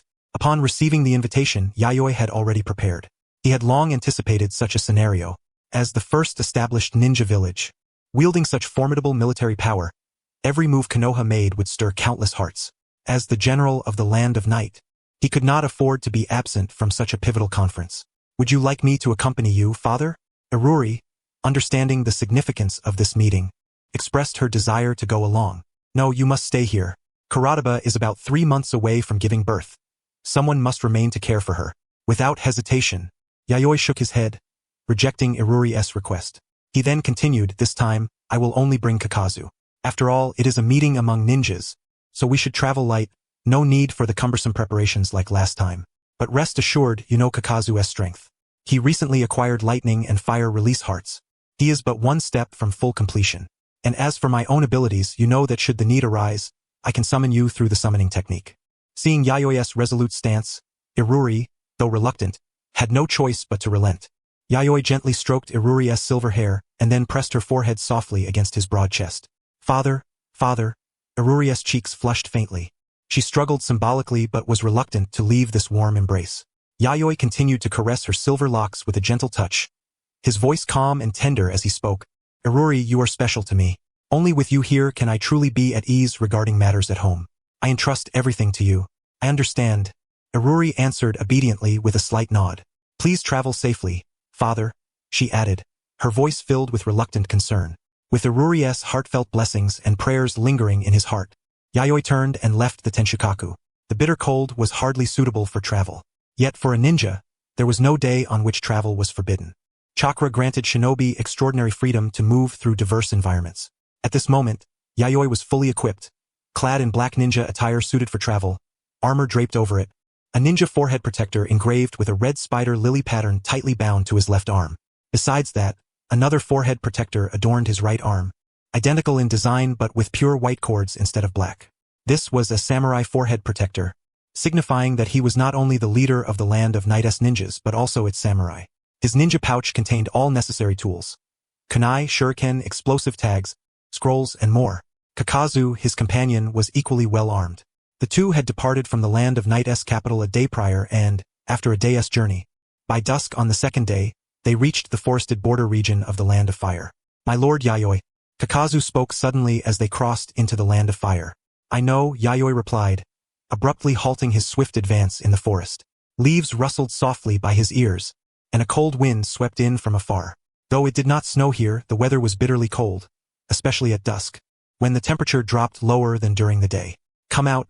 Yayoi's gaze pierced a sturdy tree where, on its northern side, at least 3 to 5 people could be concealed. Impressive, you sensed my presence. General of the Land of Night, right? Last time we met was when you were invited to Konoha during the first Hokage's succession ceremony. A somewhat dull voice emerged from behind the tree. 2 figures, one tall and one short, gradually revealed themselves. So it's you, Mu of the Land of Earth. But how did you come to look like this? Is this some new artistic trend in the Land of Earth? Yayoi looked at the taller figure, a slender man wrapped in numerous white bandages, covering even his mouth and fingers, leaving only his eyes exposed. This was Mu, the Land of Earth ninja whom Yayoi had briefly encountered in Konoha. There's no such bizarre art in the Land of Earth.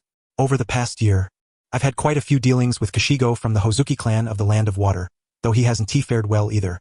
The bandage-wrapped Mu's voice sounded somewhat muffled as he briefly recounted the recent events that had transpired upon his body, clearly unwilling to delve further into the matter.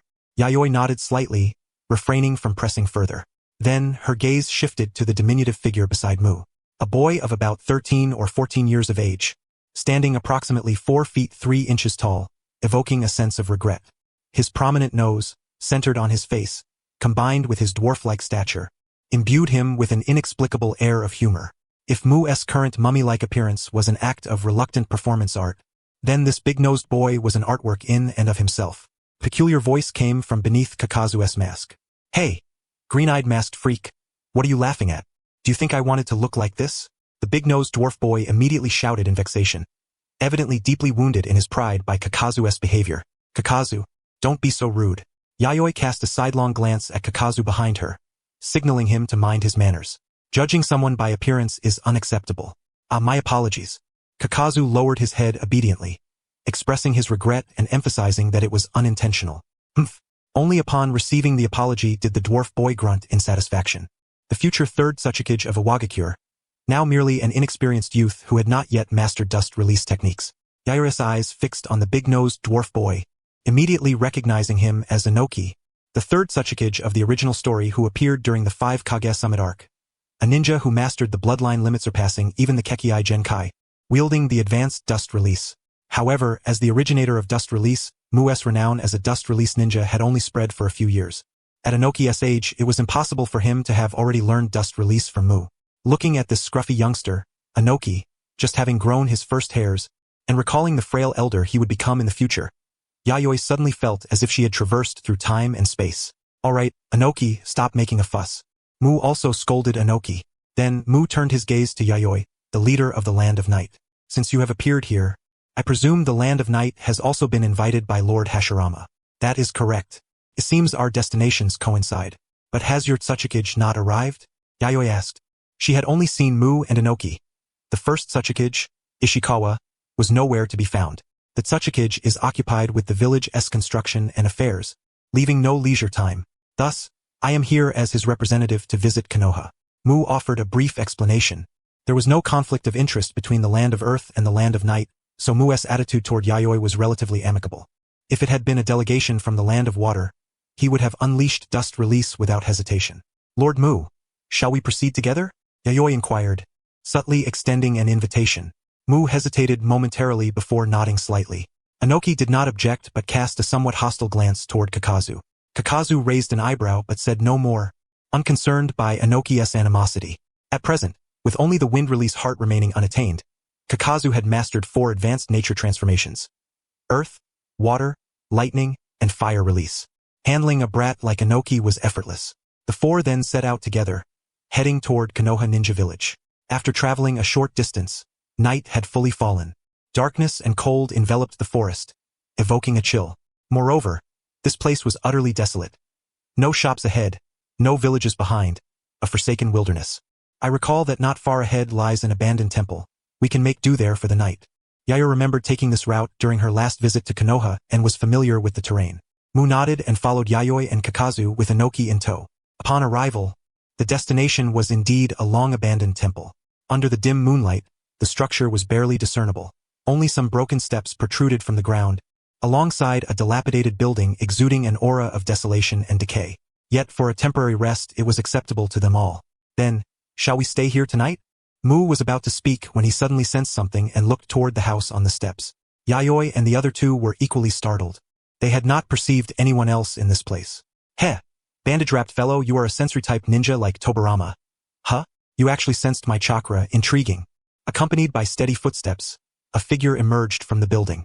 Finally, standing atop the highest step, he looked down upon the 4 with a pair of crimson eyes, his expression impassive. His words carried an inherent tone of superiority, as if in his mind, Yayoi and the others were mere dust easily swept away. You are. Mu's body tensed inexplicably, his voice faltering, cold sweat beading on his forehead. In that moment, he felt like a wild rabbit caught in the gaze of a mighty lion, his body trembling uncontrollably. Yayoi's expression was no better, a hint of gloom clouding her features. For the man before them was none other than Uchiha Madara, the one she least wished to encounter from Konoha Ninja Village. His striking black hair fluttered in the night breeze, his ninja attire draped with layered crimson armor, and the Konoha forehead protector adorning his brow. The lofty, domineering gaze of his crimson Sharingan eyes surveyed them as if they were motionless corpses. The same disdainful demeanor as ever, yet he was entitled to it. Yayoi sensed this instinctively, though she had rarely met Madara and had no meaningful exchanges with him. His contemptuous eyes that regarded everyone as ants spoke volumes. This man, aside from Senju-Hashirama, had no room for anyone else in his vision. Lord Madara, may I ask why you are here? Could it be that Lord Hashirama arranged your presence? Yayoi stepped forward, intending to inquire about Madara's purpose here. Yet before he could finish, Madara impatiently interrupted. Don't utter that man's name before me. Do you wish to be killed by me? Yayoi pressed her lips together, remaining silent. But Anokei, standing beside Mu, unafraid like a newborn calf confronting a tiger, could not help but speak. But this summit is personally, boom, the earth suddenly erupted and shattered. A brilliant blue sword energy cleaved through the air with unparalleled momentum, obliterating everything before them. A terrifyingly vast fissure appeared in the ground, extending deep into the forest.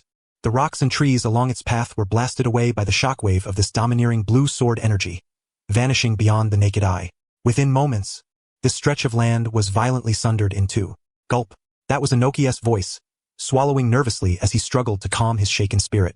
At this moment, he was seized by the collar and dragged to a secure location before being abandoned there.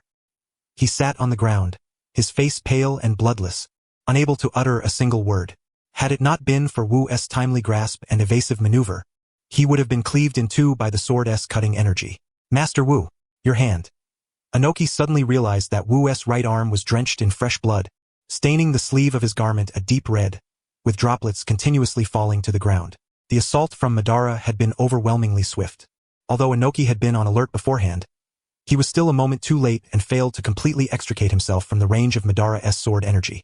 Moreover, carrying Anokei as a burden was a significant reason Wu could not escape the danger promptly. I am no hindrance, Wu spoke in a low voice. Despite cold sweat still beating his forehead, his eyes revealed no sign of fear. Instead, they shimmered with a hint of madness. Meanwhile, Yayoi and Kakuzu had also narrowly evaded the sword energy's reach. Even so, both were left disheveled and dirted. Kakuzu, in particular, had attempted to resist by using the black veins of the earth grudge fear technique to delay the destructive impact of the sword energy. However, in the blink of an eye they were shattered by the force.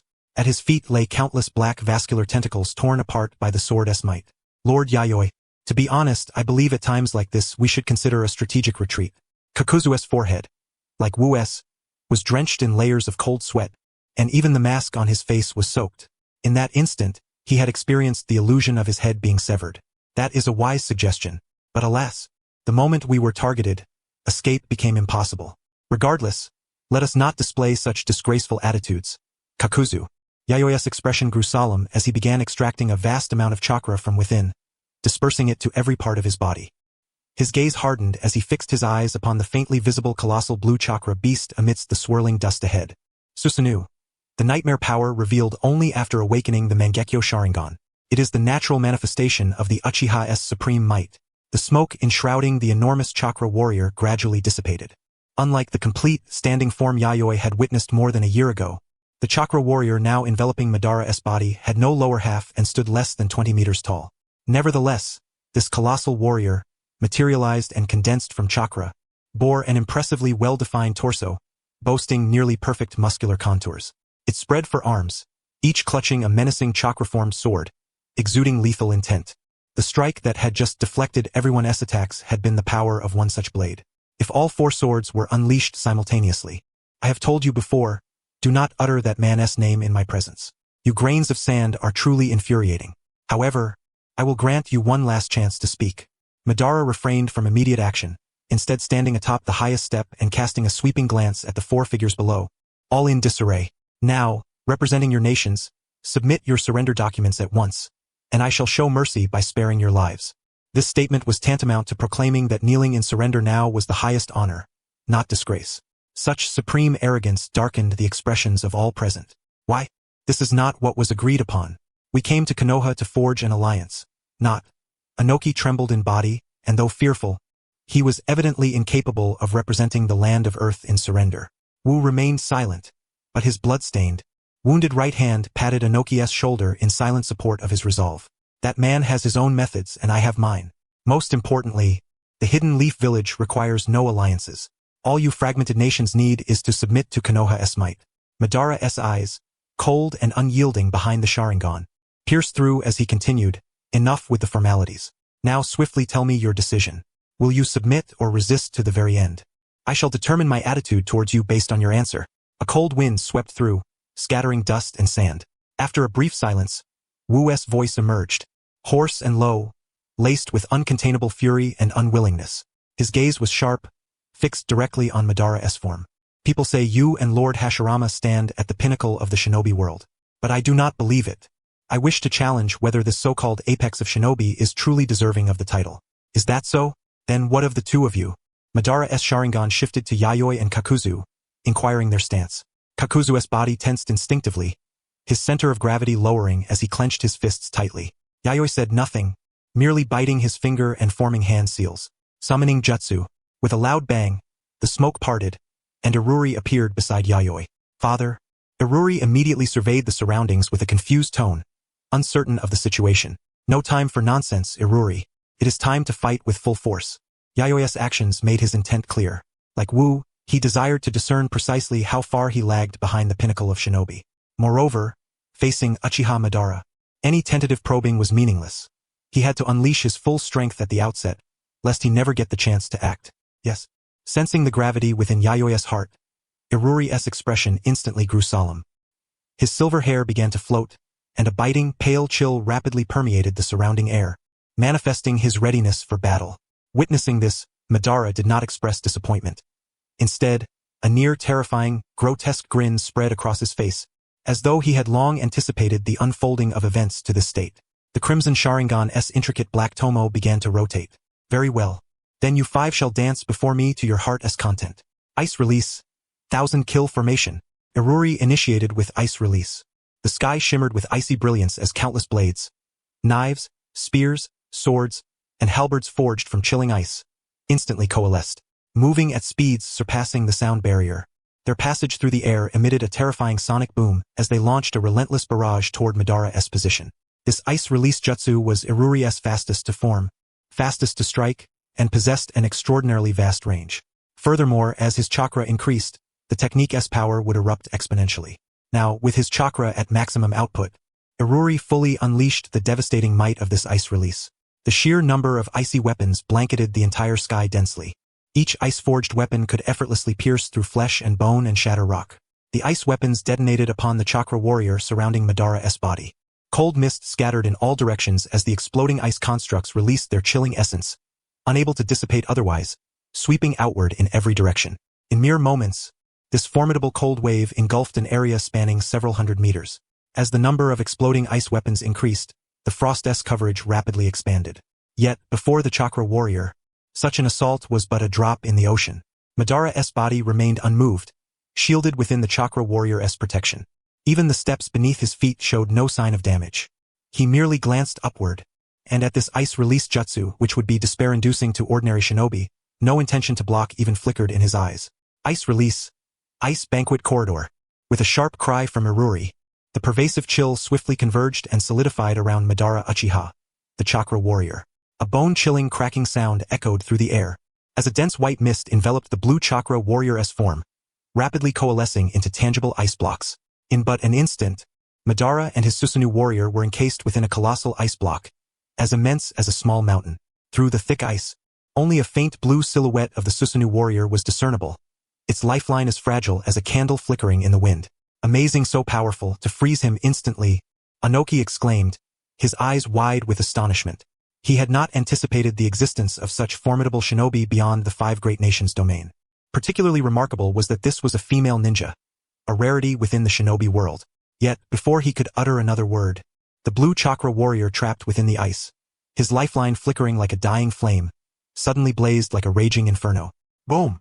The ice shattered explosively, for blue sword energies sliced through the ice from all directions. Massive chunks of ice scattered wildly, toppling rows of trees as they crashed down, while the ground trembled with a seismic groan.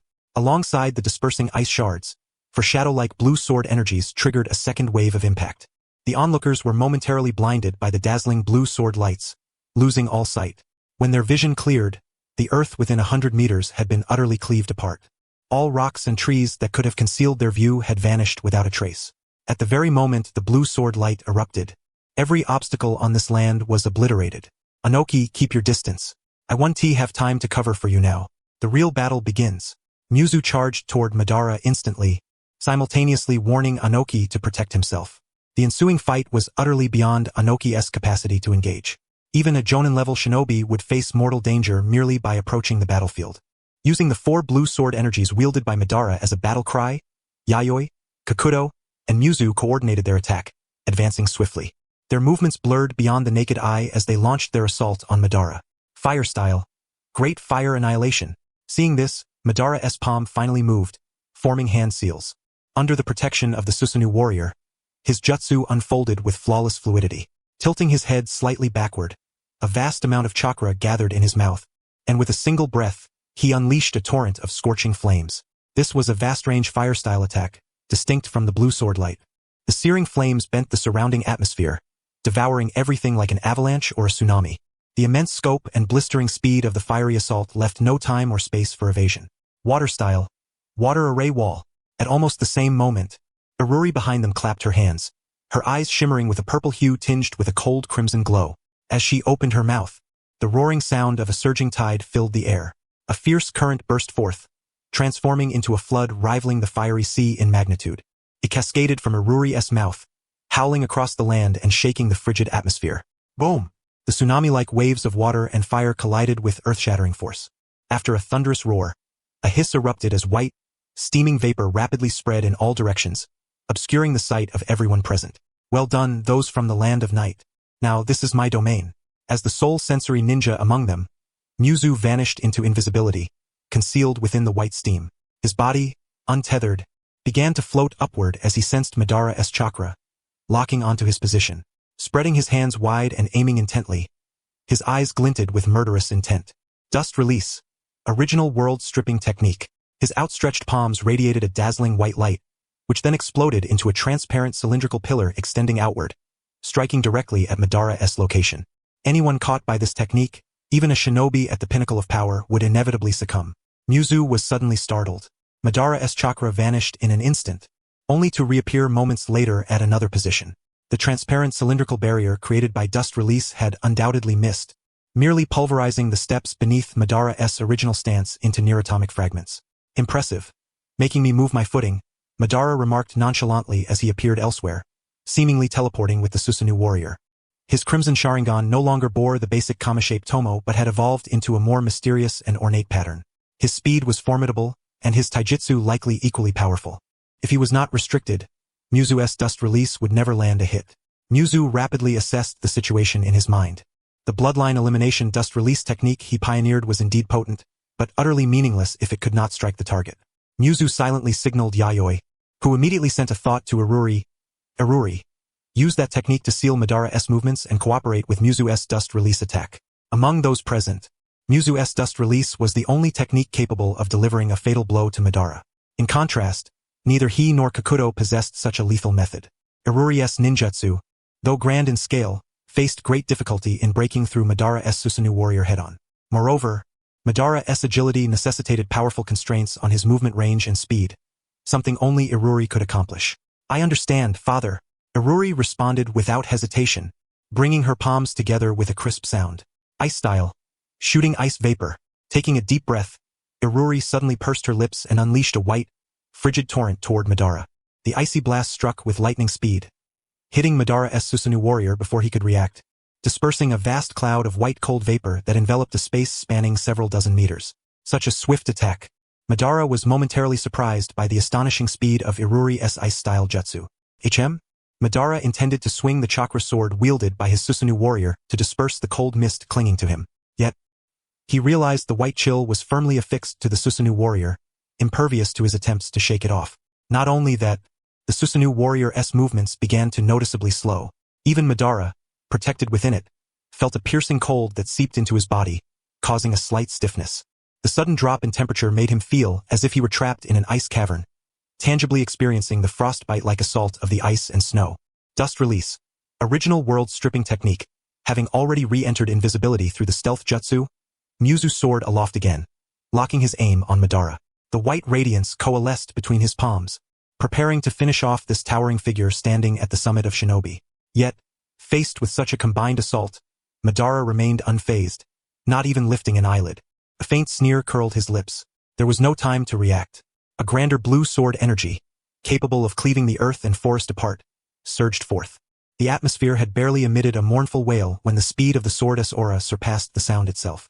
The surrounding earth and forest were cleaved in twain by the blue sword energy before the lament could even fully resonate. Boom! The explosion's shockwave unleashed a tempest that ravaged the land, ripping up thick layers of soil and revealing the reddish-brown earth beneath. Rows of trees hundreds of meters away were uprooted, transformed into rolling waves that, along with the torn earth, were swept far into the distance. Beneath the pure white moonlight, the land and forest trembled and cried out under the unbearable strain, the incessant roaring buzzing like a ceaseless clamor. A mournful scream pierced the air as someone plummeted from the sky toward the horizon. Amidst the gradually dissipating dust, the striped Susanoo warrior had somehow grown a lower half and sprouted legs, taking on a complete humanoid form. This magnificent chakra giant, framed by the earth and moonlight, stood as majestically as a towering mountain. On the desolate, shattered ground lay a shadow of a monstrous and terrifying behemoth. The four chakra swords tightly gripped by its forearms had become denser, heavier, and their lengths had more than doubled.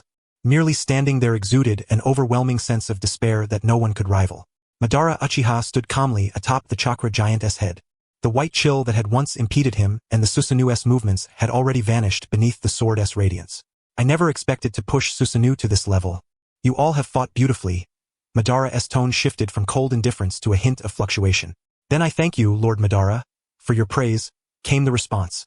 Still enveloped in the not yet fully dispersed smoke, Yayoi's armor and ninja attire had long since been scattered by the errant sword flashes moments before. His exposed, sturdy, and muscular frame was cloaked in a layer of chakra armor, blue flames flowing slowly like water over its surface. He had officially entered chakra armament mode. Yet even so, he could not withstand the overwhelmingly fierce sword aura. At his chest, the thick and solid chakra armor was torn open by a narrow, elongated gash. A deep sword scar cut through his pectoral muscles, the white bone beneath plainly visible. Despite this, he still smiled, the torn flesh and bone at his chest writhing with fresh, vibrant tissue that began to knit itself back together without any hand seals. In front of Yayoi stood Iruri, his expression grave, surrounded by a white chill that exuded an indomitable fighting spirit. Though his figure was battered and his beautiful silver hair dusted with grime, his overall condition was far better than Yayoi's. The wound slashed across his abdomen revealed not blood nor flesh, but an intensely compressed solid chakra that coalesced at the injury site, healing the slash and restoring it to its original state. Truly unexpected, this fellow possessed a healing ability akin to Hashirama's innate regeneration. And to recover from such grievous wounds in such a short time demonstrated that his medical ninjutsu skill had unquestionably reached Hashirama's level. Madara's eyes flickered as he gazed at Yayoi's body. Though severely wounded, the rapid recovery astonished him. Apart from his dear friend and rival Hashirama, Madara had never seen another medical ninja capable of such a feat without hand seals. And this little girl's body, flowing with chakra's aura, could she be a tailed beast? Even with Madara's extensive knowledge, discerning Iruri's true species was not easy. What is your name? Madara could not help but ask, standing atop the chakra giant's head. Oda Yayoi, general of the land of night, Yayoi replied, his injuries fully healed, not a single scar remaining. I shall remember that name. For medical ninjutsu of your caliber, I have only witnessed it in Hashirama. In terms of medical ninjutsu, I, Madara, am willing to acknowledge you as one of the strongest. Without a doubt, Madara's words represented the highest praise for Yayoi's medical ninjutsu. It is an honor. So, Lord Madara, have you had your fun? Yayoi emphasized the word fun instinctively. You noticed that, huh? Madara replied with surprise. I have seen Lord Madara at his peak. Over a year ago, when you hunted the Seven Tails in the Land of Night, I was present, Yayoi said after a brief silence. Is that the ninja who used the earth release, earth flow wall at the battlefield's edge? No wonder you look familiar. Too bad that beast was too weak to be my steed. Madara responded, as if recalling something. Had Yayoi not brought it up himself, Madara might have forgotten, as it was not particularly significant. So, shall we continue fighting? Even against Lord Madara, I would choose to see it through to the end, Yayoi declared, drawing a deep breath. The chakra armor draped over his body kept him in a constant state of combat readiness. Without this form, he would be vulnerable to instant defeat by Madara at any moment. The opponent needed no special jutsu. Each swing of his Susanu's sword was a terrifyingly lethal attack. Though that's an option, my interest has waned because of an unpleasant presence here. Let us leave it at this for now, Madara said, forming hand seals. Boom! A burst of white smoke swept through, and Madara's figure vanished, along with the Susanu, dissolving into the air without a trace. Iruri's purple pupils trembled slightly. Just as I suspected, that was a shadow clone. Witnessing this, Yayoi was not surprised and smiled wryly. From the start, he had found Madara's strength strange. Not too powerful, but rather lacking in offensive power. Now everything was confirmed. The one who came here was just a shadow clone. How much chakra the clone possessed compared to Madara's true body remained unknown. As for why Madara would use a shadow clone, one could only say that the Sharingan's copying ability was simply too convenient. A B-rank ninjutsu with no stringent requirements. Madara only needed a glance to wield it effortlessly. You guys are quite formidable. Together, you managed to withstand Madara's assault for so long and even forced his Susanu's third stage to emerge. A detached voice sounded. Yayoi and Iruri turned toward the source, where a white-haired man clad in black ninja attire, overlaid with layered blue armor, appeared. It was none other than Tobirama Senju. Lord Tobirama, you've been here for some time. Haven to you? Yayoi rubbed his somewhat sore neck, which cracked, and dissipated the chakra cloak from his body. Madara had evidently sensed Tobirama's presence. If Tobirama joined the fray, realizing the battle could become interminable, Madara lost the will to continue fighting. After all, no matter how powerful Madara's true body was, a shadow clone's strength had its limits. I just arrived, Tobirama claimed, though Yayoi did not believe a word. This fellow probably had been here a while, lurking and searching for Madara's weaknesses, thus concealing his chakra signature. Only after Madara unleashed his Susanu's third stage, with its vast attack range, was Tobirama inadvertently drawn in, causing Madara to detect his presence. "Sensei Ono!" Suddenly, a pained cry echoed from afar. He was now drenched in blood, barely able to stand. Yet with sheer determination, he struggled to draw closer to Mu, who was gravely wounded and unconscious. That young man was truly fortunate to have survived such a devastating attack. Yayoi was somewhat surprised by Anokei's resilience. He was remarkably tenacious. Although Anokei would become powerful in the future, at present, he was merely a lowly foot soldier. One who risked his life even by standing at the periphery of the battlefield. In the end, he had used earth release techniques to conceal himself deep underground, evading the majority of the sword's energy wave. Otherwise, not even a trace of him would have remained. Tobirama, observing from nearby, saw everything clearly and understood precisely how Anokei had avoided Madara's chakra sword's range. "Anokei, don't push yourself any further.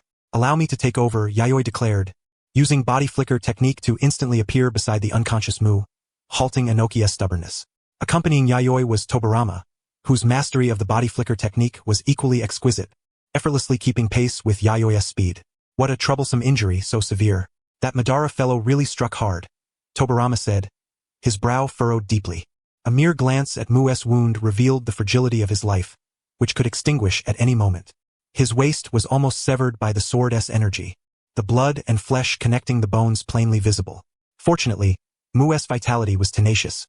Relying on his immensely powerful chakra, he clung to his final breath. "How is it, Lord Oda? Can you treat such injuries?" Tobirama looked toward Yayoi, his tone respectful. Anokei was inconsequential, but Mu, as a representative of the land of Earth, dying here would cause significant complications. Especially Mu, a trusted retainer of the first Hokage, Ishikawa, likely groomed as his successor. Any misstep in this matter could ignite a war between the land of Earth and the land of Fire, potentially triggering a ninja world war.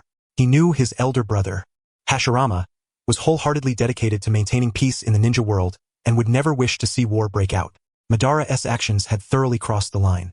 After all, regardless of circumstances, Madara was merely an advisor from Konoha. The true decision-maker was his elder brother, Hashirama, the Hokage. If death came naturally with age, there was no hope. But this wound was still within the scope of my healing abilities. Without hesitation, Yayoi swiftly placed his palm over Mu's waist wound, enveloping it in a vibrant green chakra brimming with life force. The ragged masses of flesh began to wriggle and reconnect. The fractured bones, under the influence of chakra, realigned and healed. Tobirama exhaled in relief but could not help but adopt a solemn expression. The chakra employed by this general was less like chakra and more akin to a living organism cloaked in a chakra guise. Madara's earlier assessment was entirely accurate. This was a medical prowess comparable to his elder brother Hashirama's, arguably the strongest in the ninja world. In terms of medical ninjutsu alone, Yayoi had genuinely ascended to the pinnacle of the ninja realm, ranking among the strongest by another measure. "That's wonderful. I am truly grateful to you, Lord General." Anokei wept tears of joy, eagerly wiping them away beside them. Elsewhere, Iruri located Kakuzu buried beneath rubble and lifted the massive stone pinning him down. The man lay in the pit, not immediately rising, his expression betraying a profound existential doubt. To be so powerful, is Madara truly still a ninja? He wondered. Throughout the battle, he had been searching for an opening, even if only to distract the opponent's attention. Yet, until he was blasted away by the sword's shockwave, he had found no ideal moment to strike. The advanced lightning and fire release techniques he had recently acquired had gone unused. Such frustration deeply wounded Kakuzu's spirit. That guy really is pitiable. Kakuzu rose from the earth pit, casting a glance at Mu's grievous condition, his heart trembling fiercely. Fortunately, most of Madara's four-pronged sword energy was directed toward Yayoi, Iruri, and Mu. Otherwise, Kakuzu felt his fate would be no better than Mu's. Madara's sword energy truly could obliterate his entire heart in an instant. That should suffice. Barring unexpected developments, he should awaken by tomorrow. After some time, Yayoi concluded his treatment of Mu. The bones and flesh, once severed at the waist, were flawlessly reconnected. Even the burn scars remaining on the skin were restored. These burns were not inflicted by Madara's attack but were injuries sustained earlier in battle. Adhering to his principle of healing to the utmost, Yayoi had simultaneously treated Mu's waist wound and the burn marks on his body. Compared to the nearly severed waist injury, these burns were insignificant in his eyes. "Follow me now. About a dozen kilometers south, there is a stronghold once built by our Senju clan," Tobirama said, instructing Anokei to carry Mu as they prepared to lead the group to the mentioned sanctuary for recuperation. Given the current circumstances, traveling to Konoha would have to wait until Mu regained consciousness. "Iruri, you should return now. Leave this place to me, Yayoi said after the battle, dismissing Iruri. Understood. Soon after, Iruri vanished in a swirl of white smoke, returning to the keep in the land of night. Is this girl really just a puppet? Tobirama pondered silently as he watched Iruri disappear. In truth, shortly after the battle between Yayoi and Madara commenced, Tobirama had quietly arrived on the battlefield, seeking an opportunity to exploit any weakness in Madara and to help Yayoi and the others escape danger. Iruri's mastery of ice release and water release left a deep impression on him. The formidable ice release that could suppress both the first and second stages of Susanoo, and the water release capable of dousing Madara's fire release. Such strength was certainly not mediocre within the ninja world. He had gathered some intelligence on Iruri. About half a year ago, she had demonstrated her formidable ability to freeze islands and seas in the northern sea region of the Land of Night, gaining widespread renown. Yet, no matter how he considered it, she did not resemble a mere puppet. She was capable of autonomous action, possessed intelligence and reasoning, and even after being injured by Susanoo, her body exhibited an uncanny ability to heal itself. A humanoid-tailed beast. Tobirama silently reached this conclusion, instinctively marking Yayoi as a subject for close observation. The next day, just past noon, a secluded courtyard nestled within a mountain ravine, with babbling streams and swirling mist, exuded the aura of a hidden paradise. From the cold darkness, Mu suddenly opened his eyes, gazing upon an unfamiliar ceiling. This was where he was. Mu, supporting his aching bones that creaked with soreness, struggled to sit upright on the futon, surveying the unfamiliar surroundings. It was a relatively spacious, quiet room, simply furnished but with all necessary amenities, and kept clean, a perfect place for peaceful rest. Teacher Mu, you're awake. Anokei, who had been dozing nearby, immediately stirred upon sensing movement, rubbing his eyes and calling out joyfully, "Su, Anokei." "I am." Mu shook his head, his mind foggy, thoughts tangled and confused. The final scene before losing consciousness, he saw nothing but an overwhelming surge of blue sword energy, and then he lost awareness until now. Judging by the current circumstances, he should have been saved. Sensei Wu, the situation is as follows. Onaji had long prepared his explanation and vividly recounted to Wu all the events that transpired after he lost consciousness last night. If that is the case, then indeed, he owes that person a great debt of gratitude. Upon hearing this, Wu could not help but sigh. Having lived through the Warring States period, he had witnessed countless tragic scenes of nations falling and families perishing. Many small countries were destroyed, often driven by the ambitions of greater powers such as the Land of Earth. He had always believed that true peaceful alliances between nations were impossible. This time, being intimidated by Madara and nearly killed was the best proof of that. However, the kindness that Yayoi showed him was truly immense. On a personal level, Wu felt that Yayoi might be a rather admirable individual. By the way, where is Lord Oda? I must personally thank him. Onaji, help me up. Onaji wanted to say something, but upon seeing the resolute look in his teacher's eyes, he knew it was futile to object. Reluctantly, he stepped forward to support Wu, guiding him outside in search of Yayoi. At this moment, Yayoi was seated on the courtyard corridor with Tobirama, engaged in conversation. Kakuzu stood behind Yayoi, fulfilling his role as a bodyguard. I never expected you to hold my shadow clone technique in such high regard, and even devised so many applications for it. There are aspects I had not even considered myself, Tobirama remarked appreciatively. Just now, as he exchanged ninjutsu knowledge with Yayoi, he had learned the method of training the shadow clone technique from him, while also receiving other techniques from Yayoi. What surprised Tobirama most was Yayoi's evident admiration for the shadow clone technique, even conceiving the special idea of dividing clones to accelerate training. Honestly, as the creator, I never noticed these things myself.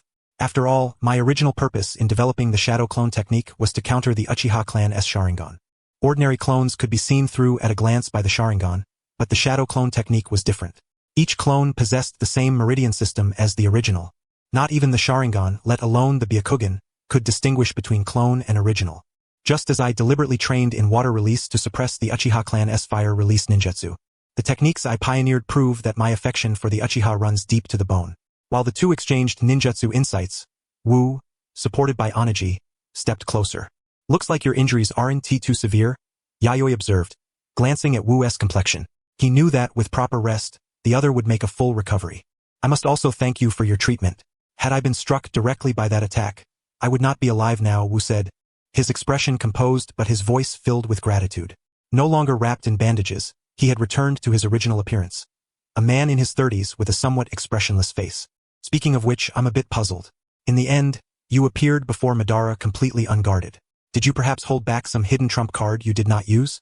Yayoi asked, perplexed. In his estimation, with Wu's abilities, it was nearly impossible for him to have put himself in such a dire state without deliberately dodging. After all, Wu was an excellent sensory ninja, surely superior at sensing danger and evading attacks ahead of time. Not to mention he was a flying ninja, excelling in speed and evasion. Hence, Yayoi could not help but speculate whether Wu was concealing some killing move beyond the dust release that could have turned the tide, which was why he appeared within Madara's attack range in that manner. Unfortunately, I did not hide any trump cards. I simply did not expect Madara to see through the invisibility granted by dust release. By the time I realized it, his attack had already arrived, and there was no time to evade. Wu replied in a low voice, his words brimming with fear and respect for Madara. Madara was the first ninja to see through him to such an extent. The dust release invisibility technique was created by Wu himself, designed to complement dust release. This secret art could even conceal his own chakra, making it undetectable to most sensory ninjas. Only highly skilled sensory users could counter him. Because of this, in the land of Earth, besides being known as a dust release ninja, he was also called invisible. He was somewhat puzzled as to how Madara had seen through his invisibility, for as far as he knew, Madara was not a sensory-type ninja. However, the moment he said this, Yayoi and Tobirama both froze. Kakuzu also looked at him strangely. What's the matter? Why are you all looking at me like that? Wu asked, confused. Had he said something wrong? Onaji, equally bewildered, remained silent, unsure of what had just transpired. Wu, you haven't fought against any Uchiha ninja before, have you? Tobirama could not help but speak, his mind already piecing things together. That was the only way to explain Wu's seemingly suicidal recklessness in front of Madara. Wu nodded, not hiding this fact. I spent most of my time in the land of Earth, with few opportunities to interact with the Uchiha clan. Although I had encountered Uchiha ninja before, it was only brief meetings, never actual combat. This is my first battle against the Uchiha's Sharingan, he admitted. The Uchiha clan mostly operated within the Land of Fire, occasionally accepting mercenary missions abroad. According to Wu, the noble families of the Land of Earth rarely hired Uchiha, and rival nobles never invited them either. Encounters with passing Uchiha were purely accidental. As long as there was no conflict of interest, Wu naturally avoided provoking trouble. Therefore, he knew little about the Sharingan, only that those eyes had powerful genjutsu abilities and could copy others' ninjutsu. No wonder Yayoi smiled helplessly, unsure how to respond. Then, seeing Wu's puzzled expression, he began to explain. The Uchiha's Sharingan is well known as the eye of genjutsu and copying. That much is confirmed information. But in truth, the Sharingan has a third function, insight. Insight. Wu's expression changed abruptly as realization dawned. He now understood why Madara had seen through him. Exactly.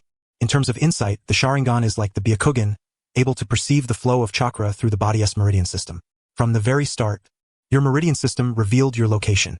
If it were an ordinary Sharingan, it would indeed be difficult to see through your invisibility. But Madara's Sharingan is the highest grade. No ordinary Sharingan should be underestimated. Tobirama cast a sympathetic glance at Wu, guessing that his spirit was likely shattered by this revelation. All one can say is that bloodline limits are truly formidable. But on reflection, it makes sense.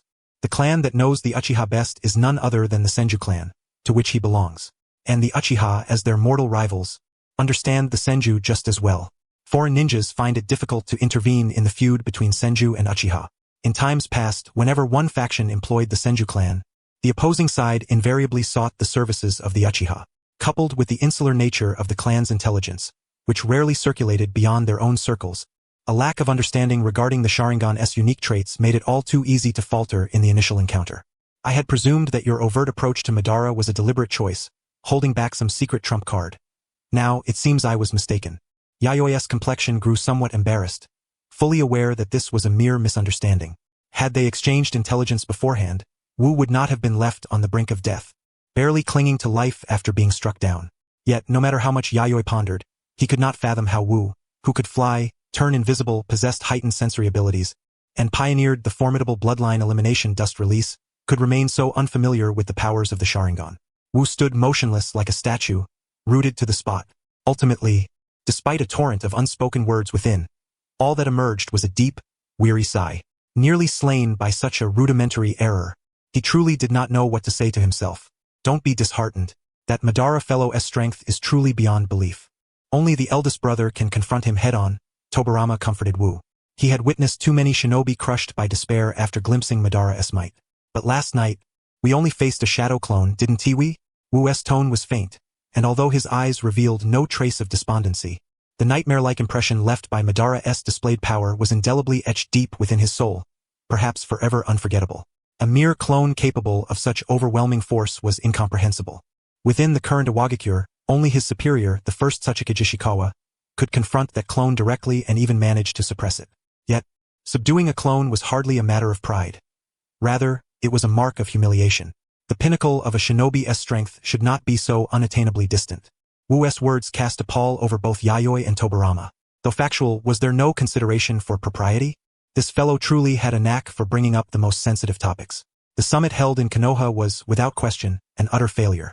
Not only the representatives of the Night Country and Earth Country, embodied by Yayoi and Wu, but also ninja envoys from various other nations, were intercepted en route to Konoha by shadow clones of an unidentified individual. As for the identity of this unknown assailant, no one dared ask or speak of it. It was simply too inscrutable. The ninja delegations from all nations, pretending as if nothing had occurred, turned back to their respective homelands. Though Konoha promptly issued a profound apology, which was received by all countries, this only exacerbated their anxiety and unease. Consequently, the geopolitical atmosphere among the nations, already strained by the abrupt termination of the summit, grew palpably tense. The combat prowess and uncompromising stance displayed by this enigmatic figure sent shivers through every country. Most likely, open conflict would be avoided. Back in the Night Country, Yayoi sat stationed in the castle's keep. More than half a month had elapsed since returning from the Land of Fire. The calendar had turned to December. After nearly a fortnight of incubation, intelligence reports from various nations arrived like a blizzard before Yayoi, accumulating into a thick stack upon his desk. He did not peruse these documents, yet without hesitation, he issued his assessment, for he knew without reading that, despite their anxiety, none of the nations possessed the authority to instigate war.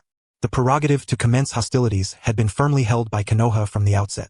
As long as Konoha refused war, all nations were compelled to restrain themselves, enduring this torturous tension in silence. Reports indicated that during the summit, AI, the first Reikage of Kumogakure from the Land of Lightning, had personally journeyed to Konoha. The aftermath suggested that it would be a month before he could leave his bed. Truly remarkable, to encounter Madara's true form and still survive. Ire marveled, both admiring and astonished by the first Reikage's capabilities. Wu and the other great nations' ninja delegations had only faced Madara's shadow clones. Among the 5 great ninja villages, only the first Reikage AI had ventured in person to the Land of Fire for the summit. To compel the first Reikage's submission, Madara himself had deployed. As for the smaller ninja villages, Madara did not even grant them a glance. Their weakness placed them beyond his strategic considerations. Yayoi's presence alongside the Earth Country delegation was purely coincidental. For once the 5 great ninja villages were subdued, the lesser nations would naturally fall in line without further effort. Frankly, Madara Uchiha's arrogance was the fundamental cause of the current unease among the nations. The first Reikage AI, the strongest shinobi of the great Land of Lightning, appeared as frail as a mere adolescent girl before Madara's true form. It was not that his attacks were entirely ineffective, but they resembled the coquettish gestures of a young maiden. What hope then for the first Kage of the other 3 great nations? Even a 4-against-1 confrontation offered little prospect of victory. Most crucially, Konoha still possessed Senju Hashirama, the god of shinobi, who once defeated Madara Uchiha. This led the other nations to speculate inwardly whether this operation by Madara was orchestrated by Hashirama himself. A grand scheme with Madara as the visible executor and Hashirama the unseen mastermind behind the scenes. Yet, with such power at their disposal, was there truly any need for such conspiracies? The great nations trembled, secretly amassing forces in preparation for the inevitable outbreak of a shinobi world war. The smaller nations resigned themselves to passivity, ready to surrender at the first sign of Konoha's aggression, demonstrating their loyalty by raising white flags without hesitation. Father, is it truly unnecessary to fortify the borders? Iroh's face betrayed her growing apprehension in the face of such adversity. Since her encounter with Madara Uchiha, she had known he was a monster beyond the Night Country's capacity to resist. Such measures were futile. Yayoi issued a public declaration, instructing all citizens to continue their daily lives as usual, emphasizing the importance of good nourishment, rest, and mental tranquility above all else, urging them to avoid pointless anxieties. Remaining calm and composed, Yayoi's demeanor contrasted starkly with his earlier observation over a year ago. This time, he had personally witnessed Madara's terrifying power and understood all too well that whether to fortify or not was ultimately meaningless. Moreover, through this incident, he discerned that the Senju clan represented by Hashirama and the Uchiha clan embodied by Madara were as incompatible as water and fire. Between Hashirama and Madara lay an irreparable rift, teetering on the edge of true divergence. awaiting only a critical catalyst. Therefore, he harbored little fear that Konoha would ignite a shinobi world war. Yet, should the worst occur, he was prepared to meet his end on the battlefield. While anyone in the Night Country might capitulate, the general himself would never yield. However, when the time came, preparations must be made for his family's evacuation. There was no need for them to perish alongside him. Seeing Yayoi's grave and resolute expression, Iroh's heart steadied. I understand. I will attend to it immediately, she said, turning away from the keep to issue the public announcement. In the world of ninjas, electrical technology does exist. However, in this era, such electrical advancements have yet to be widely disseminated across the various nations.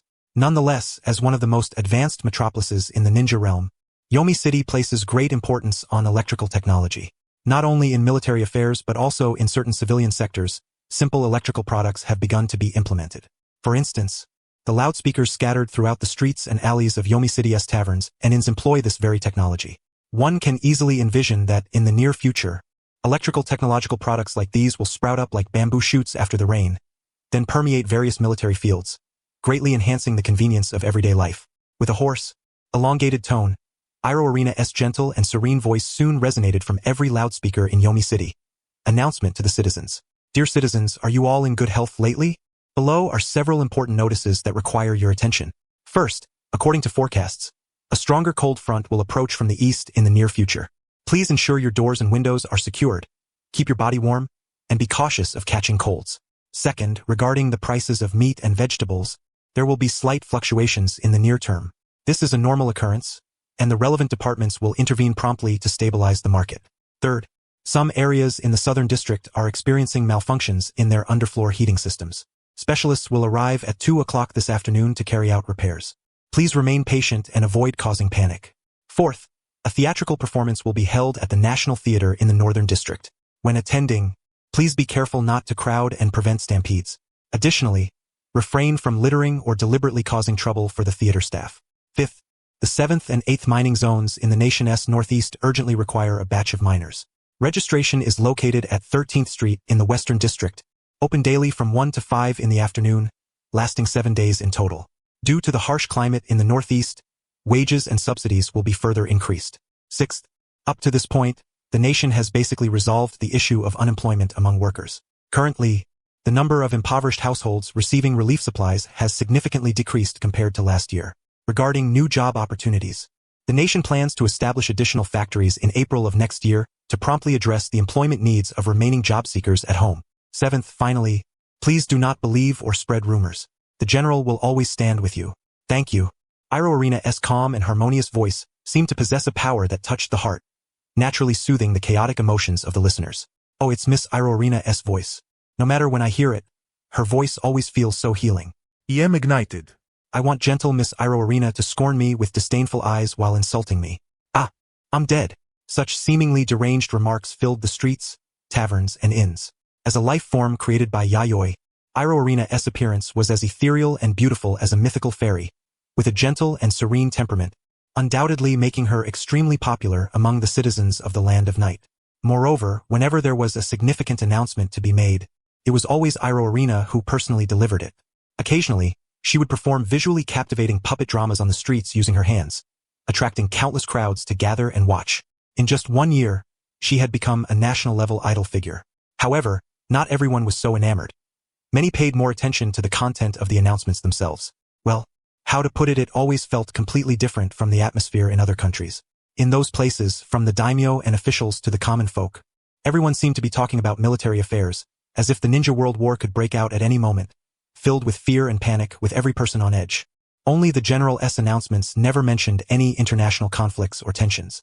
Instead, they focused on domestic livelihood matters as in previous years, concerned with how the people ate, dressed, slept, whether they found work, and if impoverished families received the state's free relief supplies on time. When the weather turned harshly cold, reminders were given to keep warm. Price fluctuations for meat and vegetables would be promptly and reasonably adjusted. General, you truly are, these are not tears. Only that this year the eastern snowstorm came so suddenly it inadvertently clouded my eyes. We revere you, General. As Yayoi had anticipated, when the talks between nations were interrupted, seemingly preparing for the Ninja World War, the Hidden Leaf Village took no action afterward, as if the previous series of events had been completely forgotten. Yet, in Yayoi's view, this might be the Hidden Leaf's way of resolving the matter. At this juncture, any move by the leaf could provoke heightened vigilance from the other great powers. If so, it would be better to remain still rather than act, pretending nothing has happened and focusing on continuing to build the ninja village. Once the nerves of the other nations gradually relax, then find another chance to intervene. It remains uncertain whether this was a suggestion put forward by Senju Tobirama. However, this approach might cause some short-term setbacks in the Hidden Leaf's development. Many nations had been forced to halt trade with the leaf due to Madara's actions, and the Land of Night was among the few in the ninja world still maintaining exchanges with the leaf at this time. In Yayoi's opinion, regardless of what the leaf does, foreign forces will find it difficult to intervene. Rather than overthinking, it is better to proceed at one's own pace. Yayoi's past approach to handling relations with the leaf remains unchanged: normal diplomacy, normal commerce. Since the leaf has yet to make any move, it would be unreasonable for his side to lose composure first. No matter what, as the highest will of the nation, he must be the one who never panics. The general's residence, inner court, training ground. The sky was gray and overcast, with snowflakes drifting down to gradually blanket the earth. Many buildings in the inner court wore white caps of snow. Bang! Bang! Each low, resonant thud was accompanied by a gust of powerful wind, causing the surrounding snowflakes to swirl uncontrollably in the air. In the training ground stood a jet-black cuboid object. It was not made of rock but entirely forged from steel, a massive cube. Its length, width, and height all exceeded 5 meters. Moreover, special chakra alloys were fused within the steel, which not only increased the cube's weight but also greatly enhanced its solidity and strength. Yayoi wore a sleek black ninja outfit, with a chakra cloak as solid as armor, flowing like mist or rising flames, tightly enveloping his sturdy body surface. Clearly, he had entered chakra armament mode, significantly enhancing all his physical abilities in this state. Each punch he threw seemed to tear through the air, emitting terrifying, chilling howls. His fist then struck the steel cuboid with an explosive impact, producing a muffled bang that sent shockwaves as powerful as a gale, scattering the white snowflakes around. Even so, Yayoi's fist strength could not visibly move the steel cuboid. It only caused the massive cube to tremble slightly, leaving clear, visible dents from the punches upon its surface. With each strike landing upon the steel cube, the outer iron surface manifested a network of fine cracks, subsequently flaking off into fragments no larger than fingernails. Yet, Yayoi felt no disappointment. Merely the forging of this iron cube had demanded a significant expenditure of his energy. It was a superior training apparatus for taijutsu, designed with the ultimate purpose of simulating the intensity of combat against Susanoo. Though he understood that Madara's Susanoo possessed defensive capabilities far surpassing those of this steel cube, he recognized that to ascend such formidable heights, one must advance steadfastly, step by step. If his attacks could not even unsettle and shatter this iron cube, there was no hope of standing against Madara's Susanoo. The advantage of taijutsu over ninjutsu lay in its concentrated destructive power. Its attack force was more focused, albeit with a smaller range. Seemingly grand ninjutsu did not necessarily inflict more effective damage than taijutsu, which appeared to have a more limited scope of destruction. Yayoi intended first to elevate his taijutsu capabilities under the chakra-armored mode to their absolute peak, before delving into and developing complementary offensive ninjutsu for this form. Without a sufficiently resilient body, prolonged exposure to the chakra armor would inevitably induce soreness and fatigue. Already, 3 hours had elapsed since entering this mode, and his bones creaked involuntarily, while his muscles throbbed with pain. At this rate, in another half hour, his body would be pushed to its absolute limit by this technique. This was clearly unacceptable. He had to eliminate the adverse effects this mode imposed on his body. There was no shortcut to eradicating these side effects, only through relentless, incremental improvement of his physical constitution via countless rigorous training sessions could he raise his body's strength to a level compatible with the chakra-armored mode. In his earliest conception, the infusion of chakra nature transformation within the chakra armor would demand an even harsher physical constitution than at present. Although his chakra reserves remained ample, his stamina had already been depleted first. Indeed, this mode required further refinement and adaptation over time. Furthermore, his strength needed to be more concentrated, avoiding any excessive dispersion. The destructive range had to be compressed as much as possible into a single point, lest it prove too difficult to breach Susanoo's chakra armor. Yayoi released the chakra cloak from his body, and the oppressive weight pressing upon him dissipated considerably. He drew a deep breath, as though attempting to expel all the fatigue accumulated over these past hours. Thanks to the remarkably slow dissipation rate of his active chakra, as long as he refrained from reckless expenditure, his chakra reserves were entirely sufficient for prolonged combat. Moreover, the physical demands of this mode precluded the casual use of shadow clones to accumulate experience, as doing so would inflict irreversible damage upon his body. Only once his physical strength showed marked improvement would he employ shadow clones to accelerate his training. Present, summoning a single shadow clone to attend to matters at the Tenshu Tower, while the original body trained here, was already pushing his limits. Yayoi twisted his neck and massaged his shoulders and nape, which were on the verge of stiffness and immobility, producing a crackling sound. He concluded that he could not place excessive reliance on experience gained through the shadow clone technique. First, unlike the original protagonist Naruto Uzumaki, he lacked the nine tails within to share his fatigue. Second, the chakra-armored mode imposed an all-encompassing, inescapable burden on the body. The accumulated exhaustion far exceeded that of ordinary techniques. Third, he was not the type of ninja blessed with extraordinarily vast chakra reserves. The number of shadow clones had to be strictly limited. His chakra volume was commendable, superior to most, yet far from the pinnacle. The reason he could endure protracted battles was due to the slower dissipation and superior quality of his chakra, enabling him to maximize the effectiveness of taijutsu, ninjutsu, and genjutsu with minimal chakra expenditure. In his training, he never forced himself to hasten power gains at the cost of irreversible bodily harm. Victory among ninjas should not be decided solely by a single confrontation or a solitary war. Only the one who laughs last is the true victor. A robust, long-lived body and the luxury of time can equally serve as weapons to overcome adversaries. Yayoi harbored full confidence in his longevity. The reason ninjas in this era often failed to live long lives was twofold. The intensity of warfare was excessively high, and order lay in chaos.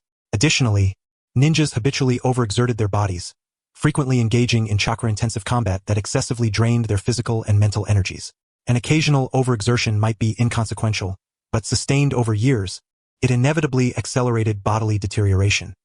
He strongly suspected that the absence of the founding Kage from the First Great Ninja War was due to their advanced age and debilitating illnesses rendering them bedridden and unable to fight, or because the relentless battles of the past had inflicted numerous hidden injuries, hastening their demise. This was their era now. Yet, a decade or so hence, those elder powerful shinobi would either be bedridden or already interred, while he remained in the prime of life, young, vigorous. Undoubtedly, this was his triumph. Konoha, second year, second month. Since last November, the international situation had become exceedingly tense owing to issues surrounding Konoha, prompting the other four great nations to enter a state of active readiness. It seemed as though the Ninja World's inaugural Great Ninja War was on the verge of eruption. However, this tension did not last long. Owing to Konoha's subsequent silence following the complete failure of the November summit, gradually the atmosphere relaxed. After all, Konoha's mere expression of apology in November, without any further action, made it impossible for the other four nations to maintain such heightened readiness indefinitely, as it hindered national development and stability.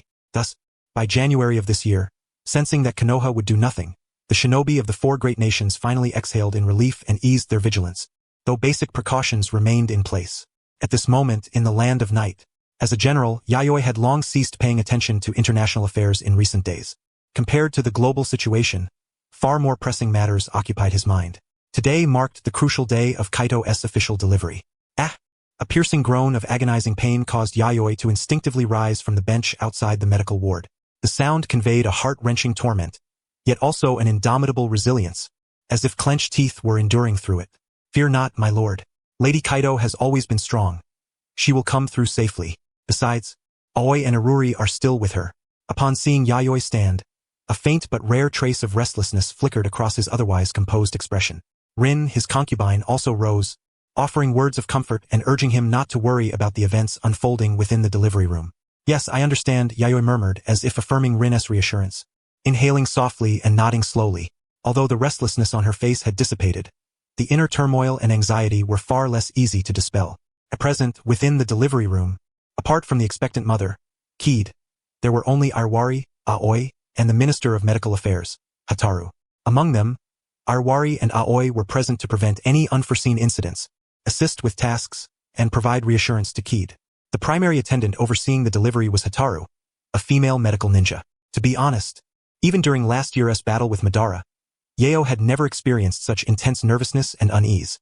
It was as if, at the slightest sign that something was amiss inside, he would rush in without hesitation. Kid's agonized cries remained intense. Those heart-wrenching sounds not only unsettled Yeo's spirit, but also cast a profound look of worry across Rin's face. She could not fathom what kind of pain could compel Kid to cry out with such difficulty. As a jonin, Kid possessed a Kekkei Genkai and a constitution sturdier than many jonin. Ordinarily, it would be unthinkable for her to scream in agony over childbirth as an ordinary woman might. Could something truly have gone wrong? Rin's heart involuntarily surged with the impulse to storm into the delivery room, but recalling that Iruri and Aoi were inside tending to her, she dismissed the thought.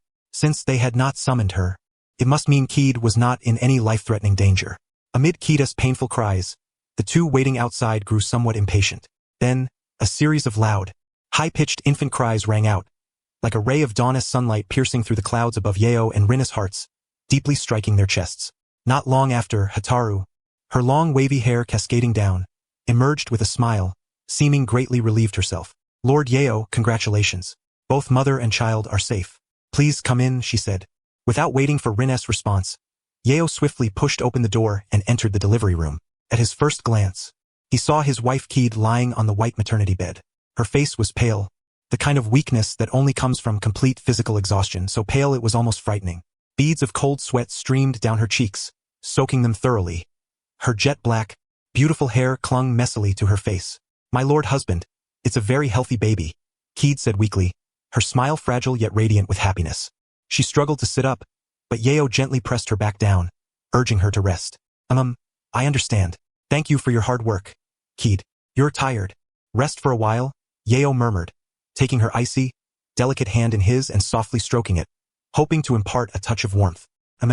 Kid obediently nodded, no longer forcing herself. Seeing Yayoi, she completely relaxed and closed her eyes in drowsiness.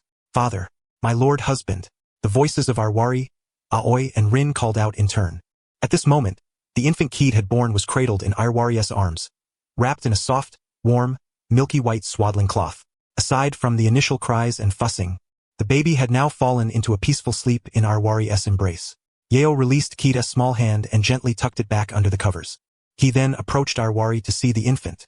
It was a boy. Moreover, this boy was more robust than the average newborn. Though robust might be an odd adjective for a baby, that was the impression the infant gave Yayoi. He was not a sensory-type ninja, so he could not deeply sense the child's condition, but even by appearance alone, it was clear that this boy possessed a vitality beyond that of ordinary infants. No wonder Kid's labor had been so arduous, her screams so heart-rending. Such a tenacious life force was truly extraordinary. If one were to force a comparison, this child could serve as a vessel for sealing a tailed beast. Yet Yayoi would never do such a thing. The tragedy of Jinchuriki was something he would never impose, not even on his own subordinates, let alone his son. Taking the infant from Iruri's arms, Yayoi, though having been taught how to hold a baby, still felt a trace of nervousness at this first encounter. Fortunately, the baby remained asleep undisturbed, allowing Yayoi to quietly breathe a sigh of relief. Gazing upon the infant's serene and adorable sleeping face, he could not help but smile. He did not hold the baby for long before passing him to Rin, so she could experience the moment as well. When we came out earlier, Lord Kid's child even opened his eyes. They are the same pale eyes as hers. Perhaps in the future, he will become an exceptional ninja surpassing even Lord Kid. Aoi added beside them, her expression equally joyous. This was only natural. Although Yayoi, as the general, deeply cherished Kid as his principal wife, without an heir, her position was like a castle built on air. After all, next year, a woman from the Uzumaki clan was set to enter the household, potentially threatening Kid's standing. As Kid's personal attendants, no matter how naive they might be, they understood that only once Kid's position was secure could they, as concubines, have a place within the household. As for challenging Kid's status, such was the harsh reality of the ninja world, where might made right. Their own talents and capacities simply did not qualify them to assume the role of the general's principal wife. The general was the daimyo of the country, the leader of the nation's ninjas and samurai, the holder of the strongest force in the land of night. Thus, the position of the general's principal wife was one that ordinary women could never firmly occupy. Now, with Kid as their clan's head, not only firmly established as the principal wife but also having given birth to such a healthy and strong heir, her status would be as solid as a mountain. Matters for the future would be dealt with in due course. Yayoi feigned sternness as he retorted, but his inner joy was plainly evident to all, for there was no need to conceal it. Aoi go announced the birth of this child. Soon, Yayoi composed himself and returned to his usual serious demeanor at work. The arrival of this child was not merely about having a direct heir. It was also key to stabilizing the hearts of the people. He was both a father and the sovereign of a nation, underscoring the complexity of his identity. Yes, sir. Aoi hesitated momentarily, then without further thought, quickly exited the delivery room. In the current tense international climate, the general of the land of night having a direct heir was undoubtedly the best remedy to soothe the populace's unease. Such a meaningful political signal certainly deserved to be conveyed promptly. After remaining in the delivery room for a while, Yayoi and the others emerged. Father, I shall return to my duties now. There are still many affairs to handle at the castle keep, Iruri said softly, bowing slightly before turning to leave. My lord husband, I will also return to the inner court with the child. We must settle Lord Kida's child properly. Rin, cradling the baby, prepared to take her leave and return to the inner court. Let me escort you and the child back, Yayoi said after a brief pause, intending to personally ensure their safe return. Rin did not refuse. Under Yayoi's personal protection, she and the child returned safely to the inner court. Long before Kaicho conceived, the inner court had already prepared a nursery specifically dedicated to the care of infants. That said, this child was no ordinary burden. Moreover, the steady rhythm of his breathing was entirely unlike that of a newborn. Rinkeo gently placed the child into the crib, wiped away the non-existent beads of sweat from her face, yet could not suppress her profound astonishment at this extraordinary infant. Yayoi nodded in agreement. Although the child was the same size as a typical baby, his weight was peculiarly heavy, far surpassing that of an average infant. The anomaly had been apparent even when cradling him in the delivery room. However, Yayoi did not regard this child as an ill omen. Rather, such distinctive traits only affirmed his exceptional nature. This was an innate ninja talent. Perhaps, at the same age, his achievements would surpass my own.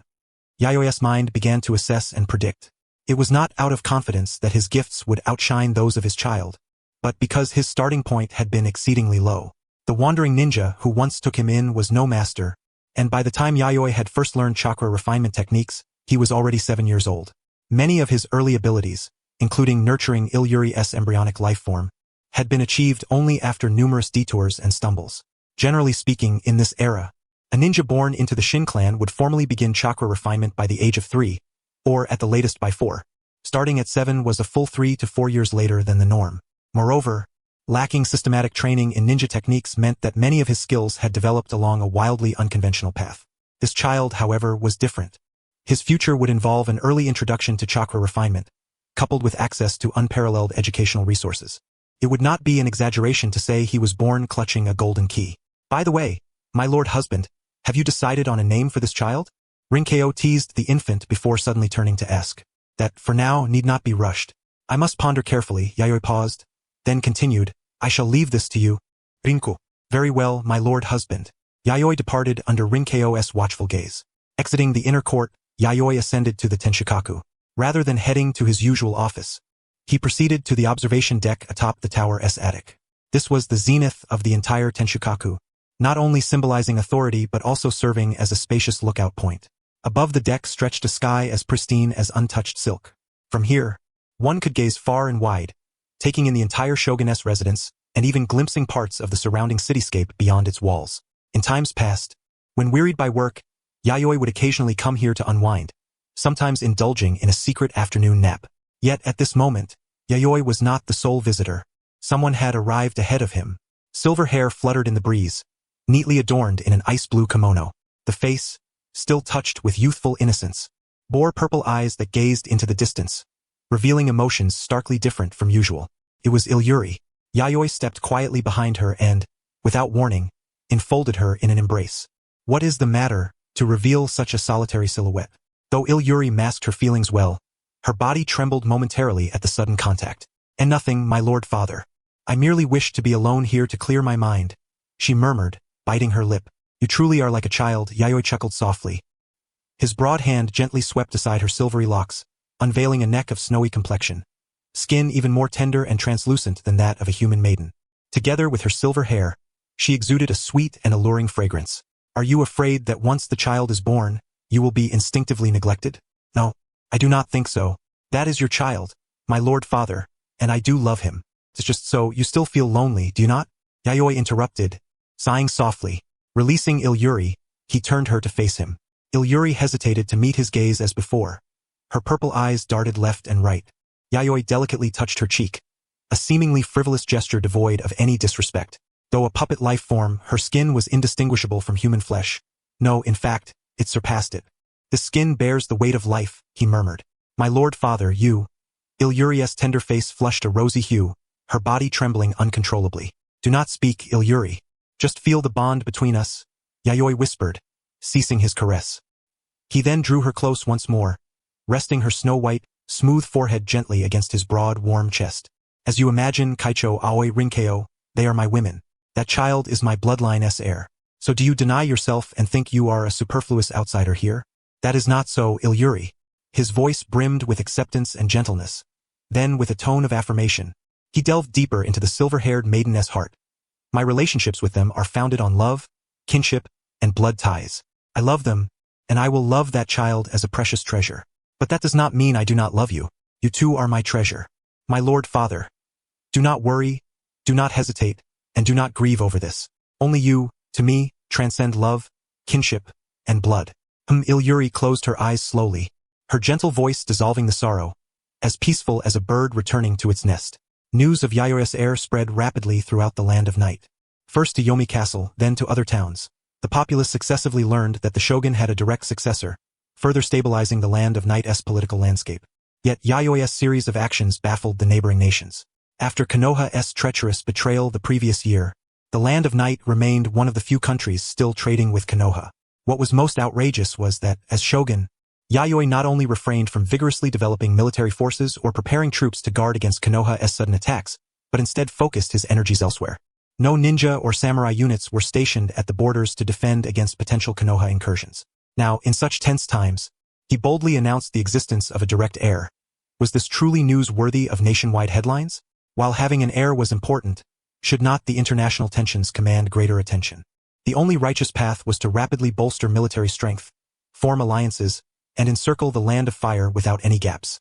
Was this man truly unafraid of Konoha? Or had he received some inside information from them? After all, during this period, the land of night maintained normal trade with Konoha. The entire affair seemed suspicious. The more composed the land of night appeared, the more foolish these other nations seemed. At this very moment in Konoha Ninja Village, the colossal statue of Hashirama Senju, symbolizing the Hokage, had already been erected upon the towering mountainside. That enormous visage was visible even from great distances. Compared to the very visage of Hashirama himself, the carved visage upon the Hokage rock undoubtedly exudes a more solemn and earnest demeanor, emanating an aura of commanding authority that brooks no anger to assert its power. Beneath the Hokage rock, another emblematic edifice of Konoha, the Hokage office tower, has likewise been fully completed. Whereas last year it stood as a rudimentary structure, now it has been embellished with numerous intricate details and a reinforced framework. Its colors are more vivid, allowing one to instantly discern the exceptional nature of this place. Beyond the Hokage rock and the Hokage office tower, many other buildings, both grand and modest, have been successively completed. Each shinobi clan, adhering to its own customs, has established new territories tailored to their needs around the Konoha Ninja Village. Not only the shinobi clans but also the village itself, owing to its formidable reputation, has attracted numerous ordinary outsiders to settle within its bounds.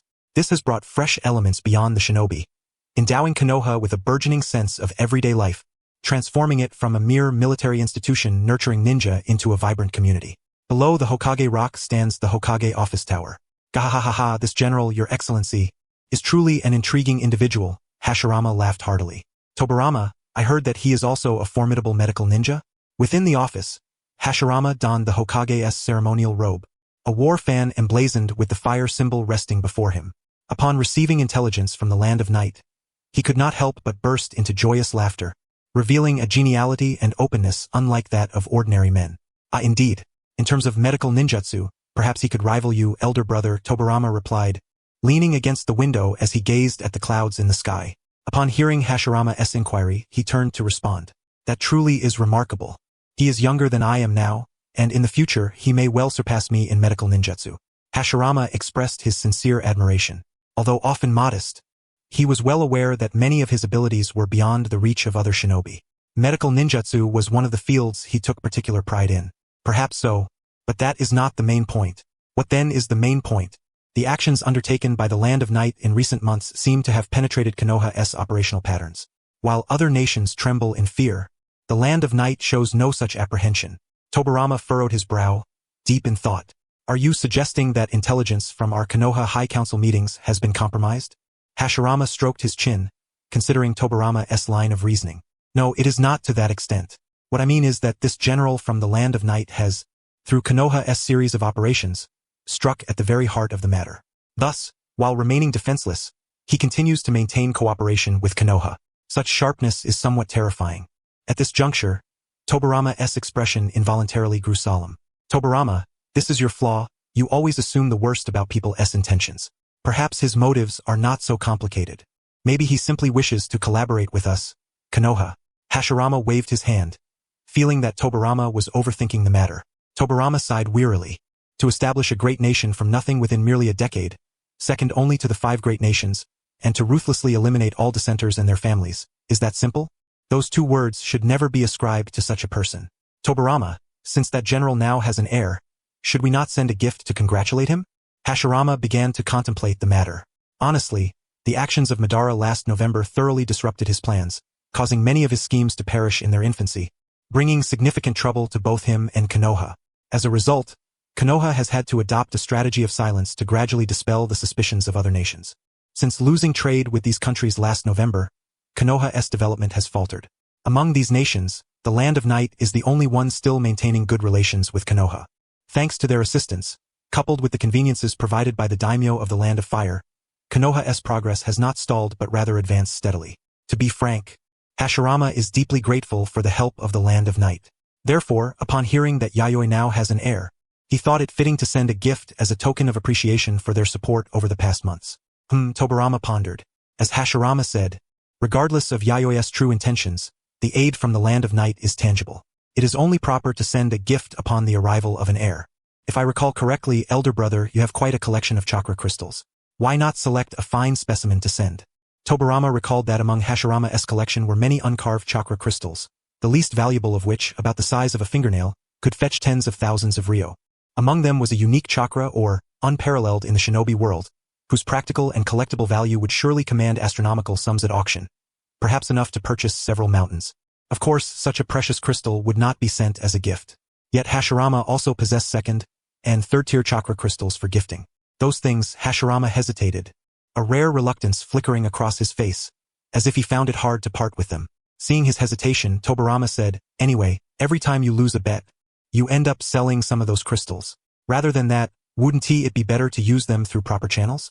Hashirama retorted, could you please refrain from mentioning my gambling? It's as if I'm always losing. Have some respect for the first Hokage and Konoha's gambling master. Since half a month ago, when Kid gave birth to his child, Yayoi's mood had been notably pleasant. Once the news spread, whether out of genuine goodwill or ulterior motives, gifts began arriving at the general's residence from all corners of the country. Not only from the Land of Night but also from many other nations beyond it. Each sent gifts befitting their status in the name of their countries. Even the Land of Fire and the Land of Earth, 2 of the 5 great nations, extended congratulatory gifts officially. Correspondingly, the Konoha Ninja Village and the Iwagakure Ninja Village, representing the military might of those 2 nations, sent valuable presents as well, each bearing the names of the donors. The first Hokage, Senju Hashirama, and Mu, the inaugural Earth Shadow's guard captain. The gift from the first Hokage Hashirama was a chakra crystal the size of a fist, shimmering with an emerald hue. Though Yayoi did not know the precise value of this chakra crystal, considering Hashirama's collection, it was certainly no ordinary artifact. She knew well that, in the original chronicles, the necklace passed down by Hashirama to his granddaughter Tsunade was crafted from chakra crystal worth the equivalent of 3 mountains, unique in the shinobi world. It even demonstrated formidable power in the battle against pain, effectively restraining Naruto Uzumaki while in his six-tails form. The gift from Mu was a chakra metal on par with the chakra crystal, but not an ordinary chakra metal. It radiated a deep red color and emitted an exquisitely strange luster. Moreover, the metal contained a peculiar energy fluctuation. When Yayoi lightly touched it with her fingertip, a portion of her chakra was drawn into the red metal, fusing with its internal energy and causing the metal's surface to shine with even more dazzling brilliance. The red metal was substantial in size, spanning several fists. Although it contained some impurities, once they were removed, a flawless chakra metal could be obtained. At that point, the amplification of chakra by this chakra metal would be even more formidable. Evidently, Yu was only willing to present such a treasure because he had been saved by him through medical ninjutsu before. In terms of both economic and practical value, it even surpassed the chakra crystals delivered earlier by Hashirama. Indeed, one ought to cultivate many friends. Yayoi toyed with the chakra crystals and chakra metal, a faint smile curling at the corner of his lips. The current amicable relations with Konoha and Iwagakure might not endure forever. Perhaps in the distant future, conflicts and battles could erupt among nations for various reasons, and even friends might inevitably turn their swords against each other. Yet, at least for now, fostering goodwill with these countries was immensely beneficial to him and the Land of Night. Moreover, expecting eternal friendship between nations was nothing more than wishful thinking. If this metal were refined, then combined with the Kusanagi sword and other precious materials, finally cultivated through my active chakra, perhaps a chakra weapon surpassing the Kusanagi sword in performance could be forged. Should I give it a try? Yayoi recalled the lightning-attributed Kusanagi sword obtained after annihilating the Kusanagi clan last year. He had kept that sword stored away, unused, and now instinctively wished to melt it down to create a new weapon. After all, such an excellent weapon gathering dust in storage was truly wasteful. He detested wastefulness above all else.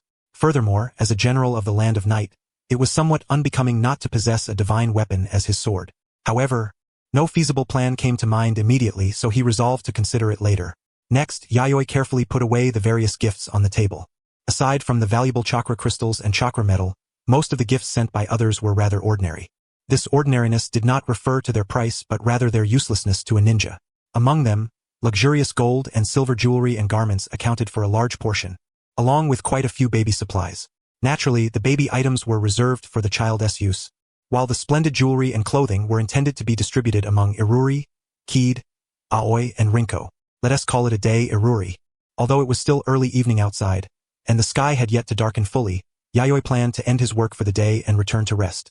Well, mainly to see his own child, so these days he would always finish work early. Please take care, father. After that day's events, the burdens plaguing Iruri's heart had completely lifted. His complexion had improved significantly, or rather, he seemed reborn, radiant and full of vigor. Occasionally, Yayoi noticed a subtle change in Iruri's gaze toward him. On the surface, it remained gentle and considerate as before, yet it now bore a newfound aggressiveness. After spending some time in the nursery watching the swaddled infant, Yayoi refrained from further disturbance to avoid waking the child. Present, Aoi and Rinko were primarily responsible for caring for the baby. They had temporarily set aside their duties at the Tenshikaku, dedicating themselves to the inner palace to watch over the child. As concubines and attendants to Kid, this was their inherent responsibility and obligation. To care well for the child, they had undergone special training recently. Kid, the mother, frequently visited to tend to the baby, ensuring the child would grow up healthy. Regarding the child's physical condition, Yayoi also took some time to investigate further.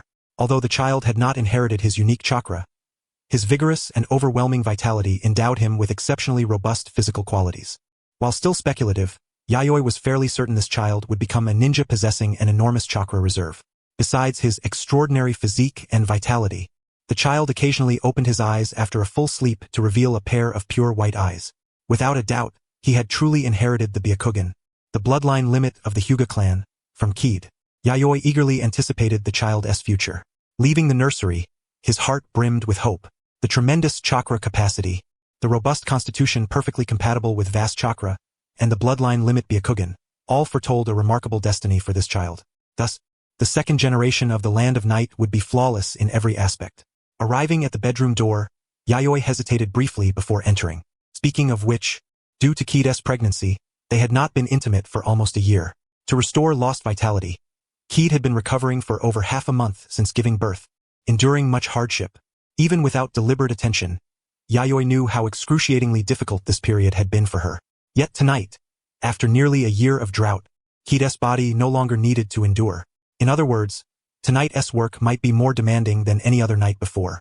Nevertheless, cherishing one's wife was a husband's duty, no cause for retreat. Taking a deep breath, Yayoi pushed open the bedroom door and stepped inside. The door closed softly behind him, and the room's windows and curtains were all drawn tight, transforming the chamber into a sealed cage.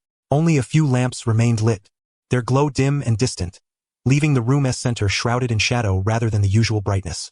In the midst of the dimness stood a slender and graceful figure, her outline softly illuminated. Wearing a pale purple kimono embroidered with exquisite floral patterns, she was dressed neatly and elegantly. Her long black hair cascaded freely over her back and shoulders, exuding an ancient and enchanting beauty. "My lord, you have arrived. You haven't eaten yet. Have you? Come. Sit here. Very well." Slightly surprised, Yayoi approached and sat opposite Kid. Between them rested a small table laden with steaming dishes and a pot of delicious sake. Yayoi took a sip. The flavor differed from his usual meals but was equally delightful. "Is it tasty? Did you prepare this, Kid?" "I studied a little. It wasn't very difficult. Since you enjoy it, please eat more, my lord." Yayoi nodded and ate unhurriedly. Having just returned, he was indeed quite hungry. Moreover, the forthcoming work would demand considerable energy, so he needed a full meal. Truly, she was a considerate wife. Kid, aren't you going to eat? Observing her in action, Yayoi inquired. I have already eaten. I see. After a day's work, my lord must be tired. I wonder if I might be so fortunate as to perform for you, to add some different delight? Kid's lips curled into a mesmerizing smile. Different delight? My lord's medical ninjutsu has reached an impeccable level, hasn't he it?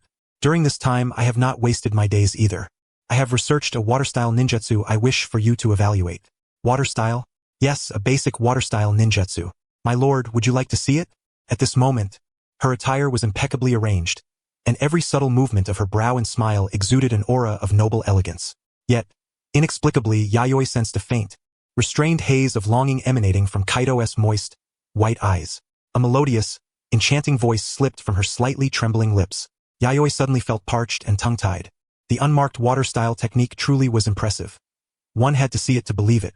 The following day at noon, Aoi and Rinko stood hesitantly at the entrance of the master bedroom, torn between the urge to enter and lingering doubts that held them back.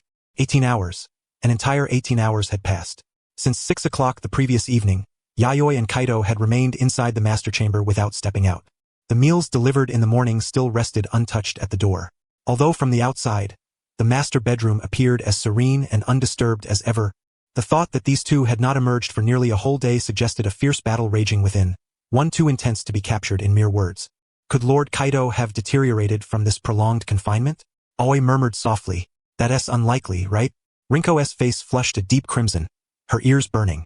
The two exchanged a glance, swallowing nervously. General Yayoi truly acted recklessly. How could such a delicate young lady as Lord Kaido endure this? Komein. A calm and soothing voice called from within the chamber. Aoi and Rinko immediately set aside their restless thoughts and cautiously pushed open the door to enter.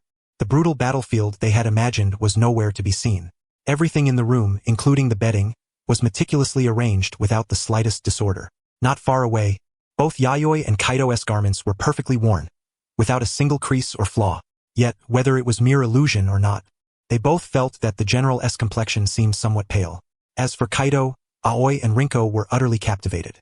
She wore a white kimono adorned with red maple leaf patterns, fitting her figure gracefully, standing with poised elegance. Her jade-like face bloomed with a flush of crimson, radiating a dazzling glow as if still savoring some lingering sensation. Compared to before, though a trace of youthful innocence remained, the allure emanating from her brows and eyes was now irresistibly seductive. When caught unawares by such a gaze, Aoi and Rinko felt as if struck by electricity, their bodies trembling, tongues drying, and minds reeling. At the same time, they were inwardly bewildered by the perfect fusion of innocence and charm. How much nurturing had Lord Kaito received during this time? Husband, Lord Kaito, shall we bring in the meal? Aoi was the first to recover and asked tentatively. Very well, thank you, Yair replied. Aoi and Rinko felt as though pardoned from some grave trial and quickly dashed outside. Oh dear, those two were truly frightened. Kaito chuckled softly as she watched them flee in disarray. You said it yourself. If not for you, would my husband really enjoy watching my unmarked water style? Just last night. You told me, I'm off to work. You can have lunch on your own.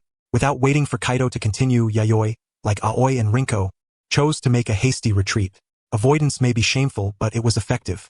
On the way to the Tenshikaku, Yayoi couldn't help but rub his waist. It had been barely a year, yet he never expected Kaito to become so fierce. Kaito was only 20 years old. What would she be like 10 years from now? Suddenly, Yayoi felt that his decision to train in physical combat had been wise. Father, is your health all right? Sensing something amiss with Yayoi's condition, Iruri inquired with concern as she brewed tea. No major issues, just need a little rest, Yayoi replied, silently chastising himself for lacking restraint the previous night, having overexerted himself with Kaito. He vowed not to be so reckless again. Yet, Kaito's provocative allure last night was too tempting to ignore. Dear father, Iruri's voice came softly by his ear. Yayoi looked at the silver-haired maiden in a kimono holding the tea and gently accepted it, sipping delicately. The flavor was rich and lingering. Iruri, your craftsmanship remains exquisite, Yayoi complimented sincerely. Unlike Kaito, Aoi, and Rinko who constantly demanded from him, Iruri only cared for his well-being. Soon, he set down the teacup and began his work. Sitting before his desk, Yayoi faced a mountain of official documents awaiting his attention. Yet, there was no trace of impatience. Instead, he felt invigorated and filled with resolve. Compared to Kaito's relentless demands last night, this workload was trivial. After finishing the paperwork, Yayoi picked up intelligence reports from the intelligence division, already preliminarily organized by Iruri to facilitate easier reading. First was the international situation, which remained unchanged.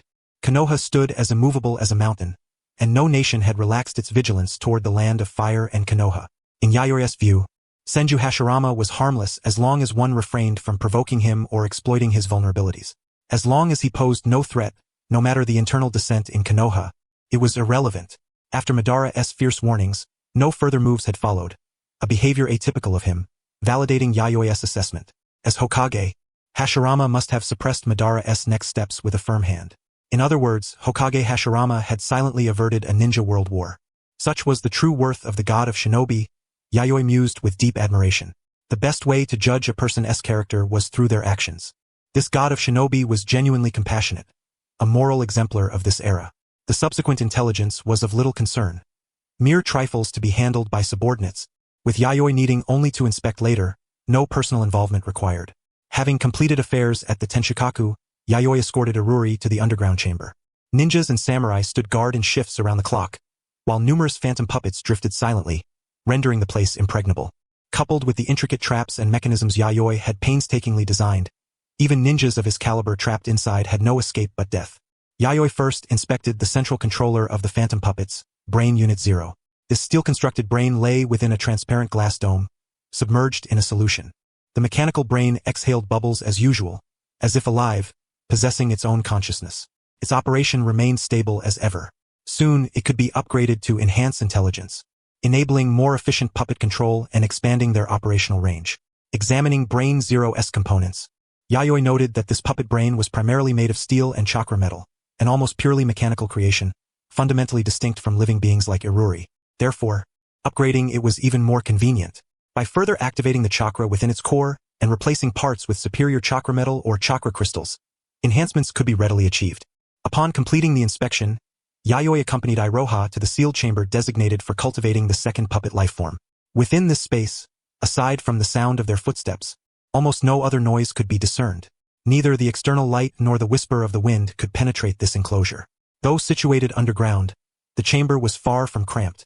Even large summoning beasts could frolic and roll about freely in such an expanse. Inside the transparent cylindrical cultivation vessel, centered around a crystalline chakra core, lay a pale-skinned infant girl who had now visibly developed limbs.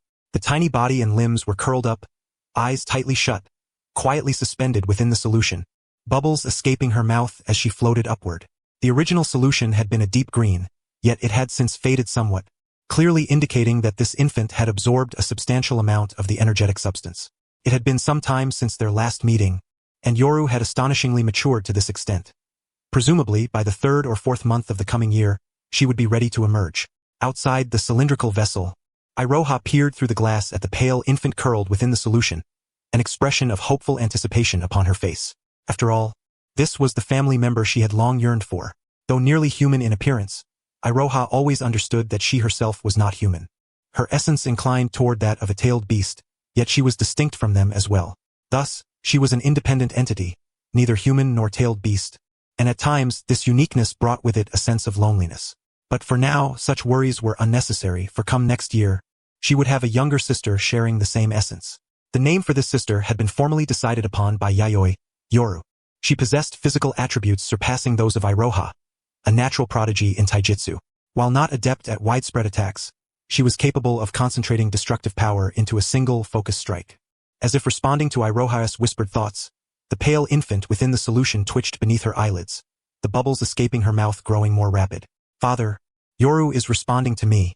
Iroha's face, rarely so expressive, brightened with joy, evidently pleased by her sister's reaction. Yes, I see, Yayoi remarked, unsurprised.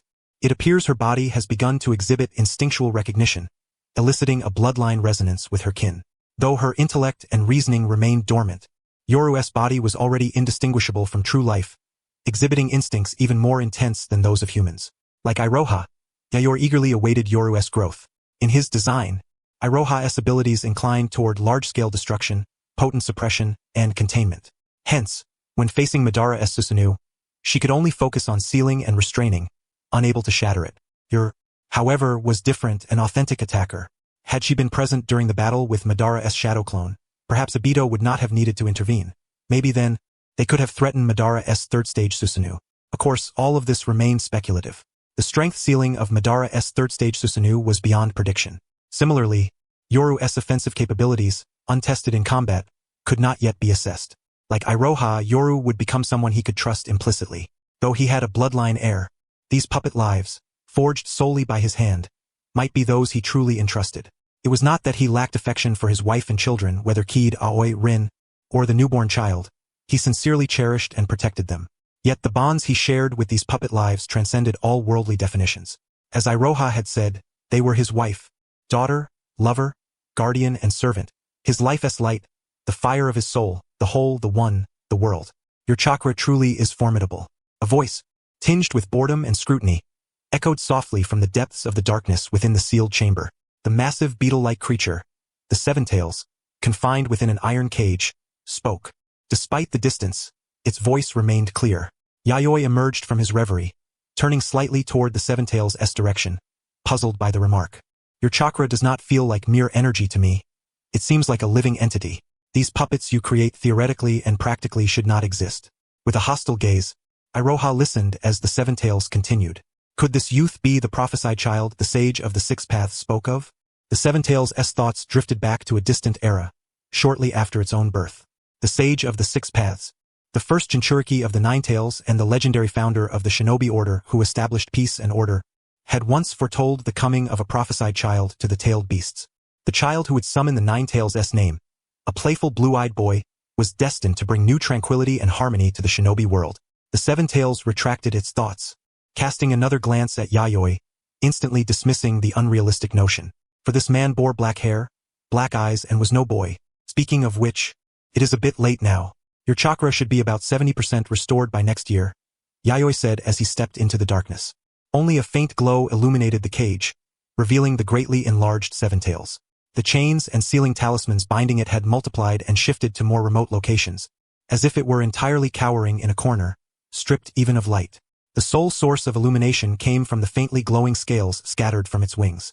The Seven Tails could now only discern visitors by the sound of their footsteps. This was not difficult as very few could access this place. The more frequent the visits, the more familiar it became, enabling recognition by sound alone. Calculating the time, the Seven Tails estimated, by then, I should be around 70% recovered. If its chakra had merely been absorbed, it would have long since returned to full strength. However, the method Yayoi employed to extract chakra for creating puppet lives was different. It seized something more fundamental, causing the chakra's recovery to be slow. That is fortunate. As agreed, when that time comes, I will form a summoning contract with you and set you free. Yayoi produced a specially crafted white talisman, upon which was drawn a black seven-pointed star magic circle, surrounded by dense black incantations. The talisman bore the Seven Stars seal of sealing arts. He affixed the talisman to the Seven Tails' solitary horn. Should the creature's chakra rage uncontrollably, he would immediately activate the sealing technique to suppress it at once. Alongside the thick chains wrapped around the Seven Tails and the numerous other sealing talismans, this was sufficient to immobilize it completely. Though the Seven Tails was not currently at full strength, Yayoi intended to crush any potential threat at its inception, affording it no opportunity to exploit. Indeed, he was no pacifist. The Seven Tails, sensing the talisman on its forehead horn, grumbled inwardly. It was already so weakened, yet they maintained such stringent defenses, employing such advanced sealing talismans and techniques, leaving not a single chance to escape. Having lived for so many years, she had never encountered a shinobi as cautious as this one. This man was extraordinarily prudent. After enduring nearly 20 hours of brutal combat, her long-parched body received an unprecedented replenishment. In this invigorated state, Kaito arrived at the inner court's training grounds. She had shed her kimono and donned the pale lavender ninja attire reserved exclusively for battle. The training field was equipped with a variety of obstacles and apparatuses designed to simulate real combat scenarios. Approaching a specially crafted wooden post used for practicing gentle fist techniques, she swiftly envisioned it as an enemy to be felled, and began executing the Hyuga-style gentle fist. Since this was merely a warm-up, Kaito practiced the gentle fist for only half an hour before ceasing her movements. Though she had not formally trained for nearly a year, her techniques were not rusty. Rather, they flowed with even greater ease. This did not surprise her. During her pregnancy, she had not been entirely idle. Unable to practice the gentle fist, she focused her efforts on training the Byakugan's ocular power. Ultimately, it was not the gentle fist that gave rise to the Byakugan, but rather the existence of the Byakugan that allowed the gentle fist to become the dominant combat style of the Hyuga clan. This sequence was immutable. Aside from that, Kaido moved aside and seated herself, retrieving a black ninja scroll, crafted from a special chakra tree. This scroll differed from ordinary ones. Could be inscribed with ninjutsu techniques and traps. Without the correct hand seal sequence, triggering the traps was inevitable, causing the scroll not only to self-destruct but also to unleash an assault upon the target in the form of an explosion or combustion. Release. Kaido unfurled the scroll and, employing a specific sequence of hand seals, lifted its seal. Dense black characters began to shift and realign. After several seconds, the arrangement stabilized, revealing the correct content. Chakra Vitality Technique. This was a unique chakra refinement skill passed down to her by Yayoi. Mastering this technique would grant comprehensive enhancements across the domains of body, chakra, and illusion. The body's resilience and regenerative abilities would also be strengthened. During her pregnancy, besides training her ocular power, she had spent most of her time studying the chakra vitality technique on the scroll, refining and fusing her own chakra into a new form. This chakra, known as active chakra, was distinct from Yayoi's active chakra in nature, sharing only its name. Now, the active chakra she refined could be applied to both gentle fist and byakugan techniques. Though a refinement technique, in some respects it was a powerful forbidden jutsu with an emphasis on fundamentals. Gazing at the scroll's contents, Kaido could not help but express her admiration. The reason it was considered a fundamental forbidden jutsu lay in its rigorous prerequisites. First, one required immense chakra reserves. Second, extraordinarily precise chakra control was essential. Third, a formidable physique capable of accommodating the refined and transformed active chakra was necessary. This active chakra was denser and heavier than ordinary chakra. Failure to meet these three conditions would not endanger one's life, but the meridian system would collapse under the strain, rendering the individual incapable of continuing as a shinobi and relegating them to an ordinary person. In other words, the minimum requirement to cultivate the chakra vitality technique was the rank of a jonin-level ninja. Kaido had spent over 3 months painstakingly grasping the bulk of the technique's content, though some aspects still demanded further growth in her abilities for full comprehension. She sensed that fully mastering this jutsu would amplify her body, chakra, and illusion faculties even further, and the changes would extend far beyond mere combat prowess. She touched her fair, tender cheek, as if a gentle pinch might draw forth water. Compared to 2 years ago, her face appeared scarcely altered, perhaps even a shade more youthful. Slowing aging and prolonging youthfulness was among the benefits of cultivating this refinement technique. As a woman, Kaido was not yet at an age to be concerned with her years, but that did not mean she lacked interest in extending her youth. Her thoughts drifted to Yayoi's face, which also seemed unchanged since their first meeting 2 years prior. The sole flaw of this refinement technique was its excessively stringent cultivation conditions, preventing widespread dissemination. Yet this was understandable. Compared to the myriad enhancements it conferred, the risks were negligible. After studying the scroll for approximately 1 hour, Kaido's head throbbed from the effort. She rolled up the scroll and returned it to the ninja tool pouch fastened to her thigh. Next, she needed to harness this active chakra to develop more advanced gentle fist techniques. She had mastered basic gentle fist before the age of 10. Thereafter, creating her own variant was a path every Hyuga clan shinobi pursued upon reaching a certain level. As early as last year, Kaido had conceived the idea of developing new gentle fist moves. She had mentally rehearsed the concepts dozens of times without flaw. The only missing piece was transforming theory into practice. Maintaining her byakugan in its active state, Kaido rose and returned to the specially crafted wooden post for gentle fist training. This synthetic post was harder than steel. Moreover, it possessed a unique resilience that absorbed impact, making it even harder to destroy than pure steel. Exhaling softly, Kaido stepped back, raised her right arm, curling her fingers into a tiger claw, and assumed a combat stance. This was the power generation method of the 8 trigrams vacuum palm. Through chakra points in the palm, compressed high-density chakra was condensed into an iron-like projectile and then instantly hardened to steel-level solidity, striking the target from a distance. This attack resembled an air cannon. Though ranged, it still assaulted the target's meridian system, sealing their chakra pathways. Her stance closely mimicked the 8 trigrams vacuum palm, though subtle differences could be discerned upon close inspection. Boom! At the moment Kaido's right-hand tiger claw struck, the sound was no longer a mere vibration of air, but a piercing blast reminiscent of an exploding explosive tag. What was unleashed was not a vacuum projectile but a fierce white storm roaring like a wild beast, forming a sharp, ear-piercing shockwave that swept through everything within her line of sight with devastating force. The horizon blazed orange-red. Against the backdrop of the setting sun, the training post was hurled aside, towering trees uprooted. The hard earth gouged several meters deep, simulating a mountain landslide, and an artificial river buried beneath rock and soil. When Aoi arrived at the training grounds in search of Kaido, she witnessed this scene. eyes wide with astonishment, mouth agape and unable to close it. What on earth has Lady Kaito been doing here? The devastation resembled a battlefield relentlessly bombarded by numerous consecutive explosive tags, yet even more catastrophic. Amid the lingering dust, a slender figure flickered faintly, revealing a young woman clad in pale lavender female ninja attire. Lady Kaito, Aoi hastened into the training ground, arriving at a relatively intact patch of earth. Approaching the figure shrouded in dust and smoke, she called out with a mixture of surprise and uncertainty. "It's Aoi. Is something the matter?"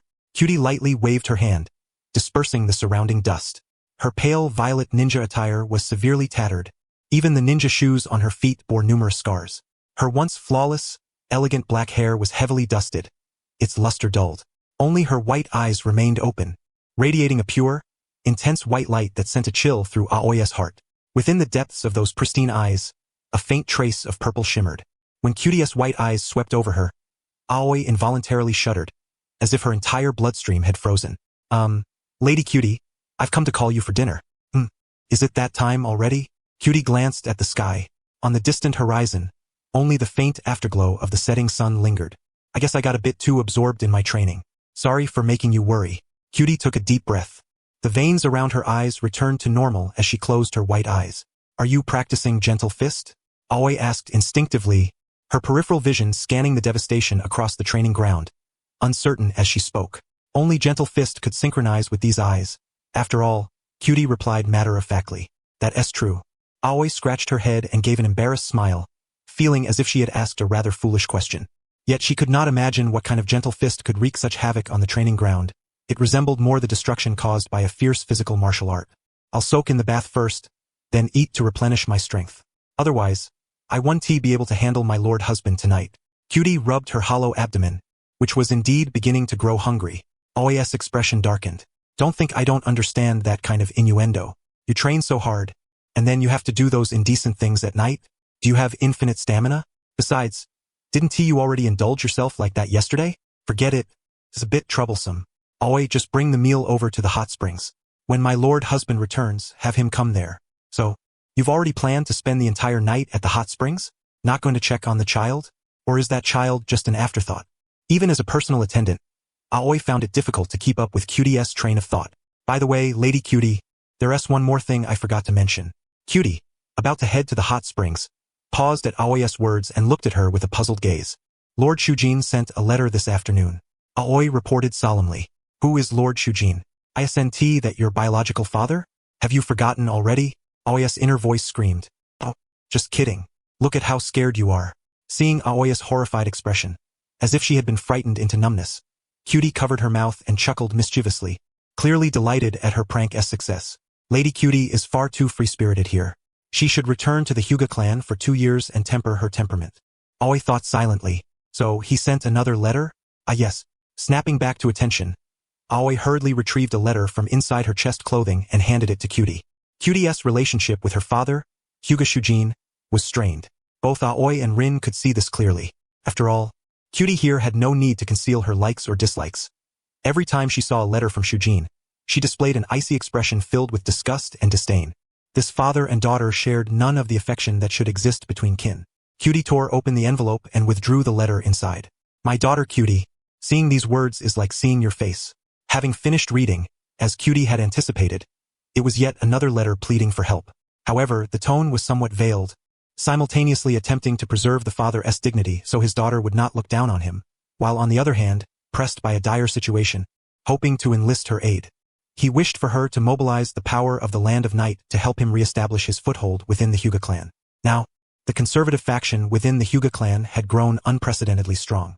As a radical who prioritized martial combat ideology, his life was clearly becoming difficult. "Lady Cutie, is Lord Shujin once again?" Aoi recalled previous letters from Hyuga Shujin, which, though couched in euphemistic language, suggested he wanted Cutie's assistance. The vague phrasing had caused both her and Rin to read the letter several times before discerning its true intent. Moreover, the overly formal diction made it a laborious read. Just as before. This rigid, stubborn fellow is always so self-centered. Cutie evaluated her father, Hyuga Shujin, thus, "Regardless, he is still your father. Shouldn't you show at least a bit of respect in your words? You said it yourself, he's just my father." Upon hearing Cutie's response, Aoi immediately fell silent. "Just my father? Could one describe a biological father in such terms? Lady Cutie truly is a butterfly flying freely. Cutie quickly gathered chakra at the tip of her right index finger and began writing a reply on the back of the letter. After finishing, she folded the paper and handed it back to Aoi. Have someone deliver this back. Yes. Aoi accepted the letter and respectfully withdrew.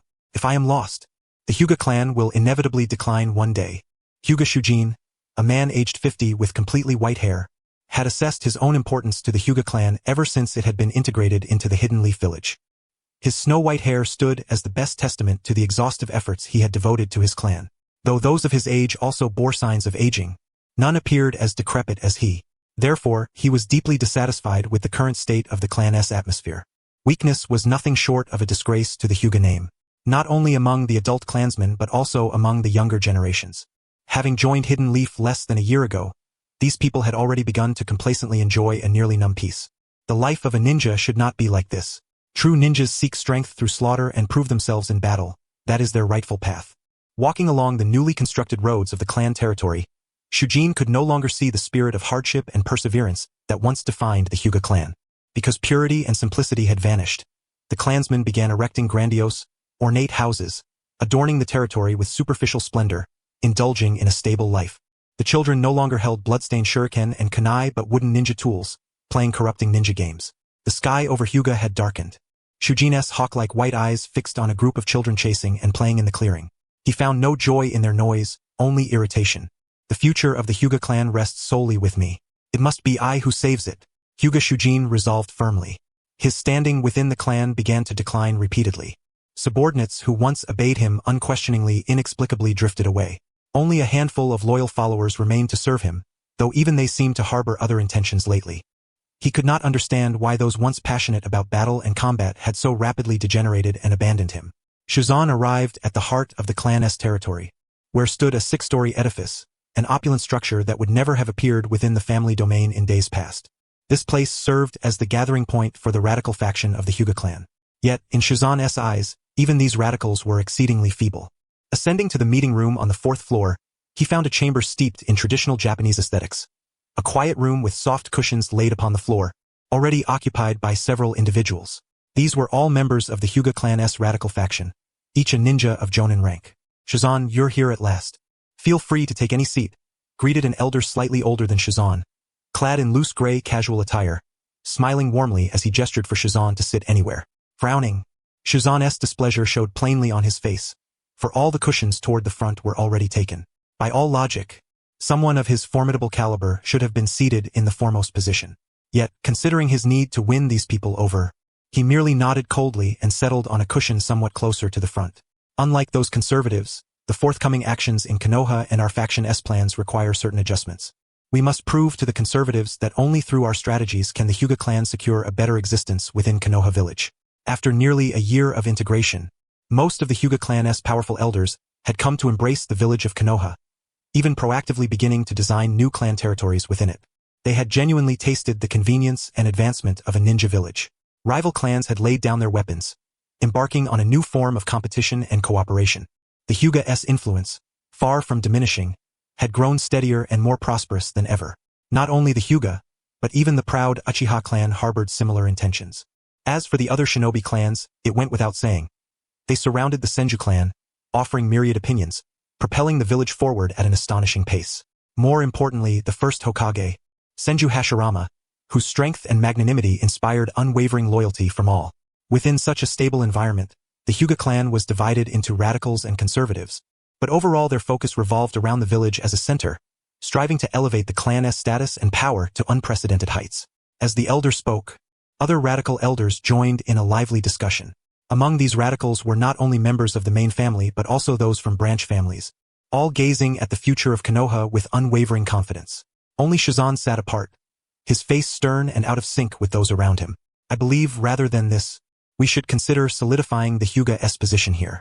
Recently, the clan's cooperation with other shinobi clans has been far too timid, Shizan declared. His words silenced the quiet room instantly, all eyes turning toward him. Unfazed, Shizan's tone was imbued with the ruthless resolve of a warrior. Is it not so? The Uchiha clan, perhaps we might overlook, but why should clans like the Sarutobi or Yamanaka, families without any Kekkei Genkai, Receive the same resources as our Hyuga clan? Don't you find this a profound humiliation for us? The assembly exchanged glances. Humiliation? Seemed not. Since Konoha's founding, the Sarutobi clan was among the first to respond, bringing along the Yamanaka, Akimichi, and other clans. Aside from the Senju and Uchiha, the alliance led by the Sarutobi clan had undoubtedly contributed immensely to the village's establishment. Given that the Hyuga clan joined later yet still received equal treatment, the Hokage had already bestowed considerable favor upon them. Shizan.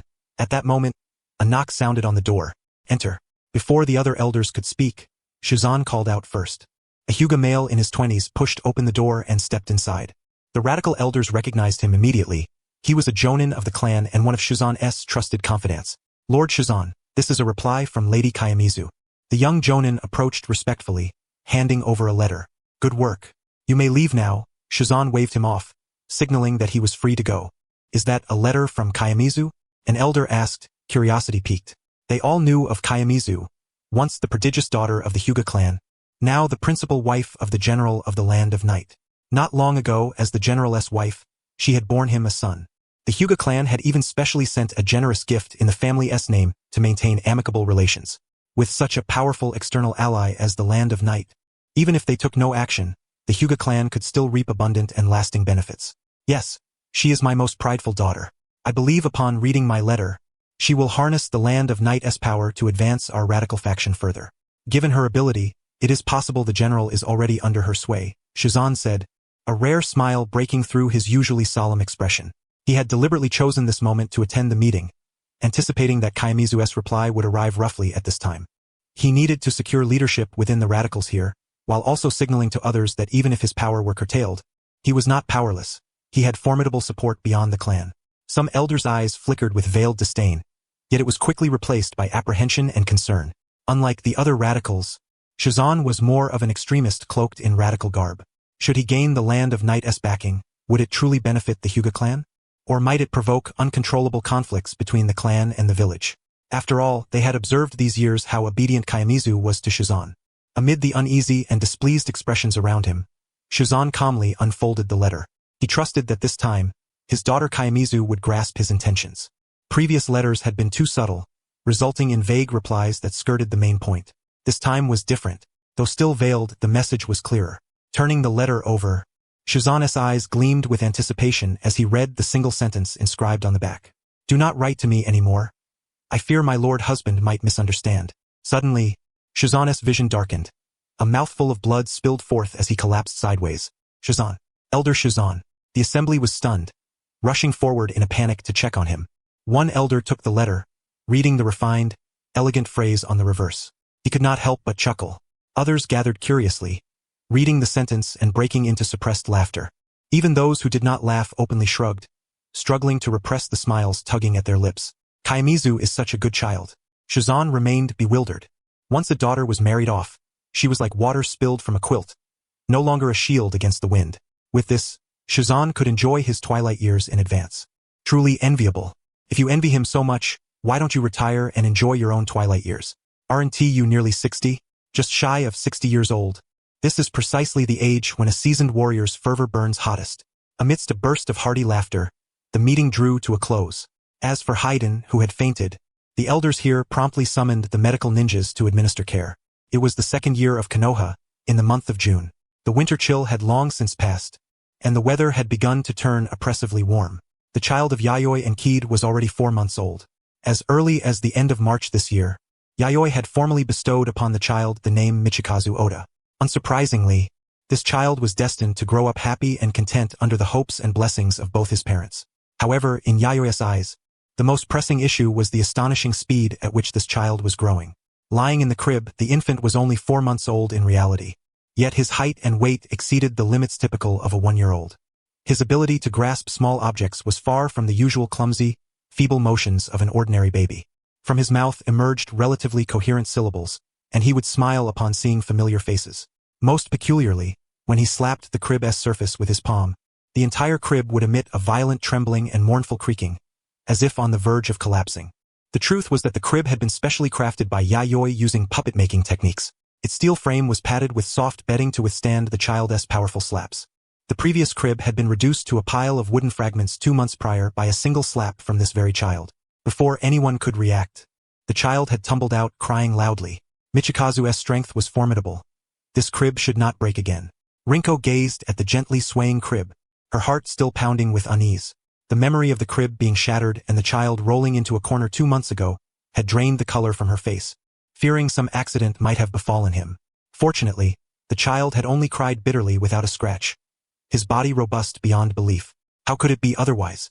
I reinforced it with chakra-infused metal for added stability, Yayoi remarked with a hint of sarcasm. Initially, the steel crib had not broken, but it had bent noticeably, forcing Yayoi to reinforce it further with chakra metal. Although the crib now wobbled and emitted a resonant hum, the base and frame were exceedingly sturdy. He did not believe this child could shatter the crib again. What a carefree little rascal. Do you even realize how much trouble you've caused us lately? Aoi feigned a stern expression as she pinched Michikazu's chubby cheek hard.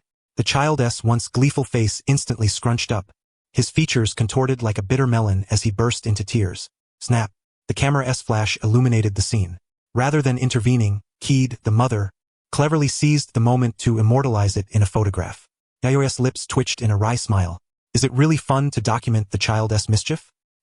He is quite amusing, Keed replied fondly. This device is truly convenient. It captures the moment instantly. Her fondness for the camera was palpable, and at times, it was even used at night. The Land of Night was a nation undergoing industrial transformation, coupled with a vibrant commercial sector, frequently unveiling novel inventions. Cameras, which were by no means unfamiliar to Yayoi, naturally appeared on the market. Symbols of civilization like electric lights and air conditioning had also sprouted like mushrooms in recent years. This compelled Yayoi to muse about the wondrous technology emerging in the ninja world. He had heard that some places already housed colossal computers. He planned to acquire one in due course to establish a comprehensive data archive. Moreover, his staff included many skilled technicians, proficient in various fields, himself included as the general. When Michikazu marries someday, I'll give him these photographs as a gift, Keed mused, holding a stack of pictures chronicling her son's antics. The scene of him tumbling from the crib was captured expertly by her camera. Aoi and Rinko exchanged exasperated glances, rolling their eyes at Keed. With such a mother, Michikazu was indeed fortunate. It was best not to let her personally educate him. Otherwise, the child might be led astray. Time is nearly up. You all take care of the child here. I have a guest to receive, Yayoi said, bowing slightly as he played with the child for a while before straightening his posture. Take care, my lord. The three women bade him farewell as he headed back toward the Tenshikaku. Upon arriving at a reception room in the Tenshikaku, Iruri was already there to greet him. 2 guests had arrived. One slender man with an expressionless face, and beside him, a nearly 4'3" tall, broad-nosed youth. Both wore the ninja uniforms of the Iwagakure village, bearing headbands emblazoned with the stone emblem. They were none other than the dust-release ninja Mu and his student, Anokei. It's quite a feat to get an audience with you, General, Mu complained slightly upon seeing Yayoi enter. Sorry, I had some personal matters to attend to just now. But what wind blew the Stone Shadow's escort leader to visit me? You're not here for idle chatter, are you? Yayoi sat opposite Mu and Anokei, smiling in the manner of old acquaintances. Since their shared battle against Madara Uchiha, their relationship had gradually warmed from strangers to familiarity. Over the past 6 months, they occasionally exchanged letters. When his child was born, Mu had sent a generous gift, which Yayoi had taken to heart. Though that was pleasant, unfortunately, I am here on official business this time, Yayoi said. Mu reclined on the sofa, crossing his legs and shrugging slightly, clearly indicating the visit was primarily professional. Iruri promptly served 2 cups of hot tea, placing them on the table before Mu and Anokei. Ah, thank you, Anokei said hurriedly, his nerves taut as he occasionally glanced curiously around the room. At first glance, the reception room appeared far more luxurious and aesthetically pleasing than the one in Iwagakure where the Stone Shadow resided, resembling a carefully crafted work of art. Upon sitting, he had even checked his clothes for dirt. So, what is the purpose of your visit? Yayoi inquired. Mu did not mince words. After sipping his tea, he said, What exactly is Konoha plotting? Ever since that incident, they have remained silent, focusing solely on their own development. This has made Lord Stone Shadow quite uneasy. He emphasized this point, fixing his gaze on Yayoi's face. This also subtly conveyed that Mu had come under the Stone Shadow Ishikawa's orders. The quieter Konoha becomes, the more uneasy the other nations and villages grow. During this period, aside from Konoha's Hokage, the other 4 Kage have secretly communicated and also obtained more intelligence on Madara Uchiha's power from the Reikage. Although nothing has been officially announced, The four Kage seem inclined toward forming an alliance. As ninjas capable of subduing entire nations, the four Kage understand all too well that mass manpower tactics are not always as effective as imagined. Yet, at present, they find themselves with no other choice. The power of the hidden leaf village in the Land of Fire is overwhelmingly formidable. Even if Konoha were to remain idle, it would still exert immense, albeit intangible, military pressure on the other nations. Lord Tsuchikage, is this all you wish to know? Yayoi slowly sipped her tea, her gaze inadvertently flickering over Mue's face. Yes. During this period, the Land of Night has been one of the few nations maintaining close communication with Konoha, and it is also the most influential among them. Mu nodded. Acquiring more recent intelligence about Konoha from the Land of Night is the optimal choice. It seems your days have been quite arduous lately. Yayoi set down her teacup and teased lightly. You're just too carefree. Mu crossed his arms, reflecting on the unusual behavior exhibited by the Land of Night during this time. He had to admit that the person before him possessed remarkable courage. Despite enduring such events, he remained composed and maintained normal interactions with Konoha. He, however, was incapable of such composure. Whenever he recalled what had happened that day, involuntarily, a pair of crimson eyes would surface in his mind. Over the past half-year, he had suffered several nightmares, waking up startled in the dead of night. Regardless, life must go on. However, the intelligence I provide can only serve as a reference. Trust between nations is an arduous matter. The chaos wrought by Madara Uchiha has left the daimyo of the Land of Fire extremely anxious. He even sent me a letter, hoping to use the Land of Night as a diplomatic icebreaker. Yayoi's words deeply resonated within Mue's heart. Indeed, mutual trust between nations is difficult to establish. Madara Uchiha's actions have further intensified the other nations' wariness toward the Land of Fire and Konoha. Soon, Yayoi arranged for all the intelligence concerning Konoha's various aspects and recent movements to be compiled and placed before Mu. Mu carefully stored the intelligence without immediately reviewing it. Assessing the information was the responsibility of the Tsuchikage and the daimyo of the Land of Earth. His sole duty was to deliver it. As for compensation, neither Yayoi nor Mu mentioned it, tacitly agreeing to treat it as a gesture of goodwill. Thereafter, the discussion between Yayoi and Mu shifted away from international affairs and moved into a more personal exchange. Although Mu appeared expressionless and somewhat shy, in truth, he was quite talkative. For instance, he would complain to Yayoi about the difficulties of being the Tsuchikage's bodyguard, or grumble about the heavy burdens he bore, often going days without sleep. Yet, no matter how Yayoi perceived him, he always seemed to be enjoying himself. Being entrusted with so many responsibilities by Tsuchikage Ishikawa was a coveted honor among the countless shinobi of Iwagakure. Yayoi became increasingly convinced that, following the era of the first Tsuchikage Ishikawa, Mu would become the second Tsuchikage of Iwagakure. By the way, how much do you know about the Sharingan? Subsequently, Mu and Yayoi discussed the matter of the Sharingan. Evidently, the shadow cast by Madara had driven Mu to obsessively investigate information about the Sharingan during this period. However, being situated in Iwagakure, the channels to obtain intelligence on the Sharingan were limited. If it's basic information, I know quite a bit. But if you seek a systematic understanding of the Sharingan's functions, I think you've come to the wrong person. That fellow Tobirama Senju knows much more than I do. Yayoi recalled the information about the Sharingan. His own knowledge stemmed largely from his so-called prophet. Although this understanding contained a fair amount of information, it was highly fragmented. Some parts were crystal clear, while others remained vague. In contrast, during his last exchange with Tobirama Senju about ninjutsu, he discovered that Tobirama's comprehension of the Sharingan was a systematic collection, supported by a highly developed theoretical and practical framework. He suspected that Tobirama had performed multiple autopsies on Uchiha clan shinobi corpses. Some insights simply could not have been gained through battle alone. That guy, regarding the Sharingan, probably understands its operational principles better than most Uchiha themselves. If you wish to develop techniques to counter the Sharingan, you simply cannot bypass him. How about it? Shall I arrange an introduction for you? I've recently been exchanging letters with him. Yayoi smiled involuntarily. Mu was slightly taken aback, then lowered his head, contemplating the feasibility of the matter. If an opportunity arises in the future, I might give it a try. Yayoi was speechless. He had only meant to tease Mu, never expecting him to take it seriously.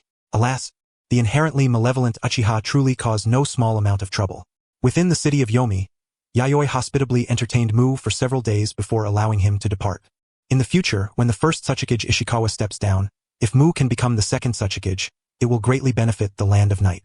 It is necessary to cultivate and deepen this relationship. Moreover, on a personal level, Mu is also a good candidate for friendship. Even if not for the sake of the nation, making more friends can never be detrimental. When the first great ninja war erupts, Having Mu's presence will spare them many troubles. Indeed, although the first great ninja war had yet to break out, Yayoi had already begun preparations for its arrival through his prophet. As the first Tsuchikage gradually passes away, that war will become a pivotal moment determining whether the Land of Night can transform weakness into strength. Caution is paramount. By July, perhaps due to the intelligence he had disseminated, significant progress was evident. Among the 5 great nations, the Land of Earth was the first to restore normal diplomatic and trade relations with the Land of Fire. Next came the Land of Wind, a resource-scarce major power. By the end of July, the daimyo of the Land of Wind personally visited the daimyo of the Land of Fire, becoming the second nation after the Land of Earth to initiate diplomatic thawing with the Land of Fire. In August, the Land of Thunder and the Land of Water also swiftly took corresponding actions. While trade and other domains still required negotiation, diplomatic relations with the Land of Fire were no longer as frosty as before and had begun to soften. The actions of the great nations greatly relieved the smaller countries.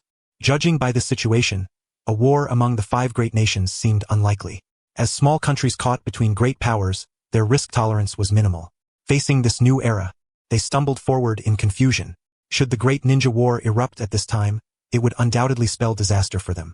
This diplomatic thaw was not only the hope of all nations but also something Yayoi was glad to witness. While the Land of Night could impose overwhelming pressure on the smaller countries, the strength of the great nations remained unshakable. The ninja villages responsible for the defense of the great nations, besides the leading 5 Kage, also boasted numerous elites who had survived since the Warring States period. Without sufficient time for development, they stood no chance against the ninja villages of the 5 great nations. The ninja forces had expanded to 1,500 members. Among them were 76 jonin and over 400 chunin. Within the Tenshikaku, Yayoi reviewed the already prepared reports. Compared to 2 years prior, both the quantity and quality of the Land of Night's ninja had shown marked improvement. Now that the internal chaos within the nations had largely subsided, most ninja clans able to be recruited had been absorbed. Even those clans still outside the ninja village system were extremely few in number. If these remaining rogue clans did not change, survival in the coming era would be very difficult. Aside from ninjas, the samurai forces had also advanced significantly, numbering over 5,000. Among them, only 8 high-ranking samurai could contend with jonin, while there were more than 600 mid-level samurai. Yayoi picked up the report recording samurai data and compared it with the ninja figures. It was readily apparent that at the jonin level, samurai were at a disadvantage. However, at the chunin tier, samurai held the upper hand. Upon careful consideration, it is not particularly difficult to deduce that the number of samurai in the Land of Night far exceeds that of the ninjas, by several folds. Moreover, the training regimen for samurai is relatively singular in focus, making the attainment of the rank of senior samurai more challenging than achieving the status of jonin among ninjas. However, with rigorous training and endurance over time, reaching the level of mid-tier samurai is a feat attainable by many within their ranks. The presence of samurai significantly fortifies the core strength of the Land of Night. Furthermore, the samurai have now, akin to the ninjas, established a corresponding hierarchical system, namely senior, middle, and junior ranks which correspond respectively to the ninjas' jonin, chunin, and genin classes. Compared to the multifaceted abilities of ninjas, the combat style of samurai is pure and straightforward, yet one must not underestimate the martial prowess of the samurai faction. Among the 8 who have attained the rank of senior samurai, 4 boast illustrious records of having decisively defeated or slain jonin of equivalent standing.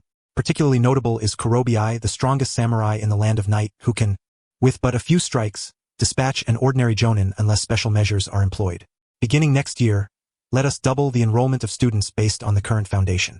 Additionally, what is the progress regarding the construction of the military academy? Yayoi inquired of Iruri, who has been overseeing the academy's construction.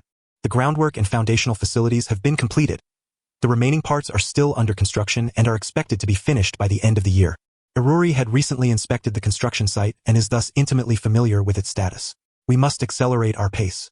Konoha began establishing its ninja academy in April of this year, and it is presumably already in official operation.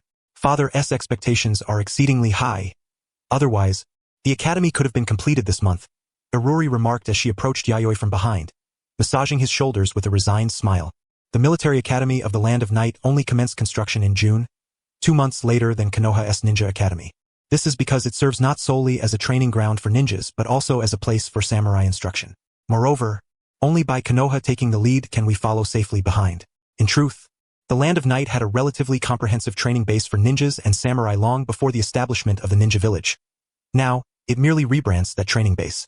With Konoha blazing a trail ahead, the Land of Night can openly utilize its resources. It gives the impression of deliberately emulating Konoha. But Iruri knows well that this is a calculated strategy devised by Yayoi to let Konoha attract all the attention and firepower while they quietly develop behind. Unlike the ninja villages of the 5 great nations, the ninjas and samurai of the Land of Night do not engage in mercenary duties, making it exceedingly difficult for outsiders to obtain military intelligence from the Land of Night. Even within the country itself, unless one is a high-ranking military official, access to such information is limited. Nevertheless, the ninja villages of the 5 great nations likely remain indifferent to the concealed military strength of the Land of Night. Subsequently, Yayoi and Iruri began meticulously reviewing the personnel reports one by one. Their primary focus was on the jonin and senior samurai, with some attention also given to chunin who possessed specialized ninjutsu techniques. Finally, they allocated the selected ninjas and samurai to appropriate vacant positions. Though this task was tedious, neither Yayoi nor Iruri displayed the slightest impatience. Throughout the process, they required no verbal or ocular communication, having long been accustomed to handling state affairs side by side in such silent harmony. This seamless, almost symbiotic tacit understanding is something beyond the reach of outsiders. The Land of Fire, Konoha Ninja Village. The Uchiha clan territory, Minakami Shrine. Madara Uchiha, clad entirely in black with cascading black hair, sat cross-legged upon the main seat of the room. His crimson Sharingan eyes scanned the Uchiha clan members seated cross-legged on the floor before him. These 26 individuals were the clan's ruling elite, 9 radicals and 17 conservatives. Among them were both men and women, none younger than 30 years old, all holding the rank of jonin within Konoha Ninja Village. They sat before Madara with expressions ranging from puzzlement to hostility and indifference. "Speak. What is the purpose of convening this clan meeting at this hour?" "I still have work to attend to," said one of the radicals, a Uchiha ninja in his 40s who ranked among the clan's upper echelon. His attitude toward Madara, the clan head, was less of disinterest and more of outright disregard. "Do not be too presumptuous in such a place," a conservative member rebuked him. Regardless, Madara was the clan leader who had guided the Uchiha clan, standing alongside the Senju as co-founders of Konoha, a status owed largely to Madara's own strength. Hence, although the conservatives favored the Senju clan, they still held great respect for Madara as their leader and diligently fulfilled the tasks he assigned. "Humph," the radical crossed his arms and turned his head, displaying an air of nonchalance. Madara paid no heed to the discord and abruptly spoke. "I am about to leave Konoha. Who among you wishes to accompany me?" His calm declaration struck like thunder, reverberating through the ears of all present. Both conservatives and radicals alike stared at the impassive Madara in stunned silence. "Clan head, do you mean you are departing on a mission?" A conservative ninja hesitated, cautiously probing Madara's intent. Madara spoke again, his intention now unmistakable. "No. Leaving Konoha means severing ties with this village entirely." "What nonsense are you spouting, Madara? What on earth do you mean?" Before the conservative could continue, the radicals were the first to erupt, glaring incredulously at Madara. When the alliance with the Senju clan was formed to establish the present Konoha Ninja Village, it was Madara who, as clan head, first conceded to the Senju, forcing the radicals to live at their mercy. Though resentful, they had to endure. They resolved to use the village as a means for the Uchiha clan to surpass the Senju and dominate the village. Unlike those who had left the clan, the radicals and conservatives remaining in the village fundamentally shared the hope that the clan would hold sway within the ninja village, ensuring its strength. Their differences lay only in approach. Now, with the village finally established, their founder and leader Madara sought to withdraw. "Why did you not say this before Konoha was founded? It was you, as clan head, who disregarded our opinions and allied with the Senju. Now you choose to leave Konoha, again ignoring our views and making this decision without warning." Even the conservatives could not help but cast skeptical glances at Madara, their eyes filled with incomprehension. His capriciousness, can he truly be the head of the Uchiha? Though not as powerful as Madara, they were living, thinking individuals deserving of respect and recognition. Madara's actions dismissed all their efforts over time and showed utter disregard for their sentiments. Ignoring the complexity reflected in their eyes and the radicals' agitation, Madara calmly remarked, "You have seen the prior meetings, have you not? What does that have to do with anything?" A conservative member queried. In the previous month, a momentous assembly was convened within the confines of Konoha, where each ninja clan dispatched several emissaries. Under the stewardship of the first Hokage, Hashirama Senju, a high-level council was conducted. The singular subject of discourse was the selection of the next Hokage. There were 3 candidates: Madara Uchiha, the head of the Uchiha clan, Tobirama Senju, scion of the Senju clan, and Hisashi Hyuga, the current patriarch of the Hyuga clan. These 3 individuals were, aside from the Hokage himself, the most formidable figures in Konoha. Madara's prowess was beyond question. Save for Hashirama, no one could suppress his fearsome strength. Even the first Raikage of Kimogakure was effortlessly manipulated by him. Tobirama, Hashirama's younger brother, was renowned for his incredible speed, mastery of powerful water-style jutsu and various forbidden techniques.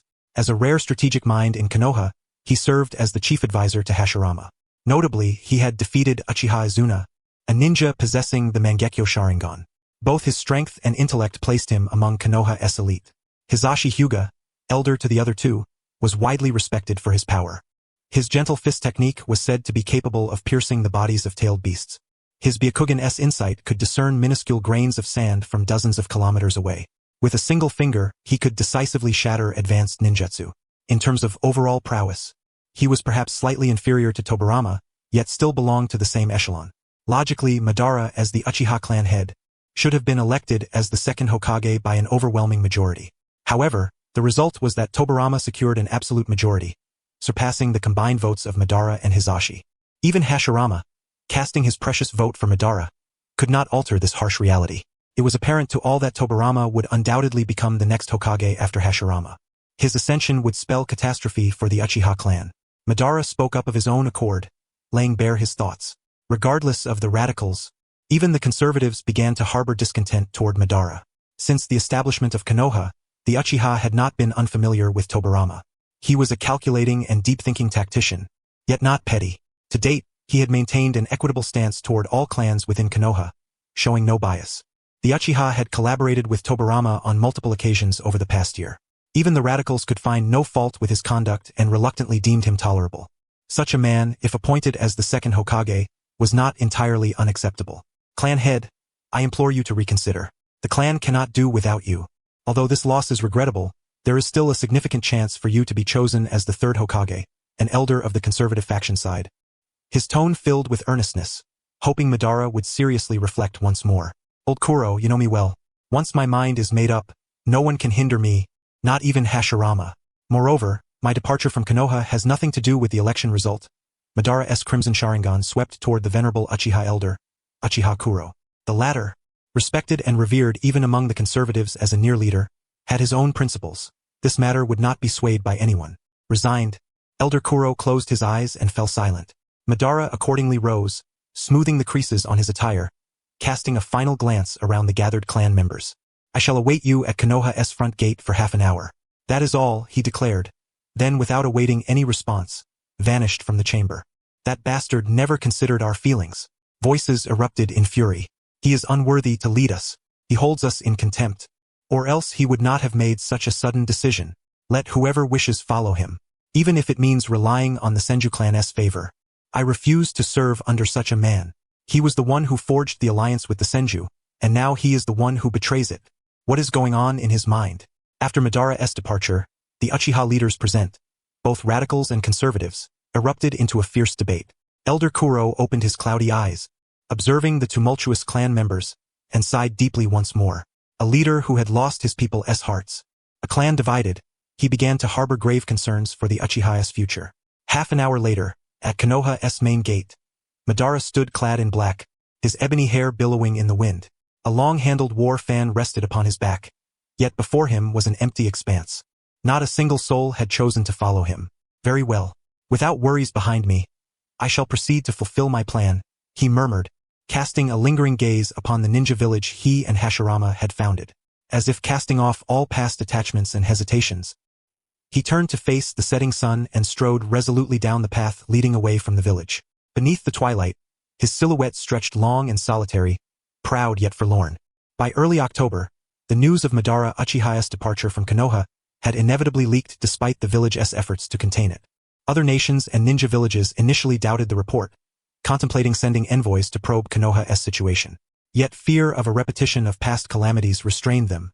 After all, even the first Raikage had nearly been slain by the malevolent Uchiha ninja. Ultimately, these nations could only receive the news with skepticism. Moreover, even with Madara's absence, Konoha still boasted the formidable Senju Hashirama. The military pressure upon Konoha remained tangible.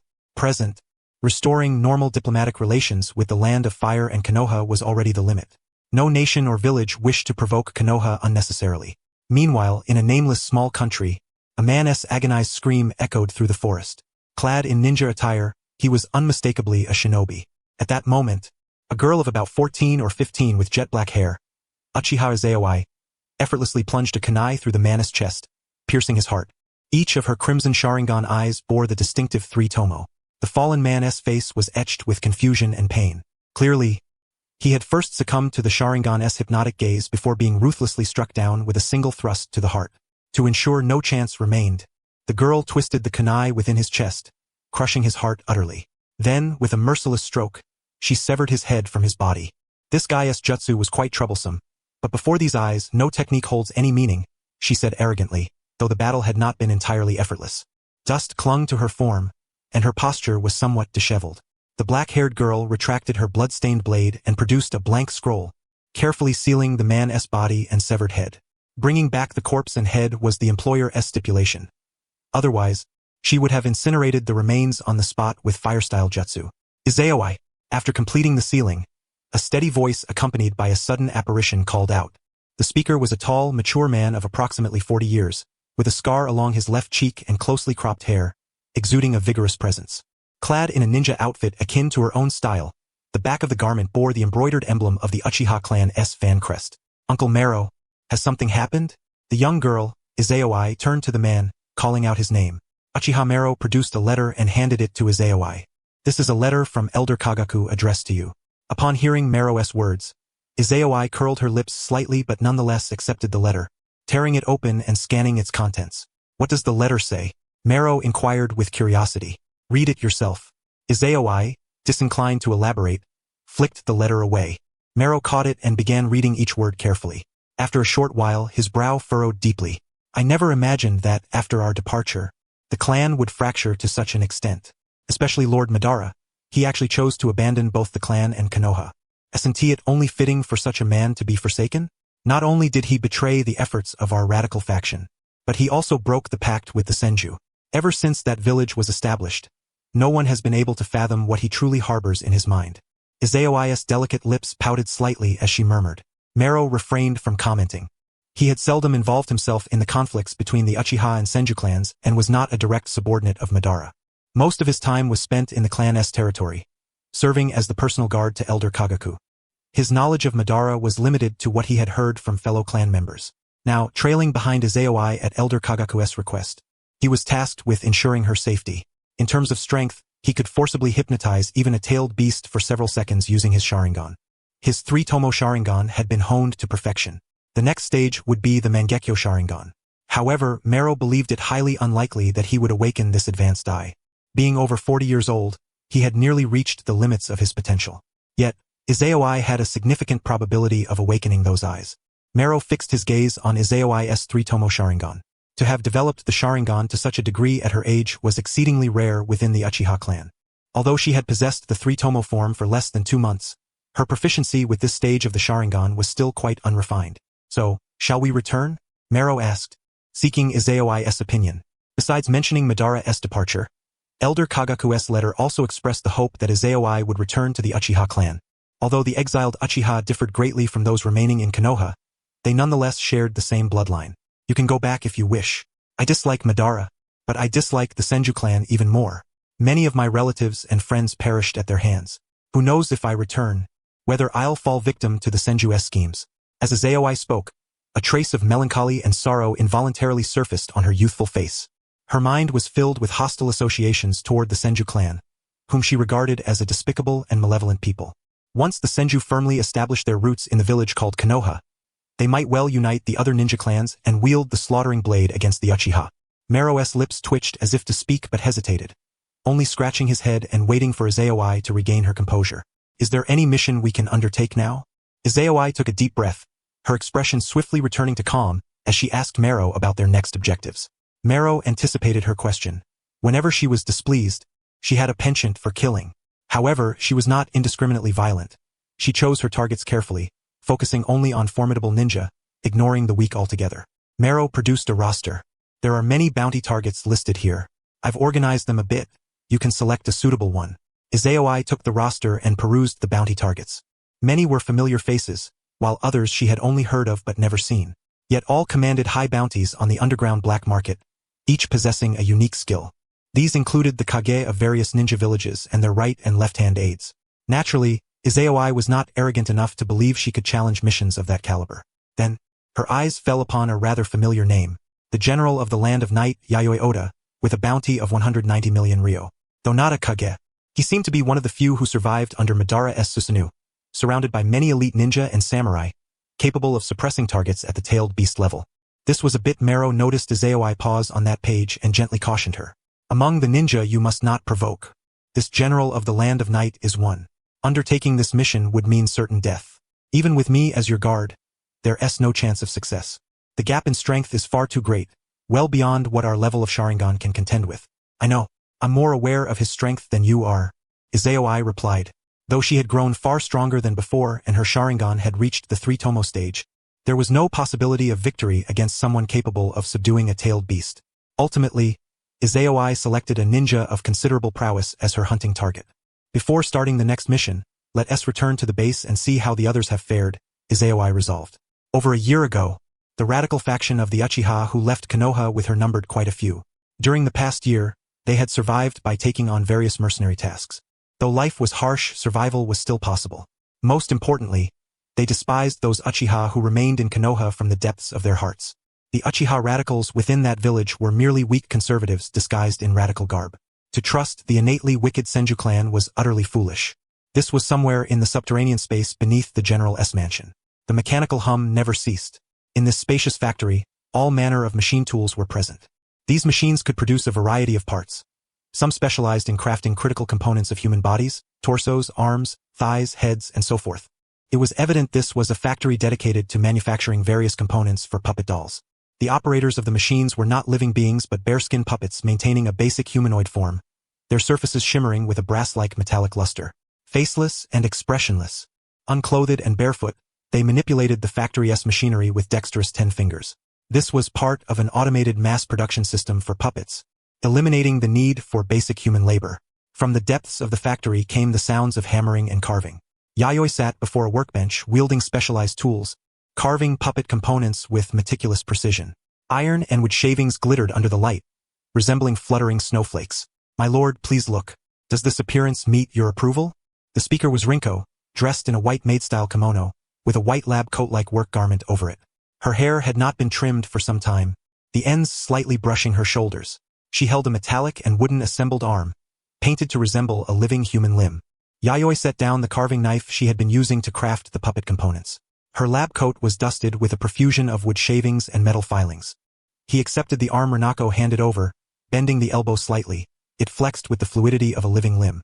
Then, twisting the elbow and wrist, he demonstrated that beyond mere bending, the forearm and wrist could rotate a full 360 degrees, defying ordinary expectations. Excellent assembly, and the paintwork is flawless. From now on, you and Aoi should maintain this pace, Yayoi praised. Unlike the mass-produced puppets outside, the ones crafted here met standards far beyond what current machinery could achieve. They demanded his personal handiwork. Moreover, in Yayoi's eyes, a ninja was a highly sophisticated machine capable of feats unattainable by conventional devices. Regrettably, most ninjas used these extraordinary abilities solely for killing. Yes, my lord husband, I shall do my utmost, Renako encouraged herself silently, feeling a quiet pride in acquiring new skills. Up to this point, she and Aoi, half-sisters sharing the same father but different mothers, had mastered numerous domestic arts within this workshop. Household chores, document management, the creation of infant supplies, and even childcare techniques. Now, under Yayoi's tutelage, they had learned how to assemble and paint puppets, as well as how to integrate weapons and mechanisms within them. Blessed with Byakugan, their learning curve astounded Yayoi. He suspected that, with a little more instruction, the two of them would be capable of manually producing high-quality puppets rivaling those churned out by the factory's machine tools. Within this closed workshop, Yayoi crafted various components, while Aoi and Renako handled assembly and painting. Were he working alone, it might take days to complete the production here.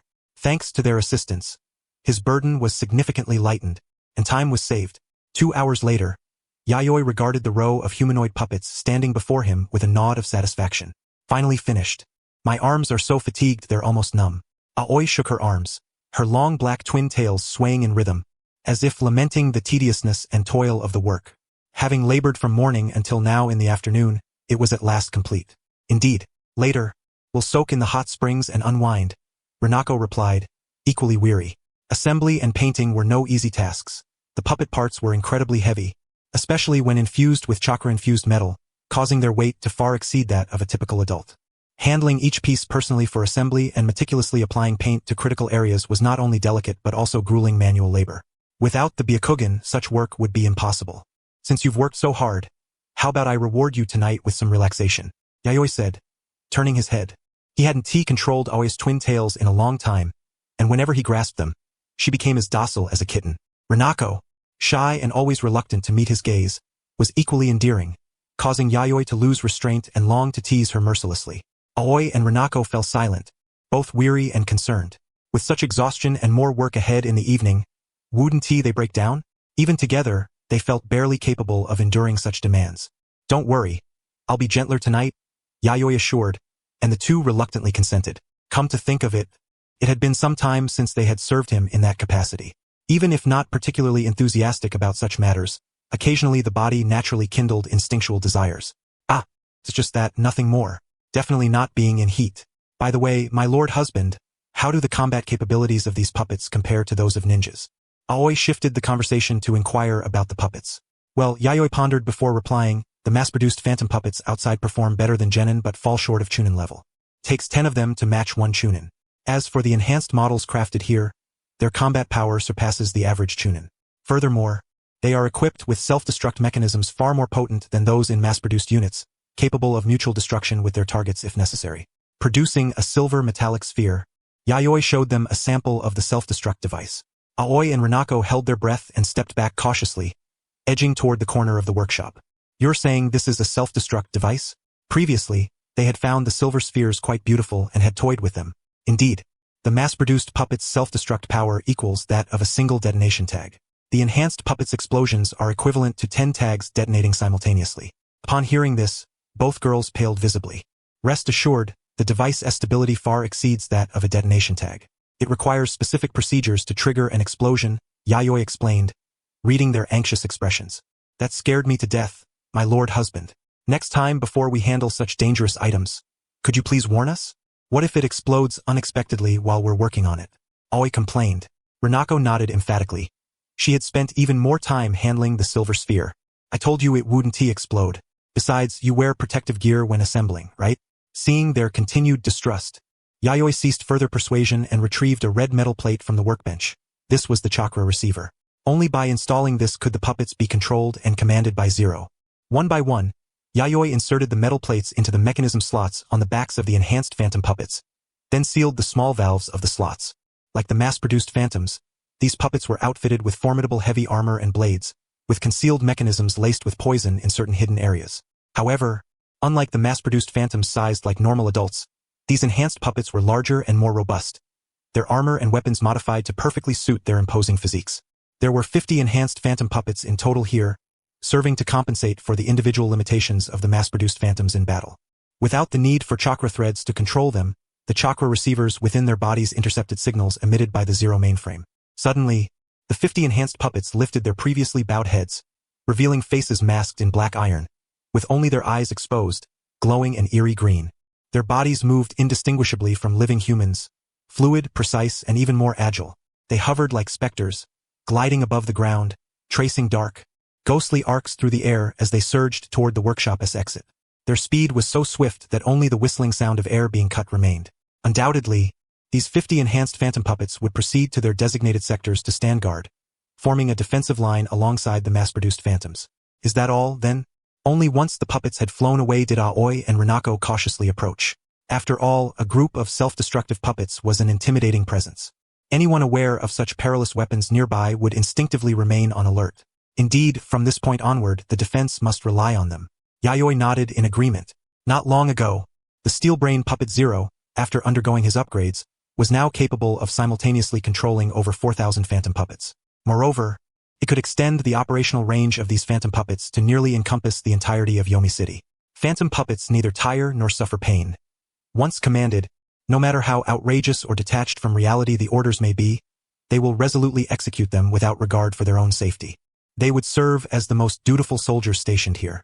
Rather than thousands of guards, it would be more accurate to describe them as thousands of mobile bombs. Yet, in such deep underground surroundings, Would anyone truly be foolish enough to trespass? This place appeared inherently perilous.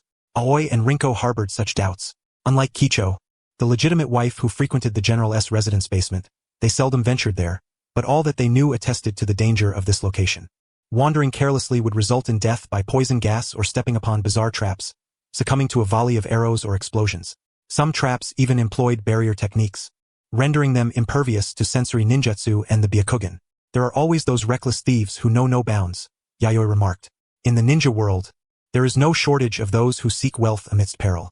Ninjas of his rank and strength naturally attract numerous individuals, overtly or covertly, probing for his secrets. When dealing with these intruders, do you eliminate them outright? Rinko inquired curiously. Generally, that is avoided. Whenever possible, captives are spared. After all, living ninja test subjects are exceedingly rare. Moreover, those who manage to discover this place usually possess exceptional skills, and their bodies can yield many valuable secrets, Yayoi explained. Listening to Yayoi's explanation, Aoi and Rinko gained further insight into the darker facets of the ninja world. Yet, neither entertained any other thoughts nor felt sympathy for their adversaries. As medical ninjas, conducting human experiments was entirely reasonable. Many medical ninjutsu techniques and medicines developed by medical ninjas had been validated and enhanced through such experiments. You have already mastered the art of assembling puppets. In a while, you should learn some medical knowledge. With the Byakugan, you can quickly grasp these skills, Yayoi contemplated, intending to guide Aoi and Rinko in acquiring medical ninja abilities. As a medical ninja himself, he occasionally conducted human experiments, dissecting various types of ninjas to uncover their secrets. This was the fastest method to analyze ninja abilities. To date, he had amassed a considerable number of ninjutsu and secrets through this approach, greatly enriching the Night Country's ninjutsu repository. Aoi, Rinko, are we about to develop a new skill set again? Since arriving here, the two had not yet mastered any formal ninja skills, but had unexpectedly acquired a variety of peculiar and miscellaneous abilities. November, with international stability prevailing, Yayoi could devote more attention to developing the nation's strength and simultaneously focus on enhancing his own power. In the world of ninjas, authority was merely an adjunct to martial prowess. To emphasize influence without valuing strength was a misguided priority, and Yayoi naturally would not indulge in such folly. One might comprehend political stratagems but must not become ensnared by them. In this regard, Yayoi remained exceptionally clear-headed. He had never heard of a truly first-rate monarch who maintained prestige solely through political machinations. Only those rulers lacking genuine ability relied heavily on such tactics to control their nations. Even if the opponent is my lord husband, my gentle fists shall show no mercy, Kicho declared. Within the inner court of the General's residence, spanning over 20,000 square meters of a grand training ground, Yayoi and Kicho stood face to face. Assuming combatance. Kicho wore a pale purple ninja outfit, her feet adorned with light blue high-heeled ninja shoes. Key areas were armored with pieces harmonizing perfectly with her attire, serving both as decoration and protection. At her waist hung the spiritual blade spider cutter. On her thigh and back were pouches filled with various ninja tools. Her forehead protector was casually draped around her neck, which perhaps also shielded her nape. Though she did not adopt the typical gentle fist attack posture, standing nonchalantly 10 meters from Yayoi, the chakra flowing quietly within her body revealed, she was secretly prepared for battle. That is perfect, Yayoi remarked. At his words, a cloak of blue, flame-like, amorphous chakra instantaneously enveloped his body. The former sensations of pain and oppression had vanished. After nearly a year of rigorous training, he was now capable of flawlessly entering chakra armor mode. The dense, compressed physical chakra no longer burdened his body. Previously, Yayoi had tested this mode, confirming that as long as his chakra was sufficient, he could fight continuously for a full day and night without issue. Going all out right from the start? Kicho expressed surprise. To contend with gentle fists, this state is preferable. Yayoi exhaled softly, his gaze fixed earnestly upon Kicho. Over this period, this was not their first sparring session. Kicho's growth had been astonishing. She had not only mastered the chakra refinement technique he taught her, but could also seamlessly integrate the specially refined chakra into her Byakugan and gentle fists. Furthermore, she was in a golden phase of rapid development, with noticeable improvements every month. Without activating chakra armor mode and merely covering his body surface with a protective layer, he would be utterly incapable of countering the Byakugan and gentle fists. Then I shall go all out, Kicho declared, launching an immediate assault. Bang! Their fists collided, the air instantly reverberating with a tremendous shockwave, producing the sound of heavy impact. Despite the chakra armor shielding him, Yayoi still felt faint stinging sensations transmitted through Kicho's gentle fists. Accompanying this prickling pain was a surge of concealed force within her palm strike, which she followed swiftly with a second palm attack as a counterstrike. Were it not for his sturdy physique and the chakra armor, he would likely have been sent flying by her blow. Seemingly soft gentle fists possessed not only penetrating power but also the fierce intensity of hard fists. Rather than simply gentle fists, it was more accurate to describe them as a fusion of gentle and hard fist techniques. Although this fusion was still somewhat immature, the hidden force within the gentle fist's power appeared rather feeble. Kicho was undoubtedly treading a path entirely distinct from traditional gentle fists. Had she truly developed the gentle fists to such an extent? Observing his wife's remarkable talent, Yayoi felt joy, and the worries that once plagued him dissipated entirely. Boom! The air shattered with a thunderous roar, cracks radiating from the ground beneath Yayoi's feet. In chakra armor mode, each of Yayoi's attacks carried the destructive power of offensive ninjutsu. Kicho avoided a direct block. Just before the surge and eruption of Yayoi's chakra, she spun gracefully, retreating and dissipating most of his force. Yayoi had anticipated this. Concealing techniques before the Byakugan was notoriously difficult. Taijutsu, ninjutsu, and genjutsu all necessitate the manipulation of chakra to be executed. Kaido possesses the ability to observe the flow of chakra through his Byakugan, enabling him to discern which technique his opponent intends to employ in the forthcoming moment. Coupled with his exceptional reflexes, he can preemptively prepare defenses and even counterattacks. Thus, after repelling Kaido, Yayoi suddenly exerted a burst of force beneath her feet, leaving behind a blurred afterimage as she surged forward like a cannonball discharged from a barrel, the air whistling sharply as she closed in on Kaido. Just as Yayoi was about to launch her offensive, she noticed a faint smile curling at the corner of Kaido's lips. Immediately, a subtle glow emanated from his body, his graceful figure dissolving into a swarm of fluttering, colorful butterflies that eventually vanished into the air like ephemeral bubbles. An illusion. It was evident that Kaido had fused genjutsu with body flicker technique, causing Yayoi to misjudge the spatial distance. Here I am, my dear husband. Like a phantom, Kaido suddenly appeared behind Yayoi, his right hand curling into a tiger claw. A voice sweet and melodious as a song sounded behind Yayoi, accompanied by a tremendously powerful vibration of the air. Kenzaki. The frequency and oscillation of the air vibrations bore a striking resemblance to the Hyuga clan S8 trigram's air palm, yet the impact unleashed was incomparable to that technique. This was not merely the shockwave produced by air vibration. Its essence was akin to a violent detonation of the space ahead. A blinding white light sealed off all vision. The surging, turbulent air hardened to a degree surpassing steel, emitting a deafening roar of fury. It was impossible to resist or evade. Amidst the swirling dust, the earth before them was utterly devastated, the torn and upheaved ground revealing a gaping, horrifying crater. Yayoi, clad in a tattered chakra cloak, now lay within the crater, effortlessly pushing aside a colossal boulder weighing several hundred pounds that had fallen upon her, rolling it aside. Brushing the dust from her body, she calmly rose, gazing at the utterly ravaged land around her, deeply impressed. Though she was aware Kaido was developing a new style of soft fist, she had not anticipated such immense power nor its rapid release, leaving no time for reaction. Typically, a taijutsu move of this magnitude would require a charging phase. Yet Kaido unleashed the palm strike without the slightest warning, simultaneously obscuring the target's vision. What troubled Yayoi most was that this technique incorporated the fierce traits of the hard fist style, forming a move that perfectly balanced softness and hardness. It struck the internal meridian system like traditional soft fist techniques, while also delivering terrifying physical damage. The flawless fusion of soft and hard fist styles meant this technique's potential was terrifyingly high. As the saying goes, the more beautiful something is, the more dangerous it tends to be. This adage held true. You've grown quite a lot, Kaido, to be able to break through my chakra cloak. Yayoi exhaled slightly, releasing his tangible chakra once more to mend the damaged cloak, genuinely impressed. Without this layer of chakra armor, that last strike would have left him not merely disheveled but seriously injured. Is my lord husband praising me? Kaido gently pressed a finger to his lips, a mysterious smile gracing his mouth. Yayoi felt that some thorough wife education was in order. The next day, Yayoi emerged from the inner court feeling refreshed. The sparring match from the previous day ultimately favored him. Through endurance, he had outlasted Kaido until the latter's stamina was depleted. Although Kaido's strength had indeed increased significantly, the technique known as Kenzaki still harbored many imperfections.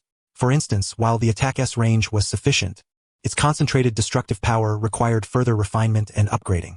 Moreover, in the entire match, Yayoi had only employed the chakra armor mode. He had refrained from using other ninjutsu, including puppetry, which would have ended the fight more swiftly. This did not imply Kaido's weakness. On the contrary, chakra armor mode was the most formidable technique Yayoi had mastered in his original form. Even so, the battle had been arduous. At this rate of growth, Within no more than 3 years, Kaido would reach Yayoi's current original form level, capable of suppressing Jonin with a murderous aura. Upon arriving at the Tenshikaku Yagura, the clan leader of the Aburame clan and concurrently head of the intelligence division, made a rare appearance. The Aburame clan had relocated to the Land of Night 2 years prior and integrated seamlessly into its military system.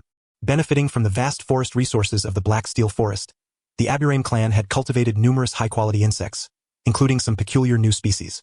Though Yagura primarily managed intelligence and generally did not engage in combat, his strength ranked among the top in the Land of Night. Combined with the Aburame clan's remarkably balanced and versatile combat abilities, they were considered the strongest ninja clan in the Land of Night today. The later joined clans, such as the Kankuro clan, could not compare. To see you here so early is quite unusual, Yagura. Yayoi was surprised by Yagura's presence. Ordinarily, the intelligence chief did not appear without cause. One would only expect to encounter him during significant meetings. My Lord General, this is the latest intelligence from the Land of Bears. Our reconnaissance team there has located the meteorite's whereabouts. Yagura handed over the report, dressed as always in a black high-collared ninja coat and sunglasses, half his face concealed by the coat's collar. His ninja forehead protector was properly worn, and his entire demeanor exuded an aura of mystery and solemnity. Yet those familiar with him knew he was a man with a cold exterior but a warm heart, speaking little, sometimes inexplicably low in presence. No, the low presence might also be a characteristic beyond the Aburame clan's secret techniques. Already found it? Yes. But it seems we are not the only ones eyeing this meteorite. Though curious as to why Yayoi sought this celestial stone, Yagura understood that the meteorite mentioned in the intelligence was likely far more than a mere fragment from the heavens, given Yayoi's interest. Yayoi was unsurprised. The Land of Bears was a small nation nestled between the two great powers, the Land of Earth and the Land of Wind. In the near future, a ninja village called Hashikakushi would emerge in this small country. At the heart of this village lay a meteorite that had fallen over a century ago in the Land of Bears. This meteorite was named Hoshi, which also inspired the village's name. Contained within the meteorite Hoshi was a unique radioactive substance that, when combined with ninja chakra, produced a remarkable reaction. The ninjas of Hashikakushi developed a secret art called the peacock method centered around the meteorite Hoshi. This technique allowed them to manifest their chakra externally as tangible attacks and to form chakra wings at their backs, enabling flight. Flying secret techniques were exceedingly rare in the ninja world. This rendered the meteorite Hoshi of immense strategic value. Therefore, upon learning of the meteorite Hoshi, Yayoi took immediate action. Iruri, the guests I invited should have arrived by now? Yes, father. Those guests have arrived. Bring them here.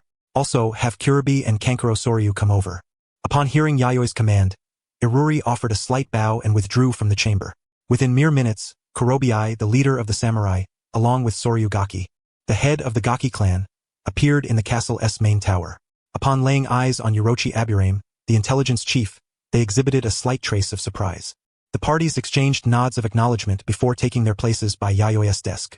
Yayoi handed over the intelligence concerning the meteorite star to Kurobi and Soryu Gaki. Each took a copy, swiftly scanning the contents of the documents. This was their mission, to safely retrieve the meteorite from Kumano country. However, caution was paramount. The meteorite contained a uniquely potent radioactive substance. Once obtained, it must be sealed within a scroll. Is it just the two of us? Kurobi inquired. He did not decline the mission but glanced sideways at Soryu Gaki, then turned to General Yayoi. Orochi will accompany you as well. Besides that, I have enlisted some external reinforcements to assist your operation, Yayoi replied. No sooner had she finished speaking than Orochi pushed up the black sunglasses perched on his nose, asserting his presence. External reinforcements? Soryu Gaki grinned, baring his sharp teeth, his curiosity piqued by this mention. Yes, a few specialists who are notably active in the underworld, Yayoi said, sipping her tea with a faint smile. Soryu Gaki appeared somewhat perplexed, but Kurobi seemed to grasp the implication. After a brief interval, Iruri returned, her expression serene, followed by 3 others. 2 adult men with black hair and a black-haired young woman entered with her. All 3 were clad in nearly identical aged ninja attire, their shoulders and backs embroidered with a conspicuous fan emblem, marking them as shinobi of the Uchiha clan.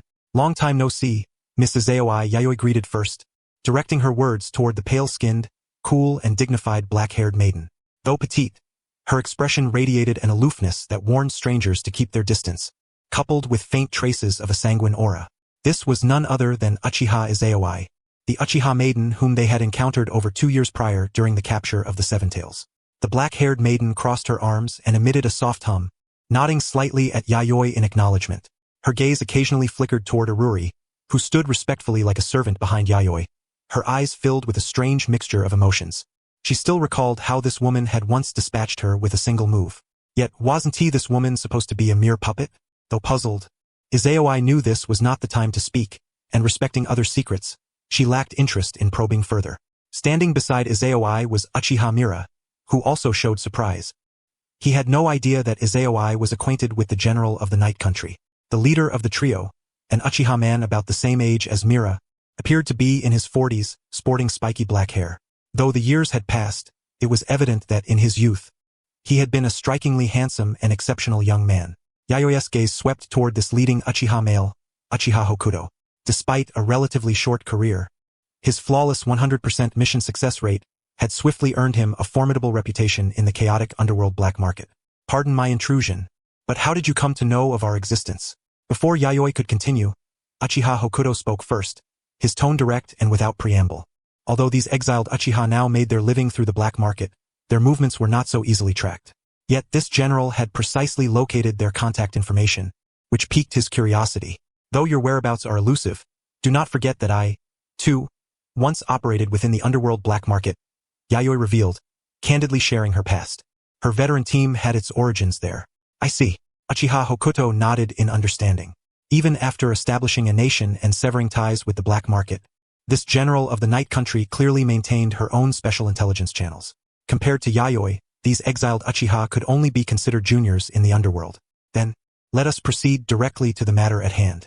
We will not accept any job below 10 million ryo, Hokuto stated his terms firmly.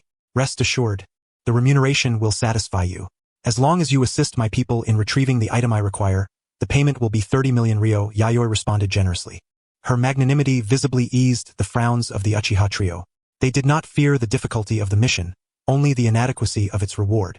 As Hokuto had said, they scorned jobs that paid too little. Just as Hokuto was about to inquire further, Orochi stepped forward and addressed him. Gentlemen, if there are no other matters, let us depart now. I will brief you on the intelligence en route. Hearing Orochi's prompt, Hokuto offered no objection. Evidently, his intended questions pertained to the mission's specifics. Under Orochi's leadership, the 5 others involved in the operation followed suit, setting off toward Kumano country. My lord, you are conducting a test, aren't you? After the 6 had left, Iruri's tone was laced with both doubt and absolute certainty. Nothing escapes your notice, Iruri. When I first learned that a faction of Uchiha had left Konoha, I was genuinely surprised. Thus, I took some time to pay special attention to this group. Yayoi confessed without concealment. Having reviewed the pertinent intelligence and possessing profound insight into Yayoi's character, Iruri immediately grasped the general's true intent. In short, this employment mission served as a means to gauge their precise capabilities and habits. Whatever the objective, establishing contact was undoubtedly the first step. From her drawer, Yayoi produced a stack of highly classified dossiers on the Uchiha clan. Though the psychological trauma inflicted by Madara was not as severe for her as it was for others like Musa, there was no denying that the power of the Sharingan had profoundly shaken her spirit. From that moment onward, she had resolved in secret that the Night Country must possess its own Sharingan.